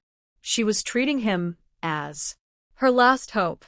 But Yuan Hao was the third prince, not anyone's lifeline. He pulled her hand away forcefully. Jinjin, I need to go back and discuss this with my mother. Third prince. Yuan Jinjin was anxious. Discuss what? Why do you need to discuss? Her eyes widened. Is it because Consort One wants you to break the engagement with me? No way. Our marriage was arranged by the emperor. It can't be broken just like that. Jinjin. Yuan Hao suddenly raised his voice and pulled his hand away forcefully. You are from the Yuan family. You should know best. We can't choose our own marriage. You're like this. My mother won't let me marry you. Yuan Jinjin sank to the ground, looking up at Yuan Hao. Then what about you? Third Prince, we've been childhood sweethearts for so many years. Yuan Hao glanced at her. I will listen to my mother. Yuan Jinjin clenched her teeth. Then don't regret it. Yuan Hao shook his sleeve and said, I will never regret this. Watching Yuan Hao's determined back, Yuan Jinjin slowly stood up and gently brushed the dust off her clothes. Bai Zhu came in and kept looking back. Miss, the third prince is really inconsiderate. Yuan Jinjin snorted coldly. Isn't that good? It saves me from having to think of other ways. Since consort you proposed to cancel the engagement, outsiders would only say they betrayed their promises and flattered the powerful. But Yuan's family wouldn't be criticized at all, and the royal family would have to find ways to make up for her. Are we leaving? Yes, we're leaving, Bai Zhu nodded firmly. Go to the kitchen and urge them. I'm starving. Yuan Zhaozhao and Lee Shien you finished eating and came out to digest. I'm going to find the boiling frog to fulfill its family's request, Yuan Zhaozhao said, leading Lee Shien you near Zhou Hongxiao's courtyard. Dear, go call Guabao out. Deer rushed into Zhou Hongxiao's courtyard and soon brought out a boiling frog. Guabao, Yuan Zhaozhao waved at it. Guabao's eyes widened as it hopped over. Zhaozhao, how do you know my name? Yuan Zhaozhao told Guabao about their trip to the Burning Sky Valley. She also took out that red-hearted fruit. Wow, Guabao licked its tongue and quickly put the red-hearted fruit in its mouth. But it didn't rush to swallow it, just held it in its mouth. Yuan Zhaozhao patted Guabao's head. Yuan Jinjin was badly hurt. Isn't Madam very sad? You should be a little more obedient. I'm not sad, Guabao said casually. Yuan Zhaozhao didn't believe it. How could she not be sad? Didn't she treat Yuan Jinjin like her own daughter? Guabao blurted out the truth directly. Yuan Jinjin's injury is fine. She just needs a few months to recover. Really? Yuan Zhaozhao was surprised. Guabao's cheeks puffed up. Of course it's true. They just want the third prince to cancel the engagement. So Yuan Jinjin can stay in the Yuan family as the head. Yuan Zhaozhao's eyes widened, and she froze in place. Older sister-in-law. What did it say? Lee Shien asked anxiously nearby. Seeing her eyes get wider and wider, this little frog must have said something incredible. Yuan Zhaozhao slowly turned her head and said, Xianyu, she said, Yuan Jinjin's injury is fake, just to make Yuan Hao and her break off the engagement, so she can stay in the Yuan family as the head. Yuan Zhaozhao exchanged a look with Lee Shien. Oh my gosh, Lee Shien shivered. Sister-in-law, your father and sister are really bold, even daring to scheme against the royal family. If the third prince finds out. Lee Shien suddenly fell silent. What's wrong? Yuan Zhaozhao asked curiously. Lee Shien signaled her to look in a certain direction. Isn't that the third prince? From his expression, he seems quite upset. If he finds out Yuan Jinjin tricked him, what do you think will happen? Yuan Zhaozhao was also curious. What do you think? Lee Shien stared at the figure in the distance. Based on what I know about the third prince, if he finds out Yuan Jinjin deceived him, her ending will be. Yuan Zhaozhao waited for her to continue. Unexpectedly, Lee Shien suddenly turned her head and smiled. It will definitely be very tragic. That's not necessarily true, Yuan Zhaozhao said casually. They are childhood sweethearts and have a pretty good relationship. Hee, Lee Shien chuckled. Her sister-in-law is still so innocent. Just by looking at what Yuan Hao did to his spiritual beast General Huang, you can tell what kind of person he is. He would rather betray the world than let the world betray him. Yuan Zhaozhao applied ointment to the dewclaw frog before it left. When Yuan saw Yuan Hao's expression, she knew he had come to terms with it. She proudly lifted her chin. Her son truly is remarkable. Mother, since I was betrothed to Yuan Jinjin by the emperor, it won't be easy to break off the engagement. Yuan Hao's disappointment disappeared in just 3 breaths after leaving the Luanxian pavilion. Now, all he could think about was how to cancel the marriage. Yuan similate confidently. That's not difficult. Have Yuan family issue a formal request to break the engagement. Yuan's son must have an idea.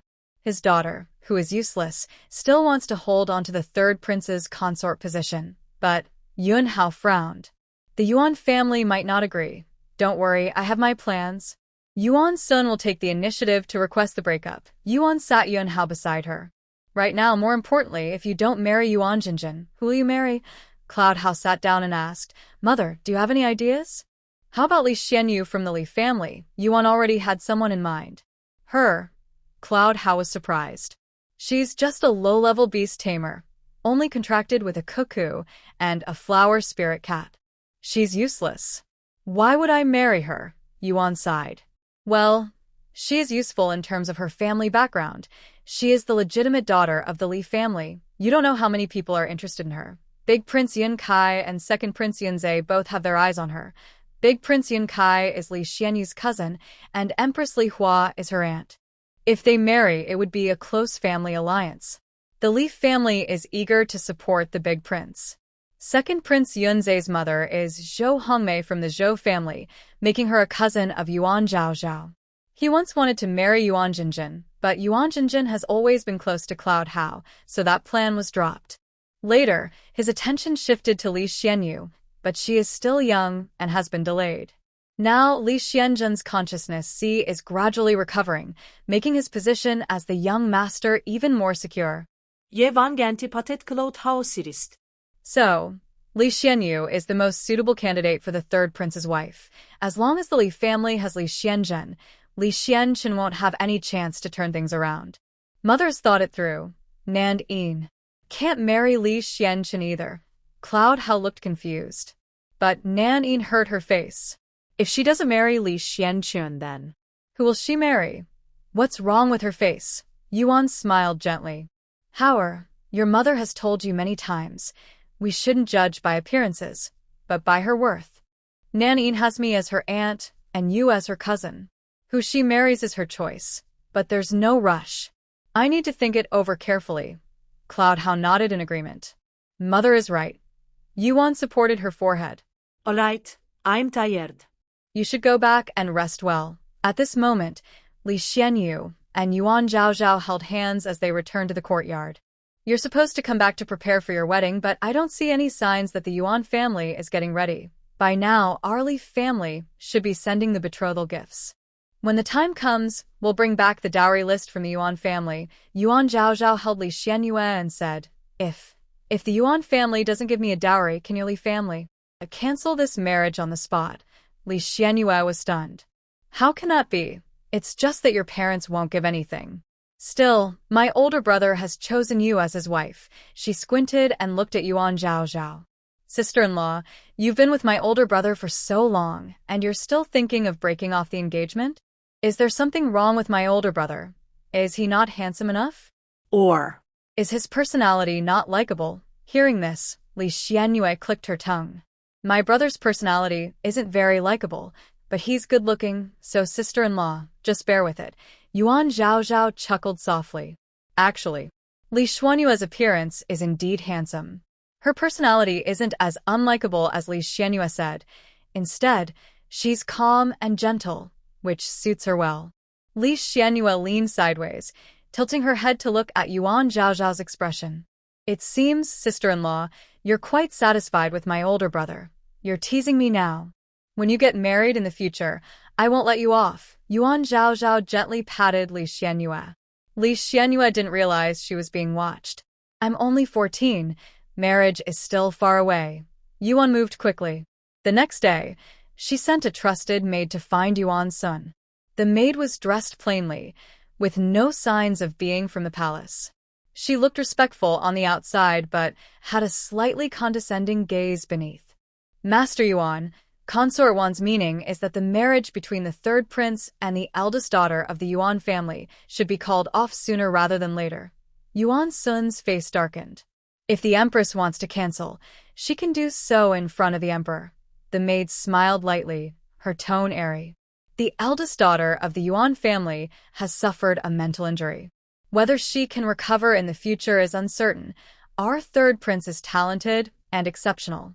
He shouldn't marry someone who is. She paused, implying something. A useless person. Yuan Sun's knuckles turned white from gripping. Useless. Good for nothing. It's normal for young ladies and young masters from noble families to get injured, or even die during training. Why should it be that only the Yuan family's people are considered useless or good for nothing? He maintained his dignity as the head of the family. What does the Empress mean exactly? Those who adapt to the times are wise, Grandma said. Please ask the Yuan family to request the Emperor to cancel the engagement. Yuan Sun took a deep breath. All right, I understand the princess's wishes. After Grandma left, Yuan Sun went straight to Yuan Jinjin's courtyard. Yuan Jinjin was resting on a soft bed with her eyes closed. When she heard footsteps, she slowly opened her eyes and stood up to bow. Father. Yuan Sun sat down calmly and repeated Princess Yuan's message. After hearing this, Yuan Jinjin let out a soft, low laugh, but the smile didn't reach her eyes. Princess Yuan is really clever. A cold glint flashed in her eyes.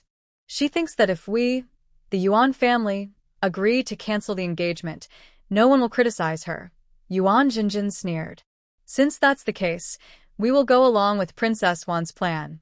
Yuan Sun hesitated for a moment. All right. He stood up and looked at Yuan Jinjin with lowered eyes. Jinjin, don't forget what you promised your father. Yuan Jinjin's face stiffened slightly, then she gritted her teeth. If Lee Shien hadn't interfered, I would have brought that mink back already. She remembered that day, at Burning Sky Valley. The mink was already in her pocket, but Lee Shien suddenly appeared and ruined her plan. Lee Shien. Yuan Sun narrowed his eyes, his tone dark. That person is really tricky. If it weren't for Lee Shien, he would have succeeded long ago. Yuan Jinjin frowned. But now his spiritual sea is starting to recover. A calculating look flashed across her eyes. Once he's fully recovered, it will be hard to deal with him. Yuan Sun looked at her deeply. What do you plan to do? Yuan Jinjin sneered coldly. Don't worry, father. That mink. I will make sure it obediently falls into your hands sooner or later.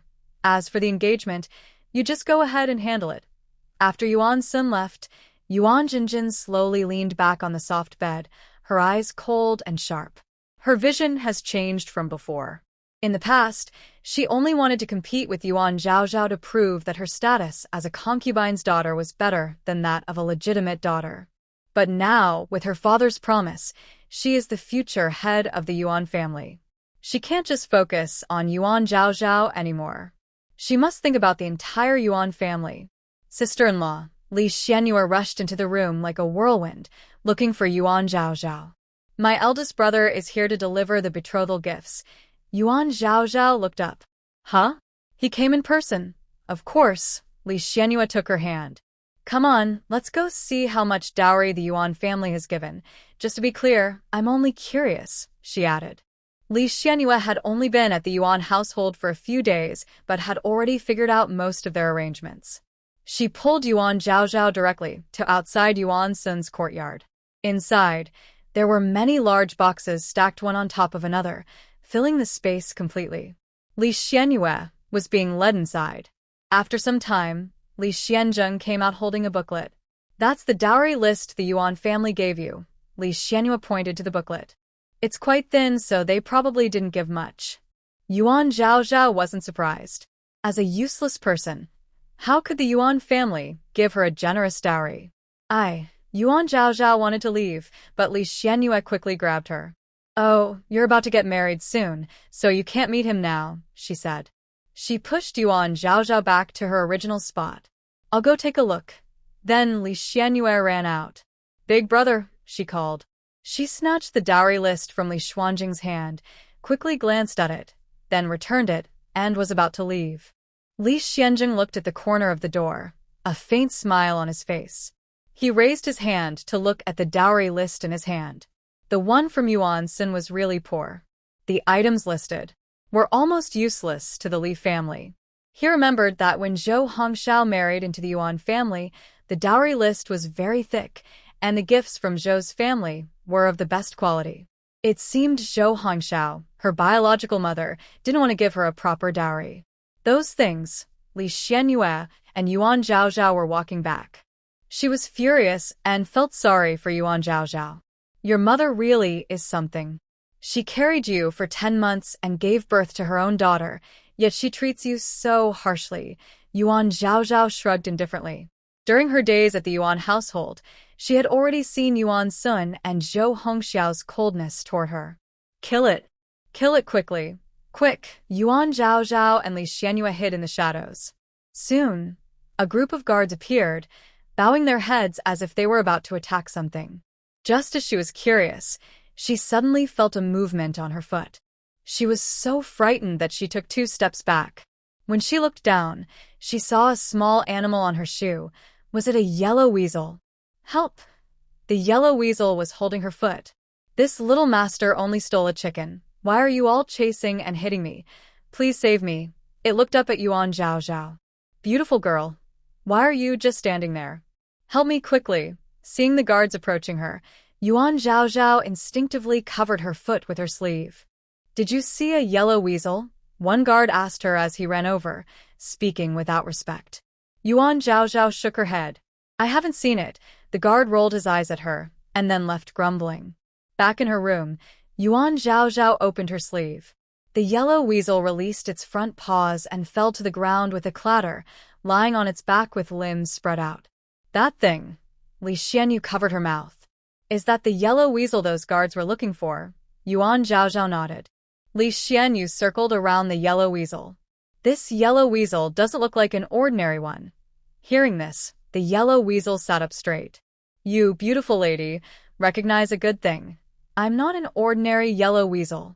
I am a treasure-seeking yellow immortal. It says it's a treasure-seeking yellow immortal, Yuan Zhaozhao told Li Xianyu. Li Xianyu exclaimed, Really? She bent down again, carefully examining the tiny yellow immortal. Are you a treasure-seeking yellow immortal? The yellow immortal proudly lifted its chin. Yes, that's right. Yuan Zhaozhao was completely stunned. Xianyu, what abilities does this treasure-seeking yellow immortal have? That, Li Xianyu grabbed the yellow immortal. Its ability is to find treasures. She grinned mischievously. And steal them. After Li Xianyu explained, Yuan Zhaozhao finally understood that the treasure-seeking yellow immortal was a kind of spiritual beast. And it was a rare and hard-to-find spiritual beast. It belonged to a special type of spiritual beast. Its main skill was to find treasures and steal them. It was immune to formations and barriers. It could also locate spiritual stone veins. It is said that the royal family has a few imperial beast masters who specialize in treasure hunting, relying on treasure-seeking yellow immortals. The abilities of each treasure-seeking yellow immortal vary in strength. Lee Shien looked over the body of the treasure-seeking yellow fairy and glanced at its private area. "Little beauty, you're too rough." The treasure-seeking yellow fairy was so scared it kept kicking its feet, finally crossing its limbs to cover a certain part.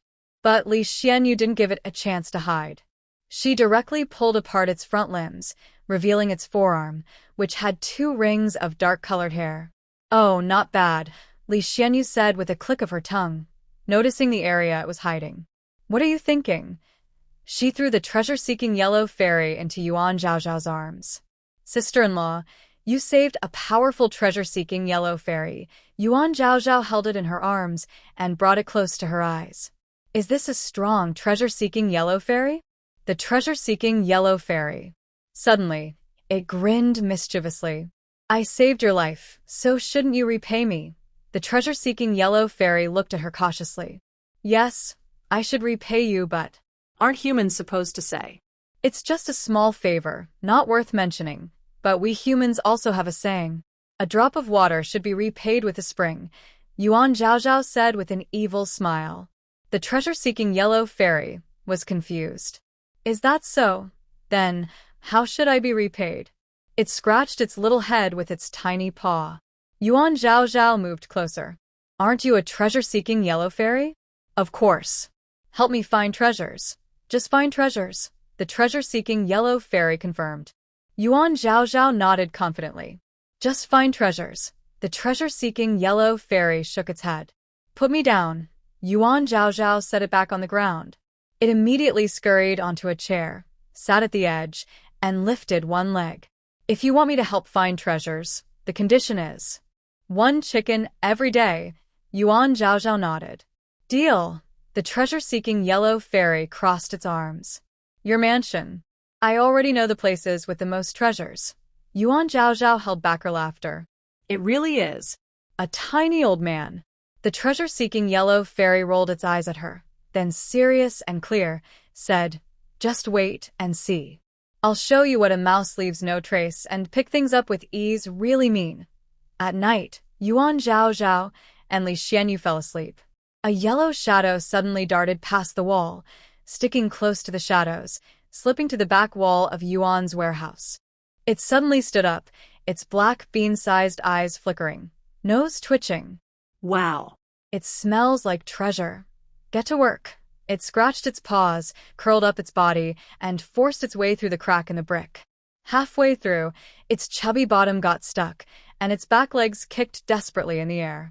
TSK, probably ate too much these days. Finally, with effort, it squeezed in with a pop.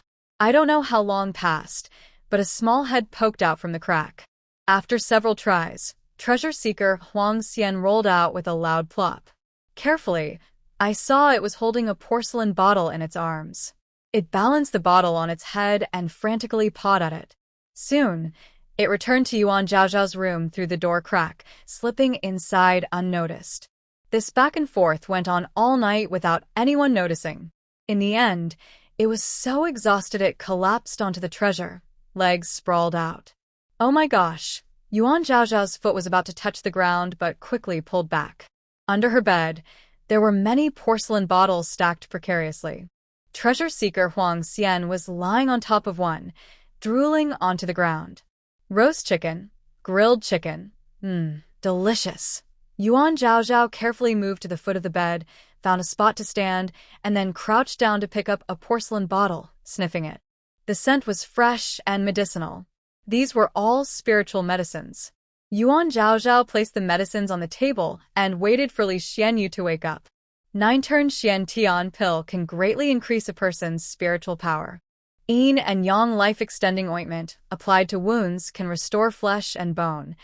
Lee Shien was indeed experienced. Just by smelling the medicines, she could tell their uses. I didn't expect the Yuan family to have Tai Qingling liquid, she murmured. Is this a good spiritual medicine? Yuan Zhaozhao asked. It can reshape the consciousness, see. When my older brother's consciousness, see, was heavily damaged, our family once bought it at a high price, but Lee Shien put down the porcelain bottle. All the major clans say there is none. Yuan Zhaozhao picked up the bottle and sniffed it. Does this medicine still work for your older brother now? Lee Shien shook her head. I don't know. Yuan Zhaozhao snorted coldly. Who cares? Take them all. She stored all the spiritual medicines on the table into her bracelet. In the days that followed, Yuan Zhaozhao promised to provide roasted chicken and baked chicken for the treasure hunt with Huang Xian, and every morning she received a big surprise. Premium spiritual herbs, high-quality spiritual stones, superior blood crystals, centuries-old spiritual grasses and herbs, all stored in her bracelet. Everything went into her bracelet. Just as Yuan Zhaozhao was happily collecting treasures, a message was sent from the palace. Lee Shien couldn't believe her eyes as she read the message, and finally, she pointed at herself in disbelief. They invited me. Only me? Yuan Zhaozhao also found it strange. The message was sent to the Yuan family, but only invited Xianyu, not her. Wouldn't it make more sense to send it to the Li family? Something's wrong. She looked at the message again. The date was tomorrow, and now it was already afternoon. Plus, the message didn't specify the reason. Lee Shien suddenly noticed a faint impression on the message. Oh, it's from Aunt. This was sent by my aunt. She showed the impression to Yuan Zhaozhao. It's our Li family's mark. Yuan Zhaozhao looked closer and saw a faint imprint on the message, like the character for Li. Since it's from Aunt, it's probably fine. She must be thinking of me, Lee Shien said, putting the message away. Sister-in-law, I will go to the palace tomorrow for one day. Before entering the palace, Lee Shien suddenly changed her mind and asked Yuan Zhaozhao to accompany her. My aunt. Lee Shien fiddled with her ear. She always nags nonstop, sigh. Yuan Zhaozhao sighed helplessly. So, you want me to come along and help share the burden? Li Xuan iwasmila tesak y la y. Last time, Consort One held a lantern festival, and I don't think the Empress was invited, Yuan Zhaozhao recalled. Li Xuan iwashuklat sufli. Consort One, my aunt and concubine may have never gotten along. Concubine Mei is from the Zhou family, your mother's sister. Yuan Zhaozhao exclaimed, the Li family, Zhou family, and Yi family all have daughters who entered the palace as consorts? 22 years ago, when she suppressed the beast tide, she died.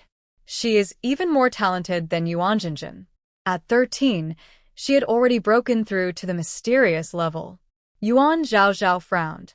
22 years ago, wasn't that the tidal beast storm that happens once every 12 years? Yuan Qing from the Yuan family also got into trouble during that 12-year tidal beast storm? We've arrived. Li Xianyu's voice interrupted Yuan Zhaozhao's thoughts. They were riding in a wind horse-drawn carriage, slowly descending now. Still alive, not bad. As soon as Yuan Zhaozhao got off the carriage, the horse pulling it raised an eyebrow at her. Yuan Zhaozhao finally recognized it. It was the wind horse she helped earlier when she returned to the capital. You've been well taken care of lately. Yuan Zhaozhao looked them over. They seemed much stronger than before. The wind horse kicked its leg. If we're not fed well, we won't run. Now they don't even dare to scold us. But we shouldn't be too hard to please, understand? Yuan Zhaozhao gently patted their heads. The wind horse rubbed against her hand. Don't worry, we're content. Yuan Zhaozhao sat in the queen's palace, feeling as if thorns had grown under her seat, making it hard to sit still. She looked at Li Xianyu across from her, her eyebrows drooping. Was this called nagging? Li Xianyu forced a shy smile. Isn't she the most unfortunate and unlucky now? She never expected that her aunt's reason for bringing her into the palace was to persuade her to marry her cousin. Xianyu, your aunt has always treated you like her own daughter. Your cousin Yun Kai cares for you deeply. Your aunt has been close to your father's family for 41 years, with deep affection. If you marry your cousin, it's an even closer family bond. Your aunt will never treat you badly, and your cousin will be good to you. Now, you know how difficult her situation in the palace is, and your cousin, his talent is average. It took a lot of resources for him to break through to the yellow rank. Yejia's Yunhao is already at the yellow rank and could break through to become a mysterious level beast tamer at any time. Xianyu, you should understand that if Yunzhe or Yunhao takes that position, they will surely make things difficult for our Li family. For the Li family, Xianyu, you should marry your cousin. The Empress Li Hua kept saying the same things. To Yuan Zhaozhao, it didn't seem like nagging. It felt more like manipulation aimed at Li Xianyue. She was talking about the Li family, but in the end, it was really about her and her son. Yuan Zhaozhao looked at Li Xianyue and noticed that she never really listened to what Li Hua said. Auntie, my mother has already said that my marriage is her decision. Upon hearing this, Li Hua rolled her eyes and also gave Yuan Zhaozhao a dismissive look. Your mother, she can't even tame beasts and treats a useless person as a treasure. What kind of good husband can she find for you? She pressed her temple and said, Anyway, I already told your father that if you don't marry Yun Kai, you won't be allowed to marry into the royal family, especially Yun Hao. Empress. Yuan Zhaozhao suddenly interrupted Li Xianyue. Could it be that? Consort one wants the third prince to marry Xianyue? Li Xuanyue's eyes widened in surprise. No way. She had been fighting with Yuan Jinjin and Yun Hao at Tianqiong Academy. Yuan Zhaozhao looked at the Empress. After a quick glance at Li Xianyue, the Empress replied, Yes, the head of the Yuan family has already asked the Emperor to cancel the engagement between Yuan's family and Yun Hao. Although the Emperor hasn't agreed yet, as long as Yuan speaks to the Emperor a few more times, the engagement will definitely be broken. I've heard that after the Yuan family cancels the engagement, she has her eyes on Xianyue. Li Hua looked at Li Xianyue again. You know how much the Emperor favors her. What are you thinking? Yuan Zhaozhao asked. It had been a while since they left the Empress's palace. Li Xianyue walked silently, head down. But she was thinking. The way she was walking didn't seem right. Li Xianyue turned her head and grinned. That Yun Hao, he's childhood friends with Yuan Jinjin, always following her around. Now he's actually plotting against me. I can't let him succeed. I'm going to tell him that Yuan Jinjin's mind is clear and nothing's wrong. Let them keep fighting and don't bother me. Li Xianyue, Yuan Zhaozhao, and Li Xianyue suddenly stopped in their tracks. When they looked to the side, it was Yun Hao. He had just turned the corner from the corridor and overheard everything Li Xianyue said. He squinted and asked, Li Xianyue, are you telling the truth? Seeing his scheming look, Li Xianyue's anger flared up. Of course it's true. Third prince, she raised an eyebrow slightly. All these years. Following Yuan Jinjin like a little follower, isn't it because you admire her talent? Yun Hao's throat moved. Yes, he wanted to marry Yuan Jinjin, just for her talent. It was to have a child with higher talent to improve his future possibilities. Unfortunately, she now has other plans and doesn't want to marry you. She even used the incident at Fenshin Valley to make you and others break off the engagement. Humph, Li Xianyue snorted coldly, sarcastically. Third prince has been tricked by her. Yuan Zhaozhao added, the third prince is just like Fei Fei. Yun Hao's brows furrowed deeply as he looked at Yuan Zhaozhao.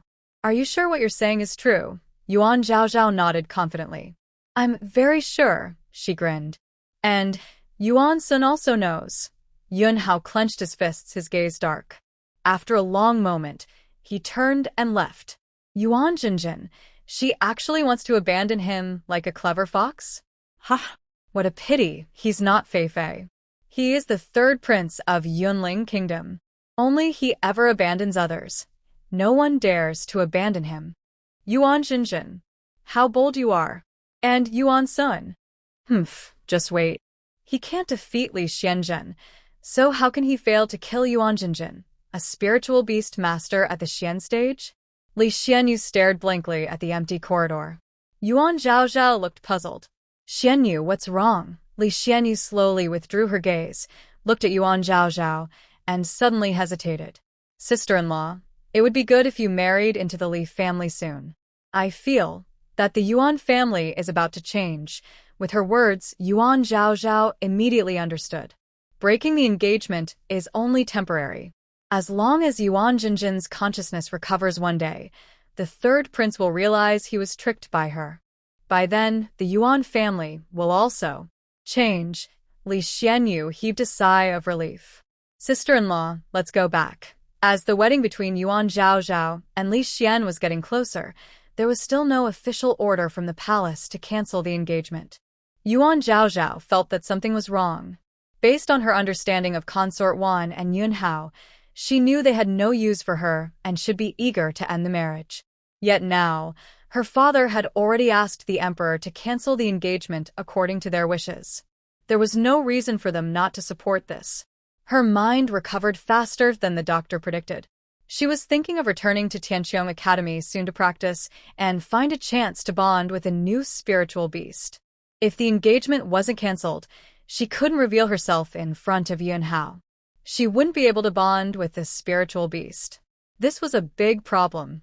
Without a spiritual beast, how could she control this year's beast tide? How could she participate in the annual beast tamer competition in Yunlin country? Yuan Zhaozhao was pacing anxiously. But what surprised her even more was still to come. From the treasure-hunting Huang Xian's concocted medicines, Yuan Zhaozhao found a spiritual pill called Yuan Dan. Lee Shien told her that taking this pill could boost her cultivation speed within 3 months. Although this pill was common among noble families, it was very rare for ordinary families and their servants to get such a treasure. Are you going to use this to buy back Gu Bao? Lee Shien asked in surprise. Yuan Zhaozhao nodded. I planned to take it before going to the Li family. Even before going to Fenshan Valley, she had this idea. After arriving there, her resolve only strengthened. But she hadn't figured out how to persuade Jin Xiu yet. Another key issue was that Jin Xiu was now working in Zhou Hongxiao's courtyard. Honestly, she really didn't want to face Zhou Hongxiao. When she arrived outside Zhou Hongxiao's courtyard, Yuan Zhaozhao peeked inside. She thought she was being discreet, but Zhou Hongxiao had already noticed her as soon as she arrived. Madam, I'll have her go back now, said Zhou Hongxiao's maid. Zhou Hongxiao sat quietly at her dressing table, silent for a long time. Go, and tell her to come in. Miss, the madam wants you to come in. Yuan Zhaozhao entered with Lee Shien, but Lee Shien was taken to another room. Yuan Zhaozhao was led into Zhou Hongxiao's room. She stood outside the room, quietly watching inside where Zhou Hongxiao was. She didn't speak or make a sound. Come in, Zhuang Xiao su den li side. Yuan Zhaozhao walked in and randomly found a chair to sit on, still not speaking. I know I gave you too little dowry, Zhou Hongxiao suddenly said. Yuan Zhaozhao was surprised and looked up. She still knew she was lacking? But you also know your own situation, Zhou Hongxiao continued. Yuan Zhaozhao frowned. What is her situation? Just being useless? So even if she gave birth to her own daughter after 10 months, because she was useless, she could be disowned. Yuan Zhaozhao always knew she was not the original Yuan Zhaozhao, so she was never upset about this. But right now, she truly felt sad for the original owner. Maybe the original owner leaving early was actually a good thing for her. Because you can't tame beasts, does that mean your daughter isn't yours? Yuan Zhaozhao couldn't help but ask. This was also the first time she questioned Zhou Hongxiao since returning to the Yuan family. Zhou Hongxiao still had her back to her. You know about Zhou Ruolin and Zhou Guangyao dying in the Burning Sky Valley? Yuan Zhaozhao felt a moment of guilt. Yes, Zhou Ruolin was the eldest daughter of the Zhou family. Though she was average in talent, she worked very hard. Zhou Guangyao was the son of the second branch of the Zhou family. His talent was slightly better than Zhou Ruolin's, and he also worked very hard. Zhou Hongxiao slowly spoke, but when they died in the Burning Sky Valley, no one in the Zhou family would remember them anymore. Nobody will remember them anymore. Yuan Zhaozhao's pupils shrank suddenly. Zhou Hongxiao slowly stood up, turned around, and raised her voice. Only when someone is truly called a genius and gets into trouble do they deserve a sigh. Like me, like your third aunt, like Li Xianjing. Others. Haha, Yuan Zhaozhao, you should have died over 10 years ago. I only spared you because I couldn't bear to see you. Our mother-daughter bond was already over back then. She walked over to a nearby cabinet, took something out, and handed it to Yuan Zhaozhao. Yuan Zhaozhao did not take it. This is one of my shops in Sheng Tianfu City. One day, if the Li family, if you have nowhere to go, you can go there and live by relying on these shops. Yuan Zhaozhao looked at her. Zhou Hongxiao's expression was sad, but it was unclear who she was sad for. Was she sad for her daughter, or for herself? Yuan Zhaozhao did not reach out. This shop, you should keep it for yourself. If Yunhao decided to retaliate against the Yuan family, she might be the one with nowhere to go. Zhou Hongxiao was stunned. Yuan Zhaozhao straightforwardly explained her purpose for coming here. I came here just to get a boiling water frog that can boil water. Zhou Hongxiao was even more surprised. She came here just for a boiling water frog? I want the one from Jin Xiao. Zhou Hongxiao raised her hand, awkwardly withdrawing it. Find Jin Xiao. Jin Xiao quickly arrived. In front of Zhou Hongxiao, Yuan Zhaozhao took out a box, which she had already replaced with the Li family's box. I want your boiling water frog, and I will trade you this Yuan gathering pill. Yuan gathering pill? Jin Xiao instinctively looked at Zhou Hongxiao. Madam. Zhou Hongxiao sat back at the dressing table. She wants to trade with you. You decide. She felt inexplicably annoyed, but she knew very well she had no reason to be. All right. Jin Xiao agreed willingly. The boiling water frog is a low-grade spiritual beast. Contracting it was mainly to please her master and get more spiritual herbs and medicines. Now, being able to exchange it for a Yuan gathering pill was a big gain. Fortunately, Yuan Zhaozhao was a beast tamer with no talent, so she only valued the boiling water frog as a treasure. She took the box from Yuan Zhaozhao, confirmed the pill inside, and immediately released the boiling water frog. Then she unhesitatingly ended the contract with the frog. Of course, like others, when ending the contract, she left all the spiritual energy cultivated with the frog inside her body. Guobao had been with her for years. When the contract was broken, only her experience remained. Nothing else was left. Zhao Zhao. Guobao jumped onto Yuan Zhaozhao's outstretched hand. Be careful. Jin Xiao warned Yuan Zhaozhao in front of Zhou Hongxiao. But she saw Yuan Zhaozhao holding the boiling water frog with her hand, and there was no problem at all. Strange. She really hasn't seen much of the world, Mingxiu thought, as she watched Yuan Zhaozhao walk away with a flick of her hand, suppressing her doubts. She went over to Zhou Hongxiao and said, when I was sent to serve by the lady, she already had her eyes on this fiery frog. Sighing, Mingxiu shook her head. Her vision is still too narrow. Zhou Hongxiao suddenly raised her hand and waved. A lightning-patterned snake immediately wrapped around Mingxiu's neck. The snake's body coiled twice around her neck, tightening with force, and arcs of lightning crackled around her neck. Madam, Mingxiu's body was already scorched by the lightning arcs. Mingxiu, you said something wrong, Zhou Hongxiao said coldly, shaking her head. Please forgive me, madam. She snorted and waved her hand, retracting the lightning snake into her spiritual sea. Freed, Mingxiu hurriedly stumbled out of the room.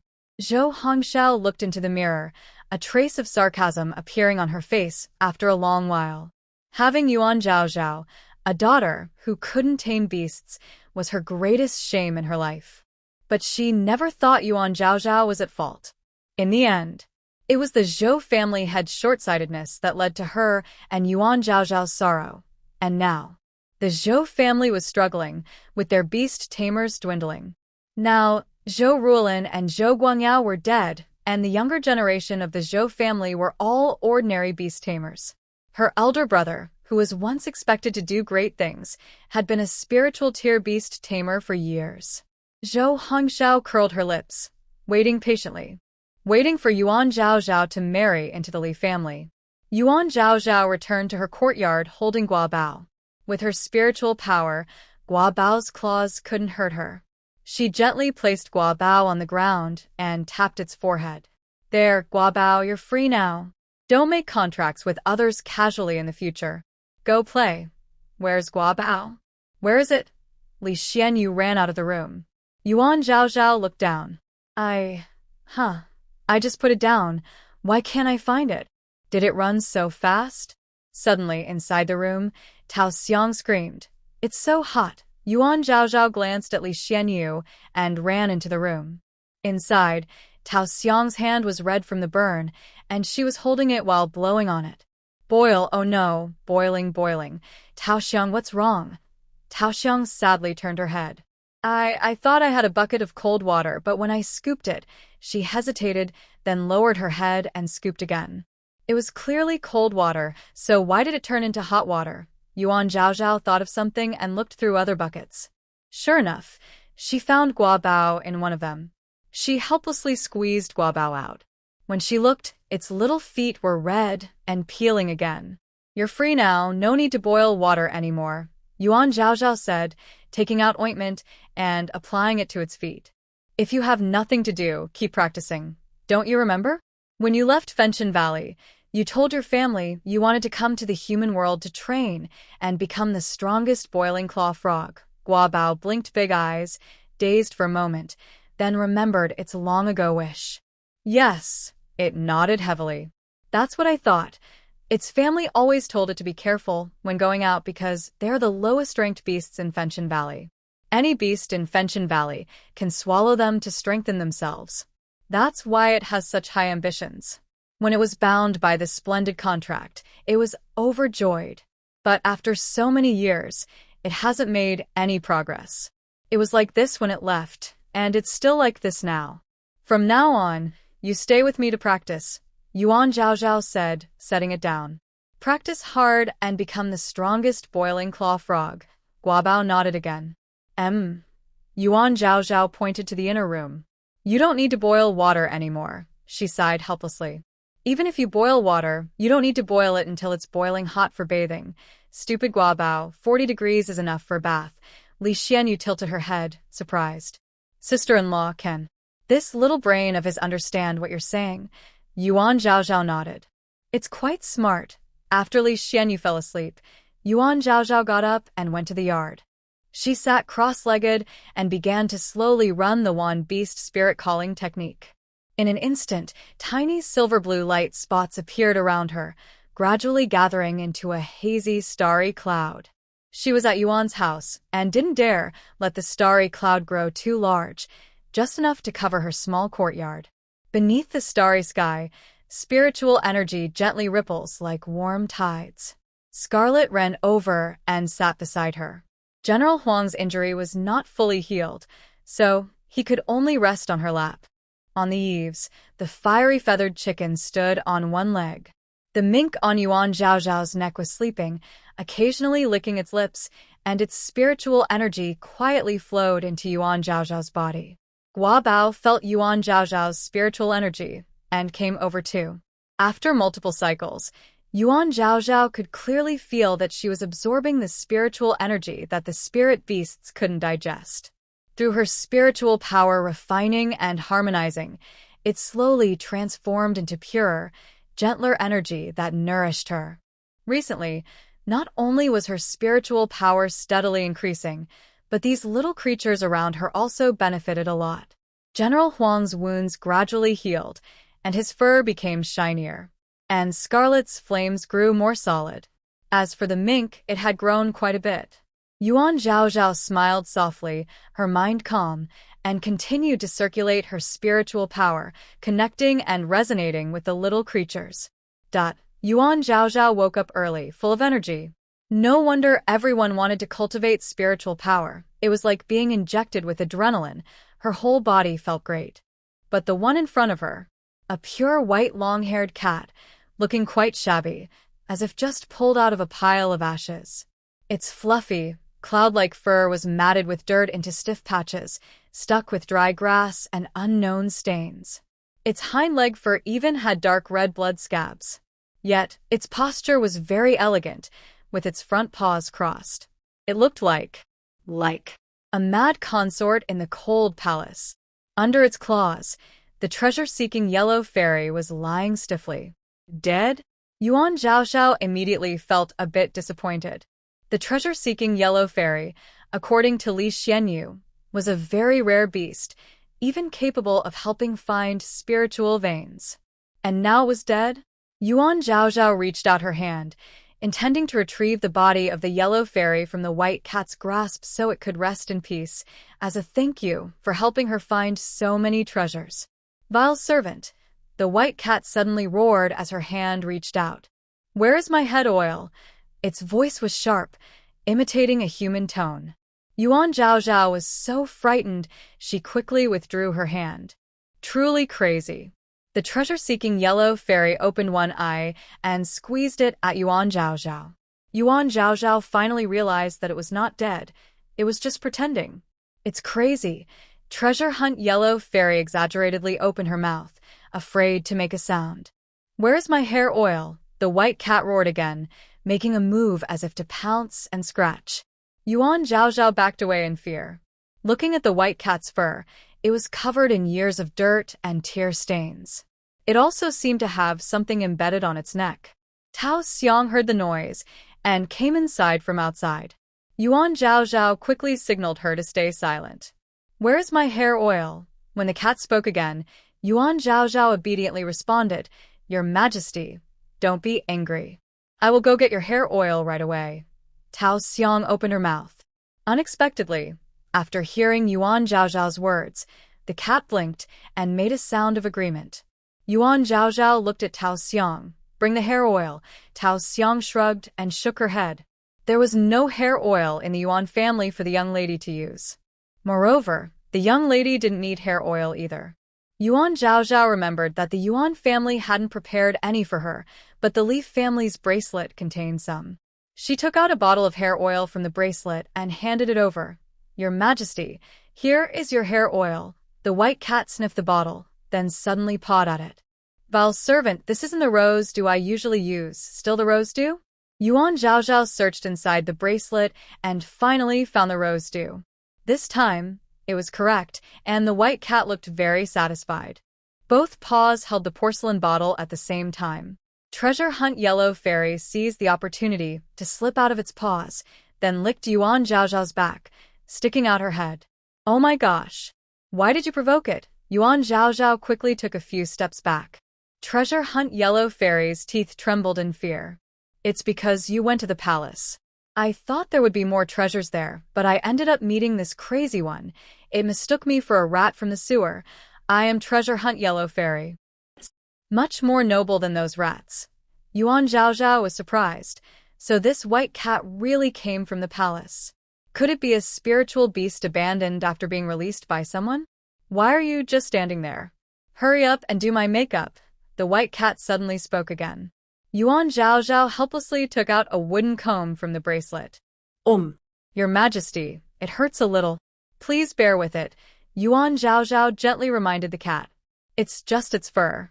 She tried to brush out a tangle with a wooden comb, but without applying much force, she couldn't untangle it. When she used a little more strength, the cat shot her a sharp look. There's nothing she could do, so Yuan Zhaozhao took out scissors, soothing the cat while carefully cutting through the knots. After cutting, most of the white cat's fur was gone. Fortunately, the white cat didn't react much now. It obediently lay on the table, making strange sounds in its throat. After trimming all the fur, Yuan Zhaozhao noticed a gold collar around its neck. It was very expensive and almost embedded into the skin. Also, its tail was covered with tiny wounds all over. Lee Shien frowned as she woke up. Sister-in-law, you can hum the Nishang tune too? She muttered. But your humming is really terrible. The white cat heard the unfamiliar voice and suddenly roared, then jumped onto a beam and curled up on top. Yuan Zhaozhao was caught off guard and was scratched on the back of her hand. Lee Shien shivered from the roar. What's going on? Miss, are you all right? Tao Xiang ran over, holding Yuan Zhaozhao's hand. Your hand is scratched. Lee Shien slid off the bed. What happened? It's that white cat. Lee Shien looked in the direction Tao Xiang pointed. The white cat was curled up on the beam, rubbing its face against the hanging silk, occasionally lifting its front paws to look at them. Was that the one humming the Nishang tune just now? Lee Shien couldn't believe it. Yuan Zhaozhao explained the cat's background to her. Lee Shien was slightly stunned. No wonder. That Nishang tune was definitely from the palace. This spiritual beast must have heard it many times to be able to sing. Yuan Zhaozhao thought so too. Sister-in-law, this cat is acting crazy and might hurt someone. Maybe we should call a veterinarian to check on it. Yuan Zhaozhao had never heard of a veterinarian before. All right, the Yuan family should have a veterinarian. Yuan Zhaozhao called the family veterinarian, who used spiritual power to control the cat and then forcibly took it away. The white cat's bright blue eyes shrank to pinpoints, and it let out a piercing cry at Yuan Zhaozhao, shouting, "Protect the lady! Protect the lady! They are taking the lady away! Protect the lady!" Then it frantically bit its own tail until it was bleeding heavily. "Protect the princess!" They took her away. Hearing its voice, Lee Shien felt a chill and quickly grabbed Yuan Zhaozhao's hand. "Sister-in-law, how can it say that?" Yuan Zhaozhao frowned. The cat's words didn't seem like a real reaction at the moment. It seemed like the scene triggered memories from the past, making it think of something. "Forget it, forget it." The white cat's voice was too sharp and sad, and Yuan Zhaozhao couldn't bear to listen anymore. "Let it go." The family veterinarian hesitated. "But look at it, it might hurt someone." They couldn't understand the cat's language, only seeing it hiss and growl, which is how cats show aggression.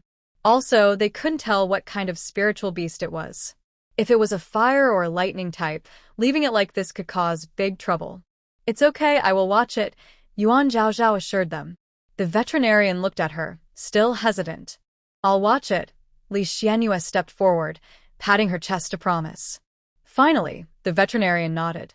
"Thank you, Miss Lee." Once the white cat was free, it jumped back onto the beam and curled up there, looking restless. Yuan Zhaozhao tilted her head, watching it. She didn't know what it had been through, but it seemed to have gone crazy. She thought only humans could go mad, after all. Animals' minds aren't as complicated as humans. "Sister-in-law, even though you can't control beasts, animals seem to like you quite a lot," Lee Shien chuckled. "All right, let's leave it on the beam. We're going to have breakfast." The whole day, the white cat stayed very quiet and didn't cause trouble. But in the evening, it suddenly howled loudly. "Protect the princess. Protect her." They took her away. At the same time, it was biting its own tail. No wonder its tail was all torn up. The next day, while the white cat was calmer in the morning, Yuan Zhaozhao wrapped a strip of cloth around its tail, making it stand straight.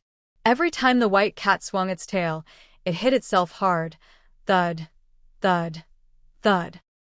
"Miss Lee, the Lee family has sent a letter," Tao Xiang said as she came inside. She walked around the beam, where the white cat was, and handed the letter to Lee Shien. "Why is this letter so important?" Lee Shien muttered as she opened the letter. "It says that the Cloud Eagle Country's Beast Master competition, which happens once every 4 years, has been moved up to next month." She frowned. Why was it moved up suddenly? She continued reading. "What?" She suddenly stood up. "This is a major event for Cloud Eagle Country. During the competition, all celebrations and morning events in the capital are to be cancelled. All celebrations and morning events in the capital are cancelled during the competition?"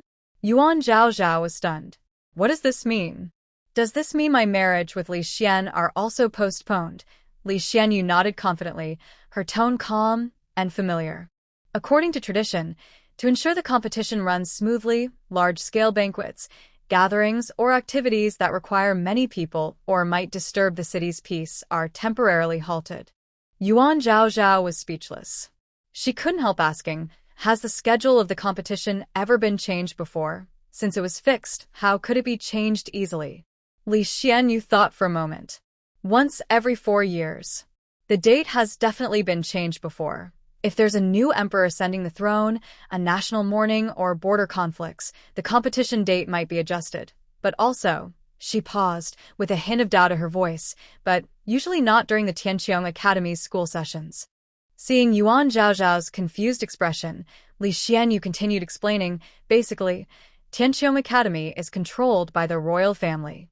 During the school sessions each year, some resources are released to train and improve beast masters and to select talented young beast masters to suppress beast tides.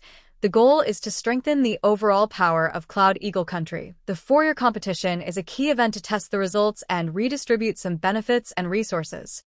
This year's competition is also related to the tsunami-level beast tide 2 years from now. Nothing is more important than this. Lee Shien lightly tapped her fingers on the table. She was also curious.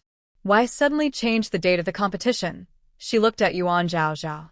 Could it be someone doesn't want you and your brother to get married? But she quickly dismissed the idea. No. Even if that's the case, they wouldn't move up the competition date. Yuan Zhaozhao also thought that whether she married Li's family or not probably wouldn't have a big impact on the complicated situation in the capital. Then why was that? What recent event could cause the royal family to change the timing of the big competition? Suddenly, Yuan Zhaozhao slammed her hand on the table. A white cat on the beam shivered and shouted, "Protect the Emperor! Protect the Emperor!" The sharp sound made the treasure-hunting yellow fairy, who was dozing during the day, jump in surprise. It looked up at the white cat, who drooped sadly and said, "This is too crazy.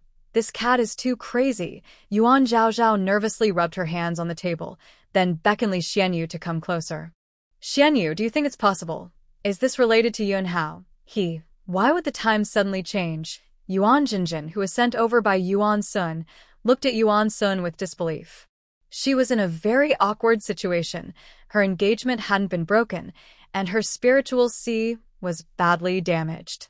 If she recovered her strength during the big competition, it would be considered treason to the emperor, and her engagement would be hard to dissolve. If she didn't want to betray the emperor and kept hiding her condition, she would have to continue her engagement, which went against her hopes. "Dad, why did the emperor suddenly change the timing of the big competition?" Yuan Sun's brows furrowed as he tapped the newly received golden decree, speaking in a deep voice. It's said to be related to the other 3 kingdoms. But regardless of the reason, this early change to the big competition completely disrupted his plans. He originally wanted to use Yuan Jinjin's injury at the Burning Sky Valley to break her engagement with the 3rd prince. After a month or 2, he planned to announce that Yuan Jinjin's spiritual sea had recovered, so she could participate in the big competition. After the competition, the royal family would redistribute resources based on the results, and the status of noble families would be reordered. With Yuan Jinjin's current strength, participating in the big competition at the very least, she could keep the Yuan family in 2nd place. But now, Zhenjin, the big competition is the most important. Your injury. Dad will announce that for the big competition, he will find a famous doctor for you. Yuan Sun now placed all his hopes on Yuan Jinjin. Once your spiritual sea recovers, I will personally take you to Burning Sky Valley to contract a 6th-rank spiritual beast. Yuan Jinjin softly asked, "And what about my engagement with the 3rd prince?" Xian Sun sighed. "As long as we're not married yet, there's always a way." "Xian, are you also going to participate in this big competition?" Yuan Zhaozhao was lying on a lounge in the yard, enjoying the cool morning breeze. Lee Shien lay beside her, confidently saying, "Of course I will participate, but just to make up the numbers."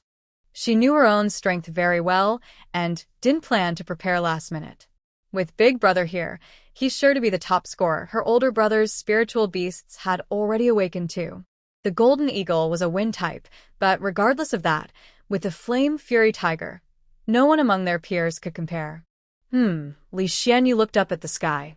A familiar figure quickly flew past her. "Golden Eagle." Lee Shien suddenly stood up, watching the eagle. The eagle was diving toward the gate of the Yuan family. Seeing this, Lee Shien pulled Yuan Zhaozhao aside. "Sister-in-law, my big brother is here. It seems he also got early news about the competition." They arrived at the Yuan family gate and saw Lee Shien coming in with the gatekeeper. "Big brother." Lee Shien ran over with Yuan Zhaozhao. "Why are you here?" Lee Shien looked at Yuan Zhaozhao. "The competition is starting early. I need to go out and train for a few days." Lee Shien exclaimed. "What? Big brother, you're also cramming at the last minute?" Lee Shien looked at her helplessly. "My spiritual sea hasn't fully recovered yet, so I can't slack off." "All right. Big brother, go ahead and do your training." "I'll stay with sister-in-law," she muttered. Lee Shien said, "I'll take Zhaozhao with me to train." "Xian, you should go back to the Li family." Lee Shien blinked. "Sister-in-law is going too?" Lee Shien nodded. "Yes, it's boring for her to stay at the Yuan house. I might as well take her around." Li Xianyu suddenly realized and looked at Li Xianzhen in disbelief. Wow, big brother, you're using the training as an excuse to go out and have fun with sister-in-law. She huffed twice, crossed her arms, and looked very considerate. All right, I'm a sensible little sister. You all go have fun. I'll go back and stay with my mother. Li Xianzhen looked at Yuan Zhao and softly said, Go pack your things. Zhao touched the mink on her neck, with the fiery fox beside her, General Huang kept in a bracelet, the fiery chicken on the roof, and Gu Bao in her small bag. Oh, and a treasure-seeking yellow fairy was with her too. They could still find treasures on this journey. Zhao turned and went into the house, but saw the treasure-seeking yellow fairy and the white cat facing each other. Okay to go with you, but first get this crazy one away. The treasure-seeking yellow fairy's teeth were chattering. It was clearly the treasure-seeking yellow fairy, so why was it so afraid of a cat? Zhao looked up at the white cat on the beam. It was glaring fiercely at the treasure-seeking yellow fairy, crouching low, ready to pounce at any moment.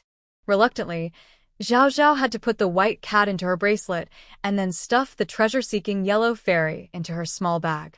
We can leave now. Do you know I recently got a treasure-seeking yellow fairy? Zhao sat in front of Li Xianzhen.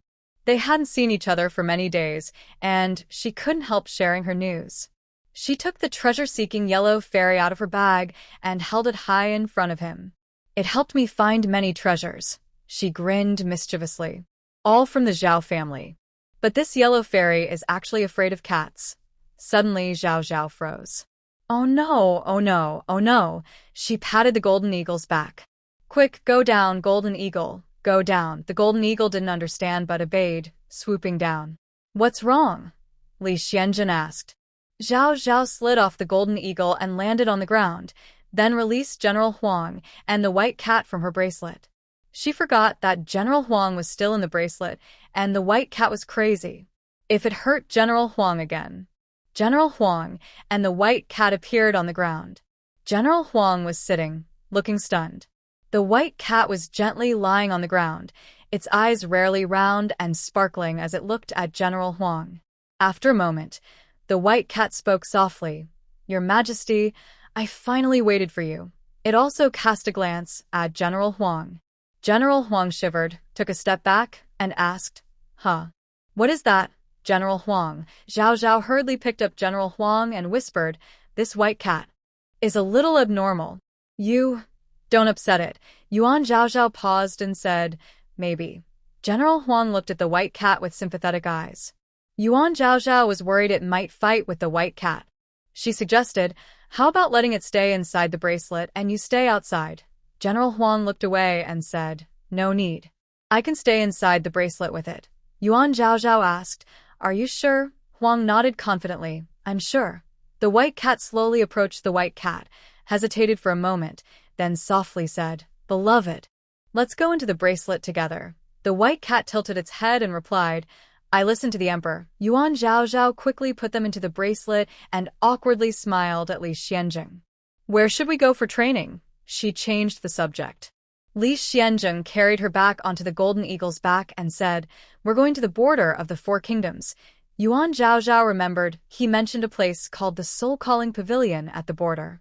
She asked, Are you going to check the Soul-Calling Pavilion? But the big competition is next month. Is there enough time? We'll check as much as we can. On the way back, we also need to go to the Mu family to pick up my cousins. Are they beast tamers too? Yuan Zhao asked. The golden eagle soared into the sky. Li Xianzhen nodded and said, My 7 uncles don't tame beasts, but they hired a group of freelance beast tamers. They support these freelancers financially to participate in the big competition. Also, I have 3 cousins and 2 cousins who are beast tamers. They will also join the competition. Yuan Zhao nodded slightly. So, besides the Mu family, are there other families sending freelancers to compete? There are many freelancers coming, Li Xianzhen said softly. The prize for the competition is very attractive. Yuan Zhao frowned slightly and asked, Can I participate? Li Xianzhen chuckled softly and rubbed her head. You probably shouldn't join. If people find out you're a beast language user, I'm afraid she might not survive even a moment. Yuan Zhao nervously shrank back and decided not to. She still lacked the ability to protect herself. Once your spiritual power breaks through to the second stage of beast language users and you can defend yourself, then maybe you can reveal your identity. Although he said this, Lee Xuanjing's voice was still filled with worry. The former beast language clan certainly wasn't just one person. They have all disappeared. This shows how dangerous this identity is. The golden eagle spread its huge wings and glided smoothly high in the sky. Below, the mountains and rivers of Yunlin country looked like a beautiful painting. In a short time, they flew over the snowy mountain range and then over the vast, lush forests. The large lakes looked like gems. At night, as the moonlight first appeared, the world changed again. Below, the towns and villages where ordinary people live lit up with tiny stars of light. The mountains and forests also emitted faint spiritual glow, some blue, some green, shining softly with the stars in the sky, quiet and mysterious. The wind high above was cold and biting. Yuan Zhaozhao instinctively shivered. Suddenly, a large, thick black robe with a fresh, calming water scent and warm body heat wrapped around her, blocking the cold wind. She was momentarily stunned, then looked up at Li Xianzheng beside her. He still sat straight, his black hair slightly moved by the wind, his jaw looking sharp and firm in the moonlight. "Do you want to rest for a while?" he asked softly. "I have spiritual energy to protect me, so I won't get tired, but you can't." Yuan Zhaozhao was indeed sleepy. She had been able to hold on because of the cold wind, but now, wrapped in warmth, her eyelids grew heavy. Okay. She didn't hesitate, pulled her robe around herself, covering even half her face. She closed her eyes, ready to take a short nap to ease her tiredness. But in just a moment, she couldn't sit up straight anymore, her body swayed. Li Xianzheng sighed softly, reached out gently, and pulled her into his arms, adjusting her position so her head rested in his embrace.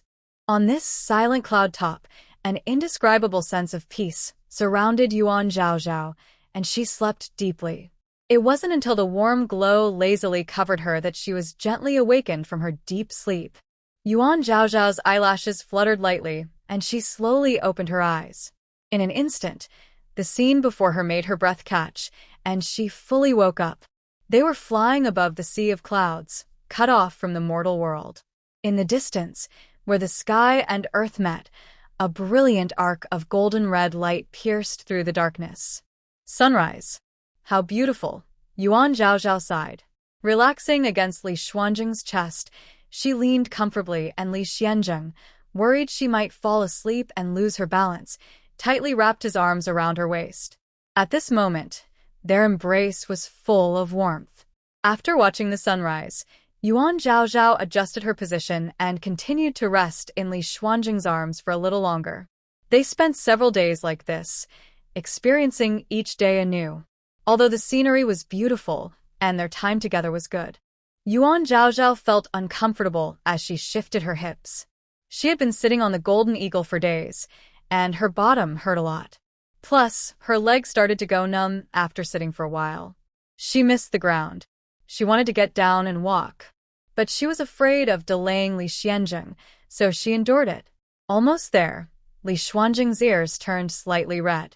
The golden eagle swooped down and landed steadily in the forest. Yuan Zhaozhao eagerly slid off the eagle's back, awkwardly stomping her feet to relieve the soreness and slight pain from sitting so long.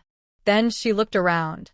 The surroundings were filled with tall, straight, unnamed trees stretching toward the sky. The ground was covered with thick fallen leaves, layered over many years, soft to walk on. But many trees had fallen, their trunks lying across the ground. The forest was dimly lit, with a faint, damp smell of decayed leaves and earth, not unpleasant but rather fresh and unique. However, the forest was eerily quiet, no bird calls at all. The excessive silence made the place seem even more dangerous. She carefully moved closer to Li Xianzheng, holding onto his dark robe for safety. "Where is the soul summoning pavilion?" she asked. This part of the forest didn't seem like a place where the soul summoning pavilion would be. Li Xianzheng held her hand. "The soul summoning pavilion is very cautious. For years ago, during the big competition, someone used their medicine. I investigated for 4 years and found their base is at the border of the 4 countries. This time, during the big competition, someone will definitely try to buy their medicine. The competition was moved up suddenly, and those with shady intentions would try to contact the soul-summoning pavilion by any means. The pavilion wouldn't easily miss this chance to make money. In such a situation, it would be easy for them to reveal their location. Don't be fooled by the quiet here. This sleepy forest is just a buffer zone. The surrounding areas are dangerous. He slowly moved his finger, explaining one by one. To the east is the Qiulongwood forest, where the beasts are all wood-based, and the ancient trees they're almost like spirits, craving flesh and blood. To the north is the Whistling Wind Ravine, where the wind is sharp as a blade and can blow away spiritual energy. To the west, the sound of water comes from the drowning spirit stream. The water looks clear and bottomless, just like ordinary streams, but in fact it is very deep and cannot be easily seen through. To the south is the Nest of Extinction. Actually, the south points toward the Yunlin Kingdom. A golden eagle flew overhead earlier, revealing an open space, blackened and scorched, with flickering flames visible from above. It is said that this place is a deadly area formed after a phoenix's failed rebirth, a place of destruction. Just as Lee Shien finished explaining, the fiery feathered chicken scoffed, "Nonsense." Lee Shien couldn't understand its words. He looked away and then turned to Yuan Zhaozhao. These places. Every year, some people find opportunities here, but most can't even find their remains. Every 12 years, a massive beast tide occurs, where all the beasts from these areas rush out, heading toward the heartland of the 4 kingdoms. The wild animals along the way also gather into this tide. This has a huge impact on the towns along the 4 kingdoms' borders. Hearing this, Yuan Zhaozhao immediately understood why the royal family was leading efforts to suppress the beast tide. If such a fierce tide reached the capital, it would be destroyed entirely. Lee Shien took Yuan Zhaozhao, and they slowly walked through the forest. The soul-summoning pavilion is most likely in this sleepy forest. Let's explore around first. He looked up at the golden eagle. I've asked the eagle to keep watch from above, and the sky-splitting python is also scouting in the forest.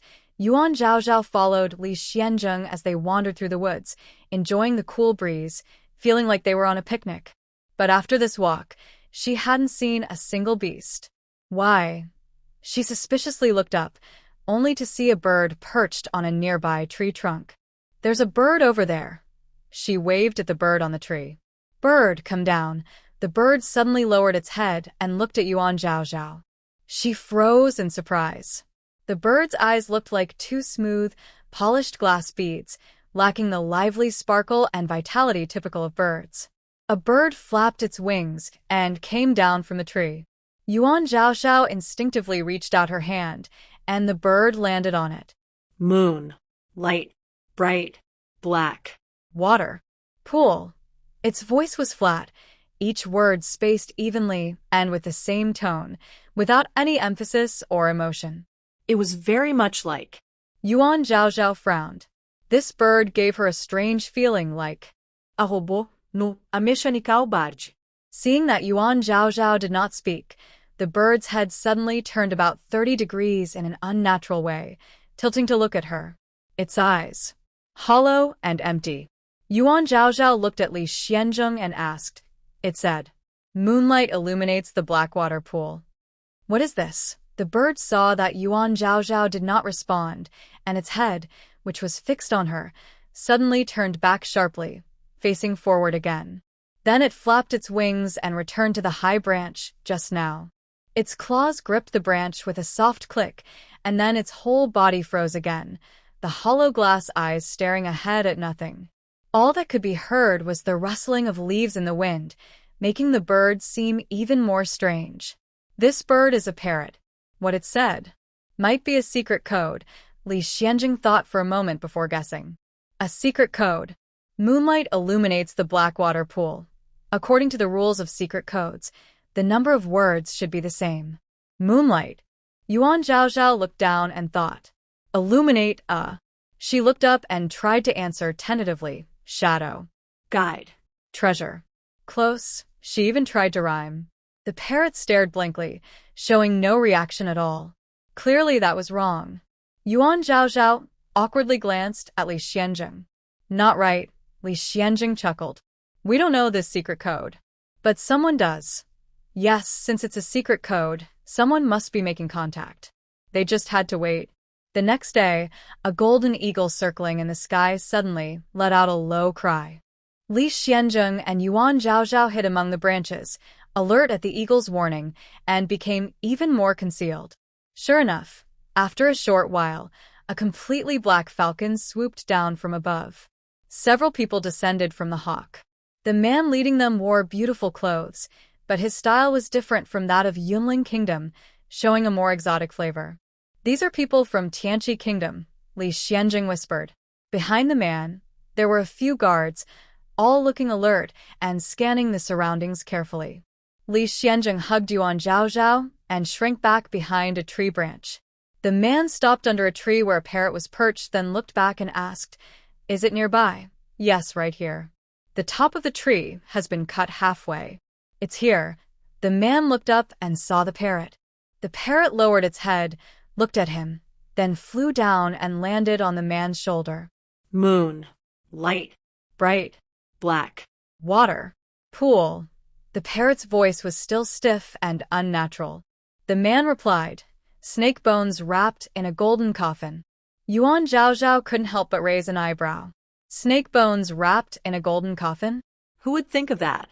The parrot paused for a moment, seeming to recognize the other's answer. "Follow me," it said in a tone without emotion. The parrot spread its wings and flew ahead, leading the way into the denser forest. However, just at this critical moment— "Ah! What a big show, young Masterly!"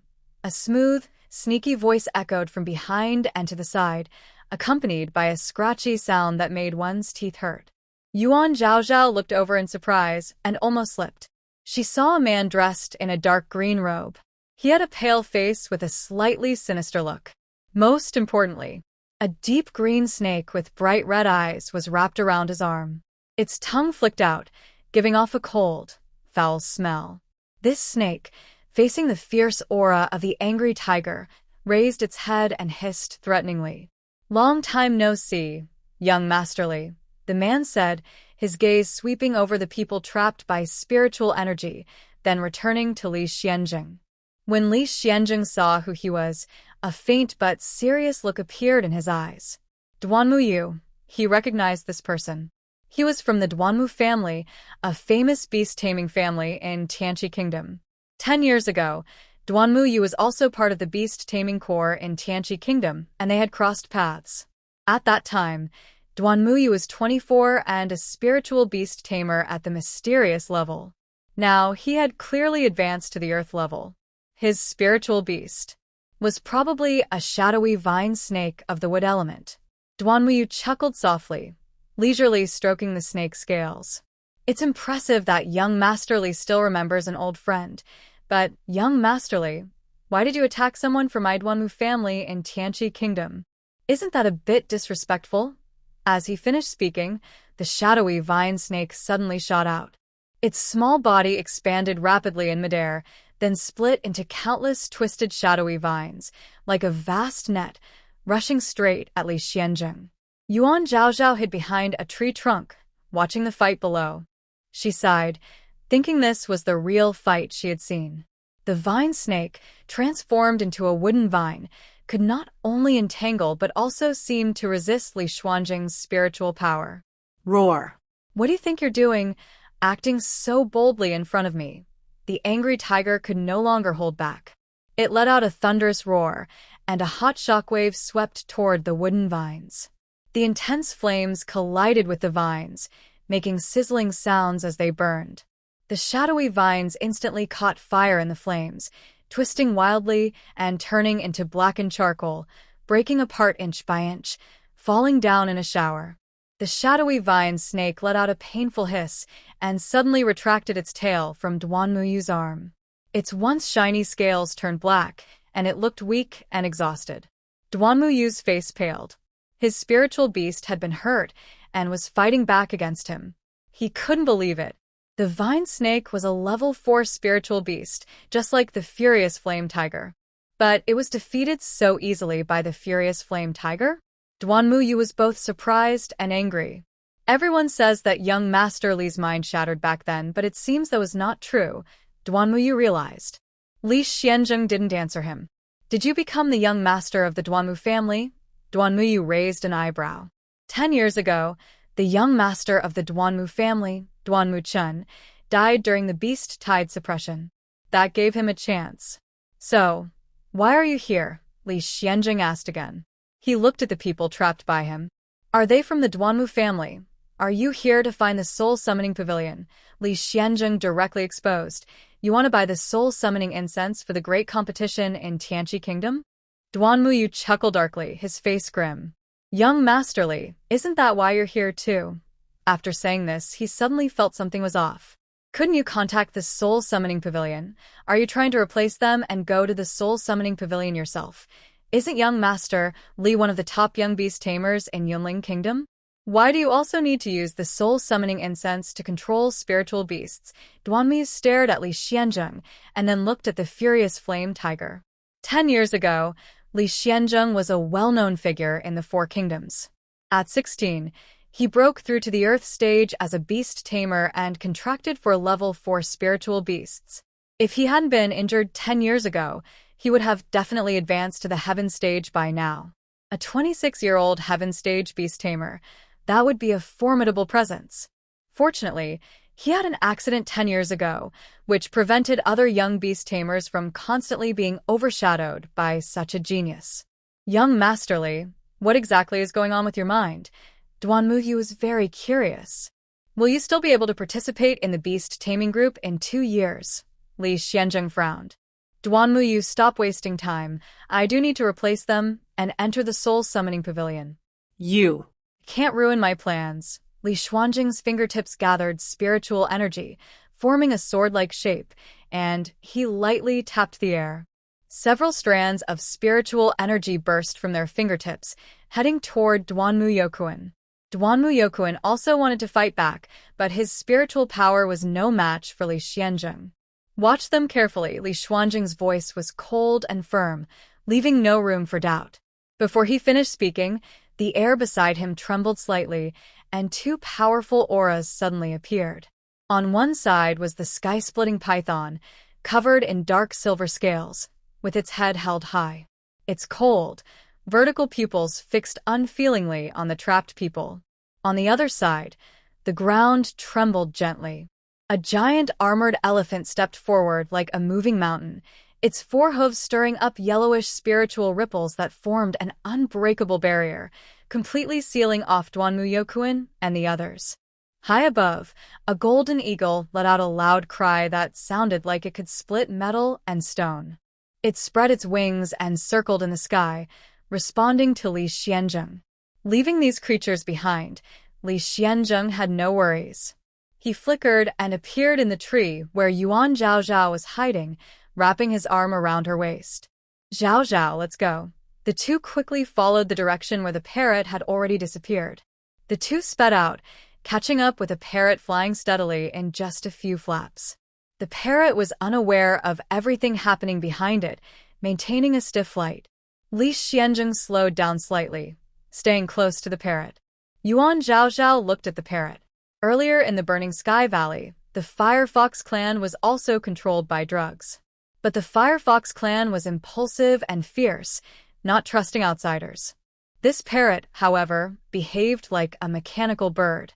Thinking of how she had used the 10,000 Beast Spirit technique to awaken the Firefox clan, she wondered about this parrot. She gathered her spiritual power, using beasts as a bridge to connect with the spiritual energy of the world. She guided the beast spirits with her heart, aiming her spiritual energy at the flying parrot. But the parrot was unaffected by Yuan Zhaozhao's spiritual power and continued flying forward. Just when Yuan Zhaozhao was about to give up, her bracelet flashed and the fiery feathered chicken suddenly appeared on its own. Yuan Zhaozhao was stunned instantly. She had put the little creatures into the bracelet to make movement easier. How did this fiery feathered chicken come out by itself? Moreover, It usually walked steadily on the ground, but now it was flapping its wings and flying beside her. The big, bean-sized eyes flickered as it said, "Zhao Zhao, listen to me." Yuan Zhao Zhao was surprised. Listen to it? Use your spiritual power to connect with it. Try to awaken its suppressed spirit caused by the medicine. It flapped its wings, and sparks fell from its tail feathers. Yuan Zhao Zhao focused and calmed her mind. She gently used her gentle spiritual power to create countless fine spiritual threads, which spread from her fingertips and covered the mechanical parrot again. This spiritual power was for deep understanding and connection. As soon as the threads wrapped around the parrot, it suddenly froze, its wings flapping wildly, and its whole body stiffened in midair. In the next moment, with a loud crack, it fell straight to the ground. Lee Shien stopped with Yuan Zhao Zhao. Her spiritual threads continued to explore the disoriented parrot lying on the ground. Lee Shien stood nearby, protecting Yuan Zhao Zhao, and kept a wary eye on the parrot. The parrot struggled a few times on the ground, then barely managed to lift itself with its wings, wobbling as it stood up. Its once hollow, glass-like eyes now looked lively, spinning around. The parrot shook its dizzy head, then suddenly tilted its head back and let out a loud, surprised and angry cry. "What the heck is this place? Wasn't I supposed to be holding Xiao Chui in the Qiulongwood forest?" Its voice was loud and clear, with a strange local accent, completely different from the mechanical bird before. Yuan Zhao Zhao, Lee Shien. The parrot looked down at its wings and claws, then puffed up its feathers, looked around, and continued to curse. "Damn it, some beast actually caught me in this broken place." It suddenly stopped speaking because it finally saw Yuan Zhao Zhao's wide, surprised, and curious eyes, along with Lee Shien scrutinizing gaze. The parrot instantly fell silent, shrank its neck, and cautiously took a small step back. Then, tilting its head, it tentatively asked, "Are you too?" "Beast tamers," Yuan Zhao Zhao nodded. "Do you know who caught you?" "I remember," the parrot said, eyes wide. "It was a few beast tamers." It glanced at Yuan Zhao Zhao and Lee Shien. "You beast tamers are not good people. After entering our Qiulongmu forest, they captured many of our beasts and took them to a dark, cold place." Yuan Zhao Zhao looked at Lee Shien. "People say parrots are smart, and now it seems true. Do you remember where that place is?" she asked. The parrot clicked its beak heavily. "Of course I remember. Take us there." The parrot looked at them suspiciously. "What do you want to do?" "Of course, save those captured animals," Yuan Zhao Zhao replied. The parrot looked her over and shook its head, saying, "You can't save them." Yuan Zhao Zhao pouted. The parrot looked at Lee Shien. "He can? All right, I'll take you there." The parrot flew up, not clumsily like before, but skillfully circling around Lee Shien and Yuan Zhao Zhao. Meanwhile, the fiery feather chicken had somehow returned to the bracelet. "That group of people is very bad. You need to be careful. In a little while, pretend to be Duanmuyu from the Duanmu family. We agreed to buy a frost wolf for 5,000 spiritual stones. When their leader comes out, I'll give you the secret signal." This parrot is really clever coming up with a plan. The Duanmuyu it mentioned is probably the first man. Duanmuyu was the scout earlier. The one truly interested in trading with the soul summoning pavilion should be Duanmuyu. The parrot flew ahead for a long time and reached the edge of the sleeping forest's northern side.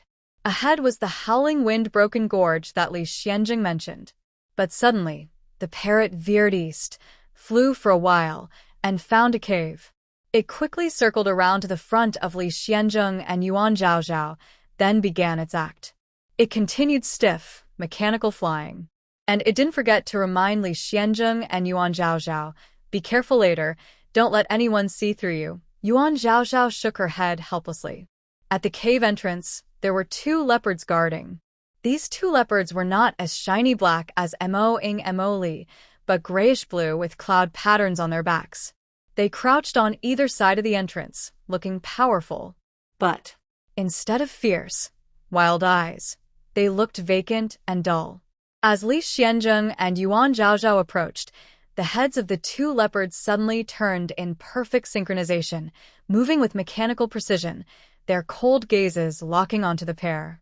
A parrot flew up silently, not making a sound. Instead, it flew to the top of the cave and pecked 3 times at a copper mirror above. Bang! Bang! Bang! The hollow eyes of the 2 leopards flickered briefly, then slowly moved aside. The parrot proudly lifted its head, flapping its wings as it flew ahead. "Follow me." Lee Shien and Yuan Zhaozhao exchanged a cautious glance and stepped inside. The inside of the cave was only slightly wider than the entrance. Along the rough walls on both sides, a fire-type bird rested every few meters. Their long tail feathers burned at the tips, glowing with fire. These birds also had empty, dull eyes and ignored the 2 people passing by. After walking for about an incense stick's worth of time, the parrot stopped. It landed in the middle of the cave on a branch. "The person has arrived," the parrot said mechanically, pointing in one direction. At the same time, a figure moved in the shadow just ahead and to the side. The visitor was dressed in plain gray clothes, with an ordinary face, one that could easily be lost in a crowd. "Who is this person?" he asked. Yuan Zhaozhao glanced at the parrot. It stood straight on the branch, like a soldier. Clearly, this person was not the master of the soul-calling pavilion. Duanmu Yugoslavia, Lee Shien Raplia. He kept his back straight and looked at the visitor with a calm expression. The gray-clad man seemed to look down, but his eyes were constantly observing Lee Shien. Duanmu Yu was the young master of the Duanmu family from Tianqi Kingdom, an important and noble figure. Lee Shien, on the other hand, was the young master of the Li family, with no need for pretense. The gray-clad man looked at Yuan Zhaozhao. "And this lady?" Lee Shien glanced at Yuan Zhaozhao. "She's my wife." The gray-clad man's head didn't move, but his eyes lifted slightly as he looked at Yuan Zhaozhao. They had heard about the person they were dealing with. Duanmu Yu from the Duanmu family had indeed just married. 5,000 spirit stones ready.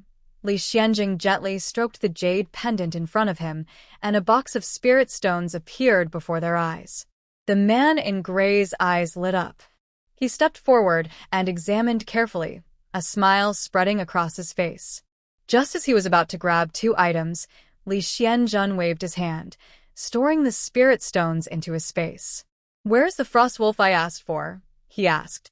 The man in gray smiled slightly. "Young Master Duanmu, rest assured, the frost wolf is ready. I also want to check the goods." "No problem." The man in gray took out a white bone whistle from his pocket and blew into it. A sharp, but not unpleasant, whistle suddenly sounded, echoing strangely inside the cave. Immediately after, from the shadow where he had just appeared, came the sound of heavy claws scraping against rocks. A huge wolf slowly stepped out. It was covered in long silver-white fur, tall and strong, giving off a cold aura. Thick frost had formed on its fur, and as it moved, ice crystals fell softly.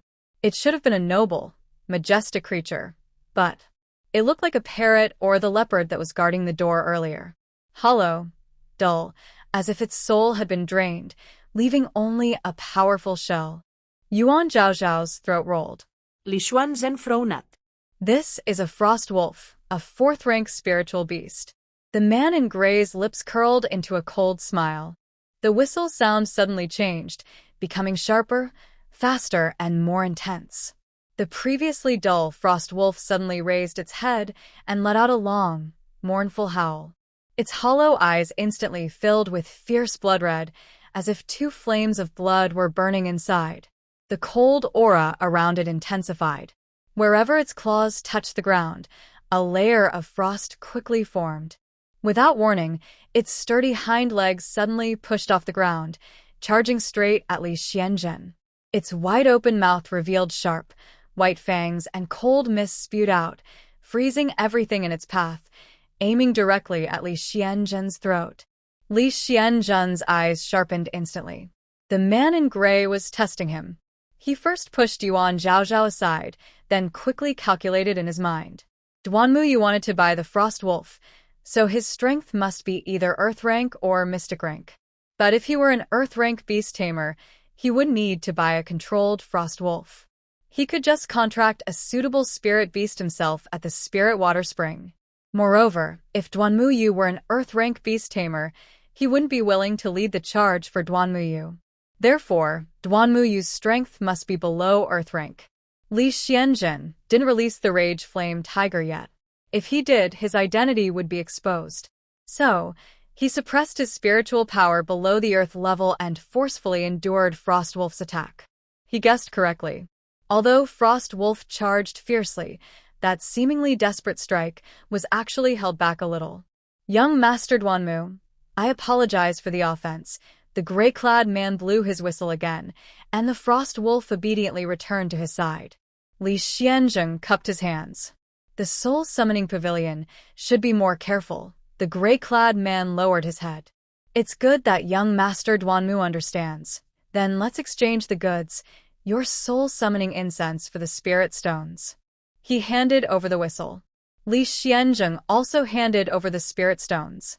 Young Master Duanmu, about this whistle. The gray-clad man explained how to use it to Lee Shien. Lee Shien took it, examined it carefully, and found nothing special about the whistle. It indicated that the whistle wasn't the key. He kept the whistle in his palm. I also want to buy your soul summoning incense. The gray-clad man was stunned. Young Master Duanmu, I can't make that decision. Lee Shien replied calmly, then let the person in charge talk to me. The gray-clad man chuckled. Young Master Duanmu, the price of the soul summoning incense isn't low. Lee Shien sneered disdainfully, waved his hand, and several boxes of spirit stones appeared, all of high quality and shining with a golden glow.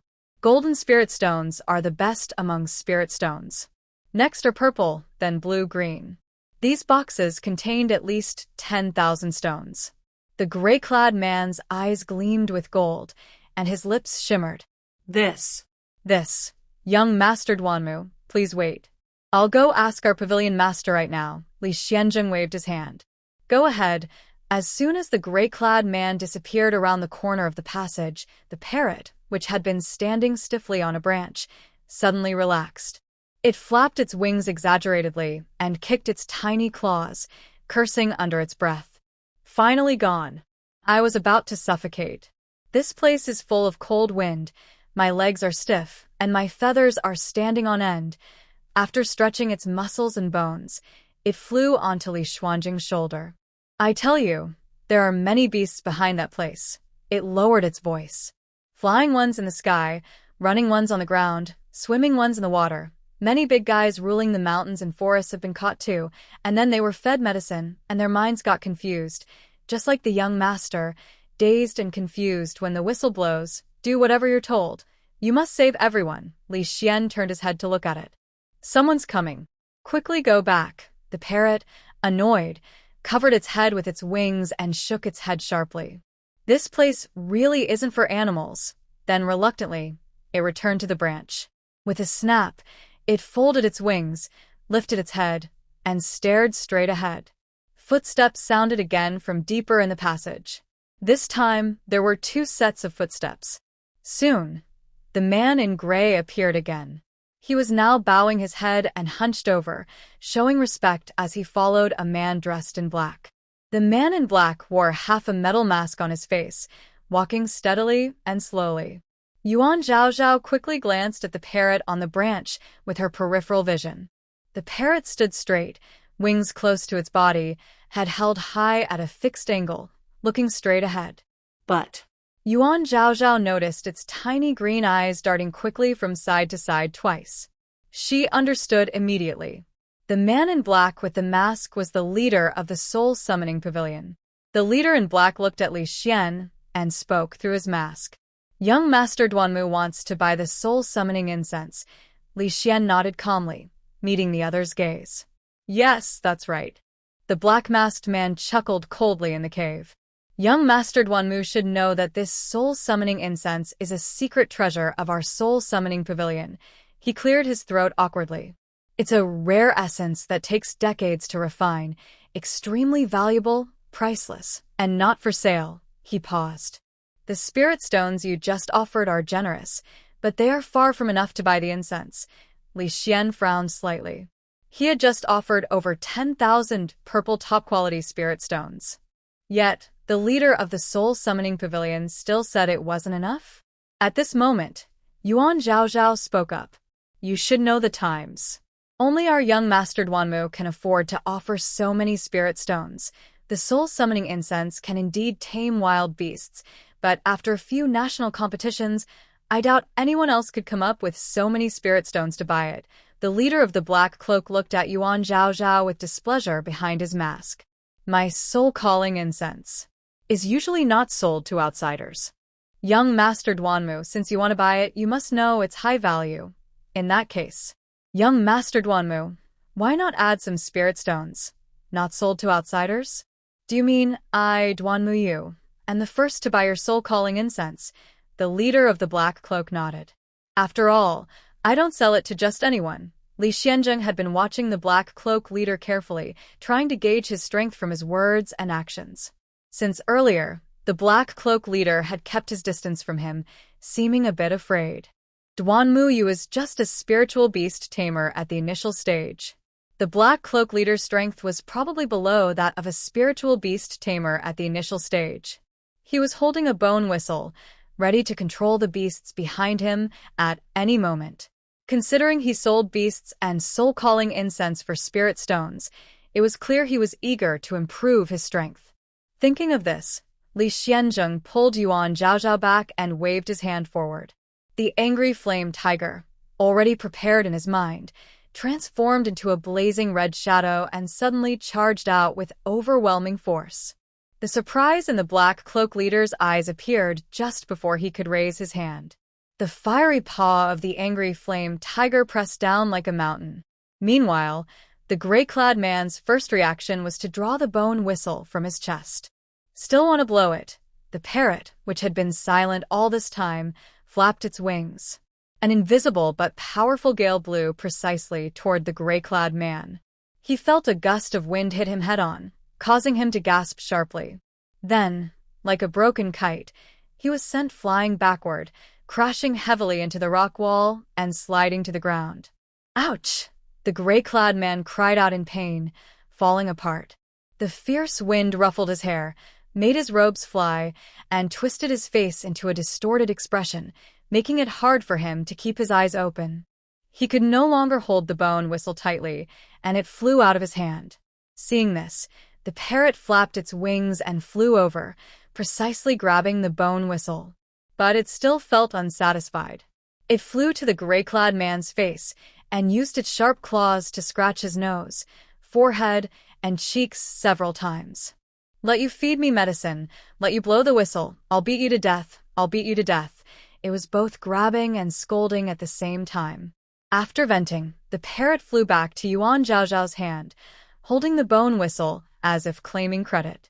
It placed the whistle in her open palm and gently rubbed its small head against her finger. Yuan Zhaozhao caught the whistle, then ran to the side of the black-clad master who was pressed down by the angry flame tiger. She took the bone whistle from his hand. Shameless thing. The parrot angrily landed on the tiger's back. Lee Shien used his spiritual power to tie up the black-clad master and the gray-clad person. Speak. Who else is in the soul-calling pavilion? He demanded loudly. The face under the black-clad master's mask twisted in pain, but after hearing the question, he exchanged a glance with the gray-clad person and helplessly smiled. No, there's no one else. It's just us, the two brothers, he said hoarsely, with a hint of self-mockery. The gray-clad person trembled and added, Yes, just us two. Lee Shien stared at them. Who are you? What is the soul-calling incense? We. The gray-clad person looked at the black-clad master. The black-clad master sighed sadly. We are just two low-level beast tamers. 10 years ago, during that tsunami-level beast tide, our brothers thought about seeking wealth in danger. We secretly came here, hoping to find some blood crystals. But we soon realized something was wrong with those blood crystals. Lee Shien recalled that 10 years ago, they were busy suppressing the beast tide and didn't pay attention to the blood crystals. What was wrong with those blood crystals? The black-clad master also remembered, well, after the beasts died, normally their bodies wouldn't decay so quickly. To get the blood crystals, we had to cut them open. He swallowed hard. But that time, The bodies of those beasts decayed very fast, and the blood crystals were exposed quickly. So, our brothers collected many of them. But after our spiritual beasts digested the blood crystals, they became restless and aggressive, even to the point that we didn't recognize them anymore. I learned some medicine-making techniques from my master, and I managed to extract some soul-calling incense from the remaining blood crystals. We experimented with it. When used in small amounts, it made the beasts agitated, slightly more, and it would make them restless, and then die. After many trials, we found the right amount that could make the beasts fall into a sluggish, but controllable state. The leader of the Black Cloak sect spoke in a tired tone. We thought that some people in this world are never satisfied with their contracted spirit beasts.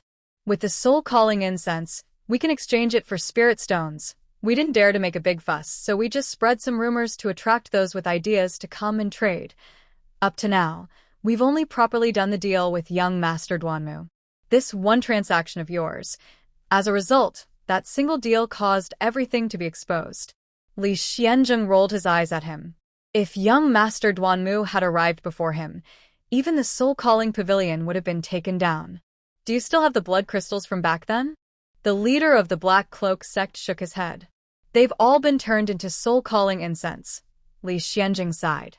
After contracting the black dragon, he fainted because the dragon was restless in his mind sea. When he woke up, he was already brought back to the Lee family.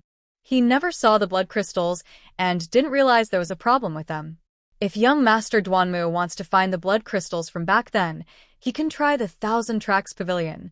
Many beast tamers took on missions from the Thousand Tracks Pavilion and came nearby to find blood crystals. But I heard later those blood crystals had issues and they stopped selling them. Maybe. Some are still left. A parrot flapped its wings and landed on Yuan Zhaozhao's shoulder. Stop talking to them and hurry to save those beasts.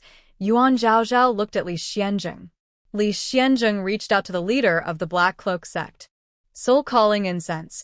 The spiritual energy on the leader loosened, and he took out a paper bag from his bosom, obediently handing it over to Lee Shien. That's all that's left. He chuckled, but his face was hidden, only his eyes visible, showing how overly flattering he was. Lee Shien took it. The leader of the Black Cloak sect kept waving his hands. I don't know how to break it. I only trained them with bone whistles. That's the truth. He also discovered by chance that these beasts, after being stunned, could be trained with bone whistles. So he started training high-quality spirit beasts to sell to those with poor talent and bad intentions. At first, he didn't plan to sell them for much. He just wanted to exchange more spirit stones to help his brothers improve their strength. However, the people contacting them kept offering higher prices. This made them more cautious and greedier. It wasn't until the people from the Duanmu family reached out that they decided to make their first deal. Lee Shien withdrew his spiritual power. You all go now. The black-clad leader grabbed the gray-clad person and ran desperately outward. Senior brother, is this really the end? The gray-clad person asked. The black-clad man was helpless. If we don't, do you want to become that tiger's lunch? But he's a Tier-Earth beast tamer. The gray-clad person slipped. A Tier-Earth beast tamer? Once he steadied himself, his steps were faster than the black-clad man. Senior brother, run. His 5,000 spiritual stones are in my subspace. Lee Shien watched their backs, his expression strange. The parrot flew ahead. Why did you let them go? They harmed so many beasts, they are deeply guilty. Humph, you humans only know how to help others. It snorted angrily into Lee Xuanjing's ear, then flew over to Yuan Zhaozhao. Come on, I'll take you to find those silly guys. Behind them was still the mountain cave, but much wider than before. And as soon as they entered, they smelled a strong, foul, and dirty stench. The parrot shook its head in disgust.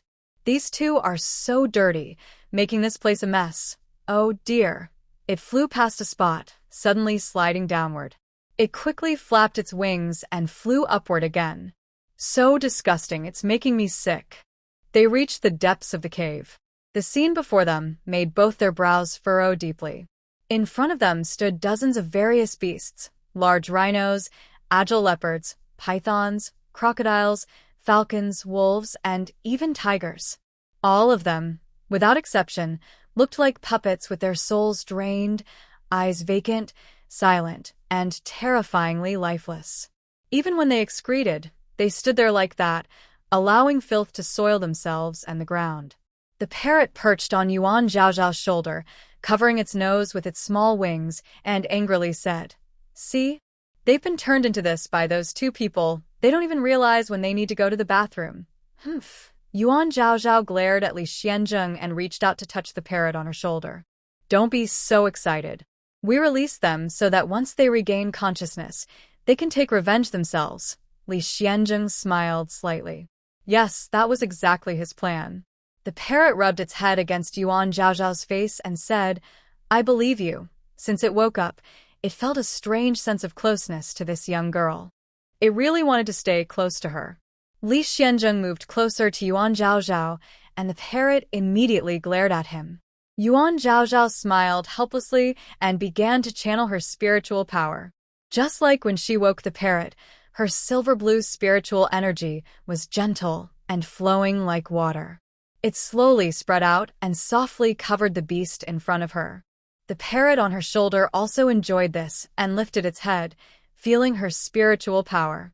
She used her energy to wake these beasts, warming their consciousness. Suddenly, miracles happened.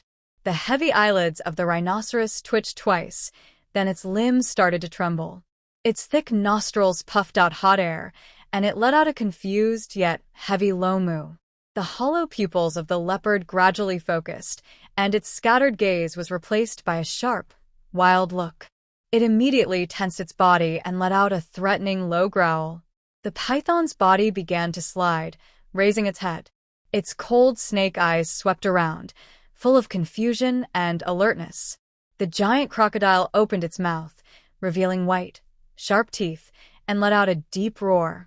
Its tail impatiently slapped the ground, splashing dirt and debris. Hawks, wolves, tigers. More and more beasts started to wake up. The cave was no longer silent. Roars, growls, screams, and flapping wings filled the space, chaotic but full of long-lost vitality. Everyone quickly remembered what had happened during this time. Their eyes changed from initial confusion to anger and humiliation from being imprisoned. Yuan Zhaozhao's face turned pale. Waking so many beasts at once had drained her spiritual power greatly. She took a deep breath, raised her hand, and pointed toward the exit where they were leaving. "Those two people who harmed you just left from here." Her words were like a spark igniting a barrel of gunpowder. Roar, howl, hiss. All the beasts looked in that direction. The next moment, the ground trembled. All the awakened beasts, like a bursting flood, charged forward with destructive force, going wild and unstoppable. Li Xianzheng pulled Yuan Zhaozhao close to him so she wouldn't be hit by the beasts. The parrot flew at the back, warning Yuan Zhaozhao, "Little girl, you should leave quickly. With them running like this, the cave might collapse. After we take revenge, we will come back to thank you." After speaking, it chased after the rushing beasts, shouting, "Charge, everyone, charge!" The fire element spirit beasts on the cave walls also jumped down and joined the others. "We need to leave now," Li Xianzheng said firmly, holding Yuan Zhaozhao's hand tightly. "The cave is going to collapse." As soon as he finished speaking, an ominous cracking sound came from above, and dust started falling. Cracks like spider webs appeared on the rock walls. Because the fire beasts left, the cave was pitch dark, and nothing could be seen clearly. "Let's go." Li Xianzheng's sharp eyes fixed on the direction ahead. He and Yuan Zhaozhao shot out like lightning. Behind them, the cave kept collapsing, and dust filled the air. Dozens of beasts ran, carrying the humiliation and anger from being imprisoned for years. They quickly caught up to the panicked black-clad leader and the gray-clad man. The two heard the rumbling of the earth and the roars behind them, and they were terrified out of their wits. This fear made their limbs go weak. "Senior brother." The gray-clad man fell to the ground, his voice sharp and distorted, face pale. The black-clad leader also fell, and the two huddled together in panic. In the next moment, dozens of beasts surrounded them. Roar, The rhinoceros led the attack, lowering its head and charging forward with unstoppable force. Its single horn, strong enough to break mountain rocks, slammed into the fragile spiritual shield the two had hastily created. With a cracking sound, the shield shattered like paper. The two inside were knocked back by the huge impact. Before they could steady themselves, the sharp claws of a leopard tore through the air with a piercing scream and struck down fiercely. The iron mask on the black-clad leader's face, along with the skin beneath, was instantly torn open, revealing bloody wounds. Ah! He let out a piercing, miserable scream. The giant python wrapped around the gray-clad person. Its cold, slippery body tightened quickly, causing the person's bones to creak painfully. The gray-clad person screamed and desperately tried to pull the snake's body, which was tightening more and more. Above, a falcon's shadow passed by, then swooped down precisely, its sharp beak aiming directly at the black-clad leader's eyes. Ah! My eyes. A crocodile opened its huge mouth and bit into one of the gray-clad person's legs, which was kicking wildly, then suddenly jerked its head. Crack. Ah! The sound of a broken leg and a loud scream mixed together. More spiritual beasts rushed in. The cold aura of the frost wolf instantly froze both of them, then flames ignited around them. Soon after, someone sprayed venom, corroding their skin. The black-clad leader and the gray-clad person's screams quickly faded away, leaving only chaos behind. Having avenged their revenge, the beasts gasped for breath, their fierce anger slowly fading. They looked at each other, then turned around and headed back toward the cave, where they had been imprisoned for a long time, running together. The cave collapsed, and Lee Shien protected Yuan Zhaozhao, standing safely nearby. Just as they were about to leave, a loud rumbling, like an earthquake, came toward them. They looked back and saw the same group of beasts rushing toward them. Lee Shien immediately shielded Yuan Zhaozhao behind him, his eyes sharp as he stared at the approaching creatures. Surprisingly, the beast stopped a few meters away from them. The rhinoceros lowered its head and gently touched the ground with its horn. The nearby leopard also crouched down. The python slithered forward, its head hanging low, and in its cold vertical pupils, a clear sense of gratitude was visible. The falcon landed on a branch, retracting its claws. Other beasts also lowered their heads, expressing their thanks in their own way. They were thanking Yuan Zhaozhao for freeing them from endless numbness and pain, giving them a chance for revenge. Yuan Zhaozhao peeked out from behind Lee Shien. She could feel their gratitude passing to her. Zhaozhao. Lee Shien gently pulled her back, worried. Yuan Zhaozhao shook her head at him. It's okay. They are thanking me. Lee Shien slowly let go, but he stayed close to her. Yuan Zhaozhao slowly stepped forward, speaking softly and carefully. You don't need to thank me. I have something I want to ask everyone. It's about the beast tied from 10 years ago. The beasts looked at each other and finally, the parrot flew up. Young girl, what do you want to ask? As long as we know, we will tell you. The other beasts nodded in agreement. Yes, we will tell you everything. Yuan Zhaozhao looked at Lee Shien, knowing he probably had many questions about the beast tied from 10 years ago. Lee Shien whispered, ask them what the beast tied really was. In the understanding of beast tamers, a beast tide is a natural event caused by an imbalance of spiritual energy in the world. Beast tamers' job is to suppress the beast tide and prevent it from harming ordinary people. But why the spiritual energy becomes unbalanced and why the beasts become restless are not fully understood. Yuan Zhaozhao relayed Li Xuanjing's question. The rhinoceros nodded slightly. The beast tide is not something we wish for. It spoke with a very helpless tone. Every year, one day, the spiritual energy in the world suddenly becomes chaotic, and our minds follow suit, causing pain and madness. We can't think clearly or control ourselves. It was still very afraid when talking about this. But this chaos usually doesn't last long. As long as we endure it and the spiritual energy rebalances, we can slowly regain our clarity. In other words, for the beasts, the beast tide is an uncontrollable disaster and pain that they can only passively endure. But the beast tide, like the one 12 years ago, was different from usual. The parrot flapped its wings. Right? Its question was supported by the other beasts. Yes, the tsunami-level beast tide that happens once every 12 years is more painful than the usual beast tide, and it feels different from the annual one. Many beasts can't survive it and die directly. Even more, it's like those two bad guys didn't control the amount of soul-attracting incense properly, causing many beasts to riot and die, the parrot added. It flew over to Yuan Zhaozhao's side. Young girl, I told you before, do you remember? Yuan Zhaozhao certainly remembered.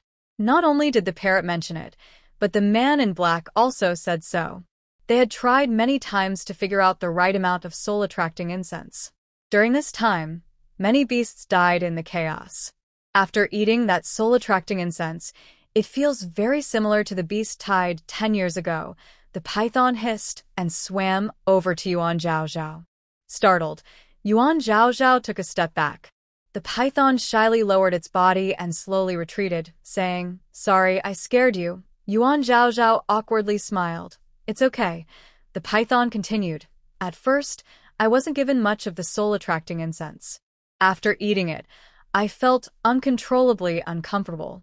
This feeling is different from when the spiritual energy in the world is unbalanced. It couldn't quite describe how it was different." Yuan Zhaozhao could only imagine. The pain from an imbalance in spiritual energy might come from the heart and mind. But the discomfort caused by the drug comes from the body. It's like someone can't sleep because of mental stress. They toss and turn but can't find a clear reason. Others can't sleep because of unbearable physical pain. These two types of discomfort are very different. Yuan Zhaozhao relayed their words to Lee Shien.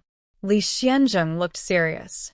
Based on what the leader of the Soul Summoning Pavilion said, it was easy to guess. The beast tide 10 years ago was actually manipulated by people. So, was the beast tide 10 years ago just manipulated by humans?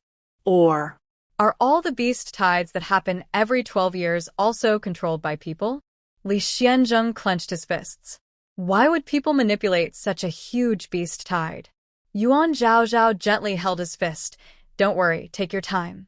Lee Shien looked at her, then slowly relaxed his hand. Yuan Zhaozhao looked at the beasts. "Thank you for telling us this. Go back to your own homes now." The beasts bowed again. "Thank you, young lady. If you ever need our help in the future, just come to us." After saying that, they looked at each other and then dispersed. Finally, only the parrot remained. "Are you not leaving?" Yuan Zhaozhao reached out and caught it. The parrot rubbed against her cheek. "I'm not leaving. I'm going to stay with you." Yuan Zhaozhao gently stroked its head with her finger. "Stay with me? Don't you want to find your family?" The parrot paused. "My family. They were all harmed by them. At first, they couldn't catch the powerful beasts, so they captured weaker ones like us to practice on." Yuan Zhaozhao felt a pang in her heart. "All right, from now on, you can stay with me." great. The parrot hopped twice on her hand, then looked around, flapped its wings, and flew onto her hair bun. Yuan Zhaozhao's hairstyle was like a celestial bun, with 2 round coils on each side and a small dip in the middle. The parrot fit perfectly there, its tiny claws hanging down. "Let's go." Yuan Zhaozhao glanced helplessly at Lee Shien. With the parrot perched on her head, she and Lee Shien returned to where Duanmuyu and Duanmuyu were trapped. The two sat cross-legged on the ground, waiting for Lee Shien to return. Li Xuanzhen, Duanmuyu stood up, staring at him. did you "Find the soul-guiding pavilion?" Lee Shien looked at him calmly. "From now on, there will be no more soul-guiding pavilion." Duanmuyu's pupils shrank. "What do you mean?" You're unbelievable. You could have just made your deal. Why did you have to destroy them?" Lee Shien ignored him, waving his hand to recall the whirl armor elephant and the sky-splitting python. At the same time, the golden eagle swooped down from above and landed beside him. Though Duanmuyu was free, he didn't dare attack Lee Shien recklessly. Li Xuanzhen, "At the next Four Nations tournament, I'll definitely defeat you." Duanmuyu gritted his teeth, his face full of anger. Lee Shien gave him a faint glance. "If Duanmu-chun were still here, maybe you'd have a chance." "You?" He snorted. "Forget it." Zhao Zhao, Li Xianjing reached out and helped Yuan Zhaozhao onto the golden eagle. Ignoring Duan Muyu's furious shouting, Li Xianjing gently patted the eagle's back, signaling it to take off. The golden eagle let out a playful cry, and as it spread its wings, it brushed past Duan Muyu's face with a sharp gust of wind. Li Xuanzeng. The golden eagle soared upward, laughing. Ha! What a fool! Yuan Zhaozhao looked helplessly at Li Xianjing. If he knew that his majestic spirit beast's proud cry was actually those words, she wondered what his expression would be. Oh, dear. The parrot was originally sitting on Yuan Zhaozhao's hairpin, but suddenly a golden eagle took off, forcing it to hold tightly onto two flying fairy hairpins on Yuan Zhaozhao's head. Stand, I can't hold on anymore. Yuan Zhaozhao had no choice but to reach out and hold it down. Next, shall we go to the Mu family? She asked. Li Xianjing responded with a hum. It's about time we visit them. They had delayed here for a few days, so they needed to hurry. The Mu family was located on the outskirts of a small town where ordinary people lived. They built a large Mu family estate on the mountainside. Although the estate was outside the town, it housed many spiritual beasts. Many servants and guest officials in the Mu estate were beast tamers. The young master of the Li family, the young master's cousin, the gatekeeper, was excited upon hearing Li Xuanjing's name, his eyes shining. Young Master Li, please follow me. He led them directly into the estate. The estate head has already said that young Master Li will come in the next few days. All the young masters and misses, as well as the guest officials going to the big competition, are ready and waiting for young Master Li. The gatekeeper was very talkative and kept glancing at Li Xianjing and Yuan Zhaozhao. He was the gatekeeper of the Mu estate and a newly initiated mortal-level beast tamer, so seeing such an important figure as young Master Li made him very excited. The parrot returned to sitting, leaning against a flying fairy hairpin, supporting itself with its wings. That person really talks a lot, even more than me, it said. The gatekeeper looked up in surprise and smiled awkwardly. Yuan Zhaozhao apologized to the gatekeeper. Sorry, this parrot has been taught badly. He waved his hands quickly. No problem, no problem. Is this parrot also a spiritual beast? He asked. Being able to speak so many words, it must be a high-quality spiritual beast. Yuan Zhaozhao smiled. This parrot was a wind-element spiritual beast. Its ability to speak was natural. Parrots are animals that can imitate human sounds. The parrot puffed up proudly, feeling very pleased. Cousin, young cousin. A few calls came and several figures ran over. 3 men and 2 women, clearly the 3 older cousins and 2 younger cousins Li Xianjing had mentioned before. Cousin, this young lady is... Li Xianjing turned to the side. She is Yuan Zhaozhao from the Yuan family, and she is my fiancé.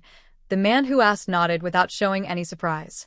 So she is the eldest daughter of the Yuan family. I am Mu Feng, I am Mu Yao, and I am Mu Xiao. The 2 cousins are named Mu Qing and Mu Yuan. This time, the big competition was suddenly rescheduled. My father and the others are still outside, so they probably can't come back in time, Mu Feng said politely. They will go straight to the Li family. We prepared hastily. Fortunately, my cousin came to help us see what else we need to prepare. Li Xianjing admitted honestly, we only need to prepare some things for the journey. Once we arrive at the Li family, everything else is ready. But that's not enough, Mu Feng opposed directly. Besides us 5 siblings, we also brought 20 guest officials. Feeding and taking care of so many people is not a small task. The main point is, before the big competition, we wanted you, cousin, to guide us more. So we prepared some spirit stones, herbs, and pills. He glanced toward Yuan Zhaozhao, then quickly looked away to avoid suspicion. And also the wedding gifts for you, and the eldest daughter of the Yuan family. Our father and uncles asked us to bring them along too. Zhaozhao, I'll go with the cousins to take a look. You, Li Xianjing, wanted Yuan Zhaozhao to rest first. Cousin, sister-in-law, let's leave her with us. Mu Qing and Mu Yuan turned to Yuan Zhaozhao. Sister-in-law, we'll take you to your place. Yuan Zhaozhao nodded. Thank you. Mu Qing and Mu Yuan led Yuan Zhaozhao through a few corridors to a quiet, elegant courtyard. Sister-in-law, this is the courtyard where auntie, uncle, and the cousins stay when they come back, Mu Qing said gently. Since you are sister-in-law, you should live here too. Mu Yuan more lively. looked curiously at Yuan Zhao and eagerly added, "Yes, yes. Sister-in-law, tell us about the capital city. We haven't been there in a long time." They entered the house, which was simply decorated but luxurious. Mu Qing carefully brewed a pot of floral tea, and the faint steam rose gently as the tea warmed. Yuan couldn't hold back and leaned closer to Yuan Zhao, her eyes shining brightly. She asked, "Cousin, what kind of spiritual beasts do the young ladies from the beast tamer families in the capital have contracts with? Are they very powerful?" Although Mu Qing was more reserved, her eyes also showed curiosity. She softly added, "Cousin-in-law, Yuan and I relied on our family's spirit stones to finally break through to the yellow rank. In this big competition, how long do you think we can last?" Her tone carried a subtle longing and a faint worry. They were far from the core of the capital, with fewer resources and lower talent compared to those from the beast tamer families. They both looked forward to the competition but also felt a bit anxious about their strength. "Don't worry too much," Yuan Zhao smiled gently, looking at the two girls with different expressions. "Someone like your brother who has great talent is rare even among those from the beast tamer families." The families had plenty of spirit stones and medicinal herbs, but using them required ability. With the same amount of spirit stones, talented people could absorb the spiritual energy quickly, perhaps in just an hour, while others might need days or even longer.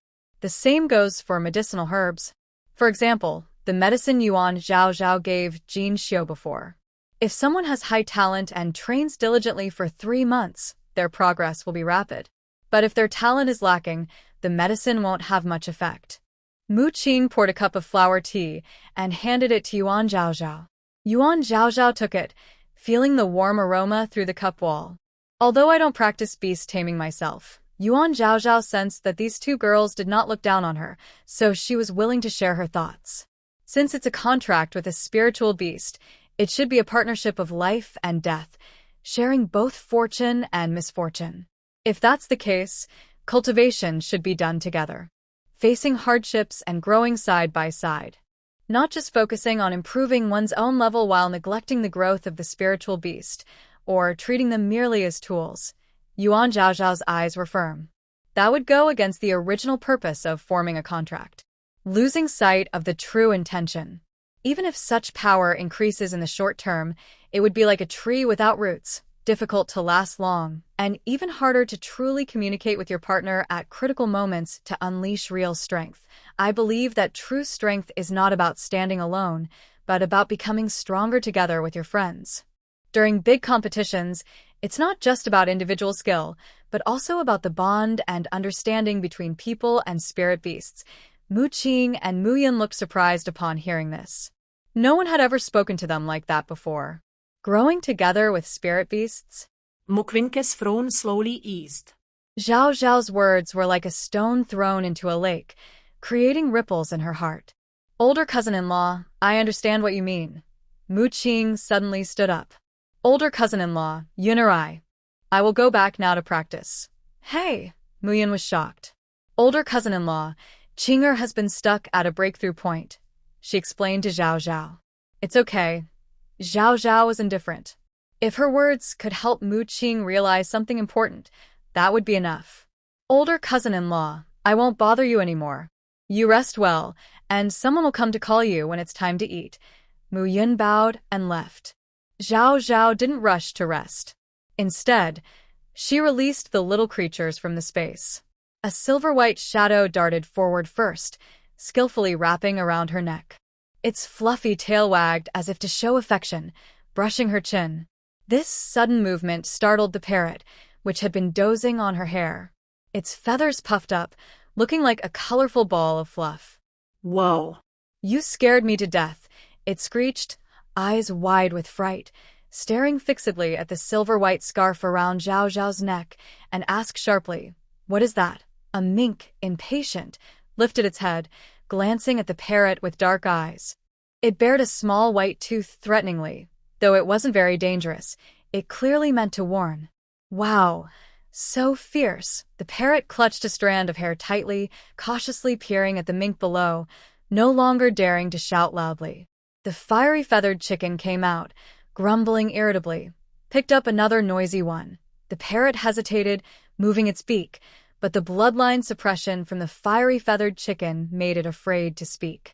Guo Bao silently jumped onto the table and sat obediently. Fei Fei directly left the house. Zhao Zhao, I can't hold it in anymore. I need to run a few laps. General Huang followed. Behind her, the long-haired white cat was chasing after her, calling out, Your Majesty, wait for me. Xuanbao Huang Xian wiped the sweat from his forehead with a look of annoyance. A parrot quietly climbed down from Yuan Zhaozhao's head, leaning close to her ear and whispering, You can't control beasts, yet so many animals follow you, those beast tamers. Hardly any are better than you, right? Yuan Zhaozhao looked thoughtful. Yes, only those at the common level can tame 2 spiritual beasts, while the top-tier sacred level can tame 6. Here, there are 8. The spirit fox Feifei, General Huang, Meower, Boizua frog, long-hair cat, Xuanbao Huangxian, parrot, and fiery feather chicken. All have 8 beasts. Geniuses like Lee Shien. She dare not imagine, but beneath the sacred level beast tamers, the Shien level ones are probably no match for her. However, she didn't want to take the little ones to participate in such a big competition, so she decided against it. Alright, I want to rest for a while. You guys, just run around this yard, but don't go too far, understand? Yuan Zhaozhao specifically warned Xuanbao Huangxian, this is the Mu family. You can't steal their things. Xuanbao Huangxian pouted, since I can't find treasures, I won't go out. Yuan Zhaozhao sat by the bed.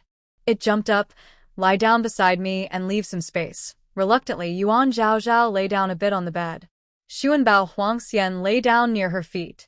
Boizua frog jumped down from the table and then onto the bed, sticking close to Yuan Zhaozhao's hand. When Lee Shien came to find Yuan Zhaozhao, he saw Spirit Fox Feifei, General Huang, and the long-hair white cat guarding at the door. Yuan Zhaozhao was lying on the inside of the bed, with the little ones on the outside. Even the fiery feather chicken was resting on her chest. Lee Shien sat quietly outside the bedroom, waiting. After a while, Yuan Zhaozhao slowly woke up. She moved, and the little ones around her also woke up, climbing down from the bed. Huh? You're here. Yuan Zhaozhao saw Lee Shien. Yes, Lee Shien replied. Dinner is almost ready. Yuan Zhaozhao got off the bed, and soon a servant brought in toiletries. Lee Shien waited at the door. Suddenly, a spiritual energy fluctuation occurred from a certain direction. He looked over in surprise. What's wrong? Yuan Zhaozhao washed her face and became alert. It seems someone has broken through, Lee Shien said, looking in that direction. That way is my cousin and his sister's yard. Let's go and see. Yuan Zhaozhao followed Lee Shien and the little ones also came along. Guo Bao was slow, so Fei Fei let it ride on her back. They left the yard and bumped into the Mu brothers. That direction it's Qing'er's yard, Mu Feng said happily. I didn't expect Qing'er to break through. Let's go and check. Yuan Zhaozhao was shocked. Mu Qing had broken through? Could it be because of what she said? Qing'er, Mu Feng called out loudly as he reached Mu Qing's yard. Third brother, Mu Yun came out of the yard. Please speak softly. Qing'er is still practicing. Mu Feng nodded repeatedly, walking more quietly. Yun'er, what's going on? How did Qing'er suddenly break through? She had used so many spirit stones before, but couldn't break through. Mu Yun shook his head and looked at Yuan Zhaozhao. My sister-in-law said some things earlier, and Qing'er hurried back to practice then. She broke through. The others all turned to look at Yuan Zhaozhao. She smiled and said, I was just saying. She repeated her words, I can't control beasts. I was just sharing my thoughts. Qing'er did it herself. At that moment, Mu Qing, sitting cross-legged on the ground, stood up. Next to her was a cat, which looked like a normal tabby cat, sharp-eyed and agile. No. Mu Qing looked at Yuan Zhaozhao. My sister-in-law, what you said is right. She lowered her head and looked at her spirit beast. When I was practicing before, like other beast tamers, I forced the spirit power of the Shadow Claw cat into my body. Although my spirit power has reached the breakthrough point, I couldn't break through. I always feel like a large amount of spiritual energy is floating outside my spiritual sea. unable to be absorbed or dispersed. Looking at Yuan Zhao, she admired, but after hearing my sister-in-law's words, I shared my spiritual energy with the Shadow Claw Cat, and I found that the unabsorbed energy could now be absorbed after moving between us. That's how I was able to break through. And the Shadow Claw Cat's ability has also improved. The Shadow Claw Cat proudly lifted its head, acting very proud.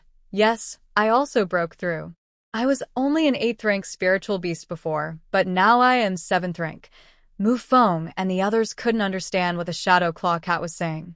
Qing'er, since you've reached the profound stage, should we contract a 6th or 7th rank spiritual beast to join the big competition? They turned to look at Lee Shien. Your cousin is here, and with his help, we can definitely contract a suitable spiritual beast. Mu Qing lowered her head and saw the Shadow Claw Cat, showing a surprised expression. The Shadow Claw Cat was contracted by her when she reached the yellow stage, brought by a family guest. Before that, she only had a winged feather sparrow, which was directly brought back by the guest for her to contract. So, the Shadow Claw Cat was the first spiritual beast she chose herself during her training journey. Although the guest helped a lot, she really liked this cat. But before, all her beast-taming knowledge came from the family guest, based on their teachings. Until her sister-in-law's words made her realize that spiritual beasts are partners and also family members she chooses. They should share everything and grow together. No need, I have the Shadow Claw Cat. Hearing Mu Qing's words, the Shadow Claw Cat's face froze in surprise. Mu Qing bent down and picked it up, gently stroking it. This big competition, having the Shadow Claw Cat is enough. If fate allows in the future, I will contract other spiritual beasts. She lowered her head silently and said, no matter what spiritual beast I contract in the future, I will keep the Shadow Claw Cat. The Shadow Claw Cat felt her emotions and stuck out its pink tongue to lick her hand. To Yuan Zhao's surprise, Mu Feng also didn't continue to force Mu Qing. All right, I'll listen to you. He agreed calmly. Let's go, it's time to eat. The dining hall is already prepared. Mu Qing stored the Shadow Claw Cat into her spiritual sea. Only then did she notice that Yuan Zhao was surrounded by several beasts. Elder sister-in-law, what are these? Yuan Zhao shrugged. They are not my spirit beasts, just creatures willing to follow me. Mu Qing nodded. That must be because elder sister-in-law treats them well, so they want to stay with you. A parrot fluttered its wings on Yuan Zhao's hair bun. Yes, you're right. Mu Qing smiled. This parrot is so clever. The guest officials of the Mu family were also in the dining hall. When they saw Mu Feng and his group, they immediately gathered around. Young Master San, who broke through, they only knew someone had advanced, but not who. It's Qing'er. Miss 8 has broken through? That means she's a tier Imperial Beast Tamer? That's wonderful. Congratulations, Miss 8. Miss 8, your cultivation was stuck for so long. How did you suddenly break through? Yes, it was so sudden. Mu Qing smiled gently. It's all thanks to my elder sister-in-law. Elder sister-in-law, these guest officials had already seen Lee Shien. Now, everyone looked at Yuan Zhao beside Lee Shien. Yuan Zhao nodded at them. Hello. Most of these guest officials were in their 20s to 40s, and their strength was mostly at the yellow and Shien levels. They served the Mu family to gain spiritual stones and medicinal resources to improve their strength. My elder sister-in-law told me. Mu Qing repeated Yuan Zhao's words. I tried it, and in just an hour I broke through. Treating spirit beasts as partners, sharing spiritual power with spirit beasts, these two ideas stunned the guest officials. They had never encountered such concepts before. Treating spiritual beasts as partners and sharing spiritual energy with them. They quickly finished their meal and eagerly left. Everyone were going to practice now. Mu Feng and the others were also curious. According to Yuan Zhao, could this really improve their strength? Of course, Yuan Zhao herself was curious too. So, they put down their bowls and followed up. The Mu family had a special courtyard for guests. In the past, everyone trained in their own rooms, but this time, they simply sat cross-legged in the yard. They summoned their spiritual beasts. Suddenly, various kinds of spiritual beasts lay peacefully in the yard. There were dogs, birds, cats, snakes, and deer. Although they looked different, They all put aside their wild nature and sat obediently beside their owners, closing their eyes to rest and breathe. Spiritual energy flowed between people and beasts. Yuan Zhaozhao stood quietly nearby, scanning the scene. She felt a little nervous. Time passed slowly. In the yard, only the sound of steady breathing and faint spiritual energy fluctuations could be heard. Yuan Zhaozhao unconsciously curled her fingers. Just as she was about to doubt her guess, a guest around 30 years old in the corner suddenly exhaled deeply and slowly opened his eyes. His eyes showed surprise and happiness that words couldn't describe. He went to Mu Feng's side and said, "It's amazing. Although I didn't break through, this training session increased my spiritual energy by more than 30% faster than usual, and..." He touched the dog beside him. "I can feel that this little guy's spiritual energy has also increased. Our connection is clear now." Soon others finished their practice as well. They felt the same as the first guest. "Today, it feels natural, not like before when something seemed to be blocking us. Yes, the flow of spiritual energy is much smoother and we're closer to our spiritual beasts." One after another, they expressed their agreement.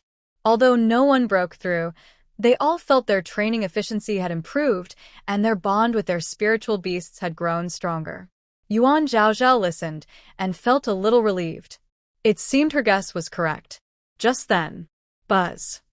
A wave of spiritual energy burst out from the guest still practicing.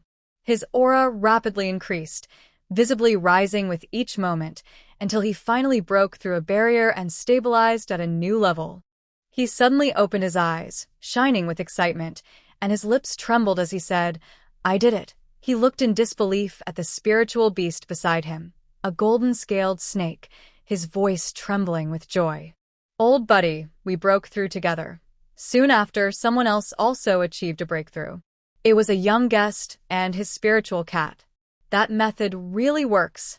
Miss Yuan's way is amazing. It not only speeds up training but also helps with breakthroughs. Wow. I thought I'd never break through in my life. The courtyard instantly became lively. All the guests, whether they had broken through or not, were excited. They all stood up, their eyes shining with gratitude, admiration, and even a bit of enthusiasm when looking at Yuan Zhaozhao. "Thank you, Miss Yuan, for your guidance. Please accept our bow, Miss Yuan. Miss Yuan, your kindness in sharing this secret method means a lot to us." Everyone gathered around, expressing their sincere thanks to Yuan Zhaozhao. She smiled shyly, saying, "It's nothing. I just shared my thoughts." "Don't be modest," Lee Shien said with a grin. "With your guidance, they might all break through in the next few days. This is a big deal for them. These beast tamers are mostly independent cultivators. Without the support of the Mu family and their resources, it would be much harder for them to improve. Who knows when they will succeed? There are more than 10 days until the big competition. We will all work hard on our training," the guest said confidently. "Mu Feng, you and your siblings should also use Zhaozhao's method to train well," Lee Shien reminded Mu Feng. "If all of you can break through to the mysterious stage before the competition, the Mu family might even become a top beast-taming family." Mu Feng scratched his head. "Okay, I'll listen to my cousin." The guests exchanged glances and sat back down. Mu Feng quickly sent Lee Shien and Yuan Zhaozhao back to the courtyard and left eagerly. Yuan Zhaozhao returned to her own courtyard, sat cross-legged, and decided to help everyone a little since they were all training. Seeing this, Lee Shien sat down beside her and released 4 spiritual beasts. Yuan Zhaozhao activated the 10,000 Beasts Worship Spirit technique, and the spiritual energy on her body transformed into a starry cloud that covered the entire Mu family villa. In an instant, a vast and gentle silver-blue starry cloud of spiritual power radiated from her as the center. The spiritual beasts in the villa all let out comfortable low sounds or soft roars, willingly offering their undigested spiritual energy. This energy gathered through the starry cloud's veins and was directed to Yuan Zhaozhao. After circulating within her body, the spiritual energy dispersed through the starry veins and returned to the spiritual beasts. The energy absorbed by the beasts was then shared with their owners. Li Xianzheng was also practicing under the starry cloud of Yuan Zhaozhao for the first time. He quickly felt the spiritual power delivered by the 4 spiritual beasts. To his surprise, the black dragon he contracted with, after sensing Yuan Zhaozhao's spiritual energy, let out an unprecedentedly comfortable low hum. It no longer thrashed and roared anxiously like before. Instead, it seemed like a baby being gently comforted, slowly relaxing and becoming very obedient. At this moment, Lee Shien suddenly realized that the black dragon, which had been tormenting him daily, had recently become less irritable. It was because of Yuan Zhaozhao. Lee Shien was very sure of this. But he was not certain about one thing. Was it only because of Yuan Zhaozhao, or did all beast speakers have this ability? Among all humans and beasts, the most surprised was actually the always indifferent. The burning feather chicken. Although it was under Yuan Zhaozhao's starry cloud, it was unaffected by it. It held its head high and looked at the starry cloud. Indeed, this beast speaker named Yuan Zhaozhao was different from others. She was truly a beast speaker. A real beast speaker who could treat spiritual beasts as partners and share spiritual energy with them. But such a person in this beast-taming continent. The burning feather chicken sighed deeply. News from a Yuan family said they found a doctor with a special secret medicine that could help Yuan Jinjin heal her injuries and guarantee her recovery before the big competition. When Wan Fei heard this, her face turned terribly grim. Earlier, Yun Hao told her that Yuan Jinjin's injury was fake, and she didn't believe it. She didn't believe the Yuan family would dare to deceive her. But now, with this news, there was no need to doubt anymore. The Yuan family was definitely lying to her.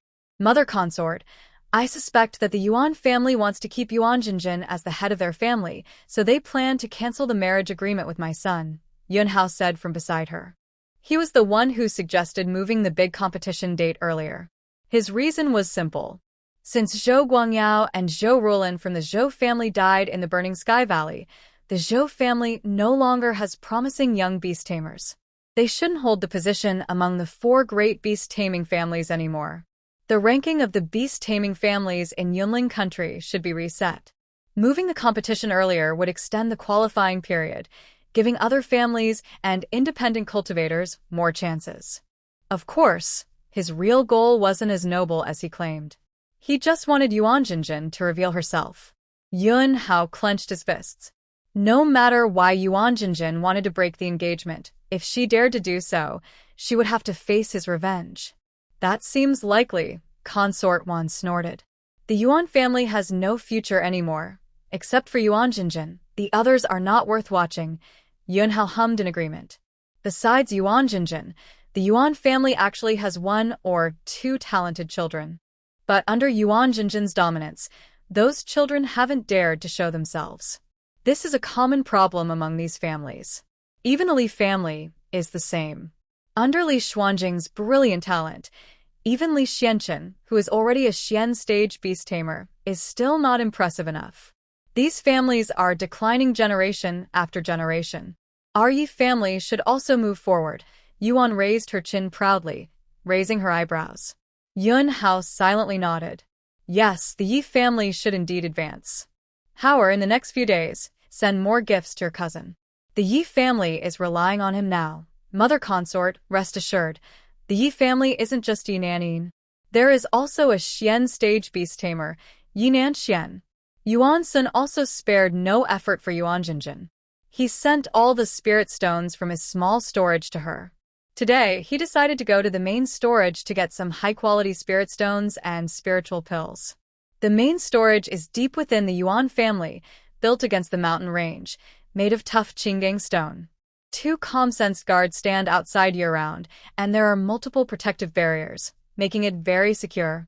Yuan Sun signaled the guards to open the outermost defense barrier. The guard respectfully responded and skillfully recited a few spells. A glow of spiritual energy flowed, and the heavy stone door slowly opened with a dull grinding sound. Yuan Sun, with his hands behind his back, stepped inside. But the slight smile of pride on his face froze completely the moment he entered the storage room. The scene he expected, spiritual energy filling the air, did not appear. Instead, what he saw was an unprecedented emptiness. boxes of high-quality spiritual stones, shining with various colors of spiritual light, were gone. The rows of exquisite pill bottles on the purple sandalwood shelves were also empty. Even the special cold jade boxes and warm crystal chests used to store rare spiritual herbs in the corner were all missing. The entire storage room looked as if it had been swept clean by a strong wind, so spotless that not a trace of spiritual energy remained. Yuan Sun's pupils shrank suddenly. He rushed forward several steps, his eyes wildly scanning every corner. There was nothing at all. After the shock, a furious rage suddenly surged up. "Someone come here." Yuan Sun turned sharply and let out a thunderous roar.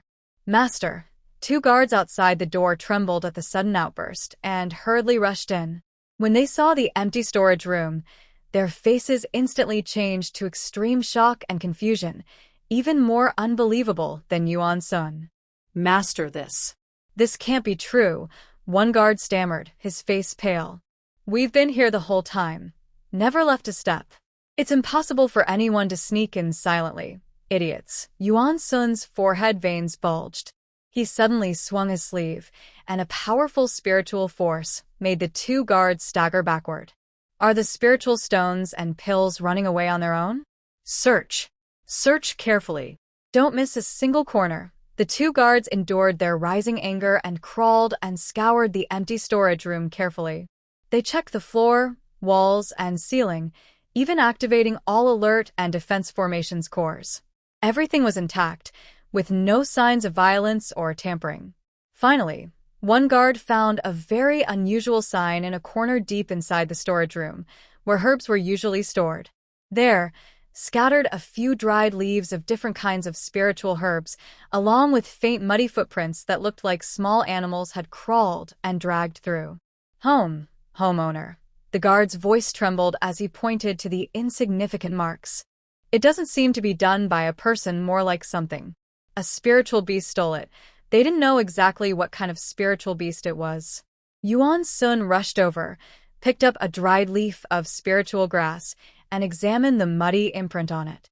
Careful inspection showed it looked like a paw print of some animal. It resembled a mouse's paw print. Mouse. His anger almost exploded. Impossible. Could a tiny mouse really clear out his large warehouse? "Not impossible, sir," a cautious guard reminded him. "There is a treasure-seeking yellow spirit, also called a yellow weasel, that could do this." Treasure-seeking yellow spirit? Yuan Sun knew about it. Usually, ordinary barriers can't stop it. Such beasts are very rare. Among the royal treasure hunters, there is one said to have contracted such a beast after much effort. No one else has been known to have one. With such a beast, finding treasures across the world would be easy. Could it be that the royal treasure hunter stole from Yuan's large warehouse? Impossible. Yuan Sun immediately thought it was impossible. Royal treasure hunters spend most of their time outside seeking spiritual veins. Why would they steal from Yuan's warehouse in the capital? Then, who else could it be? Someone whose spiritual beast is a cat. Go find a cat and investigate thoroughly. Since it's a mouse, bringing a cat to check makes sense. "I'll handle it immediately," the guard said and turned to leave. Soon, the guard returned with another person. "It's here." The guard led the person to the place with the paw prints. That person immediately released a cat. The cat paced anxiously back and forth, making soft, unwilling sounds in its throat. Yuan Sun stood nearby, watching the cat's movements carefully. He slowly looked up and focused on the small courtyard in front of him, his brow furrowed tightly. This was Yuan Zhaozhao's home. Could it be Yuan Zhaozhao? Yuan Sun whispered to himself, his expression turning dark. As soon as the thought appeared, he felt it was a bit silly. That useless person who can't control beasts. How could she possibly command the treasure-seeking yellow immortal? Yuan Sun then turned his gaze toward the Yuan Immortal Pavilion nearby. Could it be Xinjin? Who else could it be? The Yi family? The Zhou family?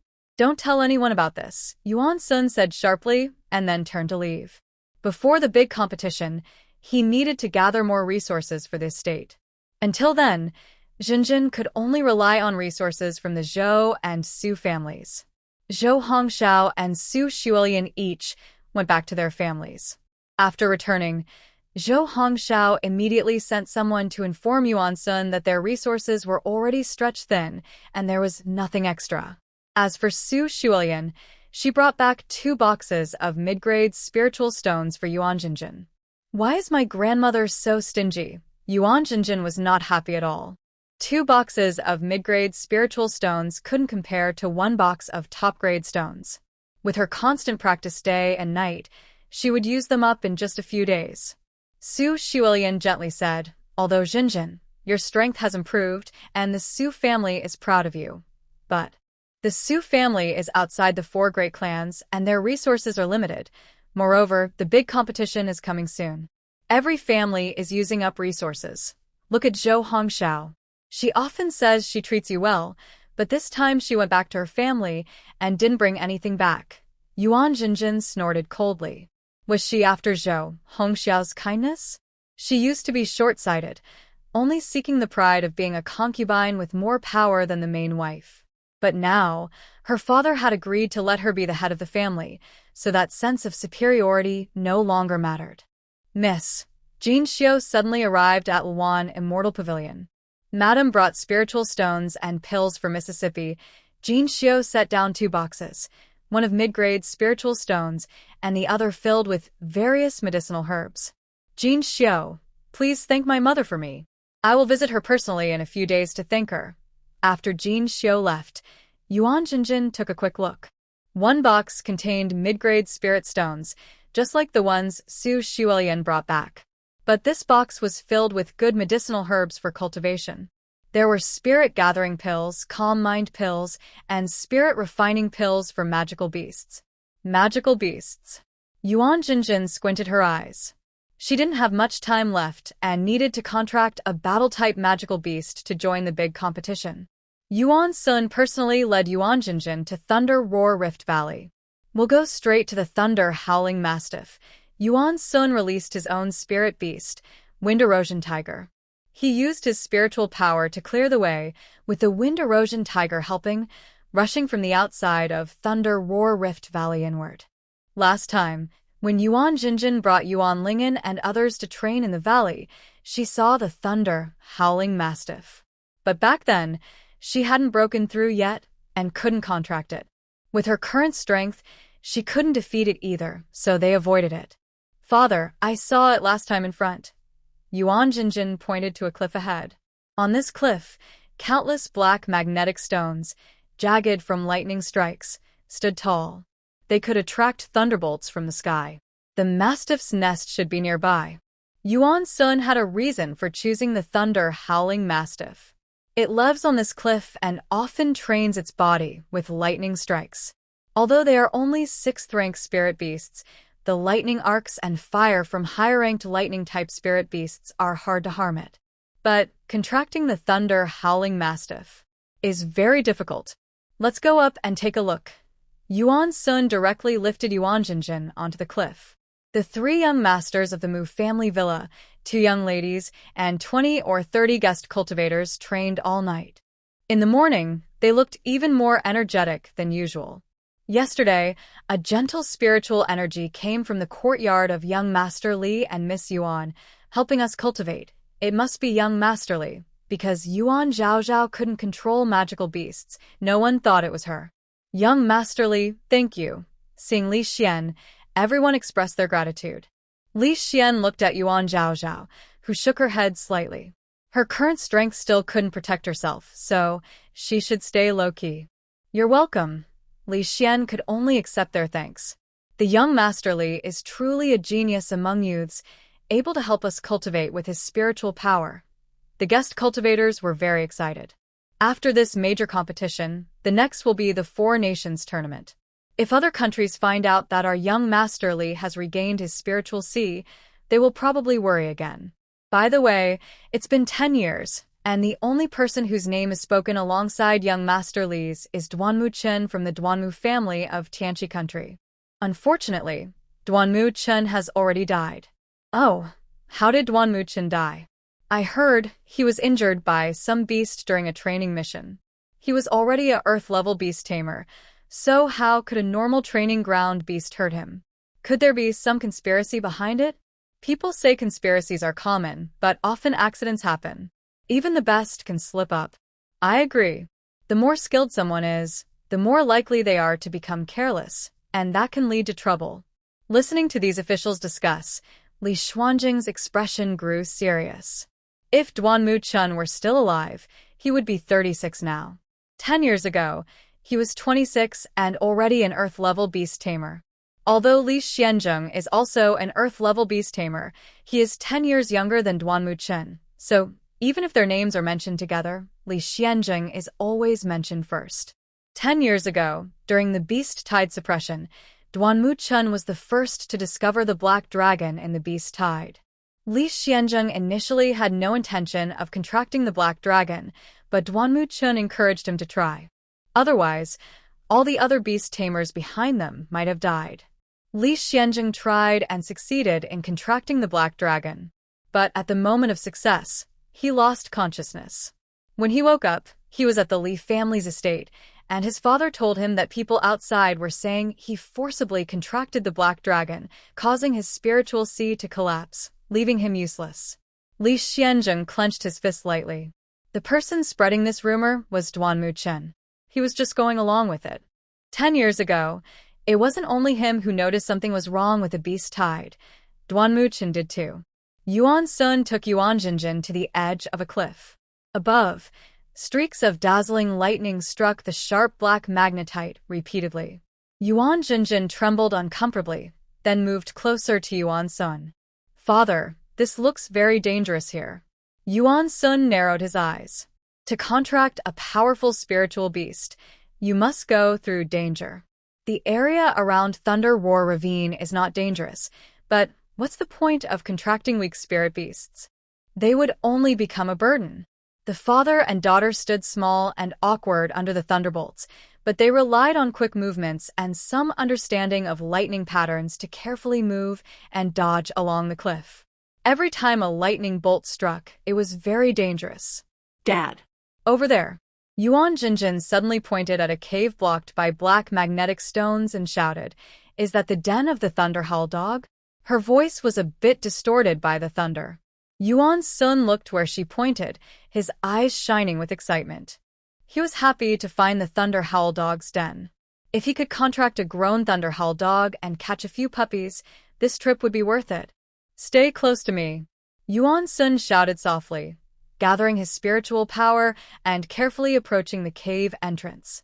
Thunderhowl dogs live and move in packs. He needed to lure most of them away with himself as bait, then let Yuan Jinjin contract one of the dogs when the others were distracted. Jinjin, I will. Yuan Jinjin nodded. "Okay, I'll listen to Dad."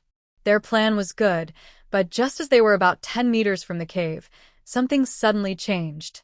Woo! Roar! A series of fierce roars burst out from the cave, full of beastly strength and attracting surrounding lightning, which made the thunder strikes increase rapidly. In the next moment, 20 or 30 strong Thunderhowl dogs, as big as calves and with lightning arcs tangled in their fur, charged out like mad. Their eyes were blood-red, full of violence and aggression. Their clear goal was to attack Yuan Sun and Yuan Jinjin directly. Oh no! Yuan Sun's face changed drastically. These dogs' behavior was completely unexpected. Normally, wild beasts wouldn't be so aggressive or hostile at first encounter, unless provoked. But these dogs clearly saw them as prey. A loud tiger roar sounded as a swift, wind-encircled wind erosion tiger suddenly appeared, blocking the way in front of its owner and growling threateningly at the attacking pack of dogs. The wind erosion tigers surrounding wind blades are very powerful. The few thunder howling dogs in front were cut by the wind blades and couldn't stand steadily. They were also injured. However, several bolts of lightning accurately struck the wind erosion tiger. Although it was fast, it couldn't outrun lightning. It tried to dodge but was hit on its hind leg by a lightning bolt, followed by several arcs of lightning like chains wrapping around it. Yowl! The wind erosion tiger let out a painful cry. The wind blades around it instantly disappeared, its beautiful fur blackened, skin torn open, and a burnt smell filled the air. Severely wounded, it could no longer fight and transformed into a streak of light, fleeing in fear back into Yuan Sun's consciousness sea. Yuan Sun's heart sank. Without hesitation, he released Cold Bone Python. Freeze them. Cold air spread out as the massive form of the Cold Bone Python appeared, opening its mouth to spit out freezing cold breath, trying to freeze the ground and the attacking dogs. But the thunder-howling dogs didn't dodge or retreat. They howled to the sky, their bodies crackling with lightning arcs, and stubbornly charged forward. The extreme cold clashed fiercely with the intense heat of the lightning, producing a harsh, sizzling sound. The cold bone python's icy breath was cut off and evaporated by the raging lightning. Its large body became the best target. Boom! A particularly thick bolt of lightning struck precisely at the vital spot of the cold bone python. The huge body of the cold bone python twitched violently. It let out a painful scream, eyes filled with fear, and shrank back into Yuan Sun's consciousness sea, its injuries worse than the wind erosion tiger's. Yuan Sun's eyes were full of panic. He only had these two spiritual beasts, and now they had retreated into his mind sea. He couldn't handle 20 or 30 thunder-howling dogs alone. The dogs pressed closer step by step. Their sharp teeth gleamed in their open mouths, saliva dripping, electric arcs crackling, and their red eyes full of the desire to attack and bite. Roar! The dogs slowly lowered their bodies, preparing to pounce and bite. Yuan Sun's face turned extremely grim, his throat tightening, and his breathing became rapid. He cannot die here. As the head of the Yuan family, he must not die in. Before he finished his thought, the strongest and most majestic thunder howl mastiff lunged forward. The instinct to survive overwhelmed everything. Yuan Sun instinctively reached out and forcefully pulled Yuan Jinjin, who had been trembling in fear and was right beside him, forward. At the same time, he quickly stepped back. "Father!" Yuan Jinjin's scream was filled with shock, fear, and despair. She never expected Yuan Sun to treat her like this. Suddenly, a sharp sound. The sharp teeth of the thunder howl mastiff bit deeply into Yuan Jinjin's shoulder, and a violent arc of lightning instantly surged into her body. Ah! Yuan Jinjin let out a piercing scream. She had no time to defend herself. The lightning directly struck through her body. Yuan Sun seized the moment, stepped again, and continued to retreat, rolling and crawling down the cliff. Yuan Jinjin's eyes widened in disbelief. At that moment, a bolt of lightning struck her head, and the dazzling light instantly swallowed her small figure.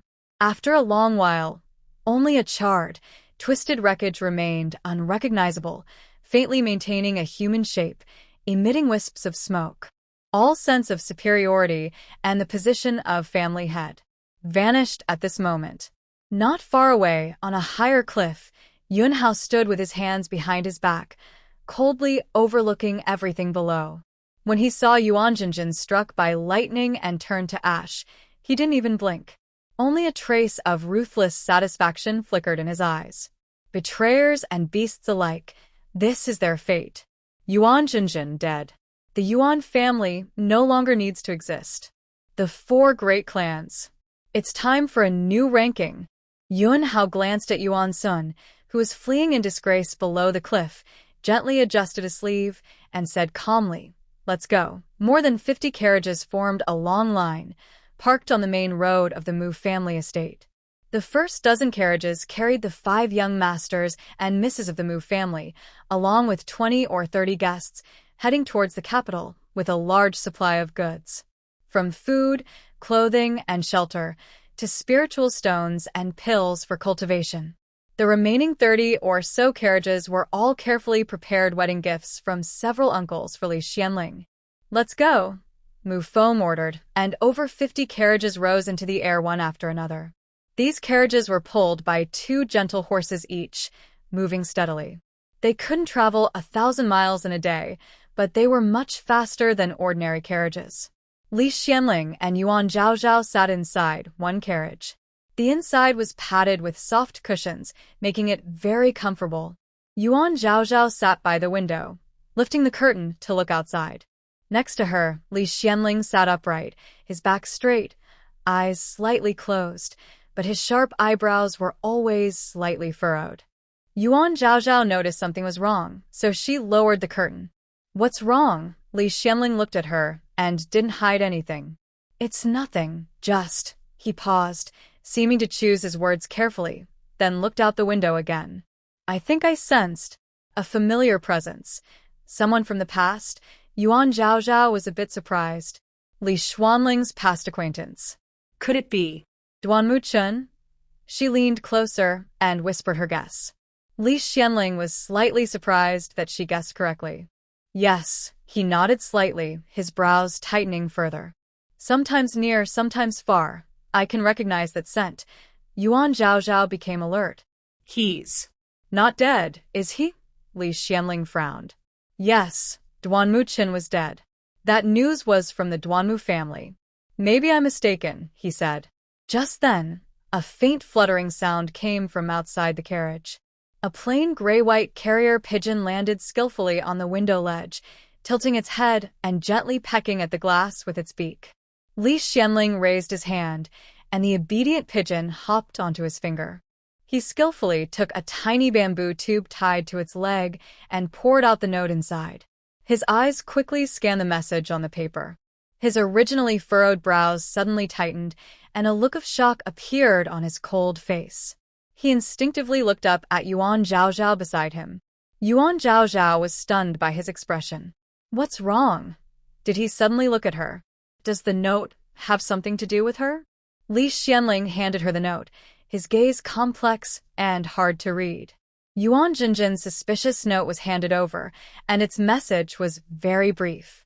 Yuan Jinjin died in the Thunder Roar Rift during her training. Yuan Zhaozhao looked up in disbelief. "She's dead before the big competition?" Although Yuan Jinjin and she had some disagreements, she had to admit that Yuan Jinjin was talented and strong, and she had been to the Thunder Roar Rift. How could she have died so easily? Li Xian's expression was serious and heavy. He thought more deeply. Yuan Jinjin is dead. This time, the Yuan family might. If the Yuan family is removed from the 4 great clans, then the rankings of the 4 big and 4 small clans will have to be rearranged. Yuan Zhaozhao understood what he meant. The most outstanding young person in the Yuan family was the talented girl Yuan Jinjin. Now that Yuan Jinjin was dead, Yuan Zhaozhao lowered her eyes. She remembered the day she returned to the Yuan family, when Yuan Sun called her to the ancestral hall. There, 7 or 8 people sat at the bottom, all of them Yuan Sun's brothers and sisters. Among them, there were 5 men, right? They probably also had children. Their children were also young members of the Yuan family. So, the Yuan family really didn't need her to worry. In fact, Yuan Zhaozhao wasn't worried either. What she found strange was, how could Yuan Jinjin have died? Even if Yuan Jinjin wanted to go to the Thunder Roar Rift to contract a spiritual beast, she wouldn't go alone. Yuan Zhaozhao picked up the note. It was too small, with limited space, and the message was too brief. "Want to know the details?" "Ask me." The carrier pigeon tilted its head, pecked its beak, and looked like it was burning with curiosity, but no one asked about its loneliness. Yuan Zhaozhao chuckled helplessly. "Then tell me, what are the details?" Li Xian turned his head to look at her. The carrier pigeon stood upright, wings folded behind its back. "Listen carefully." Yuan Zhaozhao looked at it seriously. The pigeon cleared its throat. First, it was announced that Yuan Jinjin went alone to the Thunder Roar Rift, intending to contract a 6th-rank Thunder Howling Mastiff. But for some reason, the Mastiff suddenly went berserk. Yuan Jinjin couldn't handle it alone, was bitten by the Mastiff, and then was struck by lightning. Thunder Howling Mastiff? Without mentioning whether it was thunder or not, just being bitten by a dog like that would leave serious injuries. And then she was struck by lightning. The carrier pigeon turned its body and stared at Yuan Zhaozhao with wide eyes. Then a new rumor started spreading. Guess what? The pigeon tilted its head. She guessed? Yuan Zhaozhao frowned. She couldn't guess. She took out a piece of spiritual herb from her bracelet, which she had stolen from the Yuan family storeroom, and dangled it in front of the pigeon.